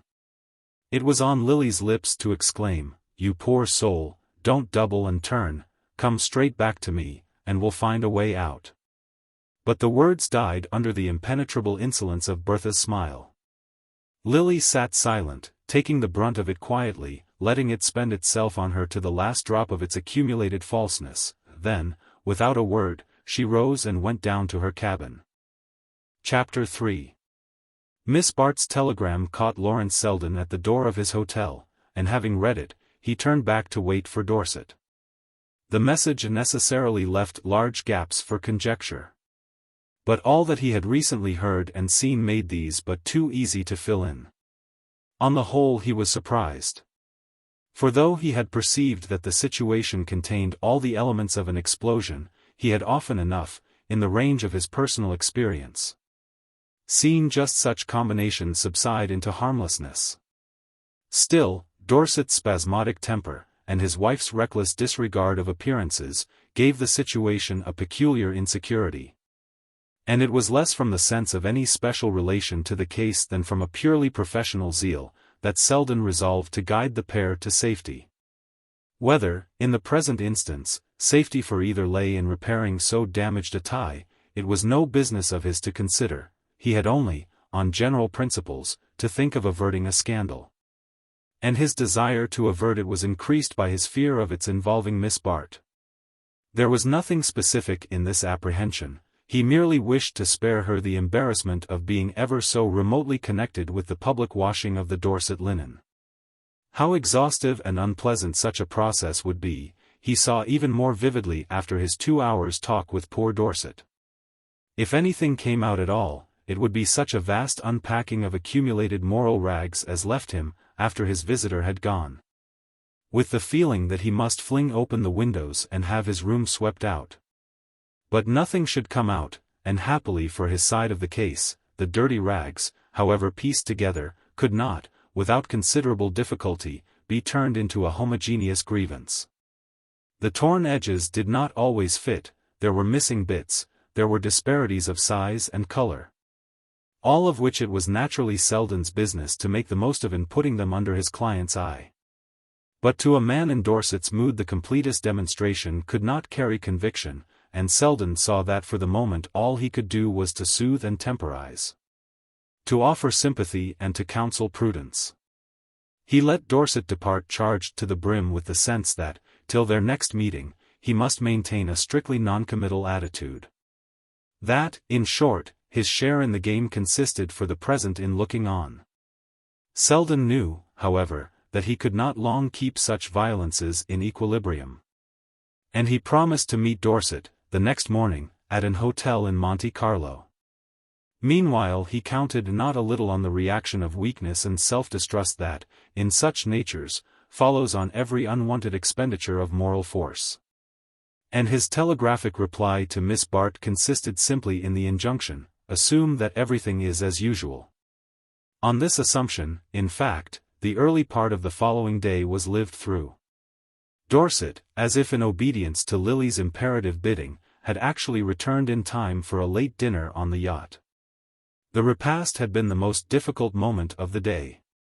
Dorset was sunk in one of the abysmal silences which so commonly followed on what his wife called his attacks, that it was easy, before the servants, to refer it to this cause. But Bertha herself seemed, perversely enough, little disposed to make use of this obvious means of protection. She simply left the brunt of the situation on her husband's hands, as if too absorbed in a grievance of her own to suspect that she might be the object of one herself. To Lily this attitude was the most ominous, because the most perplexing, element in the situation. As she tried to fan the weak flicker of talk, to build up, again and again, the crumbling structure of appearances, her own attention was perpetually distracted by the question, what on earth can she be driving at? There was something positively exasperating in Bertha's attitude of isolated defiance. If only she would have given her friend a hint, they might still have worked together successfully. But how could Lily be of use, while she was thus obstinately shut out from participation? To be of use was what she honestly wanted, and not for her own sake but for the Dorsets. She had not thought of her own situation at all, she was simply engrossed in trying to put a little order in theirs. But the close of the short dreary evening left her with a sense of effort hopelessly wasted. She had not tried to see Dorset alone, she had positively shrunk from a renewal of his confidences. It was Bertha whose confidence she sought, and who should as eagerly have invited her own, and Bertha, as if in the infatuation of self-destruction, was actually pushing away her rescuing hand. Lily, going to bed early, had left the couple to themselves. And it seemed part of the general mystery in which she moved that more than an hour should elapse before she heard Bertha walk down the silent passage and regain her room. The morrow, rising on an apparent continuance of the same conditions, revealed nothing of what had occurred between the confronted pair. One fact alone outwardly proclaimed the change they were all conspiring to ignore, and that was the non-appearance of Ned Silverton. No one referred to it, and this tacit avoidance of the subject kept it in the immediate foreground of consciousness. But there was another change, perceptible only to Lily. And that was that Dorset now avoided her almost as pointedly as his wife. Perhaps he was repenting his rash outpourings of the previous day. Perhaps only trying, in his clumsy way, to conform to Selden's counsel to behave as usual. Such instructions no more make for easiness of attitude than the photographer's behest to look natural. And in a creature as unconscious as poor Dorset of the appearance he habitually presented, the struggle to maintain a pose was sure to result in queer contortions. It resulted, at any rate, in throwing Lily strangely on her own resources. She had learned, on leaving her room, that Mrs. Dorset was still invisible, and that Dorset had left the yacht early.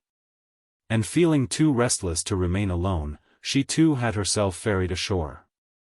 Straying toward the casino, she attached herself to a group of acquaintances from Nice, with whom she lunched, and in whose company she was returning to the rooms when she encountered Selden crossing the square. She could not, at the moment, separate herself definitely from her party, who had hospitably assumed that she would remain with them till they took their departure.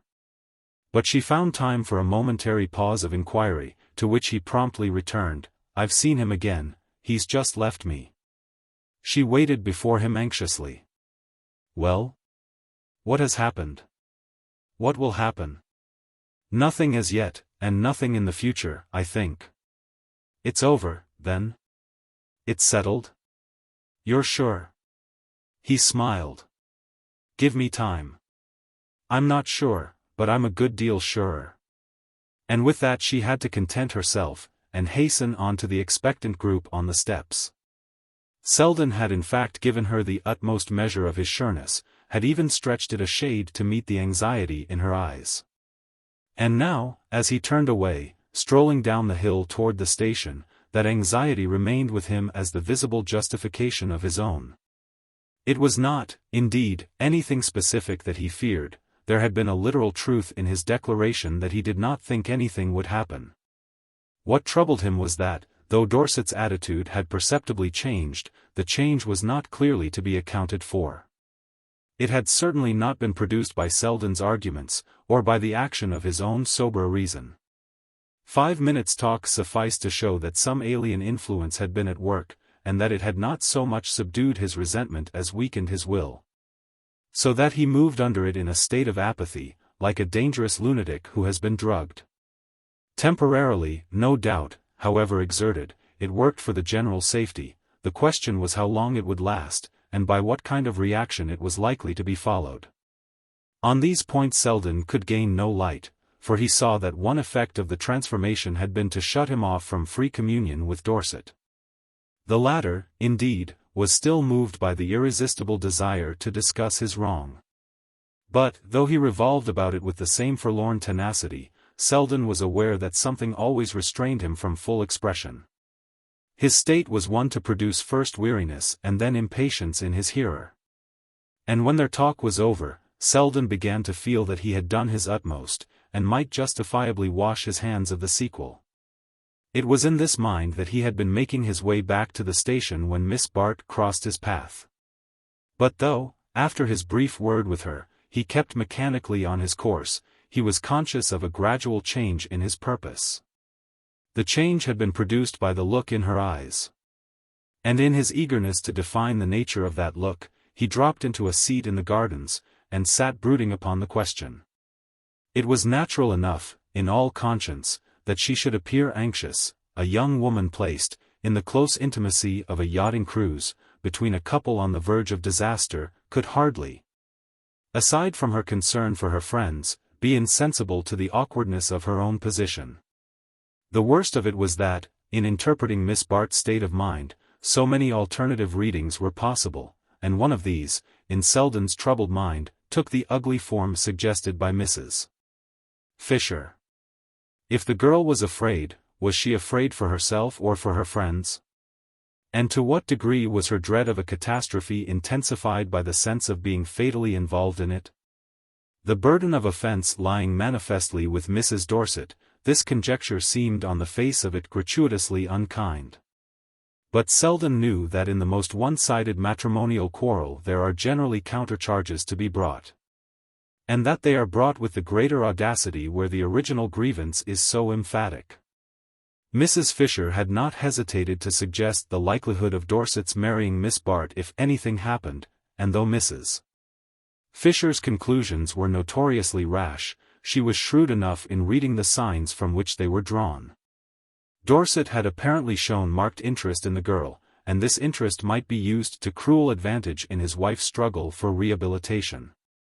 Selden knew that Bertha would fight to the last round of powder. The rashness of her conduct was illogically combined with a cold determination to escape its consequences. She could be as unscrupulous in fighting for herself as she was reckless in courting danger, and whatever came to her hand at such moments was likely to be used as a defensive missile. He did not, as yet, see clearly just what course she was likely to take, but his perplexity increased his apprehension, and with it the sense that, before leaving, he must speak again with Miss Bart. Whatever her share in the situation, and he had always honestly tried to resist judging her by her surroundings, however free she might be from any personal connection with it, she would be better out of the way of a possible crash. And since she had appealed to him for help, it was clearly his business to tell her so. This decision at last brought him to his feet, and carried him back to the gambling rooms, within whose doors he had seen her disappearing. But a prolonged exploration of the crowd failed to put him on her traces. He saw instead, to his surprise, Ned Silverton loitering somewhat ostentatiously about the tables. And the discovery that this actor in the drama was not only hovering in the wings, but actually inviting the exposure of the footlights, though it might have seemed to imply that all peril was over, served rather to deepen Selden's sense of foreboding. Charged with this impression he returned to the square, hoping to see Miss Bart move across it, as everyone in Monte Carlo seemed inevitably to do at least a dozen times a day. But here again he waited vainly for a glimpse of her, and the conclusion was slowly forced on him that she had gone back to the Sabrina. It would be difficult to follow her there, and still more difficult, should he do so, to contrive the opportunity for a private word.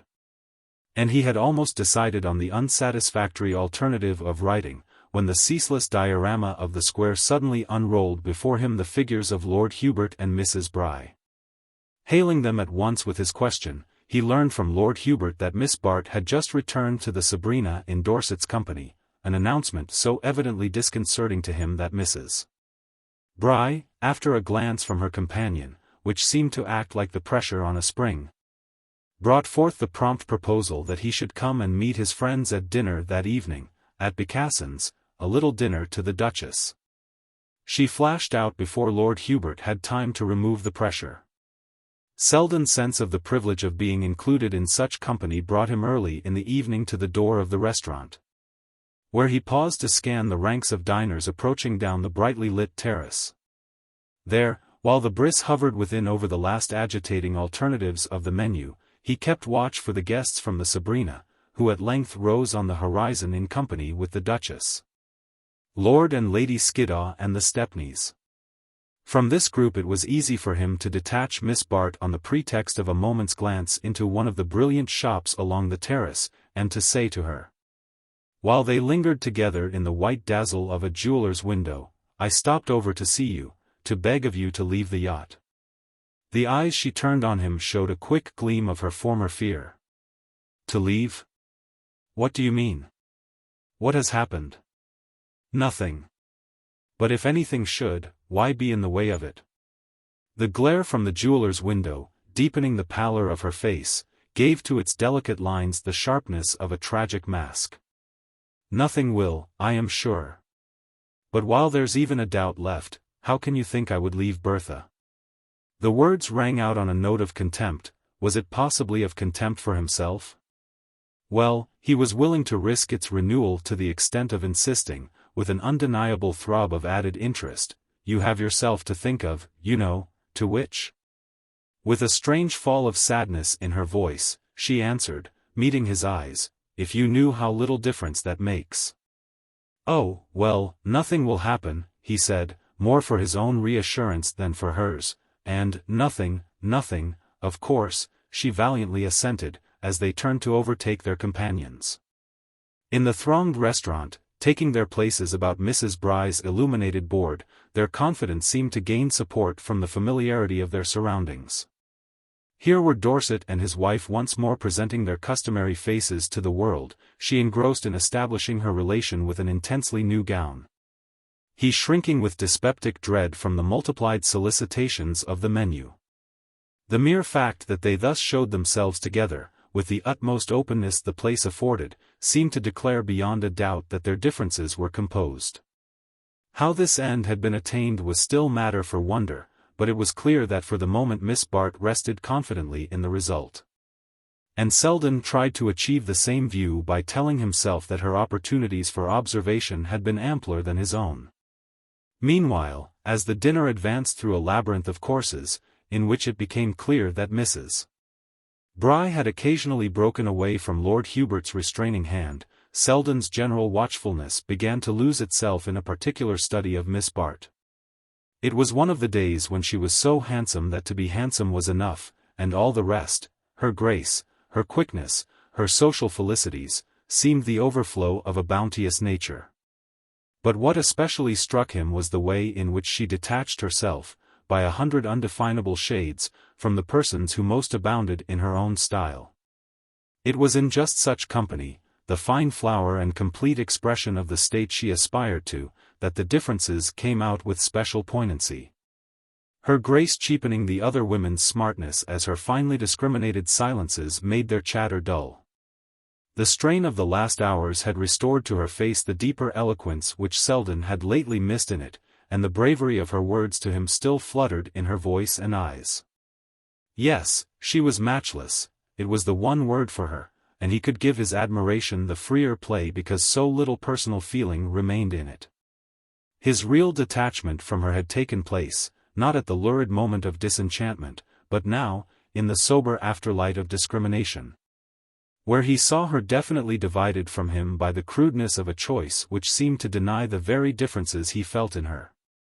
It was before him again in its completeness, the choice in which she was content to rest, in the stupid costliness of the food and the showy dullness of the talk. In the freedom of speech which never arrived at wit and the freedom of act which never made for romance. The strident setting of the restaurant, in which their table seemed set apart in a special glare of publicity, and the presence added of little Dabham of the Riviera notes, emphasized the ideals of a world where conspicuousness passed for distinction, and the society column had become the roll of fame. It was as the immortalizer of such occasions that little Dabham, wedged in modest watchfulness between two brilliant neighbors, suddenly became the center of Selden's scrutiny. How much did he know of what was going on, and how much, for his purpose, was still worth finding out? His little eyes were like tentacles thrown out to catch the floating intimations with which, to Selden, the air at moments seemed thick. Then again it cleared to its normal emptiness, and he could see nothing in it for the journalist but leisure to note the elegance of the ladies' gowns. Mrs. Dorset's, in particular, challenged all the wealth of Mr. Dabham's vocabulary. It had surprises and subtleties worthy of what he would have called the literary style. At first, as Selden had noticed, it had been almost too preoccupying to its wearer, but now she was in full command of it, and was even producing her effects with unwonted freedom. Was she not, indeed, too free, too fluent, for perfect naturalness? And was not Dorset, to whom his glance had passed by a natural transition, too jerkily wavering between the same extremes? Dorset indeed was always jerky, but it seemed to Selden that tonight each vibration swung him farther from his center. The dinner, meanwhile, was moving to its triumphant close, to the evident satisfaction of Mrs. Bry, who, throned in apoplectic majesty between Lord Skiddaw and Lord Hubert, seemed in spirit to be calling on Mrs. Fisher to witness her achievement. Short of Mrs. Fisher her audience might have been called complete. For the restaurant was crowded with persons mainly gathered there for the purpose of spectatorship, and accurately posted as to the names and faces of the celebrities they had come to see. Mrs. Bry, conscious that all her feminine guests came under that heading, and that each one looked her part to admiration, shone on Lily with all the pent-up gratitude that Mrs. Fisher had failed to deserve. Selden, catching the glance, wondered what part Miss Bart had played in organizing the entertainment. She did, at least, a great deal to adorn it. And as he watched the bright security with which she bore herself, he smiled to think that he should have fancied her in need of help. Never had she appeared more serenely mistress of the situation than when, at the moment of dispersal, detaching herself a little from the group about the table, she turned with a smile and a graceful slant of the shoulders to receive her cloak from Dorset. The dinner had been protracted over Mr. Bry's exceptional cigars and a bewildering array of liqueurs, and many of the other tables were empty. But a sufficient number of diners still lingered to give relief to the leave-taking of Mrs. Bry's distinguished guests. This ceremony was drawn out and complicated by the fact that it involved, on the part of the Duchess and Lady Skiddaw, definite farewells, and pledges of speedy reunion in Paris, where they were to pause and replenish their wardrobes on the way to England. The quality of Mrs. Bry's hospitality, and of the tips her husband had presumably imparted, lent to the manner of the English ladies a general effusiveness which shed the rosiest light over their hostess's future. In its glow Mrs. Dorset and the Stepneys were also visibly included, and the whole scene had touches of intimacy worth their weight in gold to the watchful pen of Mr. Dabham. A glance at her watch caused the Duchess to exclaim to her sister that they had just time to dash for their train, and the flurry of this departure over, the Stepneys, who had their motor at the door, offered to convey the Dorsets and Miss Bart to the quay. The offer was accepted, and Mrs. Dorset moved away with her husband in attendance. Miss Bart had lingered for a last word with Lord Hubert and Stepney, on whom Mr. Bry was pressing a final, and still more expensive, cigar, called out, "Come on, Lily, if you're going back to the yacht." Lily turned to obey, but as she did so, Mrs. Dorset, who had paused on her way out, moved a few steps back toward the table. "Miss Bart is not going back to the yacht," she said in a voice of singular distinctness. A startled look ran from eye to eye, Mrs. Bry crimsoned to the verge of congestion, Mrs.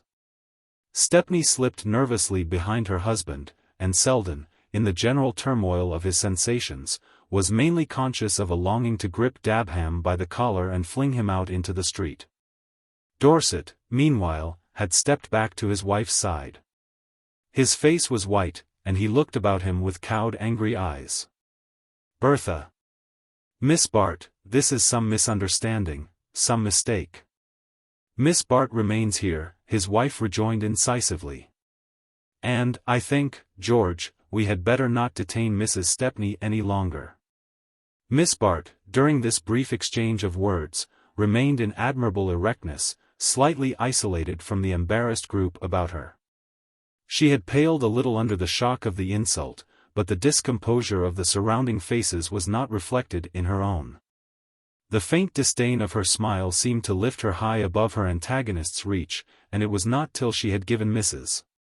Dorset the full measure of the distance between them that she turned and extended her hand to her hostess. "I am joining the Duchess tomorrow," she explained, "and it seemed easier for me to remain on shore for the night." She held firmly to Mrs.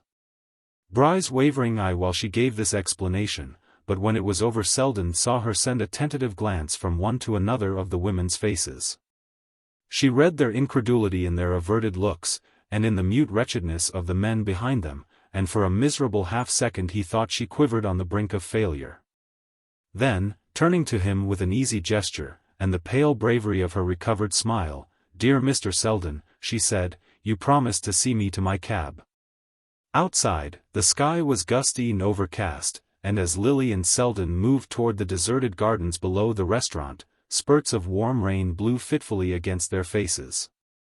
The fiction of the cab had been tacitly abandoned. They walked on in silence, her hand on his arm, till the deeper shade of the gardens received them, and pausing beside a bench, he said, "Sit down a moment." She dropped to the seat without answering, but the electric lamp at the bend of the path shed a gleam on the struggling misery of her face. Selden sat down beside her, waiting for her to speak, fearful lest any word he chose should touch too roughly on her wound. And kept also from free utterance by the wretched doubt which had slowly renewed itself within him. What had brought her to this pass? What weakness had placed her so abominably at her enemy's mercy? And why should Bertha Dorset have turned into an enemy at the very moment when she so obviously needed the support of her sex? Even while his nerves raged at the subjection of husbands to their wives, and at the cruelty of women to their kind, reason obstinately harped on the proverbial relation between smoke and fire. The memory of Mrs. Fisher's hints, and the corroboration of his own impressions, while they deepened his pity also increased his constraint, since, whichever way he sought a free outlet for sympathy, it was blocked by the fear of committing a blunder. Suddenly it struck him that his silence must seem almost as accusatory as that of the men he had despised for turning from her. But before he could find the fitting word she had cut him short with a question. "Do you know of a quiet hotel? I can send for my maid in the morning." "An hotel, here, that you can go to alone?" "It's not possible." She met this with a pale gleam of her old playfulness. "What is, then?" "It's too wet to sleep in the gardens." "But there must be someone." "Someone to whom I can go?" "Of course, any number, but at this hour?" "You see my change of plan was rather sudden." "Good God, if you'd listened to me," he cried, venting his helplessness in a burst of anger. She still held him off with the gentle mockery of her smile. "But haven't I?" she rejoined. "You advised me to leave the yacht, and I'm leaving it." He saw then, with a pang of self-reproach, that she meant neither to explain nor to defend herself. That by his miserable silence he had forfeited all chance of helping her, and that the decisive hour was past. She had risen, and stood before him in a kind of clouded majesty, like some deposed princess moving tranquilly to exile. "Lily," he exclaimed, with a note of despairing appeal. "But, oh, not now," she gently admonished him. And then, in all the sweetness of her recovered composure, "Since I must find shelter somewhere, and since you're so kindly here to help me." He gathered himself up at the challenge. "You will do as I tell you?" There's but one thing, then, you must go straight to your cousins, the Stepneys. Oh, broke from her with a movement of instinctive resistance. But he insisted, come, it's late, and you must appear to have gone there directly. He had drawn her hand into his arm, but she held him back with a last gesture of protest. I can't, not that, you don't know Gwen, you mustn't ask me. I must ask you, you must obey me, he persisted, though infected at heart by her own fear. Her voice sank to a whisper, and if she refuses? But, oh, trust me, he could only insist in return. And yielding to his touch, she let him lead her back in silence to the edge of the square. In the cab they continued to remain silent through the brief drive which carried them to the illuminated portals of the Stepneys' hotel. Here he left her outside, in the darkness of the raised hood, while his name was sent up to Stepney, and he paced the showy hall, awaiting the latter's descent. 10 minutes later the two men passed out together between the gold-laced custodians of the threshold, but in the vestibule Stepney drew up with a last flare of reluctance.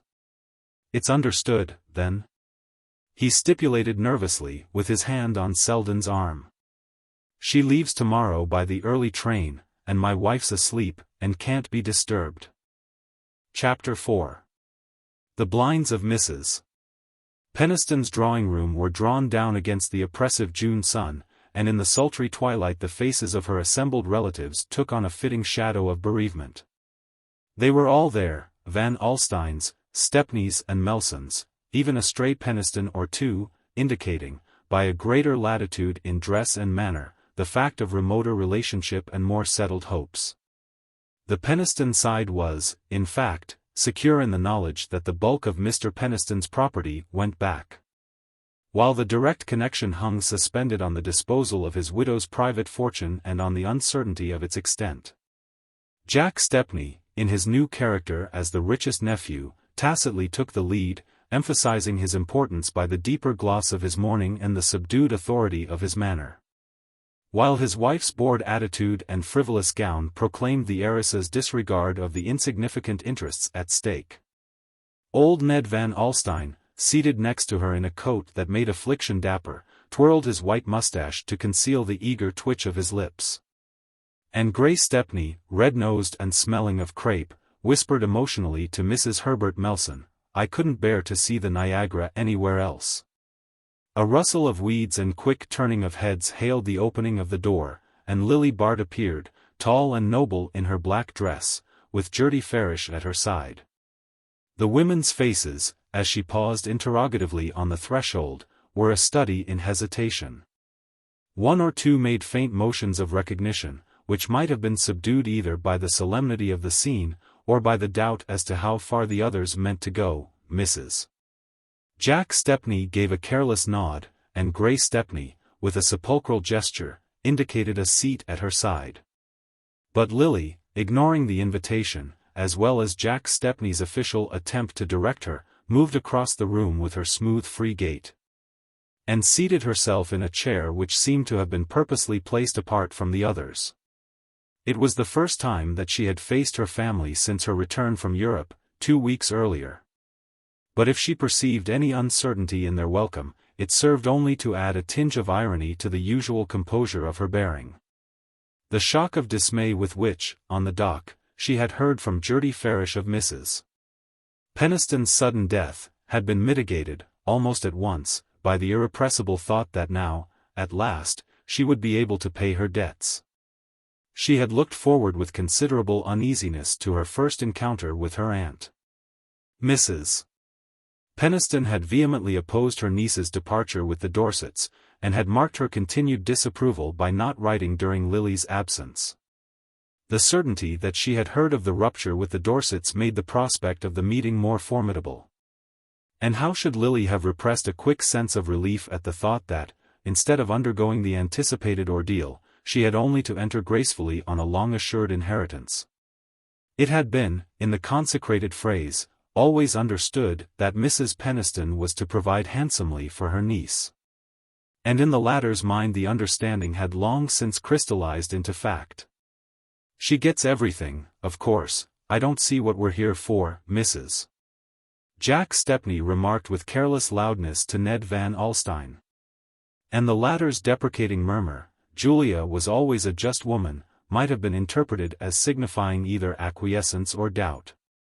"Well, it's only about 400,000, Mrs.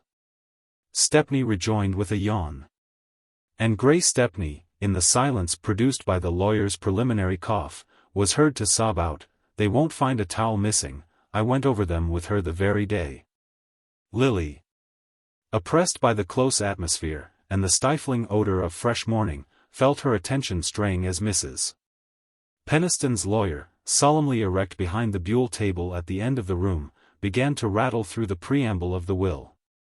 "It's like being in church," she reflected, wondering vaguely where Gwen Stepney had got such an awful hat. Then she noticed how stout Jack had grown. He would soon be almost as plethoric as Herbert Melson, who sat a few feet off, breathing puffily as he leaned his black-gloved hands on his stick. "I wonder why rich people always grow fat. I suppose it's because there's nothing to worry them. If I inherit, I shall have to be careful of my figure," she mused, while the lawyer droned on through a labyrinth of legacies. The servants came first, then a few charitable institutions, then several remoter Melsons and Stepneys, who stirred consciously as their names rang out. And then subsided into a state of impassiveness befitting the solemnity of the occasion. Ned Van Alstyne, Jack Stepney, and a cousin or two followed, each coupled with the mention of a few thousands. Lily wondered that Grace Stepney was not among them. Then she heard her own name, "To my niece Lily Bart $10,000, and after that the lawyer again lost himself in a coil of unintelligible periods. From which the concluding phrase flashed out with startling distinctness, "And the residue of my estate to my dear cousin and namesake, Grace Julia Stepney." There was a subdued gasp of surprise, a rapid turning of heads, and a surging of sable figures toward the corner in which Miss Stepney wailed out her sense of unworthiness through the crumpled ball of a black-edged handkerchief. Lily stood apart from the general movement, feeling herself for the first time utterly alone. No one looked at her, no one seemed aware of her presence. She was probing the very depths of insignificance. And under her sense of the collective indifference came the acuter pang of hopes deceived. Disinherited, she had been disinherited, and for Grace Stepney. She met Gertie's lamentable eyes, fixed on her in a despairing effort at consolation, and the look brought her to herself. There was something to be done before she left the house, to be done with all the nobility she knew how to put into such gestures. She advanced to the group about Miss Stepney, and holding out her hand said simply, "Dear Grace, I am so glad." The other ladies had fallen back at her approach, and a space created itself about her. It widened as she turned to go, and no one advanced to fill it up. She paused a moment, glancing about her, calmly taking the measure of her situation. She heard someone ask a question about the date of the will. She caught a fragment of the lawyer's answer, something about a sudden summons, and an earlier instrument. Then the tide of dispersal began to drift past her. Mrs. Jack Stepney and Mrs. Herbert Melson stood on the doorstep awaiting their motor. A sympathizing group escorted Grace Stepney to the cab it was felt to be fitting she should take, though she lived but a street or two away. And Miss Bart and Gertie found themselves almost alone in the purple drawing-room, which more than ever, in its stuffy dimness, resembled a well-kept family vault, in which the last corpse had just been decently deposited. In Gertie Farish's sitting-room, whither a hansom had carried the two friends, Lily dropped into a chair with a faint sound of laughter. It struck her as a humorous coincidence that her aunt's legacy should so nearly represent the amount of her debt to Trenor. The need of discharging that debt had reasserted itself with increased urgency since her return to America. And she spoke her first thought in saying to the anxiously hovering Gertie, "I wonder when the legacies will be paid." But Miss Farish could not pause over the legacies. She broke into a larger indignation. "Oh, Lily, it's unjust, it's cruel. Grace Stepney must feel she has no right to all that money." "Anyone who knew how to please Aunt Julia has a right to her money," Miss Bart rejoined philosophically. "But she was devoted to you, she led everyone to think." Gertie checked herself in evident embarrassment, and Miss Bart turned to her with a direct look. "Judy, be honest, this will was made only 6 weeks ago." She had heard of my break with the Dorsets? Everyone heard, of course, that there had been some disagreement, some misunderstanding. Did she hear that Bertha turned me off the yacht? Lily. That was what happened, you know. She said I was trying to marry George Dorset. She did it to make him think she was jealous. Isn't that what she told Gwen Stepney? I don't know, I don't listen to such horrors. I must listen to them, I must know where I stand. She paused, and again sounded a faint note of derision. Did you notice the women? They were afraid to snub me while they thought I was going to get the money, afterward they scuttled off as if I had the plague. Gertie remained silent, and she continued, I stayed on to see what would happen. They took their cue from Gwen Stepney and Lulu Melson. I saw them watching to see what Gwen would do. Gertie, I must know just what is being said of me. I tell you I don't listen. One hears such things without listening. She rose and laid her resolute hands on Miss Farish's shoulders. Gertie, are people going to cut me? Your friends, Lily, how can you think it? Who are one's friends at such a time? Who, but you poor trustful darling? And heaven knows what you suspect me of. She kissed Gertie with a whimsical murmur. You'd never let it make any difference, but then you're fond of criminals, Gertie. How about the irreclaimable ones, though? For I'm absolutely impenitent, you know. She drew herself up to the full height of her slender majesty, towering like some dark angel of defiance above the troubled Gertie, who could only falter out, Lily. Lily, how can you laugh about such things? So as not to weep, perhaps. But no, I'm not of the tearful order. I discovered early that crying makes my nose red, and the knowledge has helped me through several painful episodes. She took a restless turn about the room, and then, reseating herself, lifted the bright mockery of her eyes to Gertie's anxious countenance. I shouldn't have minded, you know, if I'd got the money, and at Miss Farish's protesting, oh, she repeated calmly, not a straw, my dear. For, in the first place, they wouldn't have quite dared to ignore me, and if they had, it wouldn't have mattered, because I should have been independent of them. But now. The irony faded from her eyes, and she bent a clouded face upon her friend. How can you talk so, Lily? Of course the money ought to have been yours, but after all that makes no difference. The important thing, Gertie paused, and then continued firmly, the important thing is that you should clear yourself, should tell your friends the whole truth. The whole truth? Miss Bart laughed. What is truth? Where a woman is concerned, it's the story that's easiest to believe. In this case it's a great deal easier to believe Bertha Dorset's story than mine, because she has a big house and an opera box, and it's convenient to be on good terms with her. Miss Farish still fixed her with an anxious gaze. But what is your story, Lily? I don't believe anyone knows it yet. My story, I don't believe I know it myself. You see, I never thought of preparing a version in advance as Bertha did, and if I had, I don't think I should take the trouble to use it now. But Gertie continued with her quiet reasonableness, I don't want a version prepared in advance, but I want you to tell me exactly what happened from the beginning. From the beginning? Miss Bart gently mimicked her. Dear Gertie, how little imagination you good people have. Why, the beginning was in my cradle, I suppose, in the way I was brought up, and the things I was taught to care for. Or no, I won't blame anybody for my faults, I'll say it was in my blood, that I got it from some wicked pleasure-loving ancestress, who reacted against the homely virtues of New Amsterdam. And wanted to be back at the court of the Charleses. And as Miss Farish continued to press her with troubled eyes, she went on impatiently, you asked me just now for the truth, well. The truth about any girl is that once she's talked about she's done for. And the more she explains her case the worse it looks. My good Gertie, you don't happen to have a cigarette about you? In her stuffy room at the hotel to which she had gone on landing, Lily Bart that evening reviewed her situation. It was the last week in June, and none of her friends were in town. The few relatives who had stayed on, or returned, for the reading of Mrs. Peniston's will, had taken flight again that afternoon to Newport or Long Island. And not one of them had made any proffer of hospitality to Lily. For the first time in her life she found herself utterly alone except for Judy Farish.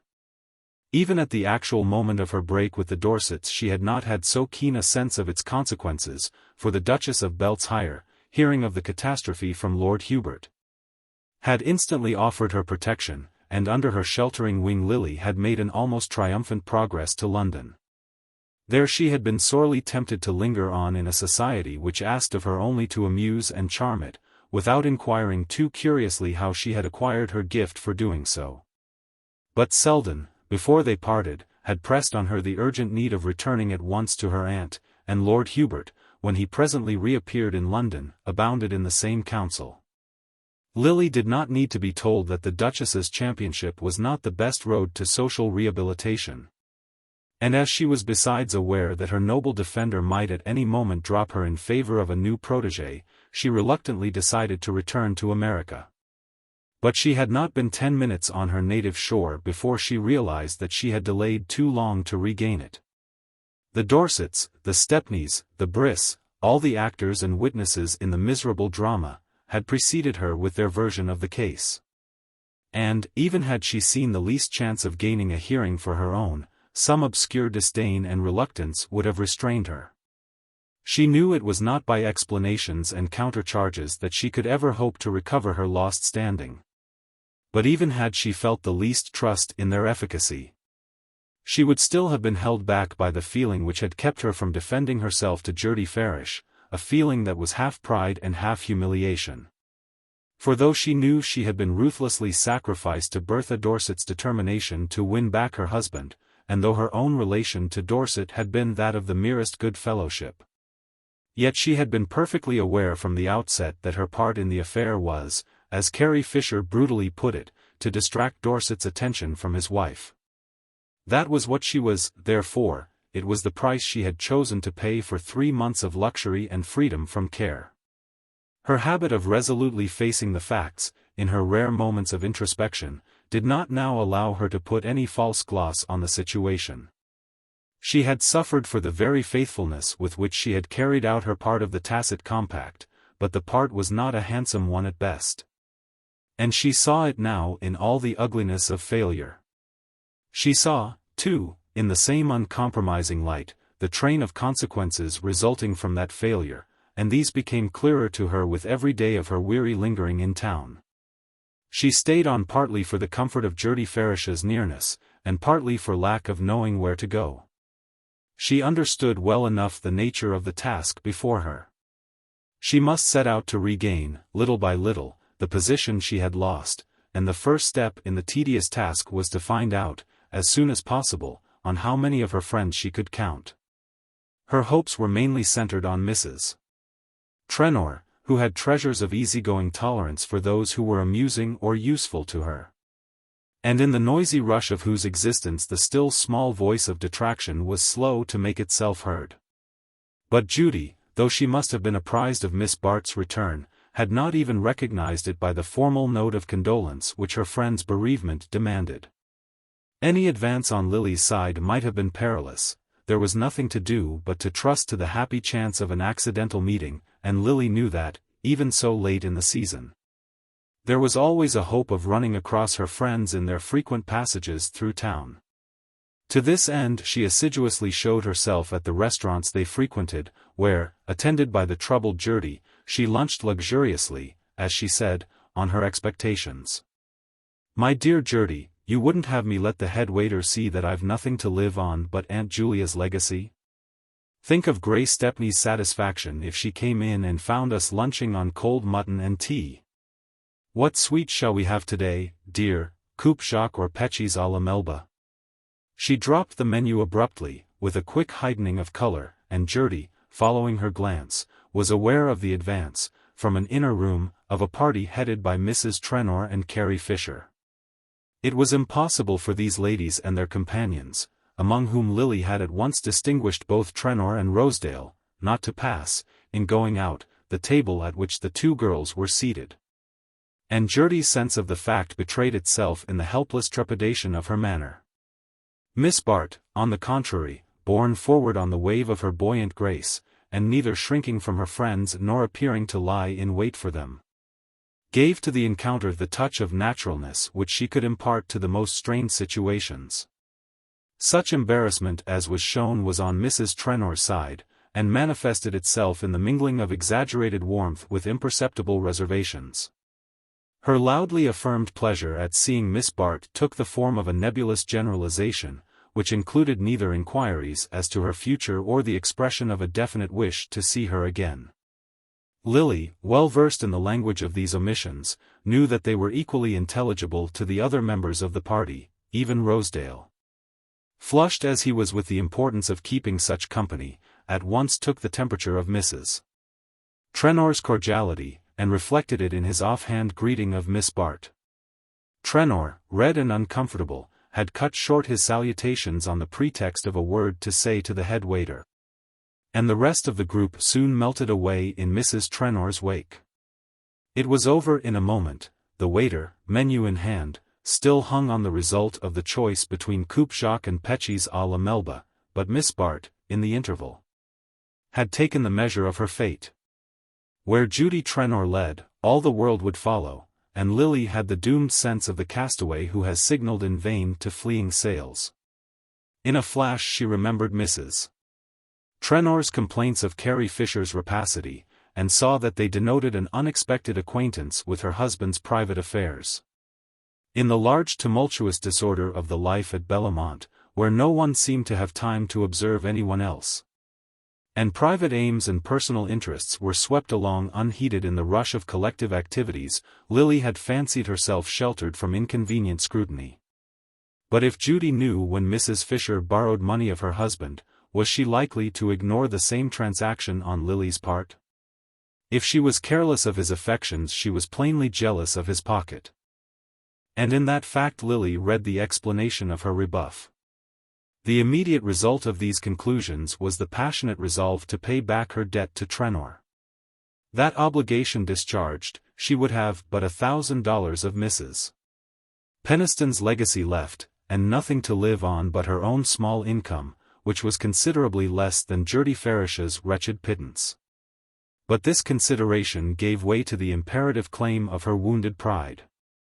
She must be quits with the Trenors first, after that she would take thought for the future. In her ignorance of legal procrastinations she had supposed that her legacy would be paid over within a few days of the reading of her aunt's will. And after an interval of anxious suspense, she wrote to inquire the cause of the delay. There was another interval before Mrs. Peniston's lawyer, who was also one of the executors, replied to the effect that, some questions having arisen relative to the interpretation of the will, he and his associates might not be in a position to pay the legacies till the close of the 12-month legally allotted for their settlement. Bewildered and indignant, Lily resolved to try the effect of a personal appeal. But she returned from her expedition with a sense of the powerlessness of beauty and charm against the unfeeling processes of the law. It seemed intolerable to live on for another year under the weight of her debt. And in her extremity she decided to turn to Miss Stepney, who still lingered in town, immersed in the delectable duty of going over her benefactress's effects. It was bitter enough for Lily to ask a favor of Grey Stepney, but the alternative was bitterer still, and one morning she presented herself at Mrs. Peniston's, where Grace, for the facilitation of her pious task, had taken up a provisional abode. The strangeness of entering as a suppliant the house where she had so long commanded, increased Lily's desire to shorten the ordeal. And when Miss Stepney entered the darkened drawing-room, rustling with the best quality of crape, her visitor went straight to the point: would she be willing to advance the amount of the expected legacy?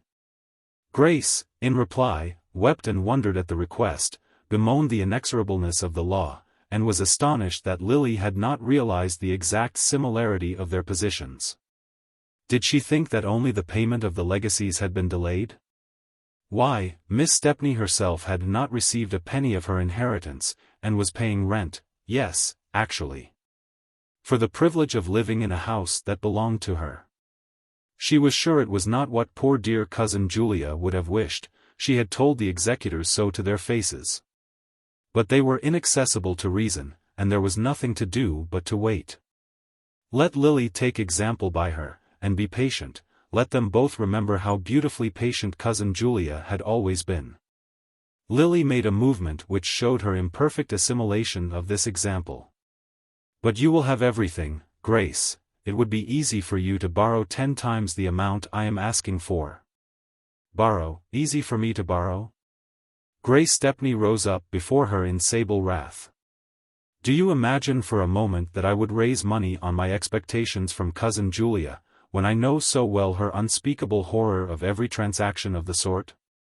Why, Lily, if you must know the truth, it was the idea of your being in debt that brought on her illness. You remember she had a slight attack before you sailed. Oh, I don't know the particulars, of course, I don't want to know them, but there were rumors about your affairs that made her most unhappy. No one could be with her without seeing that. I can't help it if you are offended by my telling you this now. If I can do anything to make you realize the folly of your course, and how deeply she disapproved of it, I shall feel it is the truest way of making up to you for her loss. Chapter 5. It seemed to Lily, as Mrs. Peniston's door closed on her, that she was taking a final leave of her old life. The future stretched before her dull and bare as the deserted length of Fifth Avenue, and opportunities showed as meagerly as the few cabs trailing in quest of fares that did not come. The completeness of the analogy was, however, disturbed as she reached the sidewalk by the rapid approach of a hansom which pulled up at sight of her.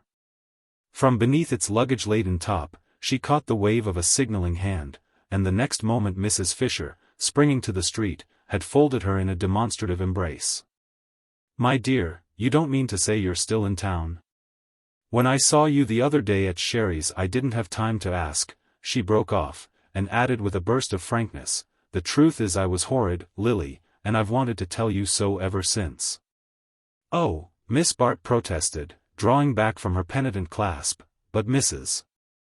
Fisher went on with her usual directness. Look here, Lily, don't let's beat about the bush. Half the trouble in life is caused by pretending there isn't any. That's not my way, and I can only say I'm thoroughly ashamed of myself for following the other women's lead. But we'll talk of that by and by. Tell me now where you're staying and what your plans are. I don't suppose you're keeping house in there with Grace Stepney, eh? And it struck me you might be rather at loose ends. In Lily's present mood there was no resisting the honest friendliness of this appeal, and she said with a smile, I am at loose ends for the moment, but Gertie Farish is still in town.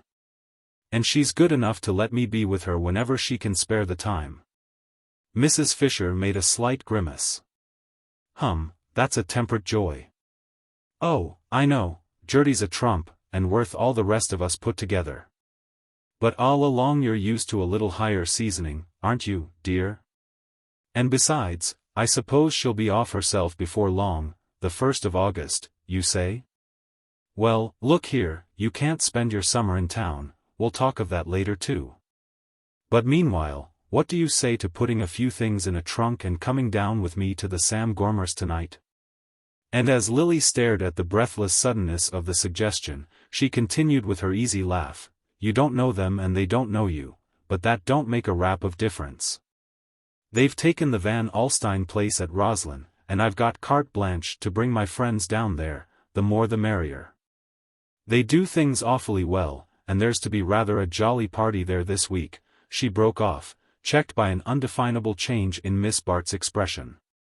Oh, I don't mean your particular set, you know, rather a different crowd, but very good fun.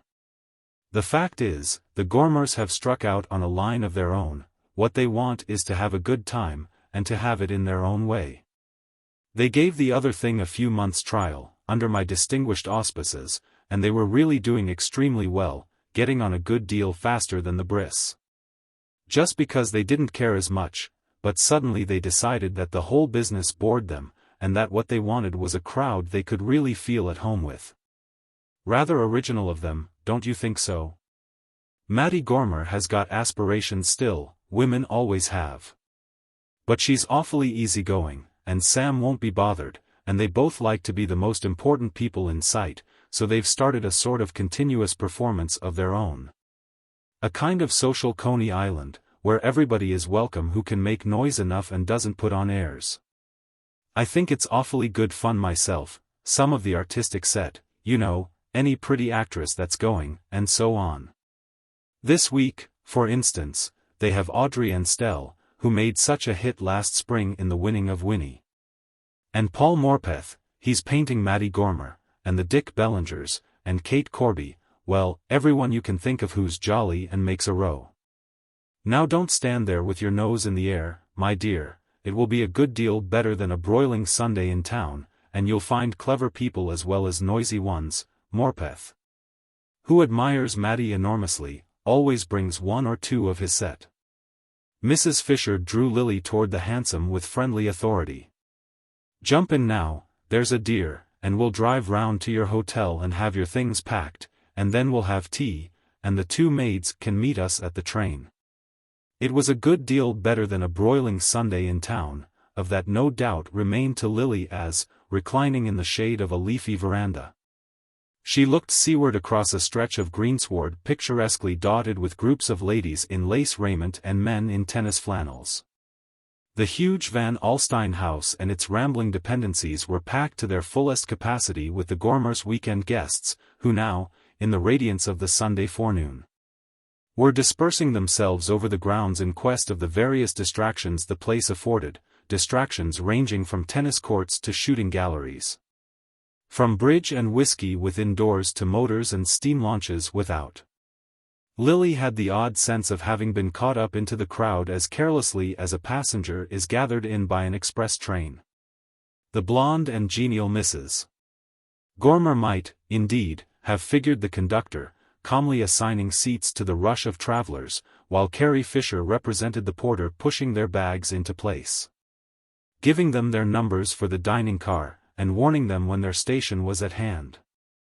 The train, meanwhile, had scarcely slackened speed, life whizzed on with a deafening rattle and roar, in which one traveler at least found a welcome refuge from the sound of her own thoughts. The Gormer milieu represented a social outskirt which Lily had always fastidiously avoided. But it struck her, now that she was in it, as only a flamboyant copy of her own world, a caricature approximating the real thing as the society play approaches the manners of the drawing-room. The people about her were doing the same things as the Trenors, the Van Osbergs and the Dorsets, the difference lay in 100 shades of aspect and manner. From the pattern of the men's waistcoats to the inflection of the women's voices, everything was pitched in a higher key, and there was more of each thing, more noise, more color, more champagne, more familiarity, but also greater good nature, less rivalry, and a fresher capacity for enjoyment. Miss Bart's arrival had been welcomed with an uncritical friendliness that first irritated her pride and then brought her to a sharp sense of her own situation, of the place in life which, for the moment, she must accept and make the best of. These people knew her story, of that her first long talk with Carrie Fisher had left no doubt. She was publicly branded as the heroine of a queer episode, but instead of shrinking from her as her own friends had done, they received her without question into the easy promiscuity of their lives. They swallowed her past as easily as they did Miss Anstell's, and with no apparent sense of any difference in the size of the mouthful. All they asked was that she should, in her own way, for they recognized a diversity of gifts, contribute as much to the general amusement as that graceful actress, whose talents, when off the stage, were of the most varied order. Lily felt at once that any tendency to be stuck up, to mark a sense of differences and distinctions, would be fatal to her continuance in the Gormer set. To be taken in on such terms, and into such a world, was hard enough to the lingering pride in her. But she realized, with a pang of self-contempt, that to be excluded from it would, after all, be harder still. For, almost at once, she had felt the insidious charm of slipping back into a life where every material difficulty was smoothed away. The sudden escape from a stifling hotel in a dusty deserted city to the space and luxury of a great country house fanned by sea breezes. had produced a state of moral lassitude agreeable enough after the nervous tension and physical discomfort of the past weeks. For the moment she must yield to the refreshment her senses craved, after that she would reconsider her situation, and take counsel with her dignity. Her enjoyment of her surroundings was, indeed, tinged by the unpleasant consideration that she was accepting the hospitality and courting the approval of people she had disdained under other conditions. But she was growing less sensitive on such points. A hard glaze of indifference was fast forming over her delicacies and susceptibilities. And each concession to expediency hardened the surface a little more. On the Monday, when the party disbanded with uproarious adieus, the return to town threw into stronger relief the charms of the life she was leaving.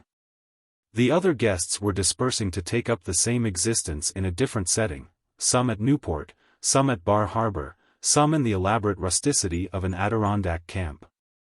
Even Gertie Farish, who welcomed Lily's return with tender solicitude, would soon be preparing to join the aunt with whom she spent her summers on Lake George. Only Lily herself remained without plan or purpose, stranded in a backwater of the great current of pleasure. But Carrie Fisher, who had insisted on transporting her to her own house, where she herself was to perch for a day or two on the way to the brisk camp, came to the rescue with a new suggestion. "Look here, Lily, I'll tell you what it is, I want you to take my place with Mattie Gormer this summer. They're taking a party out to Alaska next month in their private car, and Mattie, who is the laziest woman alive, wants me to go with them, and relieve her of the bother of arranging things. But the Briss want me too. Oh, yes, we've made it up, didn't I tell you? And, to put it frankly, though I like the Gormers best, there's more profit for me in the Briss.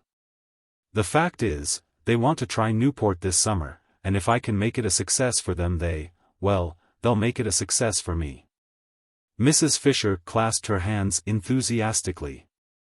"Do you know, Lily, the more I think of my idea the better I like it, quite as much for you as for myself. The Gormers have both taken a tremendous fancy to you, and the trip to Alaska is, well, the very thing I should want for you just at present." Miss Bart lifted her eyes with a keen glance. "To take me out of my friend's way, you mean?" she said quietly, and Mrs. Fisher responded with a deprecating kiss, "to keep you out of their sight till they realize how much they miss you." Miss Bart went with the Gormers to Alaska. And the expedition, if it did not produce the effect anticipated by her friend, had at least the negative advantage of removing her from the fiery center of criticism and discussion. Gertie Farish had opposed the plan with all the energy of her somewhat inarticulate nature. She had even offered to give up her visit to Lake George, and remain in town with Miss Bart, if the latter would renounce her journey. But Lily could disguise her real distaste for this plan under a sufficiently valid reason. "You dear innocent, don't you see," she protested, "that Carrie is quite right, and that I must take up my usual life, and go about among people as much as possible? If my old friends choose to believe lies about me I shall have to make new ones, that's all, and you know beggars mustn't be choosers. Not that I don't like Mattie Gormer, I do like her, she's kind and honest and unaffected. And don't you suppose I feel grateful to her for making me welcome at a time when, as you've yourself seen, my own family have unanimously washed their hands of me?" Gertie shook her head, mutely unconvinced. She felt not only that Lily was cheapening herself by making use of an intimacy she would never have cultivated from choice, but that, in drifting back now to her former manner of life, she was forfeiting her last chance of ever escaping from it. Gertie had but an obscure conception of what Lily's actual experience had been, but its consequences had established a lasting hold on her pity since the memorable night when she had offered up her own secret hope to her friend's extremity. To characters like Gertie such a sacrifice constitutes a moral claim on the part of the person in whose behalf it has been made. Having once helped Lily, she must continue to help her. And helping her, must believe in her, because faith is the mainspring of such natures. But even if Miss Bart, after her renewed taste of the amenities of life, could have returned to the barrenness of a New York August, mitigated only by poor Gertie's presence, her worldly wisdom would have counseled her against such an act of abnegation. She knew that Carrie Fisher was right, that an opportune absence might be the first step toward rehabilitation, and that, at any rate, to linger on in town out of season was a fatal admission of defeat. From the Gormers' tumultuous progress across their native continent, she returned with an altered view of her situation. The renewed habit of luxury, the daily waking to an assured absence of care and presence of material ease, gradually blunted her appreciation of these values, and left her more conscious of the void they could not fill. Mattie Gormer's undiscriminating good nature, and the slapdash sociability of her friends, who treated Lily precisely as they treated each other, all these characteristic notes of difference began to wear upon her endurance. And the more she saw to criticize in her companions, the less justification she found for making use of them. The longing to get back to her former surroundings hardened to a fixed idea. But with the strengthening of her purpose came the inevitable perception that, to attain it, she must exact fresh concessions from her pride. These, for the moment, took the unpleasant form of continuing to cling to her hosts after their return from Alaska. Little as she was in the key of their milieu, her immense social facility, her long habit of adapting herself to others without suffering her own outline to be blurred, the skilled manipulation of all the polished implements of her craft, had won for her an important place in the Gormer group. If their resonant hilarity could never be hers, she contributed a note of easy elegance more valuable to Mattie Gormer than the louder passages of the band. Sam Gormer and his special cronies stood indeed a little in awe of her. But Mattie's following, headed by Paul Morpeth, made her feel that they prized her for the very qualities they most conspicuously lacked. If Morpeth, whose social indolence was as great as his artistic activity, had abandoned himself to the easy current of the Gormer existence, where the minor exactions of politeness were unknown or ignored, and a man could either break his engagements, or keep them in a painting jacket and slippers, he still preserved his sense of differences, and his appreciation of graces he had no time to cultivate.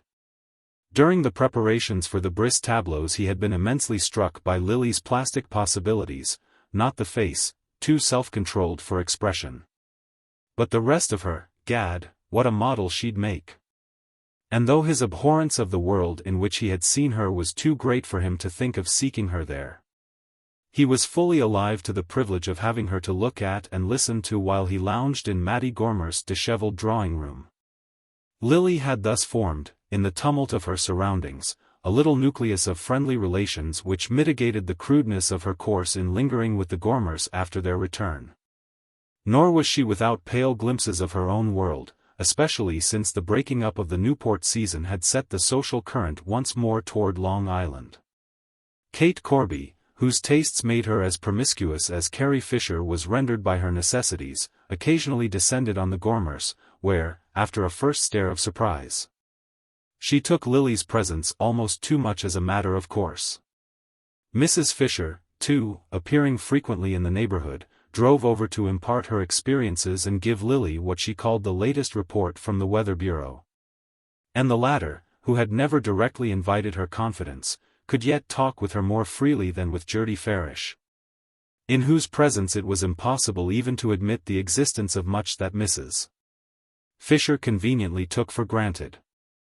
Mrs. Fisher, moreover, had no embarrassing curiosity. She did not wish to probe the inwardness of Lily's situation, but simply to view it from the outside, and draw her conclusions accordingly. And these conclusions, at the end of a confidential talk, she summed up to her friend in the succinct remark, "You must marry as soon as you can." Lily uttered a faint laugh, for once Mrs. Fisher lacked originality. "Do you mean, like Judy Farish, to recommend the unfailing panacea of a good man's love?" "No, I don't think either of my candidates would answer to that description," said Mrs. Fisher after a pause of reflection. "Either? Are there actually two? Well, perhaps I ought to say 1.5, for the moment." Miss Bart received this with increasing amusement. "Other things being equal, I think I should prefer a half-husband. Who is he?" "Don't fly out at me till you hear my reasons, George Dorset." "Oh," Lily murmured reproachfully, but Mrs. Fisher pressed on unrebuffed. "Well, why not? They had a few weeks' honeymoon when they first got back from Europe, but now things are going badly with them again. Bertha has been behaving more than ever like a madwoman, and George's powers of credulity are very nearly exhausted. They're at their place here, you know, and I spent last Sunday with them. It was a ghastly party, no one else but poor Neddy Silverton, who looks like a galley slave. They used to talk of my making that poor boy unhappy. And after luncheon George carried me off on a long walk, and told me the end would have to come soon. Miss Bart made an incredulous gesture. As far as that goes, the end will never come. Bertha will always know how to get him back when she wants him. Mrs. Fisher continued to observe her tentatively. Not if he has anyone else to turn to. Yes, that's just what it comes to, the poor creature can't stand alone. And I remember him such a good fellow, full of life and enthusiasm. She paused, and went on, dropping her glance from Lily's. He wouldn't stay with her 10 minutes if he knew. Knew? Miss Bart repeated. What you must, for instance, with the opportunities you've had. If he had positive proof, I mean. Lily interrupted her with a deep blush of displeasure. Please let us drop the subject, Carrie, it's too odious to me. And to divert her companion's attention she added, with an attempt at lightness, and your second candidate? We must not forget him. Mrs. Fisher echoed her laugh. I wonder if you'll cry out just as loud if I say, Sim Rosedale? Miss Bart did not cry out, she sat silent, gazing thoughtfully at her friend. The suggestion, in truth, gave expression to a possibility which, in the last weeks, had more than once recurred to her, but after a moment she said carelessly, Mr. Rosedale wants a wife who can establish him in the bosom of the Van Osbergs and Trenors. Mrs. Fisher caught her up eagerly. And so you could, with his money. Don't you see how beautifully it would work out for you both? I don't see any way of making him see it, Lily returned, with a laugh intended to dismiss the subject. But in reality it lingered with her long after Mrs. Fisher had taken leave. She had seen very little of Rosedale since her annexation by the Gormers, for he was still steadily bent on penetrating to the inner paradise from which she was now excluded. But once or twice, when nothing better offered, he had turned up for a Sunday, and on these occasions he had left her in no doubt as to his view of her situation. That he still admired her was, more than ever, offensively evident. For in the Gormer circle, where he expanded as in his native element, there were no puzzling conventions to check the full expression of his approval. But it was in the quality of his admiration that she read his shrewd estimate of her case.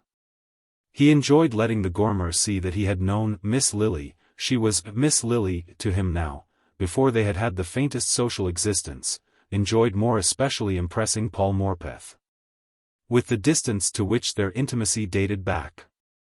But he let it be felt that that intimacy was a mere ripple on the surface of a rushing social current. The kind of relaxation which a man of large interests and manifold preoccupations permits himself in his hours of ease. The necessity of accepting this view of their past relation, and of meeting it in the key of pleasantry prevalent among her new friends, was deeply humiliating to Lily. But she dared less than ever to quarrel with Rosedale. She suspected that her rejection rankled among the most unforgettable of his rebuffs, and the fact that he knew something of her wretched transaction with Trenor, and was sure to put the basest construction on it, seemed to place her hopelessly in his power. Yet at Carrie Fisher's suggestion a new hope had stirred in her. Much as she disliked Rosedale, she no longer absolutely despised him. For he was gradually attaining his object in life, and that, to Lily, was always less despicable than to miss it. With the slow unalterable persistency which she had always felt in him, he was making his way through the dense mass of social antagonisms. Already his wealth, and the masterly use he had made of it, were giving him an enviable prominence in the world of affairs, and placing Wall Street under obligations which only Fifth Avenue could repay. In response to these claims, his name began to figure on municipal committees and charitable boards. He appeared at banquets to distinguished strangers, and his candidacy at one of the fashionable clubs was discussed with diminishing opposition. He had figured once or twice at the Trenor dinners, and had learned to speak with just the right note of disdain of the big Van Osburgh crushes. And all he now needed was a wife whose affiliations would shorten the last tedious steps of his ascent. It was with that object that, a year earlier, he had fixed his affections on Miss Bart. But in the interval he had mounted nearer to the goal, while she had lost the power to abbreviate the remaining steps of the way. All this she saw with the clearness of vision that came to her in moments of despondency. It was success that dazzled her. She could distinguish facts plainly enough in the twilight of failure. And the twilight, as she now sought to pierce it, was gradually lighted by a faint spark of reassurance. Under the utilitarian motive of Rosedale's wooing she had felt, clearly enough, the heat of personal inclination. She would not have detested him so heartily had she not known that he dared to admire her. What, then, if the passion persisted, though the other motive had ceased to sustain it? She had never even tried to please him, he had been drawn to her in spite of her manifest disdain. What if she now chose to exert the power which, even in its passive state, he had felt so strongly? What if she made him marry her for love, now that he had no other reason for marrying her? Chapter 6. As became persons of their rising consequence, the Gormers were engaged in building a country house on Long Island. And it was a part of Miss Bart's duty to attend her hostess on frequent visits of inspection to the new estate. There, while Mrs. Gormer plunged into problems of lighting and sanitation, Lily had leisure to wander, in the bright autumn air, along the tree-fringed bay to which the land declined. Little as she was addicted to solitude, there had come to be moments when it seemed a welcome escape from the empty noises of her life. She was weary of being swept passively along a current of pleasure and business in which she had no share. Weary of seeing other people pursue amusement and squander money, while she felt herself of no more account among them than an expensive toy in the hands of a spoiled child. It was in this frame of mind that, striking back from the shore one morning into the windings of an unfamiliar lane, she came suddenly upon the figure of George Dorset. The Dorset place was in the immediate neighborhood of the Gormers' newly acquired estate, and in her motor flights thither with Mrs. Gormer, Lily had caught one or two passing glimpses of the couple, but they moved in so different an orbit that she had not considered the possibility of a direct encounter. Dorset, swinging along with bent head, in moody abstraction, did not see Miss Bart till he was close upon her. But the sight, instead of bringing him to a halt, as she had half expected, sent him toward her with an eagerness which found expression in his opening words. "Miss Bart. You'll shake hands, won't you? I've been hoping to meet you. I should have written to you if I'd dared." His face, with its tossed red hair and straggling mustache, had a driven uneasy look, as though life had become an unceasing race between himself and the thoughts at his heels. The look drew a word of compassionate greeting from Lily, and he pressed on. As if encouraged by her tone, "I wanted to apologize, to ask you to forgive me for the miserable part one played." She checked him with a quick gesture. "Don't let us speak of it, I was very sorry for you," she said, with a tinge of disdain which, as she instantly perceived, was not lost on him. He flushed to his haggard eyes, flushed so cruelly that she repented the thrust. "You might well be, you don't know, you must let me explain.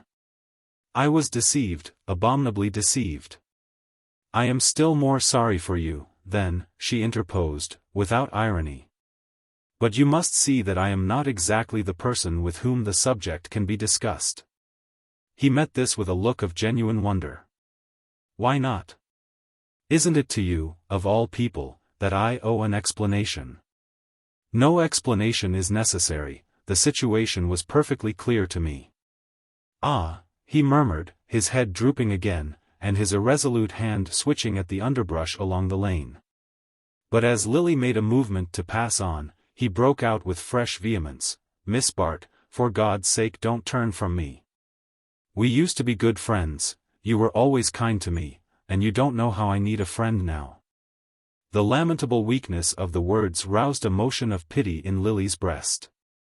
She too needed friends, she had tasted the pang of loneliness, and her resentment of Bertha Dorset's cruelty softened her heart to the poor wretch who was after all the chief of Bertha's victims. "I still wish to be kind, I feel no ill will toward you," she said. "But you must understand that after what has happened we can't be friends again, we can't see each other." "Ah, you are kind, you're merciful, you always were." He fixed his miserable gaze on her. "But why can't we be friends, why not, when I've repented in dust and ashes? Isn't it hard that you should condemn me to suffer for the falseness, the treachery of others? I was punished enough at the time, is there to be no respite for me? I should have thought you had found complete respite in the reconciliation which was effected at my expense," Lily began, with renewed impatience. But he broke in imploringly, "Don't put it in that way, when that's been the worst of my punishment. My God! What could I do, wasn't I powerless? You were singled out as a sacrifice, any word I might have said would have been turned against you. I have told you I don't blame you. All I ask you to understand is that, after the use Bertha chose to make of me, after all that her behavior has since implied, it's impossible that you and I should meet." He continued to stand before her, in his dogged weakness. Need it be? Mightn't there be circumstances? He checked himself, slashing at the wayside weeds in a wider radius. Then he began again, "Miss Bart, listen, give me a minute. If we're not to meet again, at least let me have a hearing now. You say we can't be friends after what has happened. But can't I at least appeal to your pity? Can't I move you if I ask you to think of me as a prisoner you alone can set free?" Lily's inward start betrayed itself in a quick blush. Was it possible that this was really the sense of Carrie Fisher's adumbrations? "I can't see how I can possibly be of any help to you," she murmured, drawing back a little from the mounting excitement of his look. Her tone seemed to sober him, as it had so often done in his stormiest moments. The stubborn lines of his face relaxed, and he said, with an abrupt drop to docility, "You would see, if you'd be as merciful as you used to be, and heaven knows I've never needed it more." She paused a moment, moved in spite of herself by this reminder of her influence over him. Her fibers had been softened by suffering, and the sudden glimpse into his mocked and broken life disarmed her contempt for his weakness. "I am very sorry for you, I would help you willingly. But you must have other friends, other advisers." "I never had a friend like you," he answered simply. "And besides, can't you see? You're the only person," his voice dropped to a whisper, "the only person who knows." Again she felt her color change, again her heart rose in precipitate throbs to meet what she felt was coming. He lifted his eyes to her entreatingly.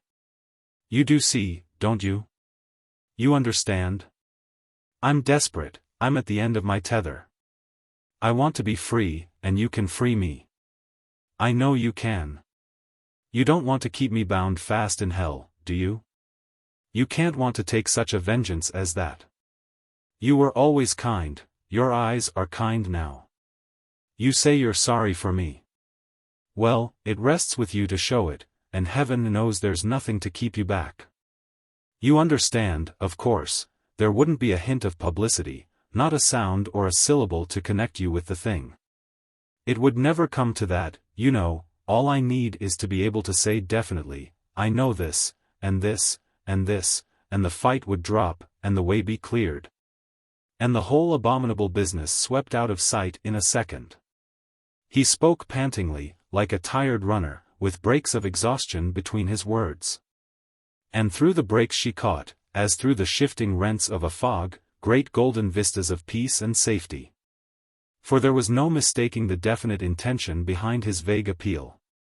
She could have filled up the blanks without the help of Mrs. Fisher's insinuations. Here was a man who turned to her in the extremity of his loneliness and his humiliation. If she came to him at such a moment he would be hers with all the force of his deluded faith. And the power to make him so lay in her hand, lay there in a completeness he could not even remotely conjecture. Revenge and rehabilitation might be hers at a stroke, there was something dazzling in the completeness of the opportunity. She stood silent, gazing away from him down the autumnal stretch of the deserted lane. And suddenly fear possessed her, fear of herself, and of the terrible force of the temptation. All her past weaknesses were like so many eager accomplices drawing her toward the path their feet had already smoothed. She turned quickly, and held out her hand to Dorset. "Goodbye, I'm sorry. There's nothing in the world that I can do." "Nothing?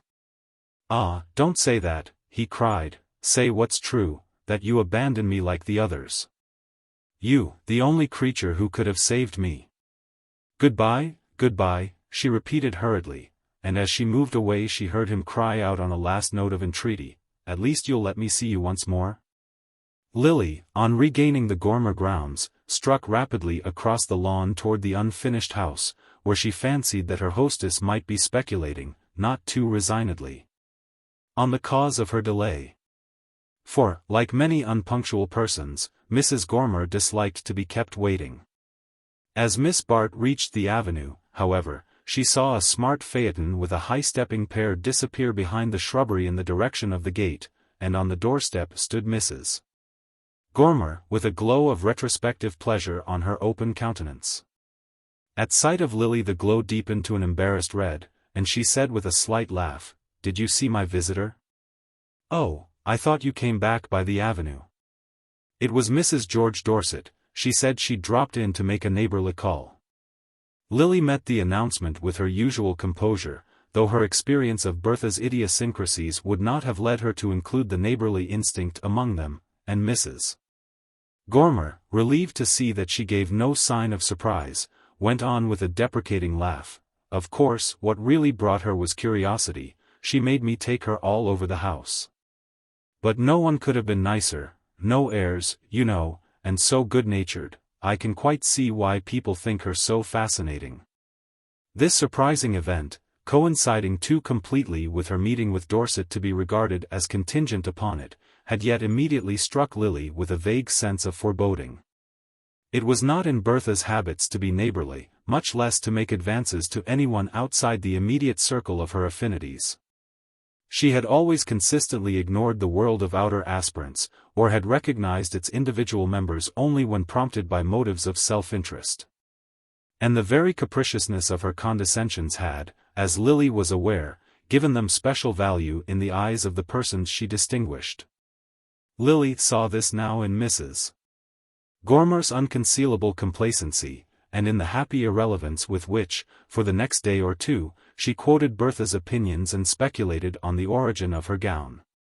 All the secret ambitions which Mrs. Gormer's native indolence, and the attitude of her companions, kept in habitual abeyance, were now germinating afresh in the glow of Bertha's advances.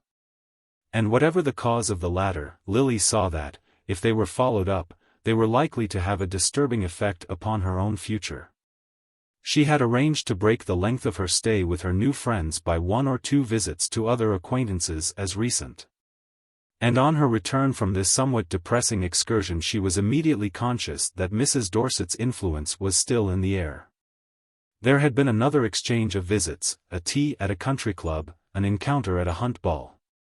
There was even a rumor of an approaching dinner, which Mattie Gormer, with an unnatural effort at discretion, tried to smuggle out of the conversation whenever Miss Bart took part in it. The latter had already planned to return to town after a farewell Sunday with her friends. And, with Gertie Farish's aid, had discovered a small private hotel where she might establish herself for the winter. The hotel being on the edge of a fashionable neighborhood, the price of the few square feet she was to occupy was considerably in excess of her means. But she found a justification for her dislike of poorer quarters in the argument that, at this particular juncture, it was of the utmost importance to keep up a show of prosperity. In reality, it was impossible for her, while she had the means to pay her way for a week ahead, to lapse into a form of existence like Gertie Farish's. She had never been so near the brink of insolvency. But she could at least manage to meet her weekly hotel bill, and having settled the heaviest of her previous debts out of the money she had received from Trenor, she had a still fair margin of credit to go upon. The situation, however, was not agreeable enough to lull her to complete unconsciousness of its insecurity. Her rooms, with their cramped outlook down a sallow vista of brick walls and fire escapes, Her lonely meals in the dark restaurant with its surcharged ceiling and haunting smell of coffee, all these material discomforts, which were yet to be accounted as so many privileges soon to be withdrawn, kept constantly before her the disadvantages of her state. And her mind reverted the more insistently to Mrs. Fisher's counsels. Beat about the question as she would, she knew the outcome of it was that she must try to marry Rosedale. And in this conviction she was fortified by an unexpected visit from George Dorset. She found him, on the first Sunday after her return to town, pacing her narrow sitting-room to the imminent peril of the few knickknacks with which she had tried to disguise its plush exuberances. But the sight of her seemed to quiet him, and he said meekly that he hadn't come to bother her, that he asked only to be allowed to sit for half an hour and talk of anything she liked.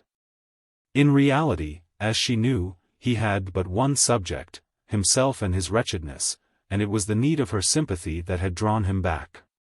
But he began with a pretense of questioning her about herself, and as she replied, she saw that, for the first time, a faint realization of her plight penetrated the dense surface of his self-absorption. Was it possible that her old beast of an aunt had actually cut her off? That she was living alone like this because there was no one else for her to go to, and that she really hadn't more than enough to keep alive on till the wretched little legacy was paid?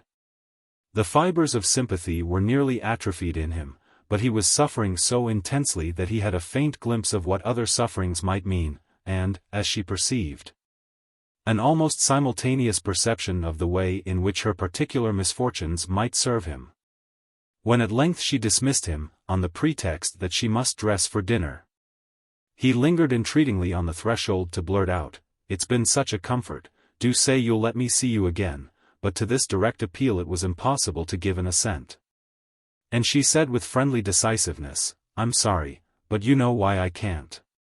He colored to the eyes, pushed the door shut, and stood before her embarrassed but insistent.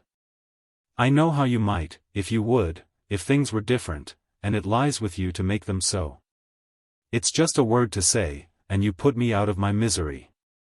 Their eyes met, and for a second she trembled again with the nearness of the temptation. "You're mistaken, I know nothing." "I saw nothing," she exclaimed, striving, by sheer force of reiteration, to build a barrier between herself and her peril. And as he turned away, groaning out, "You sacrifice us both," she continued to repeat, as if it were a charm, "I know nothing, absolutely nothing." Lily had seen little of Rosedale since her illuminating talk with Mrs. Fisher, but on the 2 or 3 occasions when they had met she was conscious of having distinctly advanced in his favor. There could be no doubt that he admired her as much as ever. And she believed it rested with herself to raise his admiration to the point where it should bear down the lingering counsels of expediency. The task was not an easy one, but neither was it easy, in her long sleepless nights, to face the thought of what George Dorset was so clearly ready to offer. Baseness for baseness, she hated the other least.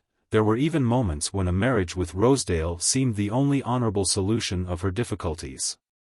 She did not indeed let her imagination range beyond the day of plighting, after that everything faded into a haze of material well-being, in which the personality of her benefactor remained mercifully vague. She had learned, in her long vigils, that there were certain things not good to think of. Certain midnight images that must at any cost be exorcised, and one of these was the image of herself as Rosedale's wife. Carrie Fisher, on the strength, as she frankly owned, of the brisk Newport success, had taken for the autumn months a small house at Tuxedo. And thither Lily was bound on the Sunday after Dorset's visit. Though it was nearly dinner-time when she arrived, her hostess was still out, and the firelit quiet of the small silent house descended on her spirit with a sense of peace and familiarity. It may be doubted if such an emotion had ever before been evoked by Carrie Fisher's surroundings. But, contrasted to the world in which Lily had lately lived, there was an air of repose and stability in the very placing of the furniture, and in the quiet competence of the parlour-maid who led her up to her room. Mrs. Fisher's unconventionality was, after all, a merely superficial divergence from an inherited social creed, while the manners of the Gormer circle represented their first attempt to formulate such a creed for themselves. It was the first time since her return from Europe that Lily had found herself in a congenial atmosphere, and the stirring of familiar associations had almost prepared her. As she descended the stairs before dinner, to enter upon a group of her old acquaintances. But this expectation was instantly checked by the reflection that the friends who remained loyal were precisely those who would be least willing to expose her to such encounters. And it was hardly with surprise that she found, instead, Mr. Rosedale kneeling domestically on the drawing-room hearth before his hostess's little girl. Rosedale in the paternal role was hardly a figure to soften Lily, yet she could not but notice a quality of homely goodness in his advances to the child. They were not, at any rate, the premeditated and perfunctory endearments of the guest under his hostess's eye, for he and the little girl had the room to themselves. And something in his attitude made him seem a simple and kindly being compared to the small critical creature who endured his homage. Yes, he would be kind, Lily, from the threshold, had time to feel, kind in his gross, unscrupulous, rapacious way, the way of the predatory creature with his mate. She had but a moment in which to consider whether this glimpse of the fireside man mitigated her repugnance, or gave it, rather, a more concrete and intimate form. For at sight of her he was immediately on his feet again, the florid and dominant Rosedale of Mattie Gormer's drawing-room. It was no surprise to Lily to find that he had been selected as her only fellow guest. Though she and her hostess had not met since the latter's tentative discussion of her future, Lily knew that the acuteness which enabled Mrs. Fisher to lay a safe and pleasant course through a world of antagonistic forces was not infrequently exercised for the benefit of her friends. It was, in fact, characteristic of Carrie that, while she actively gleaned her own stores from the fields of affluence, her real sympathies were on the other side, with the unlucky, the unpopular, the unsuccessful, with all her hungry fellow-toilers in the shorn stubble of success. Mrs. Fisher's experience guarded her against the mistake of exposing Lily, for the first evening, to the unmitigated impression of Rosedale's personality. Kate Corby and 2 or 3 men dropped in to dinner, and Lily, alive to every detail of her friend's method, saw that such opportunities as had been contrived for her were to be deferred till she had, as it were, gained courage to make effectual use of them. She had a sense of acquiescing in this plan with the passiveness of a sufferer resigned to the surgeon's touch. And this feeling of almost lethargic helplessness continued when, after the departure of the guests, Mrs. Fisher followed her upstairs. "May I come in and smoke a cigarette over your fire? If we talk in my room we shall disturb the child." Mrs. Fisher looked about her with the eye of the solicitous hostess. "I hope you've managed to make yourself comfortable, dear. Isn't it a jolly little house? It's such a blessing to have a few quiet weeks with the baby." Carrie, in her rare moments of prosperity, became so expansively maternal that Miss Bart sometimes wondered whether, if she could ever get time and money enough, she would not end by devoting them both to her daughter. "It's a well-earned rest, I'll say that for myself," she continued, sinking down with a sigh of content on the pillowed lounge near the fire. "Louisa Bry is a stern taskmaster. I often used to wish myself back with the Gormers. Talk of love making people jealous and suspicious, it's nothing to social ambition. Louisa used to lie awake at night wondering whether the women who called on us called on me because I was with her, or on her because she was with me. And she was always laying traps to find out what I thought. Of course I had to disown my oldest friends, rather than let her suspect she owed me the chance of making a single acquaintance, when, all the while, that was what she had me there for. And what she wrote me a handsome check for when the season was over." Mrs. Fisher was not a woman who talked of herself without cause, and the practice of direct speech, far from precluding in her an occasional resort to circuitous methods, served rather, at crucial moments, the purpose of the juggler's chatter while he shifts the contents of his sleeves. Through the haze of her cigarette smoke she continued to gaze meditatively at Miss Bart, who, having dismissed her maid, sat before the toilet table shaking out over her shoulders the loosened undulations of her hair. "Your hair's wonderful, Lily. Thinner? What does that matter, when it's so light and alive?" So many women's worries seem to go straight to their hair, but yours looks as if there had never been an anxious thought under it. I never saw you look better than you did this evening. Matty Gormer told me that Morpeth wanted to paint you. Why don't you let him? Miss Bart's immediate answer was to address a critical glance to the reflection of the countenance under discussion. Then she said, with a slight touch of irritation, I don't care to accept a portrait from Paul Morpeth. Mrs. Fisher mused. No. And just now, especially, well, he can do you after you're married. She waited a moment, and then went on, by the way, I had a visit from Matty the other day. She turned up here last Sunday, and with Bertha Dorset, of all people in the world. She paused again to measure the effect of this announcement on her hearer, but the brush in Miss Bart's lifted hand maintained its unwavering stroke from brow to nape. I never was more astonished, Mrs. Fisher pursued. I don't know two women less predestined to intimacy, from Bertha's standpoint, that is. For of course poor Matty thinks it natural enough that she should be singled out. I've no doubt the rabbit always thinks it is fascinating the anaconda. Well, you know I've always told you that Matty secretly longed to bore herself with the really fashionable. And now that the chance has come, I see that she's capable of sacrificing all her old friends to it. Lily laid aside her brush and turned a penetrating glance upon her friend. Including me? She suggested. Ah, my dear, murmured Mrs. Fisher, rising to push back a log from the hearth. That's what Bertha means, isn't it? Miss Bart went on steadily. For of course she always means something, and before I left Long Island I saw that she was beginning to lay her toils for Matty. Mrs. Fisher sighed evasively. She has her fast now, at any rate. To think of that loud independence of Matty's being only a subtler form of snobbishness. Bertha can already make her believe anything she pleases, and I'm afraid she's begun, my poor child, by insinuating horrors about you. Lily flushed under the shadow of her drooping hair. The world is too vile, she murmured, averting herself from Mrs. Fisher's anxious scrutiny.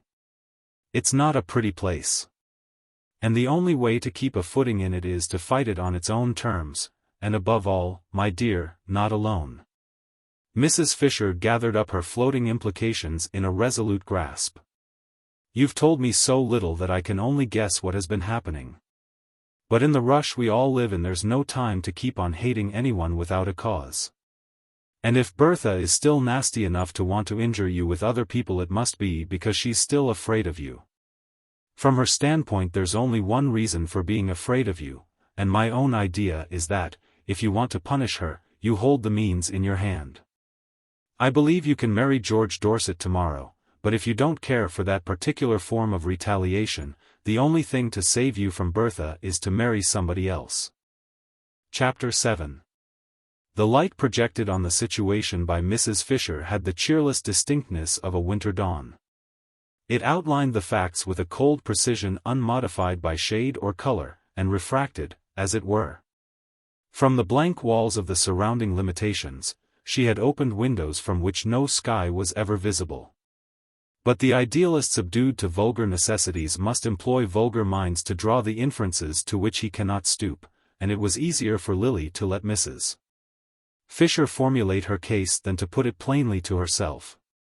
Once confronted with it, however, she went the full length of its consequences. And these had never been more clearly present to her than when, the next afternoon, she set out for a walk with Rosedale. It was one of those still November days when the air is haunted with the light of summer, and something in the lines of the landscape, and in the golden haze which bathed them, recalled to Miss Bart the September afternoon when she had climbed the slopes of Bellomont with Selden. The importunate memory was kept before her by its ironic contrast to her present situation. Since her walk with Selden had represented an irresistible flight from just such a climax as the present excursion was designed to bring about. But other memories importuned her also. The recollection of similar situations, as skillfully led up to, but through some malice of fortune, or her own unsteadiness of purpose, always failing of the intended result. Well, her purpose was steady enough now. She saw that the whole weary work of rehabilitation must begin again, and against far greater odds, if Bertha Dorset should succeed in breaking up her friendship with the Gormers.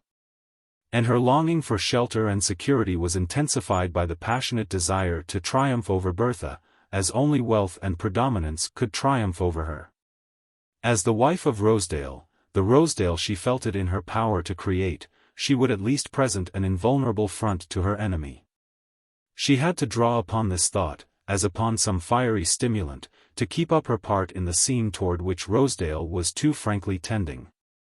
As she walked beside him, shrinking in every nerve from the way in which his look and tone made free of her, yet telling herself that this momentary endurance of his mood was the price she must pay for her ultimate power over him. She tried to calculate the exact point at which concession must turn to resistance, and the price he would have to pay be made equally clear to him. But his dapper self-confidence seemed impenetrable to such hints, and she had a sense of something hard and self-contained behind the superficial warmth of his manner. They had been seated for some time in the seclusion of a rocky glen above the lake, when she suddenly cut short the culmination of an impassioned period by turning upon him the grave loveliness of her gaze. "I do believe what you say, Mr. Rosedale," she said quietly, "and I am ready to marry you whenever you wish." Rosedale, reddening to the roots of his glossy hair, received this announcement with a recoil which carried him to his feet, where he halted before her in an attitude of almost comic discomfiture. "For I suppose that is what you do wish," she continued, in the same quiet tone.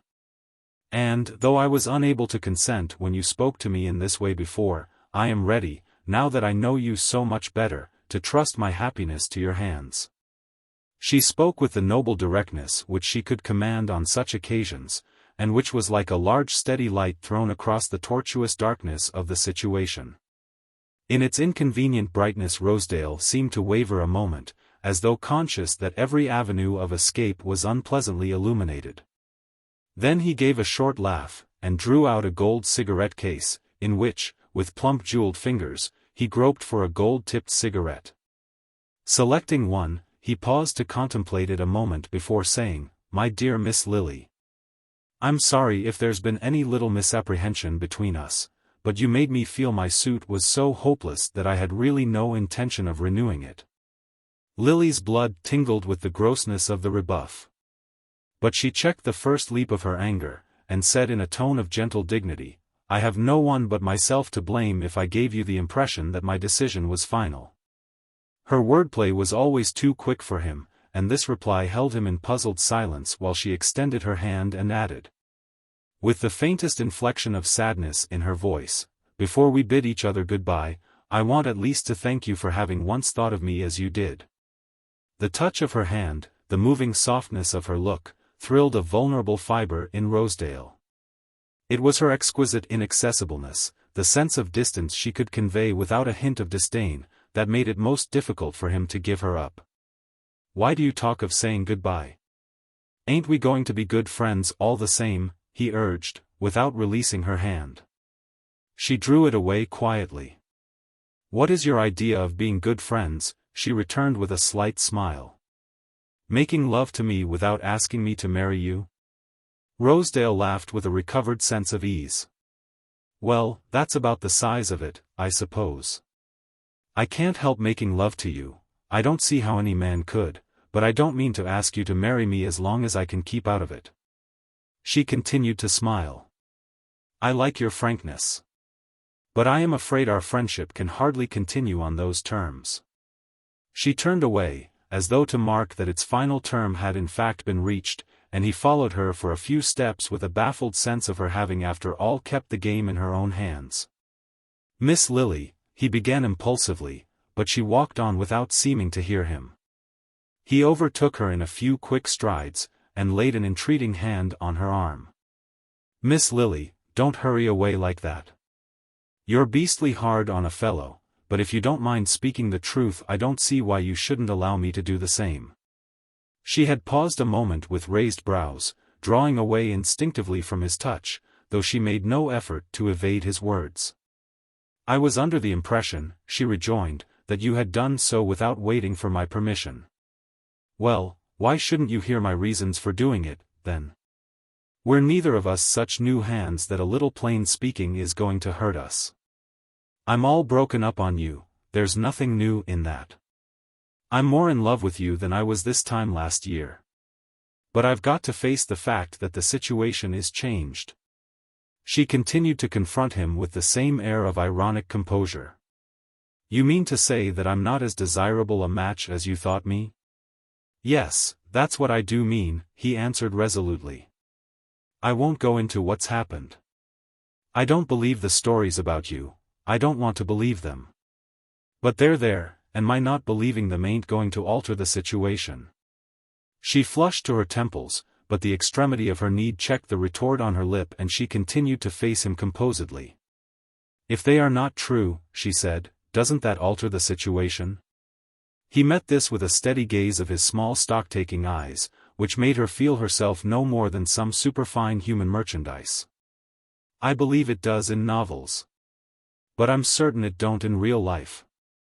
You know that as well as I do. If we're speaking the truth, let's speak the whole truth. Last year I was wild to marry you, and you wouldn't look at me. This year, well, you appear to be willing. Now, what has changed in the interval? Your situation, that's all. Then you thought you could do better, now. You think you can? Broke from her ironically. Why, yes, I do, in one way, that is. He stood before her, his hands in his pockets, his chest sturdily expanded under its vivid waistcoat. It's this way, you see, I've had a pretty steady grind of it these last years, working up my social position. Think it's funny I should say that? Why should I mind saying I want to get into society? A man ain't ashamed to say he wants to own a racing stable or a picture gallery. Well, a taste for society's just another kind of hobby. Perhaps I want to get even with some of the people who cold-shouldered me last year, put it that way if it sounds better. Anyhow, I want to have the run of the best houses. And I'm getting it too, little by little. But I know the quickest way to queer yourself with the right people is to be seen with the wrong ones, and that's the reason I want to avoid mistakes. Miss Bart continued to stand before him in a silence that might have expressed either mockery or a half-reluctant respect for his candor, and after a moment's pause he went on, there it is. You see. I'm more in love with you than ever, but if I married you now I'd queer myself for good and all, and everything I've worked for all these years would be wasted. She received this with a look from which all tinge of resentment had faded. After the tissue of social falsehoods in which she had so long moved, it was refreshing to step into the open daylight of an avowed expediency. I understand you, she said. A year ago I should have been of use to you, and now I should be an encumbrance, and I like you for telling me so quite honestly. She extended her hand with a smile. Again the gesture had a disturbing effect upon Mr. Rosedale's self-command. By George, you're a dead-game sport, you are, he exclaimed. And as she began once more to move away, he broke out suddenly, Miss Lily, stop. You know I don't believe those stories. I believe they were all got up by a woman who didn't hesitate to sacrifice you to her own convenience. Lily drew away with a movement of quick disdain. It was easier to endure his insolence than his commiseration. You are very kind, but I don't think we need discuss the matter farther. But Rosedale's natural imperviousness to hints made it easy for him to brush such resistance aside. I don't want to discuss anything, I just want to put a plain case before you, he persisted. She paused in spite of herself, held by the note of a new purpose in his look and tone. And he went on, keeping his eyes firmly upon her, the wonder to me is that you've waited so long to get square with that woman, when you've had the power in your hands. She continued silent under the rush of astonishment that his words produced. And he moved a step closer to ask with low-toned directness, why don't you use those letters of hers you bought last year? Lily stood speechless under the shock of the interrogation. In the words preceding it she had conjectured, at most, an allusion to her supposed influence over George Dorset. Nor did the astonishing indelicacy of the reference diminish the likelihood of Rosedale's resorting to it. But now she saw how far short of the mark she had fallen. And the surprise of learning that he had discovered the secret of the letters left her, for the moment, unconscious of the special use to which he was in the act of putting his knowledge. Her temporary loss of self-possession gave him time to press his point. And he went on quickly, as though to secure completer control of the situation. You see, I know where you stand, I know how completely she's in your power. That sounds like stage talk, don't it? But there's a lot of truth in some of those old gags, and I don't suppose you bought those letters simply because you're collecting autographs. She continued to look at him with a deepening bewilderment. Her only clear impression resolved itself into a scared sense of his power. You're wondering how I found out about M? He went on, answering her look with a note of conscious pride. Perhaps you've forgotten that I'm the owner of the Benedict, but never mind about that now. Getting on to things is a mighty useful accomplishment in business, and I've simply extended it to my private affairs. For this is partly my affair, you see, at least, it depends on you to make it so. Let's look the situation straight in the eye. Mrs. Dorset, for reasons we needn't go into, did you a beastly bad turn last spring. Everybody knows what Mrs. Dorset is, and her best friends wouldn't believe her on oath where their own interests were concerned. But as long as they're out of the row, it's much easier to follow her lead than to set themselves against it, and you've simply been sacrificed to their laziness and selfishness. Isn't that a pretty fair statement of the case? Well, some people say you've got the neatest kind of an answer in your hands, that George Dorset would marry you tomorrow, if you'd tell him all you know. And give him the chance to show the lady the door. I dare say he would, but you don't seem to care for that particular form of getting even, and, taking a purely business view of the question, I think you're right. In a deal like that, nobody comes out with perfectly clean hands, and the only way for you to start fresh is to get Bertha Dorset to back you up, instead of trying to fight her. He paused long enough to draw breath, but not to give her time for the expression of her gathering resistance. And as he pressed on, expounding and elucidating his idea with the directness of the man who has no doubts of his cause, she found the indignation gradually freezing on her lip. Found herself held fast in the grasp of his argument by the mere cold strength of its presentation. There was no time now to wonder how he had heard of her obtaining the letters. All her world was dark outside the monstrous glare of his scheme for using them. And it was not, after the first moment, the horror of the idea that held her spellbound, subdued to his will, it was rather its subtle affinity to her own inmost cravings. He would marry her tomorrow if she could regain Bertha Dorset's friendship. And to induce the open resumption of that friendship, and the tacit retractation of all that had caused its withdrawal, she had only to put to the lady the latent menace contained in the packet so miraculously delivered into her hands. Lily saw in a flash the advantage of this course over that which poor Dorset had pressed upon her. The other plan depended for its success on the infliction of an open injury, while this reduced the transaction to a private understanding, of which no third person need have the remotest hint. Put by Rosedale in terms of business-like give and take, this understanding took on the harmless air of a mutual accommodation, like a transfer of property or a revision of boundary lines. It certainly simplified life to view it as a perpetual adjustment, a play of party politics, in which every concession had its recognized equivalent. Lily's tired mind was fascinated by this escape from fluctuating ethical estimates into a region of concrete weights and measures. Rosedale, as she listened, seemed to read in her silence not only a gradual acquiescence in his plan, but a dangerously far-reaching perception of the chances it offered. For as she continued to stand before him without speaking, he broke out, with a quick return upon himself, "You see how simple it is, don't you? Well, don't be carried away by the idea that it's too simple. It isn't exactly as if you'd started in with a clean bill of health. Now we're talking, let's call things by their right names, and clear the whole business up. You know well enough that Bertha Dorset couldn't have touched you if there hadn't been, well, questions asked before, little points of interrogation, bound to happen to a good-looking girl with stingy relatives, I suppose. Anyhow, they did happen, and she found the ground prepared for her. Do you see where I'm coming out? You don't want these little questions cropping up again. It's one thing to get Bertha Dorset into line, but what you want is to keep her there. You can frighten her fast enough, but how are you going to keep her frightened? By showing her that you're as powerful as she is. All the letters in the world won't do that for you as you are now. But with a big backing behind you, you'll keep her just where you want her to be. That's my share in the business, that's what I'm offering you. You can't put the thing through without me, don't run away with any idea that you can. In 6 months you'd be back again among your old worries, or worse ones. And here I am, ready to lift you out of them tomorrow if you say so. Do you say so, Miss Lily? He added, moving suddenly nearer. The words, and the movement which accompanied them, combined to startle Lily out of the state of tranced subservience into which she had insensibly slipped.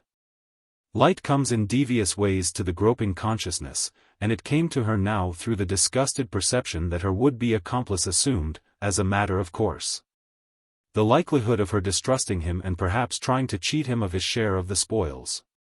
This glimpse of his inner mind seemed to present the whole transaction in a new aspect, and she saw that the essential baseness of the act lay in its freedom from risk.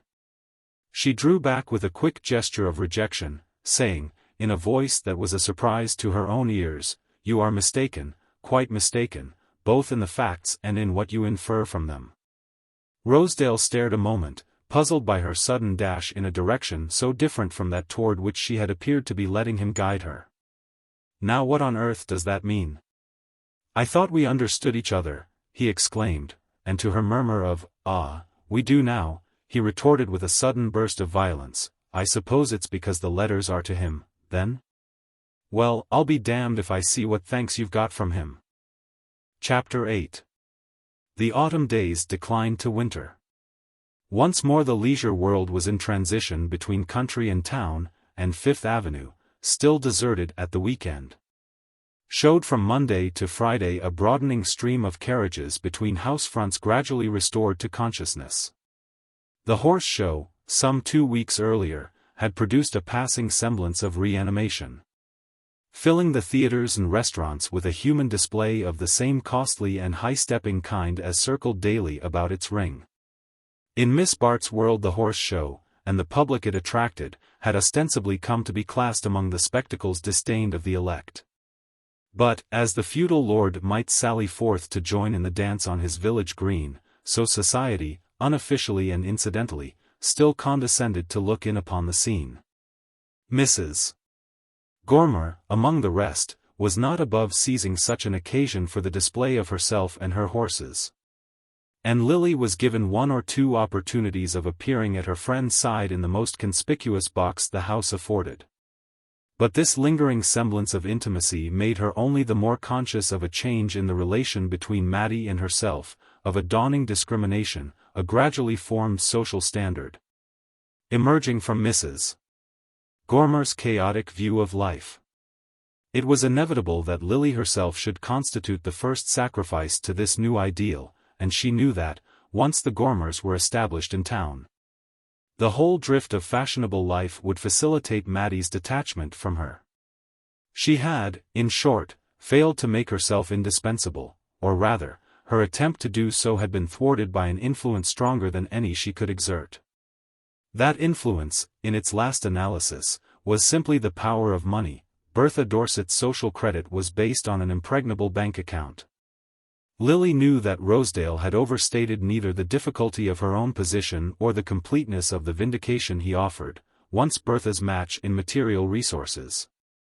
Her superior gifts would make it easy for her to dominate her adversary.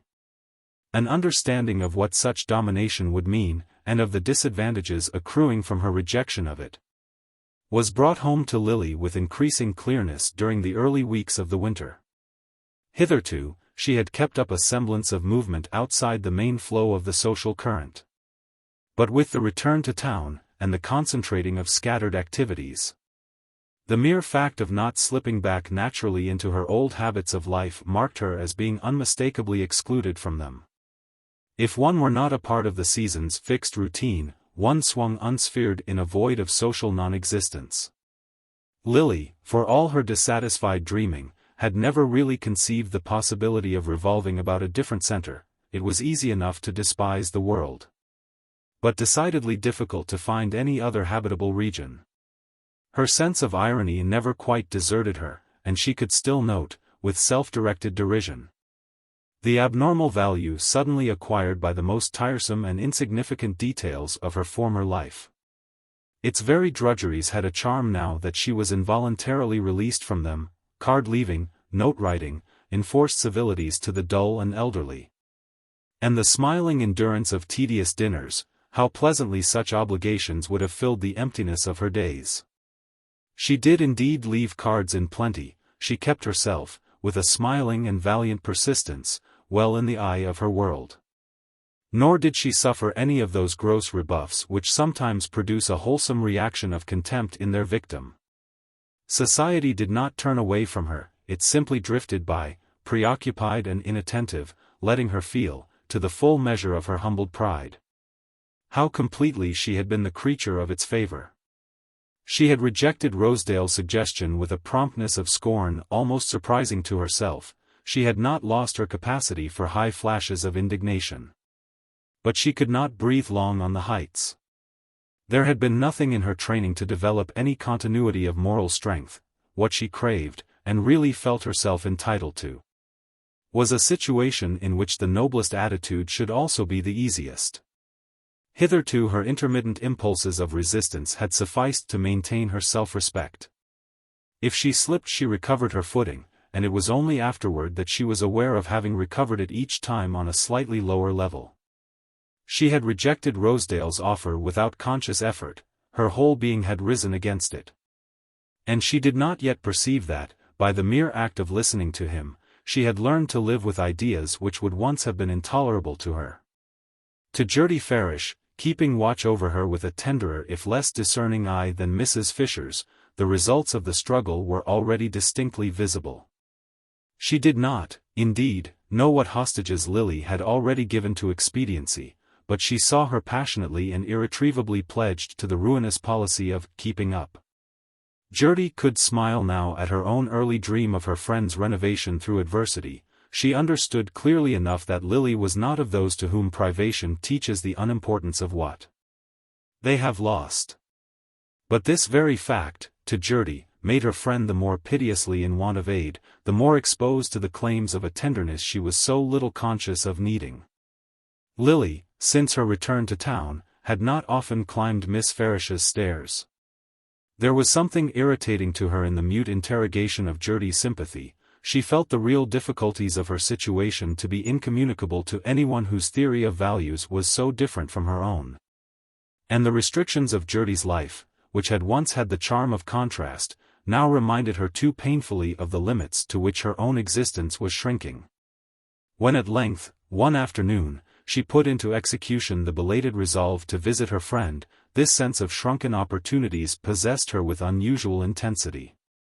The walk up Fifth Avenue, unfolding before her, in the brilliance of the hard winter sunlight, an interminable procession of fastidiously equipped carriages, giving her, through the little squares of brougham windows, peeps of familiar profiles bent above visiting lists, of hurried hands dispensing notes and cards to attendant footmen. This glimpse of the ever-revolving wheels of the great social machine made Lily more than ever conscious of the steepness and narrowness of Gerty's stairs, and of the cramped blind alley of life to which they led. Dull stairs destined to be mounted by dull people. How many thousands of insignificant figures were going up and down such stairs all over the world at that very moment, figures as shabby and uninteresting as that of the middle-aged lady in limp black who descended Gerty's flight as Lily climbed to it. That was poor Miss Jane Silverton. She came to talk things over with me. She and her sister want to do something to support themselves, Gerty explained, as Lily followed her into the sitting-room. To support themselves? Are they so hard up?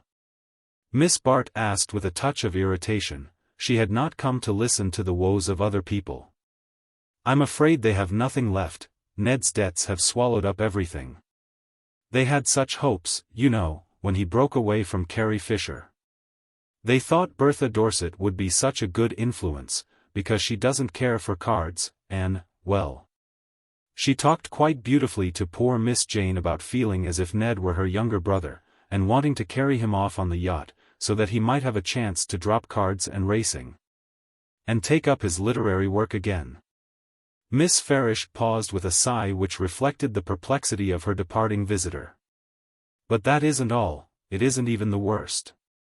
It seems that Ned has quarrelled with the Dorsets. Or at least Bertha won't allow him to see her, and he is so unhappy about it that he has taken to gambling again, and going about with all sorts of queer people. And Cousin Grace Van Osburgh accuses him of having had a very bad influence on Freddie, who left Harvard last spring, and has been a great deal with Ned ever since. She sent for Miss Jane, and made a dreadful scene. And Jack Stepney and Herbert Melson, who were there too, told Miss Jane that Freddie was threatening to marry some dreadful woman to whom Ned had introduced him. And that they could do nothing with him because now he's of age he has his own money. You can fancy how poor Miss Jane felt. She came to me at once, and seemed to think that if I could get her something to do she could earn enough to pay Ned's debts and send him away. I'm afraid she has no idea how long it would take her to pay for one of his evenings at bridge. And he was horribly in debt when he came back from the cruise. I can't see why he should have spent so much more money under Bertha's influence than Carrie's, can you? Lily met this query with an impatient gesture.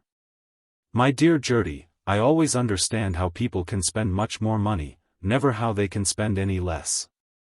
She loosened her furs and settled herself in Gertie's easy chair, while her friend busied herself with the teacups. But what can they do, the Miss Silvertons? How do they mean to support themselves? She asked, conscious that the note of irritation still persisted in her voice. It was the very last topic she had meant to discuss. It really did not interest her in the least, but she was seized by a sudden perverse curiosity to know how the two colorless shrinking victims of young Silverton's sentimental experiments meant to cope with the grim necessity which lurked so close to her own threshold. I don't know, I am trying to find something for them. Miss Jane reads aloud very nicely, but it's so hard to find anyone who is willing to be read to. And Miss Annie paints a little. Oh, I know, apple blossoms on blotting paper. Just the kind of thing I shall be doing myself before long," exclaimed Lily, starting up with a vehemence of movement that threatened destruction to Miss Farish's fragile tea table. Lily bent over to steady the cups, then she sank back into her seat. "I'd forgotten there was no room to dash about in. How beautifully one does have to behave in a small flat." "Oh, Gertie, I wasn't meant to be good," she sighed out incoherently. Gertie lifted an apprehensive look to her pale face, in which the eyes shone with a peculiar sleepless luster. "You look horribly tired, Lily. Take your tea, and let me give you this cushion to lean against." Miss Bart accepted the cup of tea, but put back the cushion with an impatient hand. "Don't give me that. I don't want to lean back, I shall go to sleep if I do." "Well, why not, dear? I'll be as quiet as a mouse," Gertie urged affectionately. "No, no, don't be quiet, talk to me, keep me awake. I don't sleep at night, and in the afternoon a dreadful drowsiness creeps over me." "You don't sleep at night? Since when?" "I don't know, I can't remember."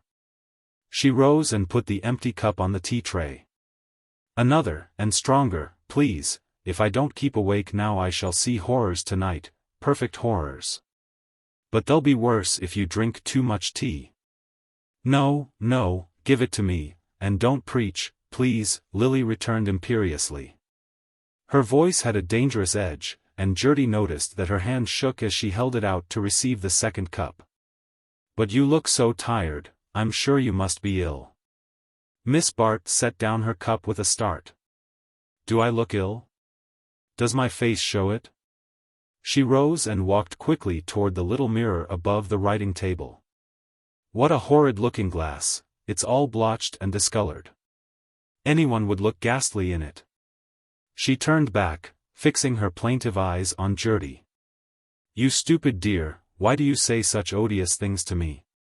It's enough to make one ill to be told one looks so. And looking ill means looking ugly." She caught Gertie's wrists, and drew her close to the window. After all, I'd rather know the truth. Look me straight in the face, Judy, and tell me, am I perfectly frightful? You're perfectly beautiful now, Lily, your eyes are shining, and your cheeks have grown so pink all of a sudden.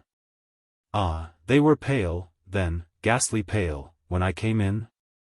Why don't you tell me frankly that I'm a wreck? My eyes are bright now because I'm so nervous, but in the mornings they look like lead. And I can see the lines coming in my face, the lines of worry and disappointment and failure. Every sleepless night leaves a new one, and how can I sleep, when I have such dreadful things to think about? Dreadful things, what things? Asked Judy, gently detaching her wrists from her friend's feverish fingers. What things? Well, poverty, for one, and I don't know any that's more dreadful. Lily turned away and sank with sudden weariness into the easy chair near the tea table. You asked me just now if I could understand why Ned Silverton spent so much money. Of course I understand, he spends it on living with the rich. You think we live on the rich, rather than with them, and so we do, in a sense, but it's a privilege we have to pay for. We eat their dinners, and drink their wine, and smoke their cigarettes, and use their carriages and their opera boxes and their private cars, yes. But there's a tax to pay on every one of those luxuries. The man pays it by big tips to the servants, by playing cards beyond his means, by flowers and presents, and lots of other things that cost. The girl pays it by tips and cards too. Oh, yes, I've had to take up bridge again, and by going to the best dressmakers, and having just the right dress for every occasion. And always keeping herself fresh and exquisite and amusing. She leaned back for a moment, closing her eyes, and as she sat there, her pale lips slightly parted, and the lids dropped above her fagged brilliant gaze. Judy had a startled perception of the change in her face, of the way in which an ashen daylight seemed suddenly to extinguish its artificial brightness. She looked up, and the vision vanished. It doesn't sound very amusing, does it? And it isn't, I'm sick to death of it. And yet the thought of giving it all up nearly kills me, it's what keeps me awake at night, and makes me so crazy for your strong tea. For I can't go on in this way much longer, you know, I'm nearly at the end of my tether. And then what can I do? How on earth am I to keep myself alive? I see myself reduced to the fate of that poor Silverton woman, slinking about to employment agencies, and trying to sell painted blotting pads to women's exchanges. And there are thousands and thousands of women trying to do the same thing already, and not one of the number who has less idea how to earn $1 than I have. She rose again with a hurried glance at the clock. It's late, and I must be off, I have an appointment with Carrie Fisher. Don't look so worried, you dear thing, don't think too much about the nonsense I've been talking. She was before the mirror again, adjusting her hair with a light hand, drawing down her veil, and giving a dexterous touch to her furs. Of course, you know, it hasn't come to the employment agencies and the painted blotting pads yet. But I'm rather hard up just for the moment, and if I could find something to do, notes to write and visiting lists to make up, or that kind of thing, it would tide me over till the legacy is paid. And Carrie has promised to find somebody who wants a kind of social secretary, you know she makes a specialty of the helpless rich. Miss Bart had not revealed to Judy the full extent of her anxiety. She was in fact in urgent and immediate need of money to meet the vulgar weekly claims which could neither be deferred nor evaded. To give up her apartment, and shrink to the obscurity of a boarding house, or the provisional hospitality of a bed in Judy Farish's sitting room, was an expedient which could only postpone the problem confronting her. And it seemed wiser as well as more agreeable to remain where she was and find some means of earning her living. The possibility of having to do this was one which she had never before seriously considered, and the discovery that, as a breadwinner, she was likely to prove as helpless and ineffectual as poor Miss Silverton, was a severe shock to her self-confidence. Having been accustomed to take herself at the popular valuation, as a person of energy and resource, naturally fitted to dominate any situation in which she found herself, She vaguely imagined that such gifts would be of value to seekers after social guidance.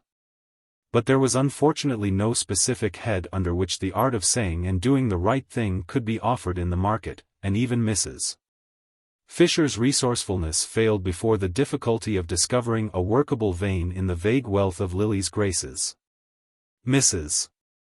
Fisher was full of indirect expedients for enabling her friends to earn a living, and could conscientiously assert that she had put several opportunities of this kind before Lily.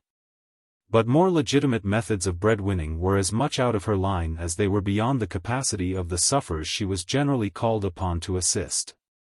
Lily's failure to profit by the chances already afforded her might, moreover, have justified the abandonment of farther effort on her behalf, but Mrs. Fisher's inexhaustible good nature made her an adept at creating artificial demands in response to an actual supply. In the pursuance of this end she at once started on a voyage of discovery in Miss Bart's behalf. And as the result of her explorations she now summoned the latter with the announcement that she had found something. Left to herself, Judy mused distressfully upon her friend's plight, and her own inability to relieve it. It was clear to her that Lily, for the present, had no wish for the kind of help she could give. Miss Farish could see no hope for her friend but in a life completely reorganized and detached from its old associations. Whereas all Lily's energies were centered in the determined effort to hold fast to those associations, to keep herself visibly identified with them, as long as the illusion could be maintained. Pitiable as such an attitude seemed to Judy, she could not judge it as harshly as Selden, for instance, might have done. She had not forgotten the night of emotion when she and Lily had lain in each other's arms, and she had seemed to feel her very heart's blood passing into her friend. The sacrifice she had made had seemed unavailing enough, no trace remained in Lily of the subduing influences of that hour. But Judy's tenderness, disciplined by long years of contact with obscure and inarticulate suffering, could wait on its object with a silent forbearance which took no account of time. She could not, however, deny herself the solace of taking anxious counsel with Lawrence Selden, with whom, since his return from Europe, she had renewed her old relation of cousinly confidence. Selden himself had never been aware of any change in their relation. He found Judy as he had left her, simple, undemanding and devoted, but with a quickened intelligence of the heart which he recognized without seeking to explain it. To Judy herself it would once have seemed impossible that she should ever again talk freely with him of Lily Bart. But what had passed in the secrecy of her own breast seemed to resolve itself, when the mist of the struggle cleared, into a breaking down of the bounds of self. A deflecting of the wasted personal emotion into the general current of human understanding. It was not till some 2 weeks after her visit from Lily that Judy had the opportunity of communicating her fears to Selden. The latter, having presented himself on a Sunday afternoon, had lingered on through the dowdy animation of his cousin's tea hour. Conscious of something in her voice and eye which solicited a word apart. And as soon as the last visitor was gone Judy opened her case by asking how lately he had seen Miss Bart. Selden's perceptible pause gave her time for a slight stir of surprise. "I haven't seen her at all, I've perpetually missed seeing her since she came back." This unexpected admission made Judy pause too. And she was still hesitating on the brink of her subject when he relieved her by adding, "I've wanted to see her, but she seems to have been absorbed by the Gormer set since her return from Europe. That's all the more reason, she's been very unhappy." "Unhappy at being with the Gormers?" "Oh, I don't defend her intimacy with the Gormers, but that too is at an end now, I think.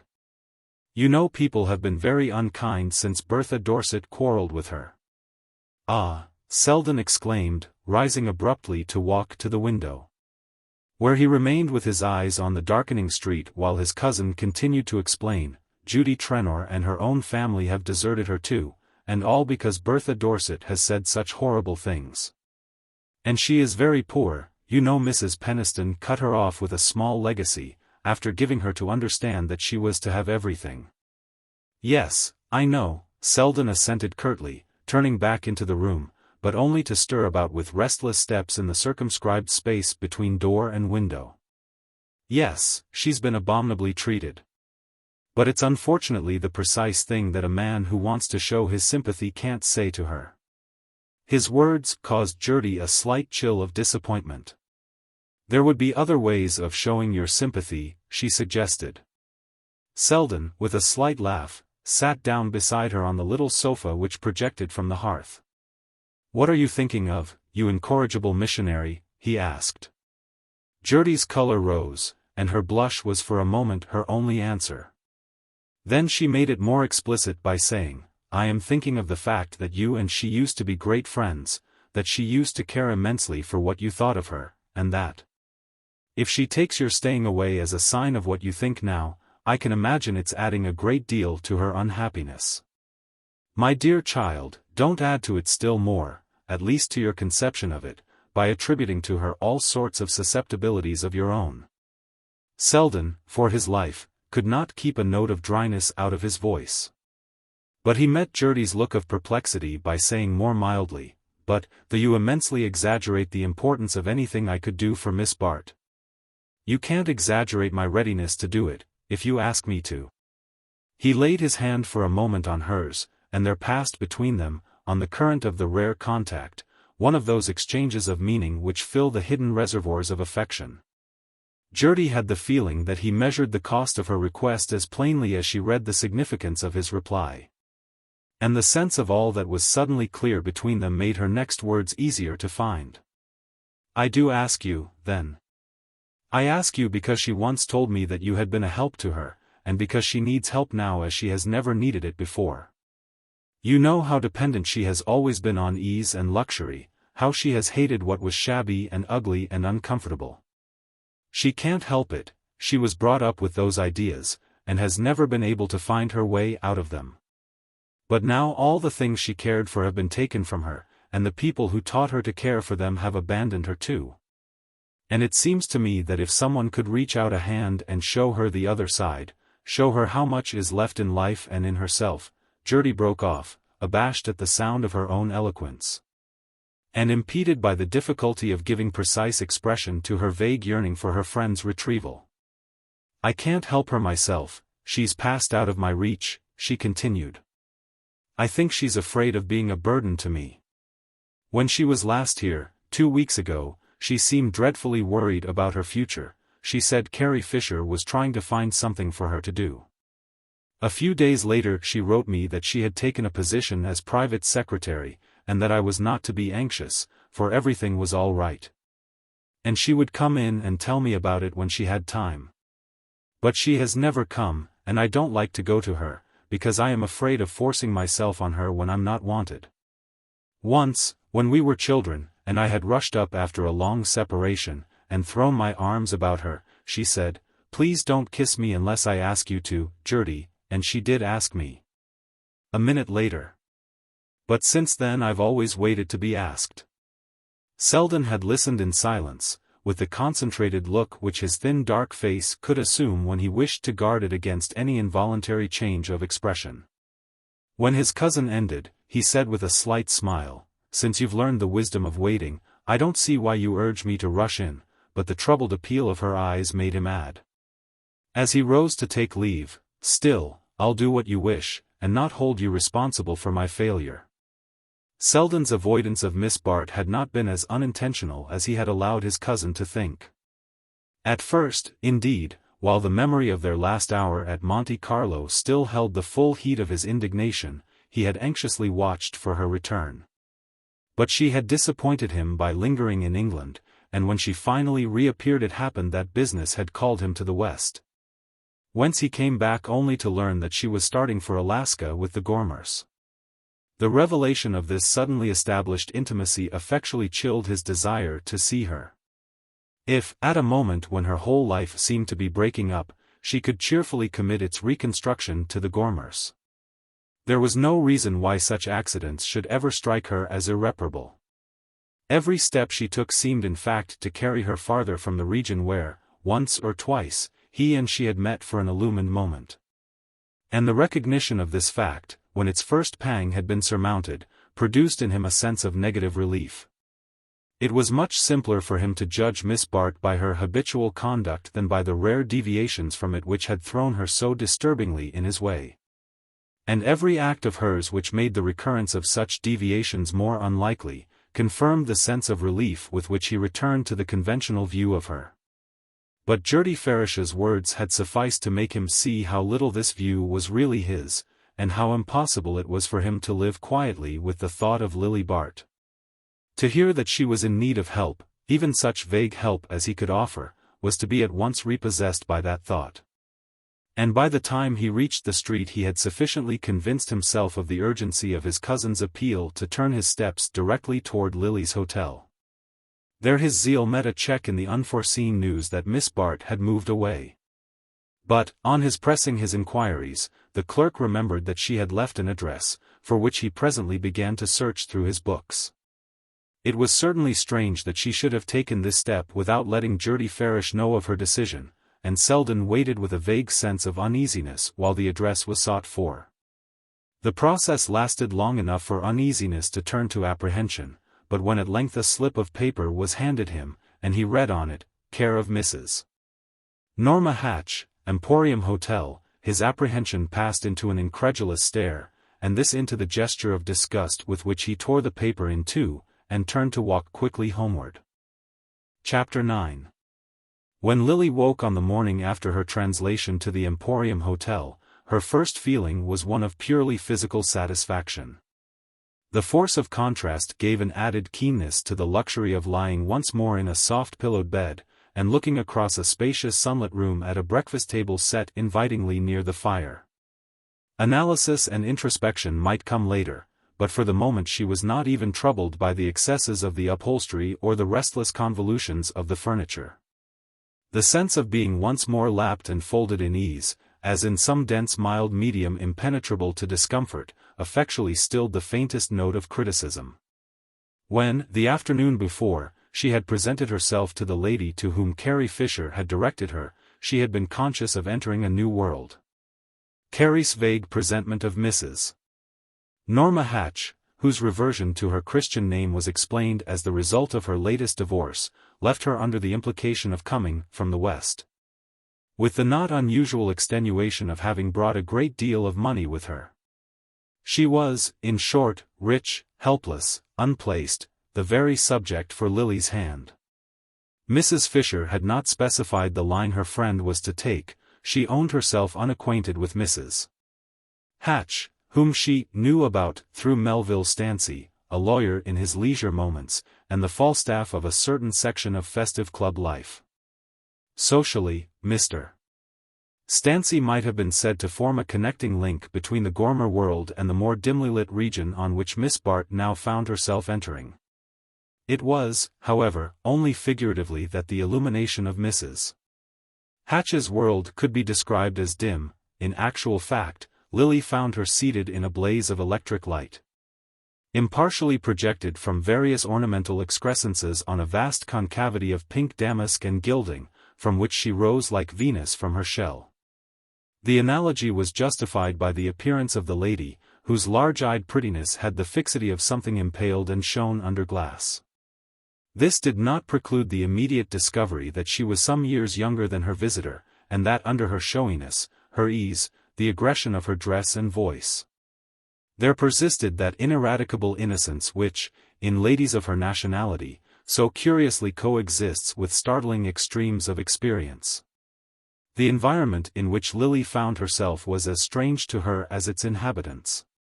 She was unacquainted with the world of the fashionable New York hotel, a world overheated, over-upholstered, and overfitted with mechanical appliances for the gratification of fantastic requirements, while the comforts of a civilized life were as unattainable as in a desert. Through this atmosphere of torrid splendor moved beings as richly upholstered as the furniture, beings without definite pursuits or permanent relations, who drifted on a languid tide of curiosity from restaurant to concert hall, from palm garden to music room, from art exhibit to dressmaker's opening. High-stepping horses or elaborately equipped motors waited to carry these ladies into vague metropolitan distances, whence they returned, still more wan from the weight of their sables, To be sucked back into the stifling inertia of the hotel routine. Somewhere behind them, in the background of their lives, there was doubtless a real past, peopled by real human activities.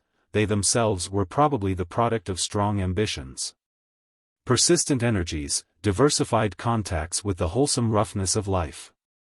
Yet they had no more real existence than the poet's shades in limbo. Lily had not been long in this pallid world without discovering that Mrs. Hatch was its most substantial figure. That lady, though still floating in the void, showed faint symptoms of developing an outline, and in this endeavor she was actively seconded by Mr. Melville Stancy. It was Mr. Stancy, a man of large resounding presence, suggestive of convivial occasions and of a chivalry finding expression in first night boxes and $1,000 bonbonnières, who had transplanted Mrs. Hatch from the scene of her first development to the higher stage of hotel life in the metropolis. It was he who had selected the horses with which she had taken the blue ribbon at the show, had introduced her to the photographer whose portraits of her formed the recurring ornament of Sunday supplements, and had got together the group which constituted her social world. It was a small group still, with heterogeneous figures suspended in large unpeopled spaces, but Lily did not take long to learn that its regulation was no longer in Mr. Stancy's hands. As often happens, the pupil had outstripped the teacher, and Mrs. Hatch was already aware of heights of elegance as well as depths of luxury beyond the world of the emporium. This discovery at once produced in her a craving for higher guidance, for the adroit feminine hand which should give the right turn to her correspondence, the right look to her hats, the right succession to the items of her menus. It was, in short, as the regulator of a germinating social life that Miss Bart's guidance was required, her ostensible duties as secretary being restricted by the fact that Mrs. Hatch, as yet, knew hardly anyone to write to. The daily details of Mrs. Hatch's existence were as strange to Lily as its general tenor. The lady's habits were marked by an oriental indolence and disorder peculiarly trying to her companion. Mrs. Hatch and her friends seemed to float together outside the bounds of time and space. No definite hours were kept. No fixed obligations existed. Night and day flowed into one another in a blur of confused and retarded engagements, so that one had the impression of lunching at the tea hour, while dinner was often merged in the noisy after-theatre supper which prolonged Mrs. Hatch's vigil till daylight. Through this jumble of futile activities came and went a strange throng of hangers-on, manicures, beauty doctors, hairdressers, teachers of bridge, of French, of physical development, figures sometimes indistinguishable, by their appearance, or by Mrs. Hatch's relation to them, from the visitors constituting her recognized society. But strangest of all to Lily was the encounter, in this latter group, of several of her acquaintances. She had supposed, and not without relief, that she was passing, for the moment, completely out of her own circle, but she found that Mr. Stancy, one side of whose sprawling existence overlapped the edge of Mrs. Fisher's world, had drawn several of its brightest ornaments into the circle of the emporium. To find Ned Silverton among the habitual frequenters of Mrs. Hatch's drawing-room was one of Lily's first astonishments, but she soon discovered that he was not Mr. Stancy's most important recruit. It was on little Freddie Van Osburgh, the small slim heir of the Van Osburgh millions, that the attention of Mrs. Hatch's group was centered. Freddie, barely out of college, had risen above the horizon since Lily's eclipse, and she now saw with surprise what an effulgence he shed on the outer twilight of Mrs. Hatch's existence. This, then, was one of the things that young men went in for when released from the official social routine. This was the kind of previous engagement that so frequently caused them to disappoint the hopes of anxious hostesses. Lily had an odd sense of being behind the social tapestry, on the side where the threads were knotted and the loose ends hung. For a moment she found a certain amusement in the show. And in her own share of it, the situation had an ease and unconventionality distinctly refreshing after her experience of the irony of conventions. But these flashes of amusement were but brief reactions from the long disgust of her days. Compared with the vast gilded void of Mrs. Hatch's existence, the life of Lily's former friends seemed packed with ordered activities. Even the most irresponsible pretty woman of her acquaintance had her inherited obligations, her conventional benevolences, her share in the working of the great civic machine. And all hung together in the solidarity of these traditional functions. The performance of specific duties would have simplified Miss Bart's position, but the vague attendance on Mrs. Hatch was not without its perplexities. It was not her employer who created these perplexities. Mrs. Hatch showed from the first an almost touching desire for Lily's approval.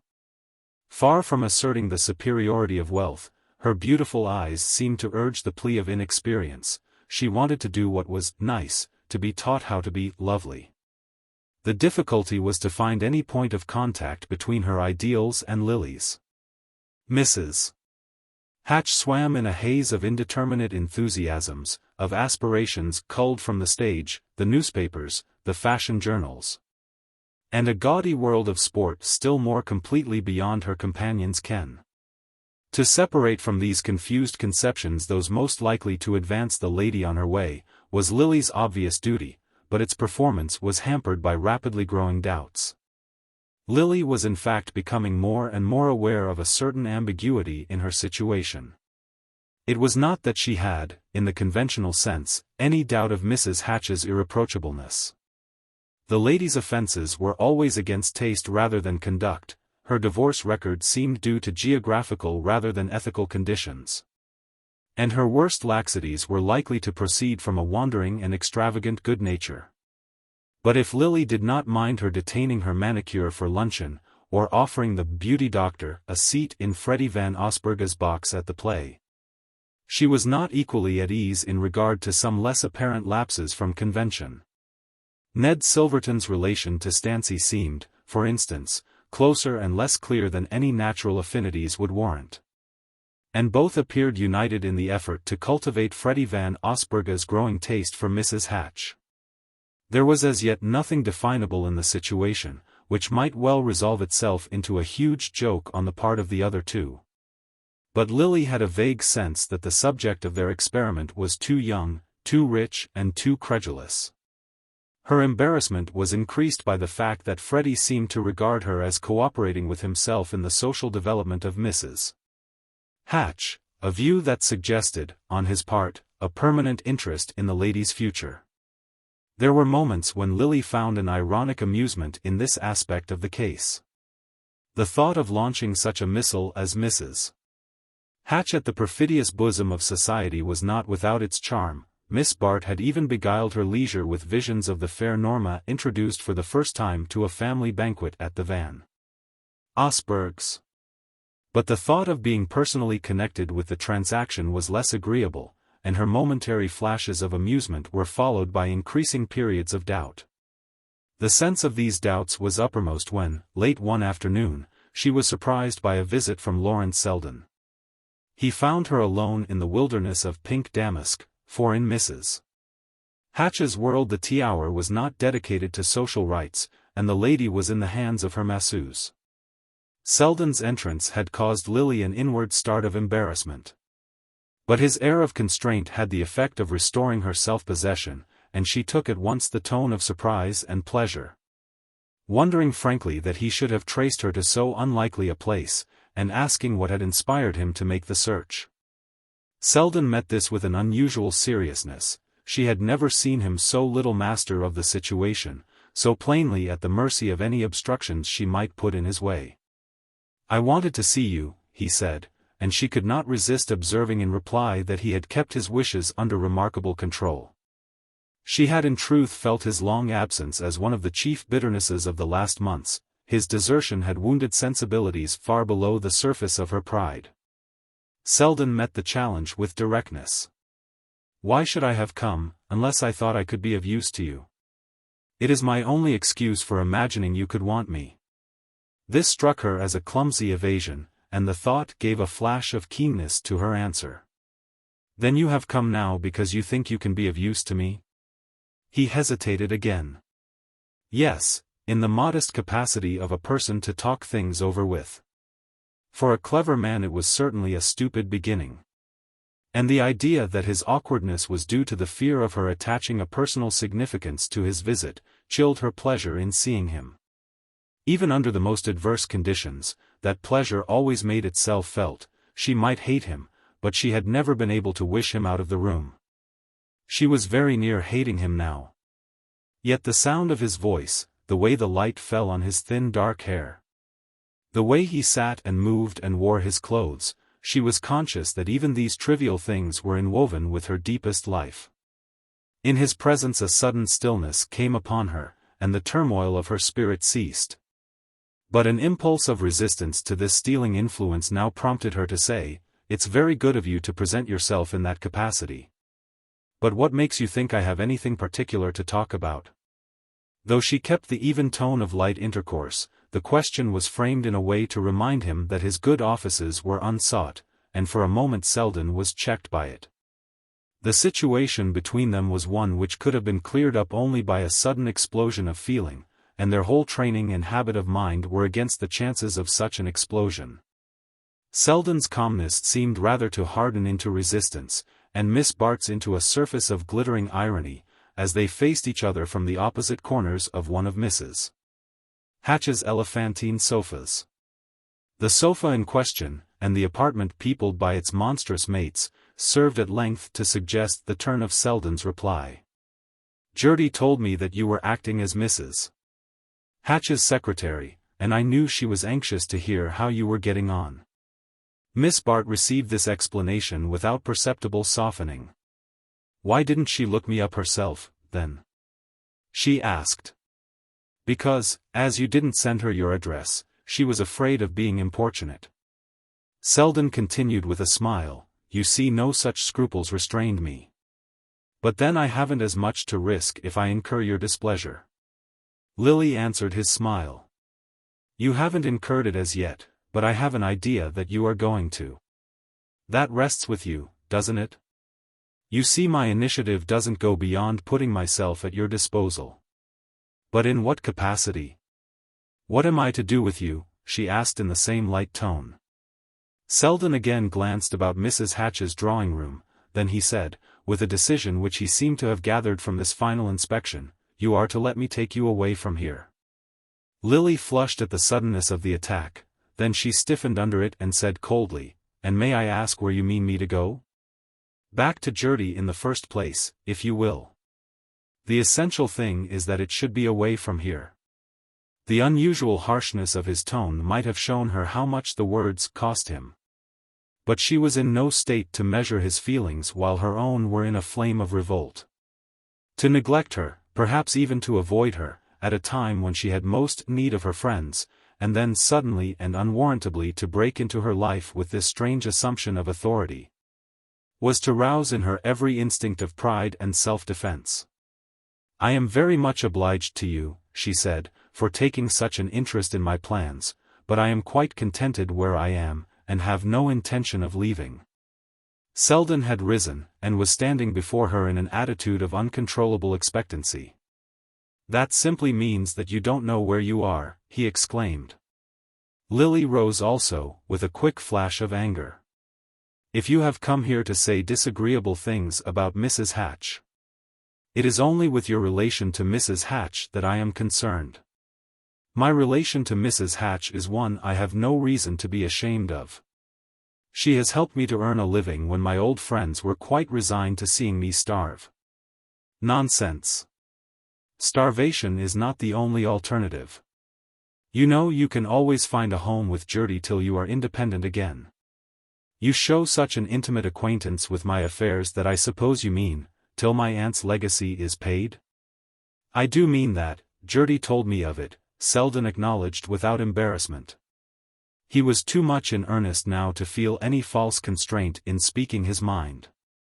"But Judy does not happen to know," Miss Bart rejoined, "that I owe every penny of that legacy." "Good God!" Selden exclaimed, startled out of his composure by the abruptness of the statement. "Every penny of it, and more too," Lily repeated, "and you now perhaps see why I prefer to remain with Mrs. Hatch rather than take advantage of Judy's kindness. I have no money left, except my small income, and I must earn something more to keep myself alive." Selden hesitated a moment. Then he rejoined in a quieter tone, "But with your income and Judy's, since you allow me to go so far into the details of the situation, you and she could surely contrive a life together which would put you beyond the need of having to support yourself. Judy, I know, is eager to make such an arrangement, and would be quite happy in it." "But I should not," Miss Bart interposed. "There are many reasons why it would be neither kind to Judy nor wise for myself." She paused a moment, and as he seemed to await a farther explanation, added with a quick lift of her head, "You will perhaps excuse me from giving you these reasons." "I have no claim to know them," Selden answered, ignoring her tone, "no claim to offer any comment or suggestion beyond the one I have already made. And my right to make that is simply the universal right of a man to enlighten a woman when he sees her unconsciously placed in a false position." Lily smiled. "I suppose," she rejoined, "that by a false position you mean one outside of what we call society, but you must remember that I had been excluded from those sacred precincts long before I met Mrs. Hatch. As far as I can see, there is very little real difference in being inside or out, and I remember your once telling me that it was only those inside who took the difference seriously." She had not been without intention in making this allusion to their memorable talk at Bellomont, and she waited with an odd tremor of the nerves to see what response it would bring. But the result of the experiment was disappointing. Selden did not allow the allusion to deflect him from his point. He merely said with completer fullness of emphasis, "The question of being inside or out is, as you say, a small one, and it happens to have nothing to do with the case, except in so far as Mrs. Hatch's desire to be inside may put you in the position I call false." In spite of the moderation of his tone, each word he spoke had the effect of confirming Lily's resistance. The very apprehensions he aroused hardened her against him. She had been on the alert for the note of personal sympathy, for any sign of recovered power over him. And his attitude of sober impartiality, the absence of all response to her appeal, turned her hurt pride to blind resentment of his interference. The conviction that he had been sent by Judy, and that, whatever straits he conceived her to be in, he would never voluntarily have come to her aid, strengthened her resolve not to admit him a hair's breadth farther into her confidence. However doubtful she might feel her situation to be, she would rather persist in darkness than owe her enlightenment to Selden. "I don't know," she said, when he had ceased to speak, "why you imagine me to be situated as you describe. But as you have always told me that the sole object of a bringing up like mine was to teach a girl to get what she wants, why not assume that that is precisely what I am doing?" The smile with which she summed up her case was like a clear barrier raised against farther confidences. Its brightness held him at such a distance that he had a sense of being almost out of hearing. As he rejoined, "I am not sure that I have ever called you a successful example of that kind of bringing up." Her color rose a little at the implication, but she steeled herself with a light laugh. "Ah, wait a little longer, give me a little more time before you decide." And as he wavered before her, still watching for a break in the impenetrable front she presented, "Don't give me up, I may still do credit to my training," she affirmed. Chapter 10. "Look at those spangles, Miss Bart, every one of them sewed on crooked." The tall forewoman, a pinched perpendicular figure, dropped the condemned structure of wire and net on the table at Lily's side, and passed on to the next figure in the line. There were 20 of them in the workroom, their fagged profiles, under exaggerated hair, bowed in the harsh north light above the utensils of their art. For it was something more than an industry, surely, this creation of ever-varied settings for the face of fortunate womanhood. Their own faces were sallow with the unwholesomeness of hot air and sedentary toil, rather than with any actual signs of want. They were employed in a fashionable millinery establishment, and were fairly well clothed and well paid. But the youngest among them was as dull and colorless as the middle-aged. In the whole workroom there was only one skin beneath which the blood still visibly played, and that now burned with vexation as Miss Bart, under the lash of the forewoman's comment, began to strip the hat frame of its overlapping spangles. To Gertie Farish's hopeful spirit, a solution appeared to have been reached when she remembered how beautifully Lily could trim hats. Instances of young lady milliners establishing themselves under fashionable patronage, and imparting to their creations that indefinable touch which the professional hand can never give, had flattered Gertie's visions of the future, and convinced even Lily that her separation from Mrs. Norma Hatch need not reduce her to dependence on her friends. The parting had occurred a few weeks after Selden's visit, and would have taken place sooner had it not been for the resistance set up in Lily by his ill-starred offer of advice. The sense of being involved in a transaction she would not have cared to examine too closely had soon afterward defined itself in the light of a hint from Mr. Stancy that, if she saw them through, she would have no reason to be sorry. The implication that such loyalty would meet with a direct reward had hastened her flight, and flung her back, ashamed and penitent, on the broad bosom of Gertie's sympathy. She did not, however, propose to lie there prone, and Gertie's inspiration about the hats at once revived her hopes of profitable activity. Here was, after all, something that her charming listless hands could really do. She had no doubt of their capacity for knotting a ribbon or placing a flower to advantage. And of course only these finishing touches would be expected of her. Subordinate fingers, blunt, grey, needle-pricked fingers, would prepare the shapes and stitch the linings. While she presided over the charming little front shop, a shop all white panels, mirrors, and moss-green hangings, where her finished creations, hats, wreaths, aigrettes, and the rest, perched on their stands like birds just poising for flight. But at the very outset of Gertie's campaign this vision of the green and white shop had been dispelled. Other young ladies of fashion had been thus set up, selling their hats by the mere attraction of a name and the reputed knack of tying a bow. But these privileged beings could command a faith in their powers materially expressed by the readiness to pay their shop rent and advance a handsome sum for current expenses. Where was Lily to find such support? And even could it have been found, how were the ladies on whose approval she depended to be induced to give her their patronage? Gertie learned that whatever sympathy her friend's case might have excited a few months since had been imperiled, if not lost, by her association with Mrs. Hatch. Once again, Lily had withdrawn from an ambiguous situation in time to save her self-respect, but too late for public vindication. Freddie Van Osburgh was not to marry Mrs. Hatch. He had been rescued at the 11th hour, some said by the efforts of Gus Trenor and Rosedale, and dispatched to Europe with old Ned Van Alstyne. But the risk he had run would always be ascribed to Miss Bart's connivance, and would somehow serve as a summing up and corroboration of the vague general distrust of her. It was a relief to those who had hung back from her to find themselves thus justified. And they were inclined to insist a little on her connection with the Hatch case in order to show that they had been right. Gertie's quest, at any rate, brought up against a solid wall of resistance. And even when Carrie Fisher, momentarily penitent for her share in the Hatch affair, joined her efforts to Miss Farish's, they met with no better success. Gertie had tried to veil her failure in tender ambiguities, but Carrie, always the soul of candor, put the case squarely to her friend. I went straight to Judy Trenor. She has fewer prejudices than the others, and besides she's always hated Bertha Dorset. But what have you done to her, Lily? At the very first word about giving you a start she flamed out about some money you'd got from Gus. I never knew her so hot before. You know she'll let him do anything but spend money on his friends. The only reason she's decent to me now is that she knows I'm not hard up.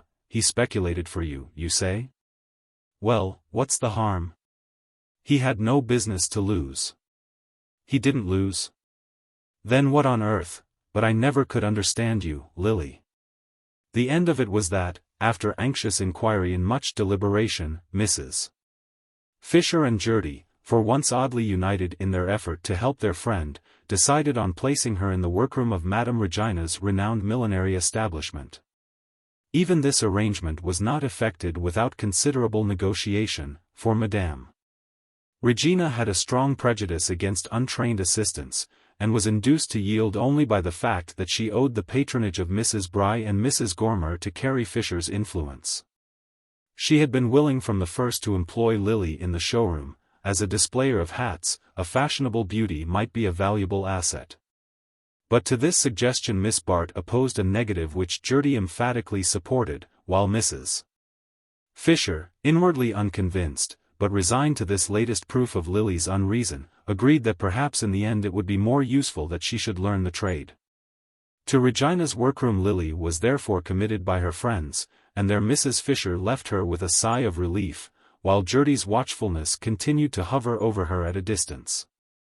Lily had taken up her work early in January, it was now 2 months later, and she was still being rebuked for her inability to sew spangles on a hat frame. As she returned to her work she heard a titter pass down the tables. She knew she was an object of criticism and amusement to the other workwomen. They were, of course, aware of her history. The exact situation of every girl in the room was known and freely discussed by all the others, but the knowledge did not produce in them any awkward sense of class distinction, it merely explained why her untutored fingers were still blundering over the rudiments of the trade.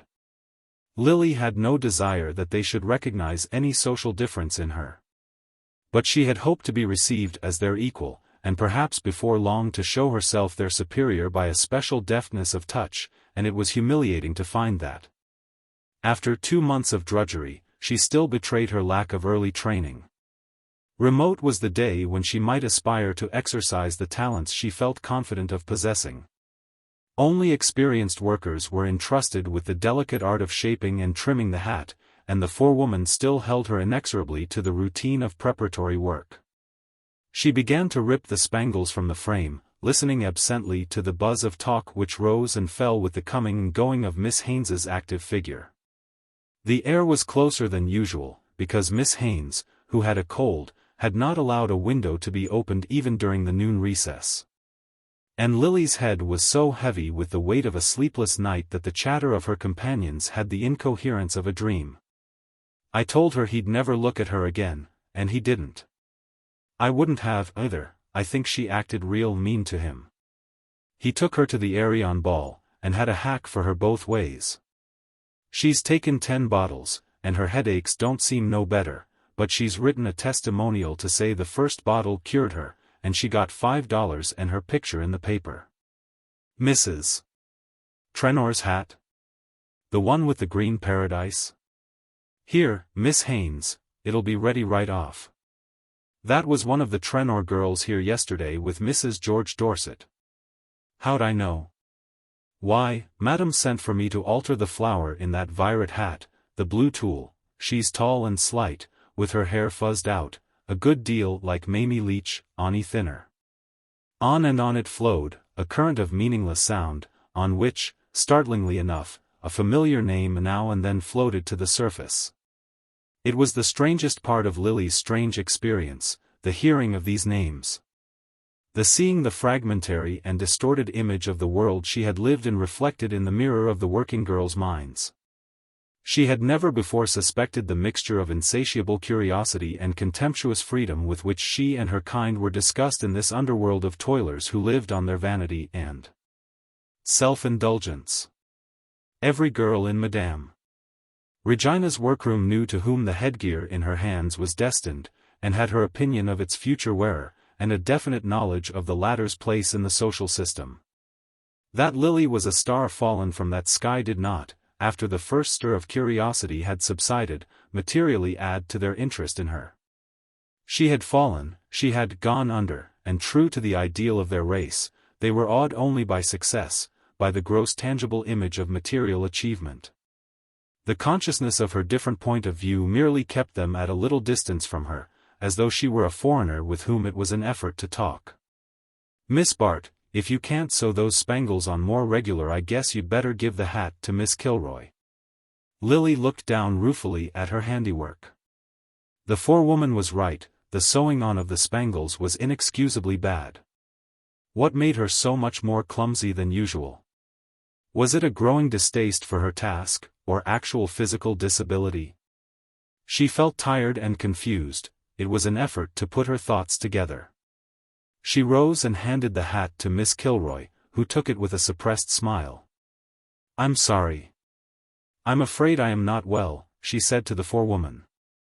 Miss Haines offered no comment. From the first she had augured ill of Madame Regina's consenting to include a fashionable apprentice among her workers. In that temple of art no raw beginners were wanted, and Miss Haines would have been more than human had she not taken a certain pleasure in seeing her forebodings confirmed. "You'd better go back to binding edges," she said drily. Lily slipped out last among the band of liberated workwomen. She did not care to be mingled in their noisy dispersal. Once in the street, she always felt an irresistible return to her old standpoint. An instinctive shrinking from all that was unpolished and promiscuous. In the days, how distant they now seemed, when she had visited the girls' club with Gertie Farish, she had felt an enlightened interest in the working classes. But that was because she looked down on them from above, from the happy altitude of her grace and her beneficence. Now that she was on a level with them, the point of view was less interesting. She felt a touch on her arm, and met the penitent eye of Miss Kilroy. "Miss Bart, I guess you can sew those spangles on as well as I can when you're feeling right. Miss Haines didn't act fair to you." Lily's color rose at the unexpected advance.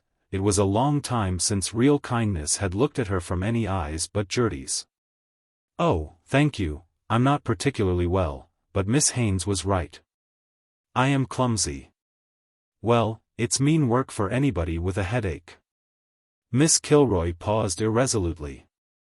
"You ought to go right home and lay down. Ever try orangine?" "Thank you." Lily held out her hand. "It's very kind of you, I mean to go home." She looked gratefully at Miss Kilroy, but neither knew what more to say. Lily was aware that the other was on the point of offering to go home with her, but she wanted to be alone and silent. Even kindness, the sort of kindness that Miss Kilroy could give, would have jarred on her just then. "Thank you," she repeated as she turned away. She struck westward through the dreary March twilight, toward the street where her boarding house stood. She had resolutely refused Gertie's offer of hospitality. Something of her mother's fierce shrinking from observation and sympathy was beginning to develop in her, and the promiscuity of small quarters and close intimacy seemed, on the whole, less endurable than the solitude of a hall bedroom in a house where she could come and go unremarked among other workers. For a while she had been sustained by this desire for privacy and independence. But now, perhaps from increasing physical weariness, the lassitude brought about by hours of unwanted confinement, she was beginning to feel acutely the ugliness and discomfort of her surroundings. The day's task done, she dreaded to return to her narrow room, with its blotched wallpaper and shabby paint. And she hated every step of the walk thither, through the degradation of a New York street in the last stages of decline from fashion to commerce. But what she dreaded most of all was having to pass the chemist's at the corner of 6th Avenue. She had meant to take another street, she had usually done so of late. But today her steps were irresistibly drawn toward the flaring plate-glass corner. She tried to take the lower crossing, but a laden dray crowded her back, and she struck across the street obliquely, reaching the sidewalk just opposite the chemist's door. Over the counter she caught the eye of the clerk who had waited on her before, and slipped the prescription into his hand. There could be no question about the prescription. It was a copy of one of Mrs. Hatch's, obligingly furnished by that lady's chemist. Lily was confident that the clerk would fill it without hesitation. Yet the nervous dread of a refusal, or even of an expression of doubt, communicated itself to her restless hands as she affected to examine the bottles of perfume stacked on the glass case before her. The clerk had read the prescription without comment, but in the act of handing out the bottle he paused. "You don't want to increase the dose, you know," he remarked. Lily's heart contracted. What did he mean by looking at her in that way? "Of course not," she murmured, holding out her hand. "That's all right, it's a queer-acting drug. A drop or two more, and off you go, the doctors don't know why." The dread lest he should question her, or keep the bottle back, choked the murmur of acquiescence in her throat. And when at length she emerged safely from the shop she was almost dizzy with the intensity of her relief. The mere touch of the packet thrilled her tired nerves with the delicious promise of a night of sleep.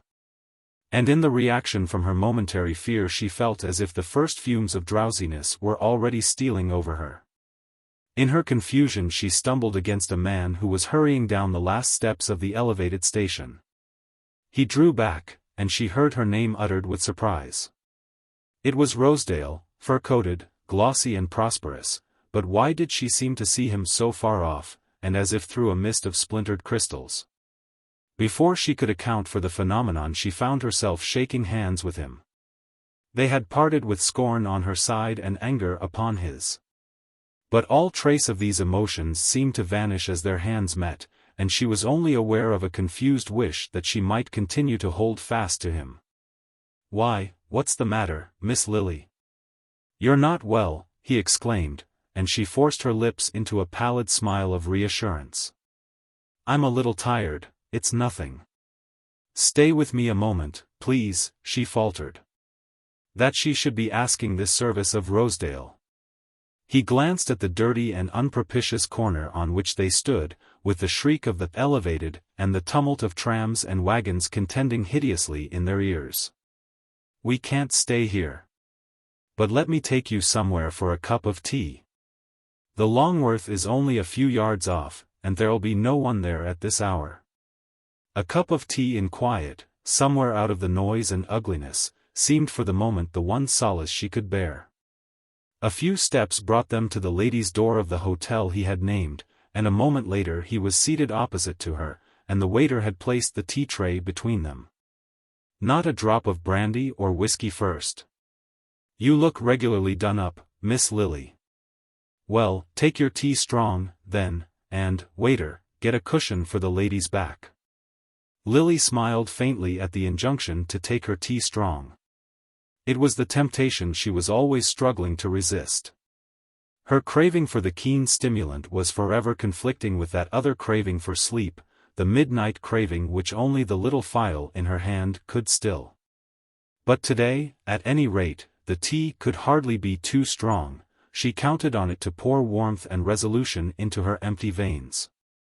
As she leaned back before him, her lids drooping in utter lassitude, though the first warm draught already tinged her face with returning life, Rosedale was seized afresh by the poignant surprise of her beauty. The dark penciling of fatigue under her eyes, the morbid blue-veined pallor of the temples, brought out the brightness of her hair and lips, as though all her ebbing vitality were centered there. Against the dull chocolate-colored background of the restaurant, the purity of her head stood out as it had never done in the most brightly lit ballroom. He looked at her with a startled uncomfortable feeling, as though her beauty were a forgotten enemy that had lain in ambush and now sprang out on him unawares. To clear the air he tried to take an easy tone with her. "Why, Miss Lily, I haven't seen you for an age. I didn't know what had become of you." As he spoke, he was checked by an embarrassing sense of the complications to which this might lead. Though he had not seen her he had heard of her, he knew of her connection with Mrs. Hatch, and of the talk resulting from it. Mrs. Hatch's milieu was one which he had once assiduously frequented, and now as devoutly shunned. Lily, to whom the tea had restored her usual clearness of mind, saw what was in his thoughts and said with a slight smile, "You would not be likely to know about me. I have joined the working classes." He stared in genuine wonder. "You don't mean? Why, what on earth are you doing?" "Learning to be a milliner, at least trying to learn," she hastily qualified the statement. Rosedale suppressed a low whistle of surprise. "Come off, you ain't serious, are you?" "Perfectly serious. I'm obliged to work for my living." "But I understood, I thought you were with Norma Hatch. You heard I had gone to her as her secretary?" "Something of the kind, I believe." He leaned forward to refill her cup. Lily guessed the possibilities of embarrassment which the topic held for him, and raising her eyes to his, she said suddenly, "I left her 2 months ago." Rosedale continued to fumble awkwardly with the teapot, and she felt sure that he had heard what had been said of her. But what was there that Rosedale did not hear? Wasn't it a soft berth? He inquired, with an attempt at lightness. Too soft, one might have sunk in too deep. Lily rested one arm on the edge of the table, and sat looking at him more intently than she had ever looked before. An uncontrollable impulse was urging her to put her case to this man, from whose curiosity she had always so fiercely defended herself. "You know Mrs. Hatch, I think? Well, perhaps you can understand that she might make things too easy for one." Rosedale looked faintly puzzled, and she remembered that elusiveness was lost on him. "It was no place for you, anyhow," he agreed, so suffused and immersed in the light of her full gaze that he found himself being drawn into strange depths of intimacy. He who had had to subsist on mere fugitive glances, looks winged in flight and swiftly lost under covert, now found her eyes settling on him with a brooding intensity that fairly dazzled him. "I left," Lily continued, "lest people should say I was helping Mrs. Hatch to marry Freddie Van Osburgh, who is not in the least too good for her, and as they still continue to say it, I see that I might as well have stayed where I was." "Oh, Freddie," Rosedale brushed aside the topic with an air of its unimportance which gave a sense of the immense perspective he had acquired. "Freddie don't count, but I knew you weren't mixed up in that. It ain't your style." Lily colored slightly. She could not conceal from herself that the words gave her pleasure. She would have liked to sit there, drinking more tea, and continuing to talk of herself to Rosedale. But the old habit of observing the conventions reminded her that it was time to bring their colloquy to an end, and she made a faint motion to push back her chair. Rosedale stopped her with a protesting gesture. "Wait a minute, don't go yet, sit quiet and rest a little longer. You look thoroughly played out. And you haven't told me," he broke off, conscious of going farther than he had meant. She saw the struggle and understood it. Understood also the nature of the spell to which he yielded as, with his eyes on her face. He began again abruptly, "What on earth did you mean by saying just now that you were learning to be a milliner?" "Just what I said. I am an apprentice at Regina's." "Good Lord, you? But what for?" "I knew your aunt had turned you down, Mrs. Fisher told me about it. But I understood you got a legacy from her." "I got $10,000, but the legacy is not to be paid till next summer." "Well, but, look here, you could borrow on it any time you wanted." She shook her head gravely. "No, for I owe it already." "Owe it? The whole 10,000? Every penny?" She paused, and then continued abruptly, with her eyes on his face, "I think Gus Trenor spoke to you once about having made some money for me in stocks." She waited, and Rosedale, congested with embarrassment, muttered that he remembered something of the kind. "He made about $9,000, Lily pursued, in the same tone of eager communicativeness. "At the time, I understood that he was speculating with my own money. It was incredibly stupid of me, but I knew nothing of business. Afterward I found out that he had not used my money, that what he said he had made for me he had really given me. It was meant in kindness, of course. But it was not the sort of obligation one could remain under. Unfortunately I had spent the money before I discovered my mistake, and so my legacy will have to go to pay it back.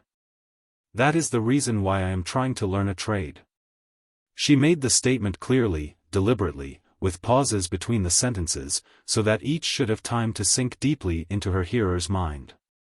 She had a passionate desire that someone should know the truth about this transaction, and also that the rumor of her intention to repay the money should reach Judy Trenor's ears. And it had suddenly occurred to her that Rosedale, who had surprised Trenor's confidence, was the fitting person to receive and transmit her version of the facts. She had even felt a momentary exhilaration at the thought of thus relieving herself of her detested secret. But the sensation gradually faded in the telling, and as she ended her pallor was suffused with a deep blush of misery. Rosedale continued to stare at her in wonder. But the wonder took the turn she had least expected. "But see here, if that's the case, it cleans you out altogether?" He put it to her as if she had not grasped the consequences of her act. As if her incorrigible ignorance of business were about to precipitate her into a fresh act of folly.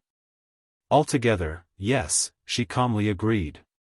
He sat silent, his thick hands clasped on the table, his little puzzled eyes exploring the recesses of the deserted restaurant. "See here, that's fine," he exclaimed abruptly. Lily rose from her seat with a deprecating laugh. "Oh, no, it's merely a bore," she asserted, gathering together the ends of her feather scarf. Rosedale remained seated, too intent on his thoughts to notice her movement. "Miss Lily, if you want any backing, I like pluck," broke from him disconnectedly. "Thank you." She held out her hand. "Your tea has given me a tremendous backing. I feel equal to anything now." Her gesture seemed to show a definite intention of dismissal, but her companion had tossed a bill to the waiter, and was slipping his short arms into his expensive overcoat. "Wait a minute, you've got to let me walk home with you," he said. Lily uttered no protest, and when he had paused to make sure of his change they emerged from the hotel and crossed 6th Avenue again. As she led the way westward past a long line of areas which, through the distortion of their paintless rails, revealed with increasing candor the disjecta membra of bygone dinners, Lily felt that Rosedale was taking contemptuous note of the neighborhood. And before the doorstep at which she finally paused he looked up with an air of incredulous disgust. "This isn't the place. Someone told me you were living with Miss Farish." "No, I am boarding here. I have lived too long on my friends." He continued to scan the blistered brown stone front, the windows draped with discolored lace, and the Pompeian decoration of the muddy vestibule. Then he looked back at her face and said with a visible effort, "You'll let me come and see you some day?" She smiled, recognizing the heroism of the offer to the point of being frankly touched by it. "Thank you, I shall be very glad," she made answer, in the first sincere words she had ever spoken to him. That evening in her own room Miss Bart, who had fled early from the heavy fumes of the basement dinner table, sat musing upon the impulse which had led her to unbosom herself to Rosedale. Beneath it she discovered an increasing sense of loneliness, a dread of returning to the solitude of her room, while she could be anywhere else, or in any company but her own. Circumstances, of late, had combined to cut her off more and more from her few remaining friends. On Carrie Fisher's part the withdrawal was perhaps not quite involuntary. Having made her final effort on Lily's behalf, and landed her safely in Madame Regina's workroom, Mrs. Fisher seemed disposed to rest from her labors. And Lily, understanding the reason, could not condemn her. Carrie had in fact come dangerously near to being involved in the episode of Mrs. Norma Hatch, and it had taken some verbal ingenuity to extricate herself. She frankly owned to having brought Lily and Mrs. Hatch together, but then she did not know Mrs. Hatch. She had expressly warned Lily that she did not know Mrs. Hatch, and besides, she was not Lily's keeper, and really the girl was old enough to take care of herself. Carrie did not put her own case so brutally, but she allowed it to be thus put for her by her latest bosom friend, Mrs. Jack Stepney. Mrs. Stepney, trembling over the narrowness of her only brother's escape, but eager to vindicate Mrs. Fisher, at whose house she could count on the jolly parties, which had become a necessity to her since marriage had emancipated her from the Van Osburgh point of view. Lily understood the situation and could make allowances for it. Carrie had been a good friend to her in difficult days, and perhaps only a friendship like Judy's could be proof against such an increasing strain. Judy's friendship did indeed hold fast. Yet Lily was beginning to avoid her also. For she could not go to Judy's without risk of meeting Selden, and to meet him now would be pure pain. It was pain enough even to think of him, whether she considered him in the distinctness of her waking thoughts, or felt the obsession of his presence through the blur of her tormented nights. That was one of the reasons why she had turned again to Mrs. Hatch's prescription. In the uneasy snatches of her natural dreams he came to her sometimes in the old guise of fellowship and tenderness. And she would rise from the sweet delusion mocked and emptied of her courage. But in the sleep which the phial procured she sank far below such half-waking visitations, sank into depths of dreamless annihilation from which she woke each morning with an obliterated past. Gradually, to be sure, the stress of the old thoughts would return, but at least they did not importune her waking hour. The drug gave her a momentary illusion of complete renewal, from which she drew strength to take up her daily work. The strength was more and more needed as the perplexities of her future increased. She knew that to Gertie and Mrs. Fisher she was only passing through a temporary period of probation, since they believed that the apprenticeship she was serving at Madame Regina's would enable her, when Mrs. Peniston's legacy was paid, to realize the vision of the green and white shop with the fuller competence acquired by her preliminary training. But to Lily herself, aware that the legacy could not be put to such a use, the preliminary training seemed a wasted effort. She understood clearly enough that, even if she could ever learn to compete with hands formed from childhood for their special work, the small pay she received would not be a sufficient addition to her income to compensate her for such drudgery. And the realization of this fact brought her recurringly face to face with the temptation to use the legacy in establishing her business. Once installed, and in command of her own workwomen, she believed she had sufficient tact and ability to attract a fashionable clientele. And if the business succeeded, she could gradually lay aside money enough to discharge her debt to Trenor. But the task might take years to accomplish, even if she continued to stint herself to the utmost, and meanwhile her pride would be crushed under the weight of an intolerable obligation. These were her superficial considerations, but under them lurked the secret dread that the obligation might not always remain intolerable. She knew she could not count on her continuity of purpose, and what really frightened her was the thought that she might gradually accommodate herself to remaining indefinitely in Trenor's debt. As she had accommodated herself to the part allotted her on the Sabrina, and as she had so nearly drifted into acquiescing with Stancy's scheme for the advancement of Mrs. Hatch. Her danger lay, as she knew, in her old incurable dread of discomfort and poverty, in the fear of that mounting tide of dinginess against which her mother had so passionately warned her. And now a new vista of peril opened before her. She understood that Rosedale was ready to lend her money, and the longing to take advantage of his offer began to haunt her insidiously. It was of course impossible to accept a loan from Rosedale, but proximate possibilities hovered temptingly before her. She was quite sure that he would come and see her again, and almost sure that, if he did, she could bring him to the point of offering to marry her on the terms she had previously rejected. Would she still reject them if they were offered? More and more, with every fresh mischance befalling her, did the pursuing furies seem to take the shape of Bertha Dorset. And close at hand, safely locked among her papers, lay the means of ending their pursuit. The temptation, which her scorn of Rosedale had once enabled her to reject, now insistently returned upon her, and how much strength was left her to oppose it? What little there was must at any rate be husbanded to the utmost. She could not trust herself again to the perils of a sleepless night. Through the long hours of silence the dark spirit of fatigue and loneliness crouched upon her breast, leaving her so drained of bodily strength that her morning thoughts swam in a haze of weakness. The only hope of renewal lay in the little bottle at her bedside, and how much longer that hope would last she dared not conjecture. Chapter 11. Lily, lingering for a moment on the corner, looked out on the afternoon spectacle of Fifth Avenue. It was a day in late April, and the sweetness of spring was in the air. It mitigated the ugliness of the long crowded thoroughfare, blurred the gaunt roof lines, threw a mauve veil over the discouraging perspective of the side streets, and gave a touch of poetry to the delicate haze of green that marked the entrance to the park. As Lily stood there, she recognized several familiar faces in the passing carriages. The season was over, and its ruling forces had disbanded. But a few still lingered, delaying their departure for Europe, or passing through town on their return from the south. Among them was Mrs. Van Osburgh, swaying majestically in her Seaspring barouche, with Mrs. Percy Gryce at her side, and the new heir to the Gryce millions enthroned before them on his nurse's knees. They were succeeded by Mrs. Hatch's electric Victoria, in which that lady reclined in the lonely splendor of a spring toilet obviously designed for company. And a moment or two later came Judy Trenor, accompanied by Lady Skiddaw, who had come over for her annual tarpon fishing and a dip into the street.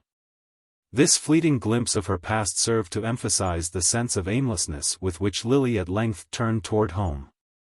She had nothing to do for the rest of the day, nor for the days to come. For the season was over in millinery as well as in society, and a week earlier Madame Regina had notified her that her services were no longer required. Madame Regina always reduced her staff on the 1st of May, and Miss Bart's attendance had of late been so irregular, she had so often been unwell, and had done so little work when she came, that it was only as a favor that her dismissal had hitherto been deferred. Lily did not question the justice of the decision. She was conscious of having been forgetful, awkward and slow to learn. It was bitter to acknowledge her inferiority even to herself, but the fact had been brought home to her that as a breadwinner she could never compete with professional ability. Since she had been brought up to be ornamental, she could hardly blame herself for failing to serve any practical purpose, but the discovery put an end to her consoling sense of universal efficiency. As she turned homeward her thoughts shrank in anticipation from the fact that there would be nothing to get up for the next morning. The luxury of lying late in bed was a pleasure belonging to the life of ease, it had no part in the utilitarian existence of the boarding house. She liked to leave her room early, and to return to it as late as possible, and she was walking slowly now in order to postpone the detested approach to her doorstep. But the doorstep, as she drew near it, acquired a sudden interest from the fact that it was occupied, and indeed filled, by the conspicuous figure of Mr. Rosedale, whose presence seemed to take on an added amplitude from the meanness of his surroundings. The sight stirred Lily with an irresistible sense of triumph. Rosedale, a day or two after their chance meeting, had called to inquire if she had recovered from her indisposition. But since then she had not seen or heard from him, and his absence seemed to betoken a struggle to keep away, to let her pass once more out of his life. If this were the case, his return showed that the struggle had been unsuccessful, for Lily knew he was not the man to waste his time in an ineffectual sentimental dalliance. He was too busy, too practical, and above all too much preoccupied with his own advancement, to indulge in such unprofitable asides. In the peacock blue parlor, with its bunches of dried pampas grass, and discolored steel engravings of sentimental episodes, he looked about him with unconcealed disgust. Laying his hat distrustfully on the dusty console adorned with a Rogers statuette, Lily sat down on one of the plush and rosewood sofas, and he deposited himself in a rocking chair draped with a starched antimacassar which scraped unpleasantly against the pink fold of skin above his collar. "My goodness, you can't go on living here," he exclaimed. Lily smiled at his tone.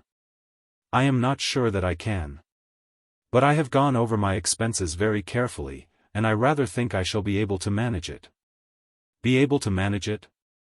"That's not what I mean, it's no place for you." "It's what I mean. For I have been out of work for the last week." "Out of work, out of work. What a way for you to talk.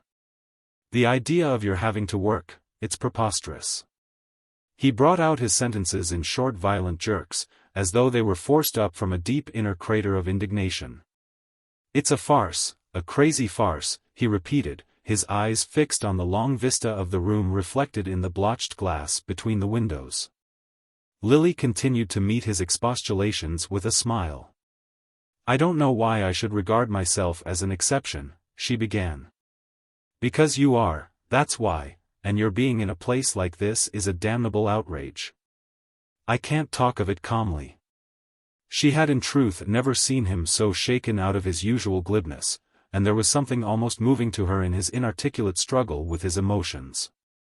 He rose with a start which left the rocking chair quivering on its beam ends, and placed himself squarely before her. "Look here, Miss Lily, I'm going to Europe next week, going over to Paris and London for a couple of months, and I can't leave you like this. I can't do it.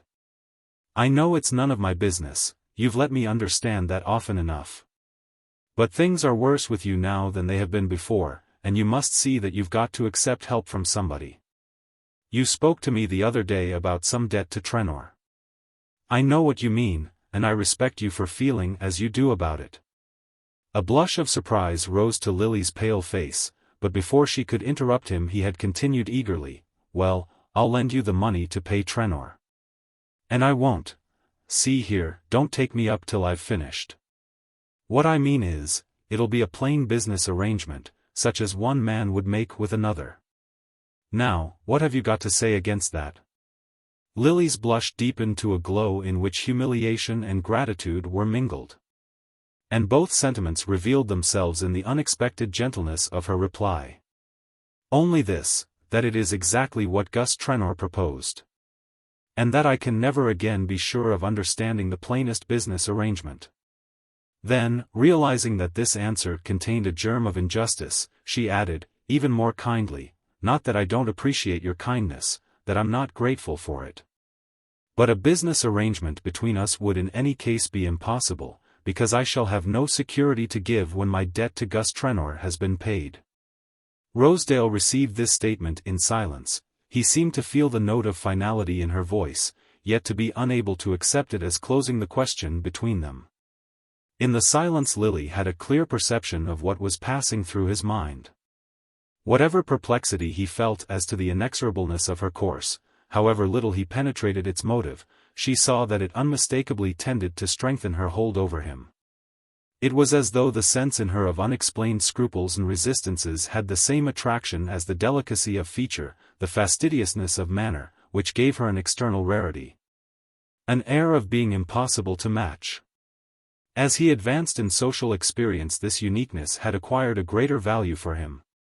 As though he were a collector who had learned to distinguish minor differences of design and quality in some long-coveted object.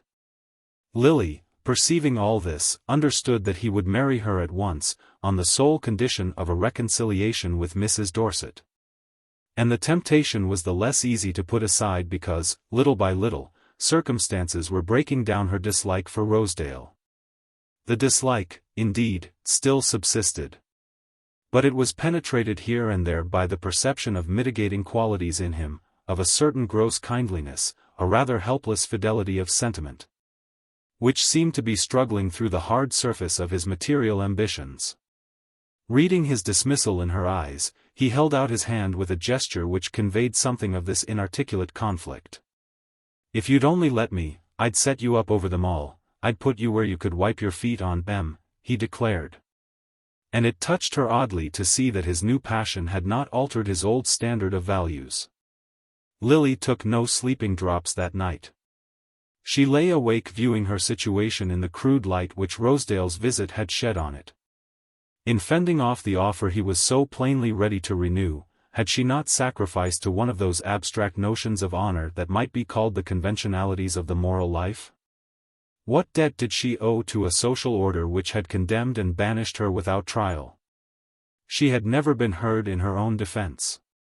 She was innocent of the charge on which she had been found guilty, and the irregularity of her conviction might seem to justify the use of methods as irregular in recovering her lost rights. Bertha Dorset, to save herself, had not scrupled to ruin her by an open falsehood. Why should she hesitate to make private use of the facts that chance had put in her way? After all, half the opprobrium of such an act lies in the name attached to it. Call it blackmail and it becomes unthinkable. But explain that it injures no one, and that the rights regained by it were unjustly forfeited, and he must be a formalist indeed who can find no plea in its defense. The arguments pleading for it with Lily were the old unanswerable ones of the personal situation, the sense of injury, the sense of failure. The passionate craving for a fair chance against the selfish despotism of society. She had learned by experience that she had neither the aptitude nor the moral constancy to remake her life on new lines. To become a worker among workers, and let the world of luxury and pleasure sweep by her unregarded. She could not hold herself much to blame for this ineffectiveness, and she was perhaps less to blame than she believed. Inherited tendencies had combined with early training to make her the highly specialized product she was, an organism as helpless out of its narrow range as the sea anemone torn from the rock. She had been fashioned to adorn and delight. To what other end does nature round the rose leaf and paint the hummingbird's breast? And was it her fault that the purely decorative mission is less easily and harmoniously fulfilled among social beings than in the world of nature? That it is apt to be hampered by material necessities or complicated by moral scruples? These last were the two antagonistic forces which fought out their battle in her breast during the long watches of the night. And when she rose the next morning she hardly knew where the victory lay. She was exhausted by the reaction of a night without sleep, coming after many nights of rest artificially obtained. And in the distorting light of fatigue the future stretched out before her grey, interminable and desolate. She lay late in bed, refusing the coffee and fried eggs which the friendly Irish servant thrust through her door, and hating the intimate domestic noises of the house and the cries and rumblings of the street. Her week of idleness had brought home to her with exaggerated force these small aggravations of the boarding-house world, and she yearned for that other luxurious world, whose machinery is so carefully concealed that one scene flows into another without perceptible agency. At length she rose and dressed. Since she had left Madame Regina's she had spent her days in the streets, partly to escape from the uncongenial promiscuities of the boarding-house, and partly in the hope that physical fatigue would help her to sleep. But once out of the house, she could not decide where to go, for she had avoided Judy since her dismissal from the milliner's, and she was not sure of a welcome anywhere else. The morning was in harsh contrast to the previous day. A cold grey sky threatened rain, and a high wind drove the dust in wild spirals up and down the streets. Lily walked up Fifth Avenue toward the park, hoping to find a sheltered nook where she might sit. But the wind chilled her, and after an hour's wandering under the tossing boughs she yielded to her increasing weariness, and took refuge in a little restaurant in 59th Street. She was not hungry, and had meant to go without luncheon, but she was too tired to return home, and the long perspective of white tables showed alluringly through the windows. The room was full of women and girls, all too much engaged in the rapid absorption of tea and pie to remark her entrance. A hum of shrill voices reverberated against the low ceiling, leaving Lily shut out in a little circle of silence. She felt a sudden pang of profound loneliness. She had lost the sense of time, and it seemed to her as though she had not spoken to anyone for days. Her eyes sought the faces about her, craving a responsive glance, some sign of an intuition of her trouble. But the sallow preoccupied women, with their bags and notebooks and rolls of music, were all engrossed in their own affairs. And even those who sat by themselves were busy running over proof sheets or devouring magazines between their hurried gulps of tea. Lily alone was stranded in a great waste of disoccupation. She drank several cups of the tea which was served with her portion of stewed oysters, and her brain felt clearer and livelier when she emerged once more into the street. She realized now that, as she sat in the restaurant, she had unconsciously arrived at a final decision. The discovery gave her an immediate illusion of activity. It was exhilarating to think that she had actually a reason for hurrying home. To prolong her enjoyment of the sensation she decided to walk. But the distance was so great that she found herself glancing nervously at the clocks on the way. One of the surprises of her unoccupied state was the discovery that time, when it is left to itself and no definite demands are made on it, cannot be trusted to move at any recognized pace. Usually it loiters, but just when one has come to count upon its slowness, it may suddenly break into a wild irrational gallop. She found, however, on reaching home, that the hour was still early enough for her to sit down and rest a few minutes before putting her plan into execution. The delay did not perceptibly weaken her resolve. She was frightened and yet stimulated by the reserved force of resolution which she felt within herself. She saw it was going to be easier, a great deal easier, than she had imagined. At 5 o'clock she rose, unlocked her trunk, and took out a sealed packet which she slipped into the bosom of her dress. Even the contact with the packet did not shake her nerves as she had half expected it would. She seemed encased in a strong armor of indifference, as though the vigorous exertion of her will had finally benumbed her finer sensibilities. She dressed herself once more for the street, locked her door and went out. When she emerged on the pavement, the day was still high, but a threat of rain darkened the sky and cold gusts shook the signs projecting from the basement shops along the street. She reached Fifth Avenue and began to walk slowly northward. She was sufficiently familiar with Mrs. Dorset's habits to know that she could always be found at home after 5. She might not, indeed, be accessible to visitors, especially to a visitor so unwelcome, and against whom it was quite possible that she had guarded herself by special orders. But Lily had written a note which she meant to send up with her name, and which she thought would secure her admission. She had allowed herself time to walk to Mrs. Dorset's, thinking that the quick movement through the cold evening air would help to steady her nerves, but she really felt no need of being tranquilized. Her survey of the situation remained calm and unwavering. As she reached 50th Street the clouds broke abruptly, and a rush of cold rain slanted into her face. She had no umbrella and the moisture quickly penetrated her thin spring dress. She was still half a mile from her destination, and she decided to walk across to Madison Avenue and take the electric car. As she turned into the side street, a vague memory stirred in her. The row of budding trees, the new brick and limestone house fronts, the Georgian flat house with flower boxes on its balconies, were merged together into the setting of a familiar scene. It was down this street that she had walked with Selden, that September day 2 years ago. A few yards ahead was the doorway they had entered together. The recollection loosened a throng of benumbed sensations, longings, regrets, imaginings, the throbbing brood of the only spring her heart had ever known. It was strange to find herself passing his house on such an errand. She seemed suddenly to see her action as he would see it, and the fact of his own connection with it, the fact that, to attain her end, she must trade on his name, and profit by a secret of his past, chilled her blood with shame. What a long way she had traveled since the day of their first talk together. Even then her feet had been set in the path she was now following, even then she had resisted the hand he had held out. All her resentment of his fancied coldness was swept away in this overwhelming rush of recollection. Twice he had been ready to help her by loving her, as he had said, and if, the third time, he had seemed to fail her, whom but herself could she accuse? Well, that part of her life was over, she did not know why her thoughts still clung to it. But the sudden longing to see him remained. It grew to hunger as she paused on the pavement opposite his door. The street was dark and empty, swept by the rain. She had a vision of his quiet room, of the bookshelves, and the fire on the hearth. She looked up and saw a light in his window, then she crossed the street and entered the house.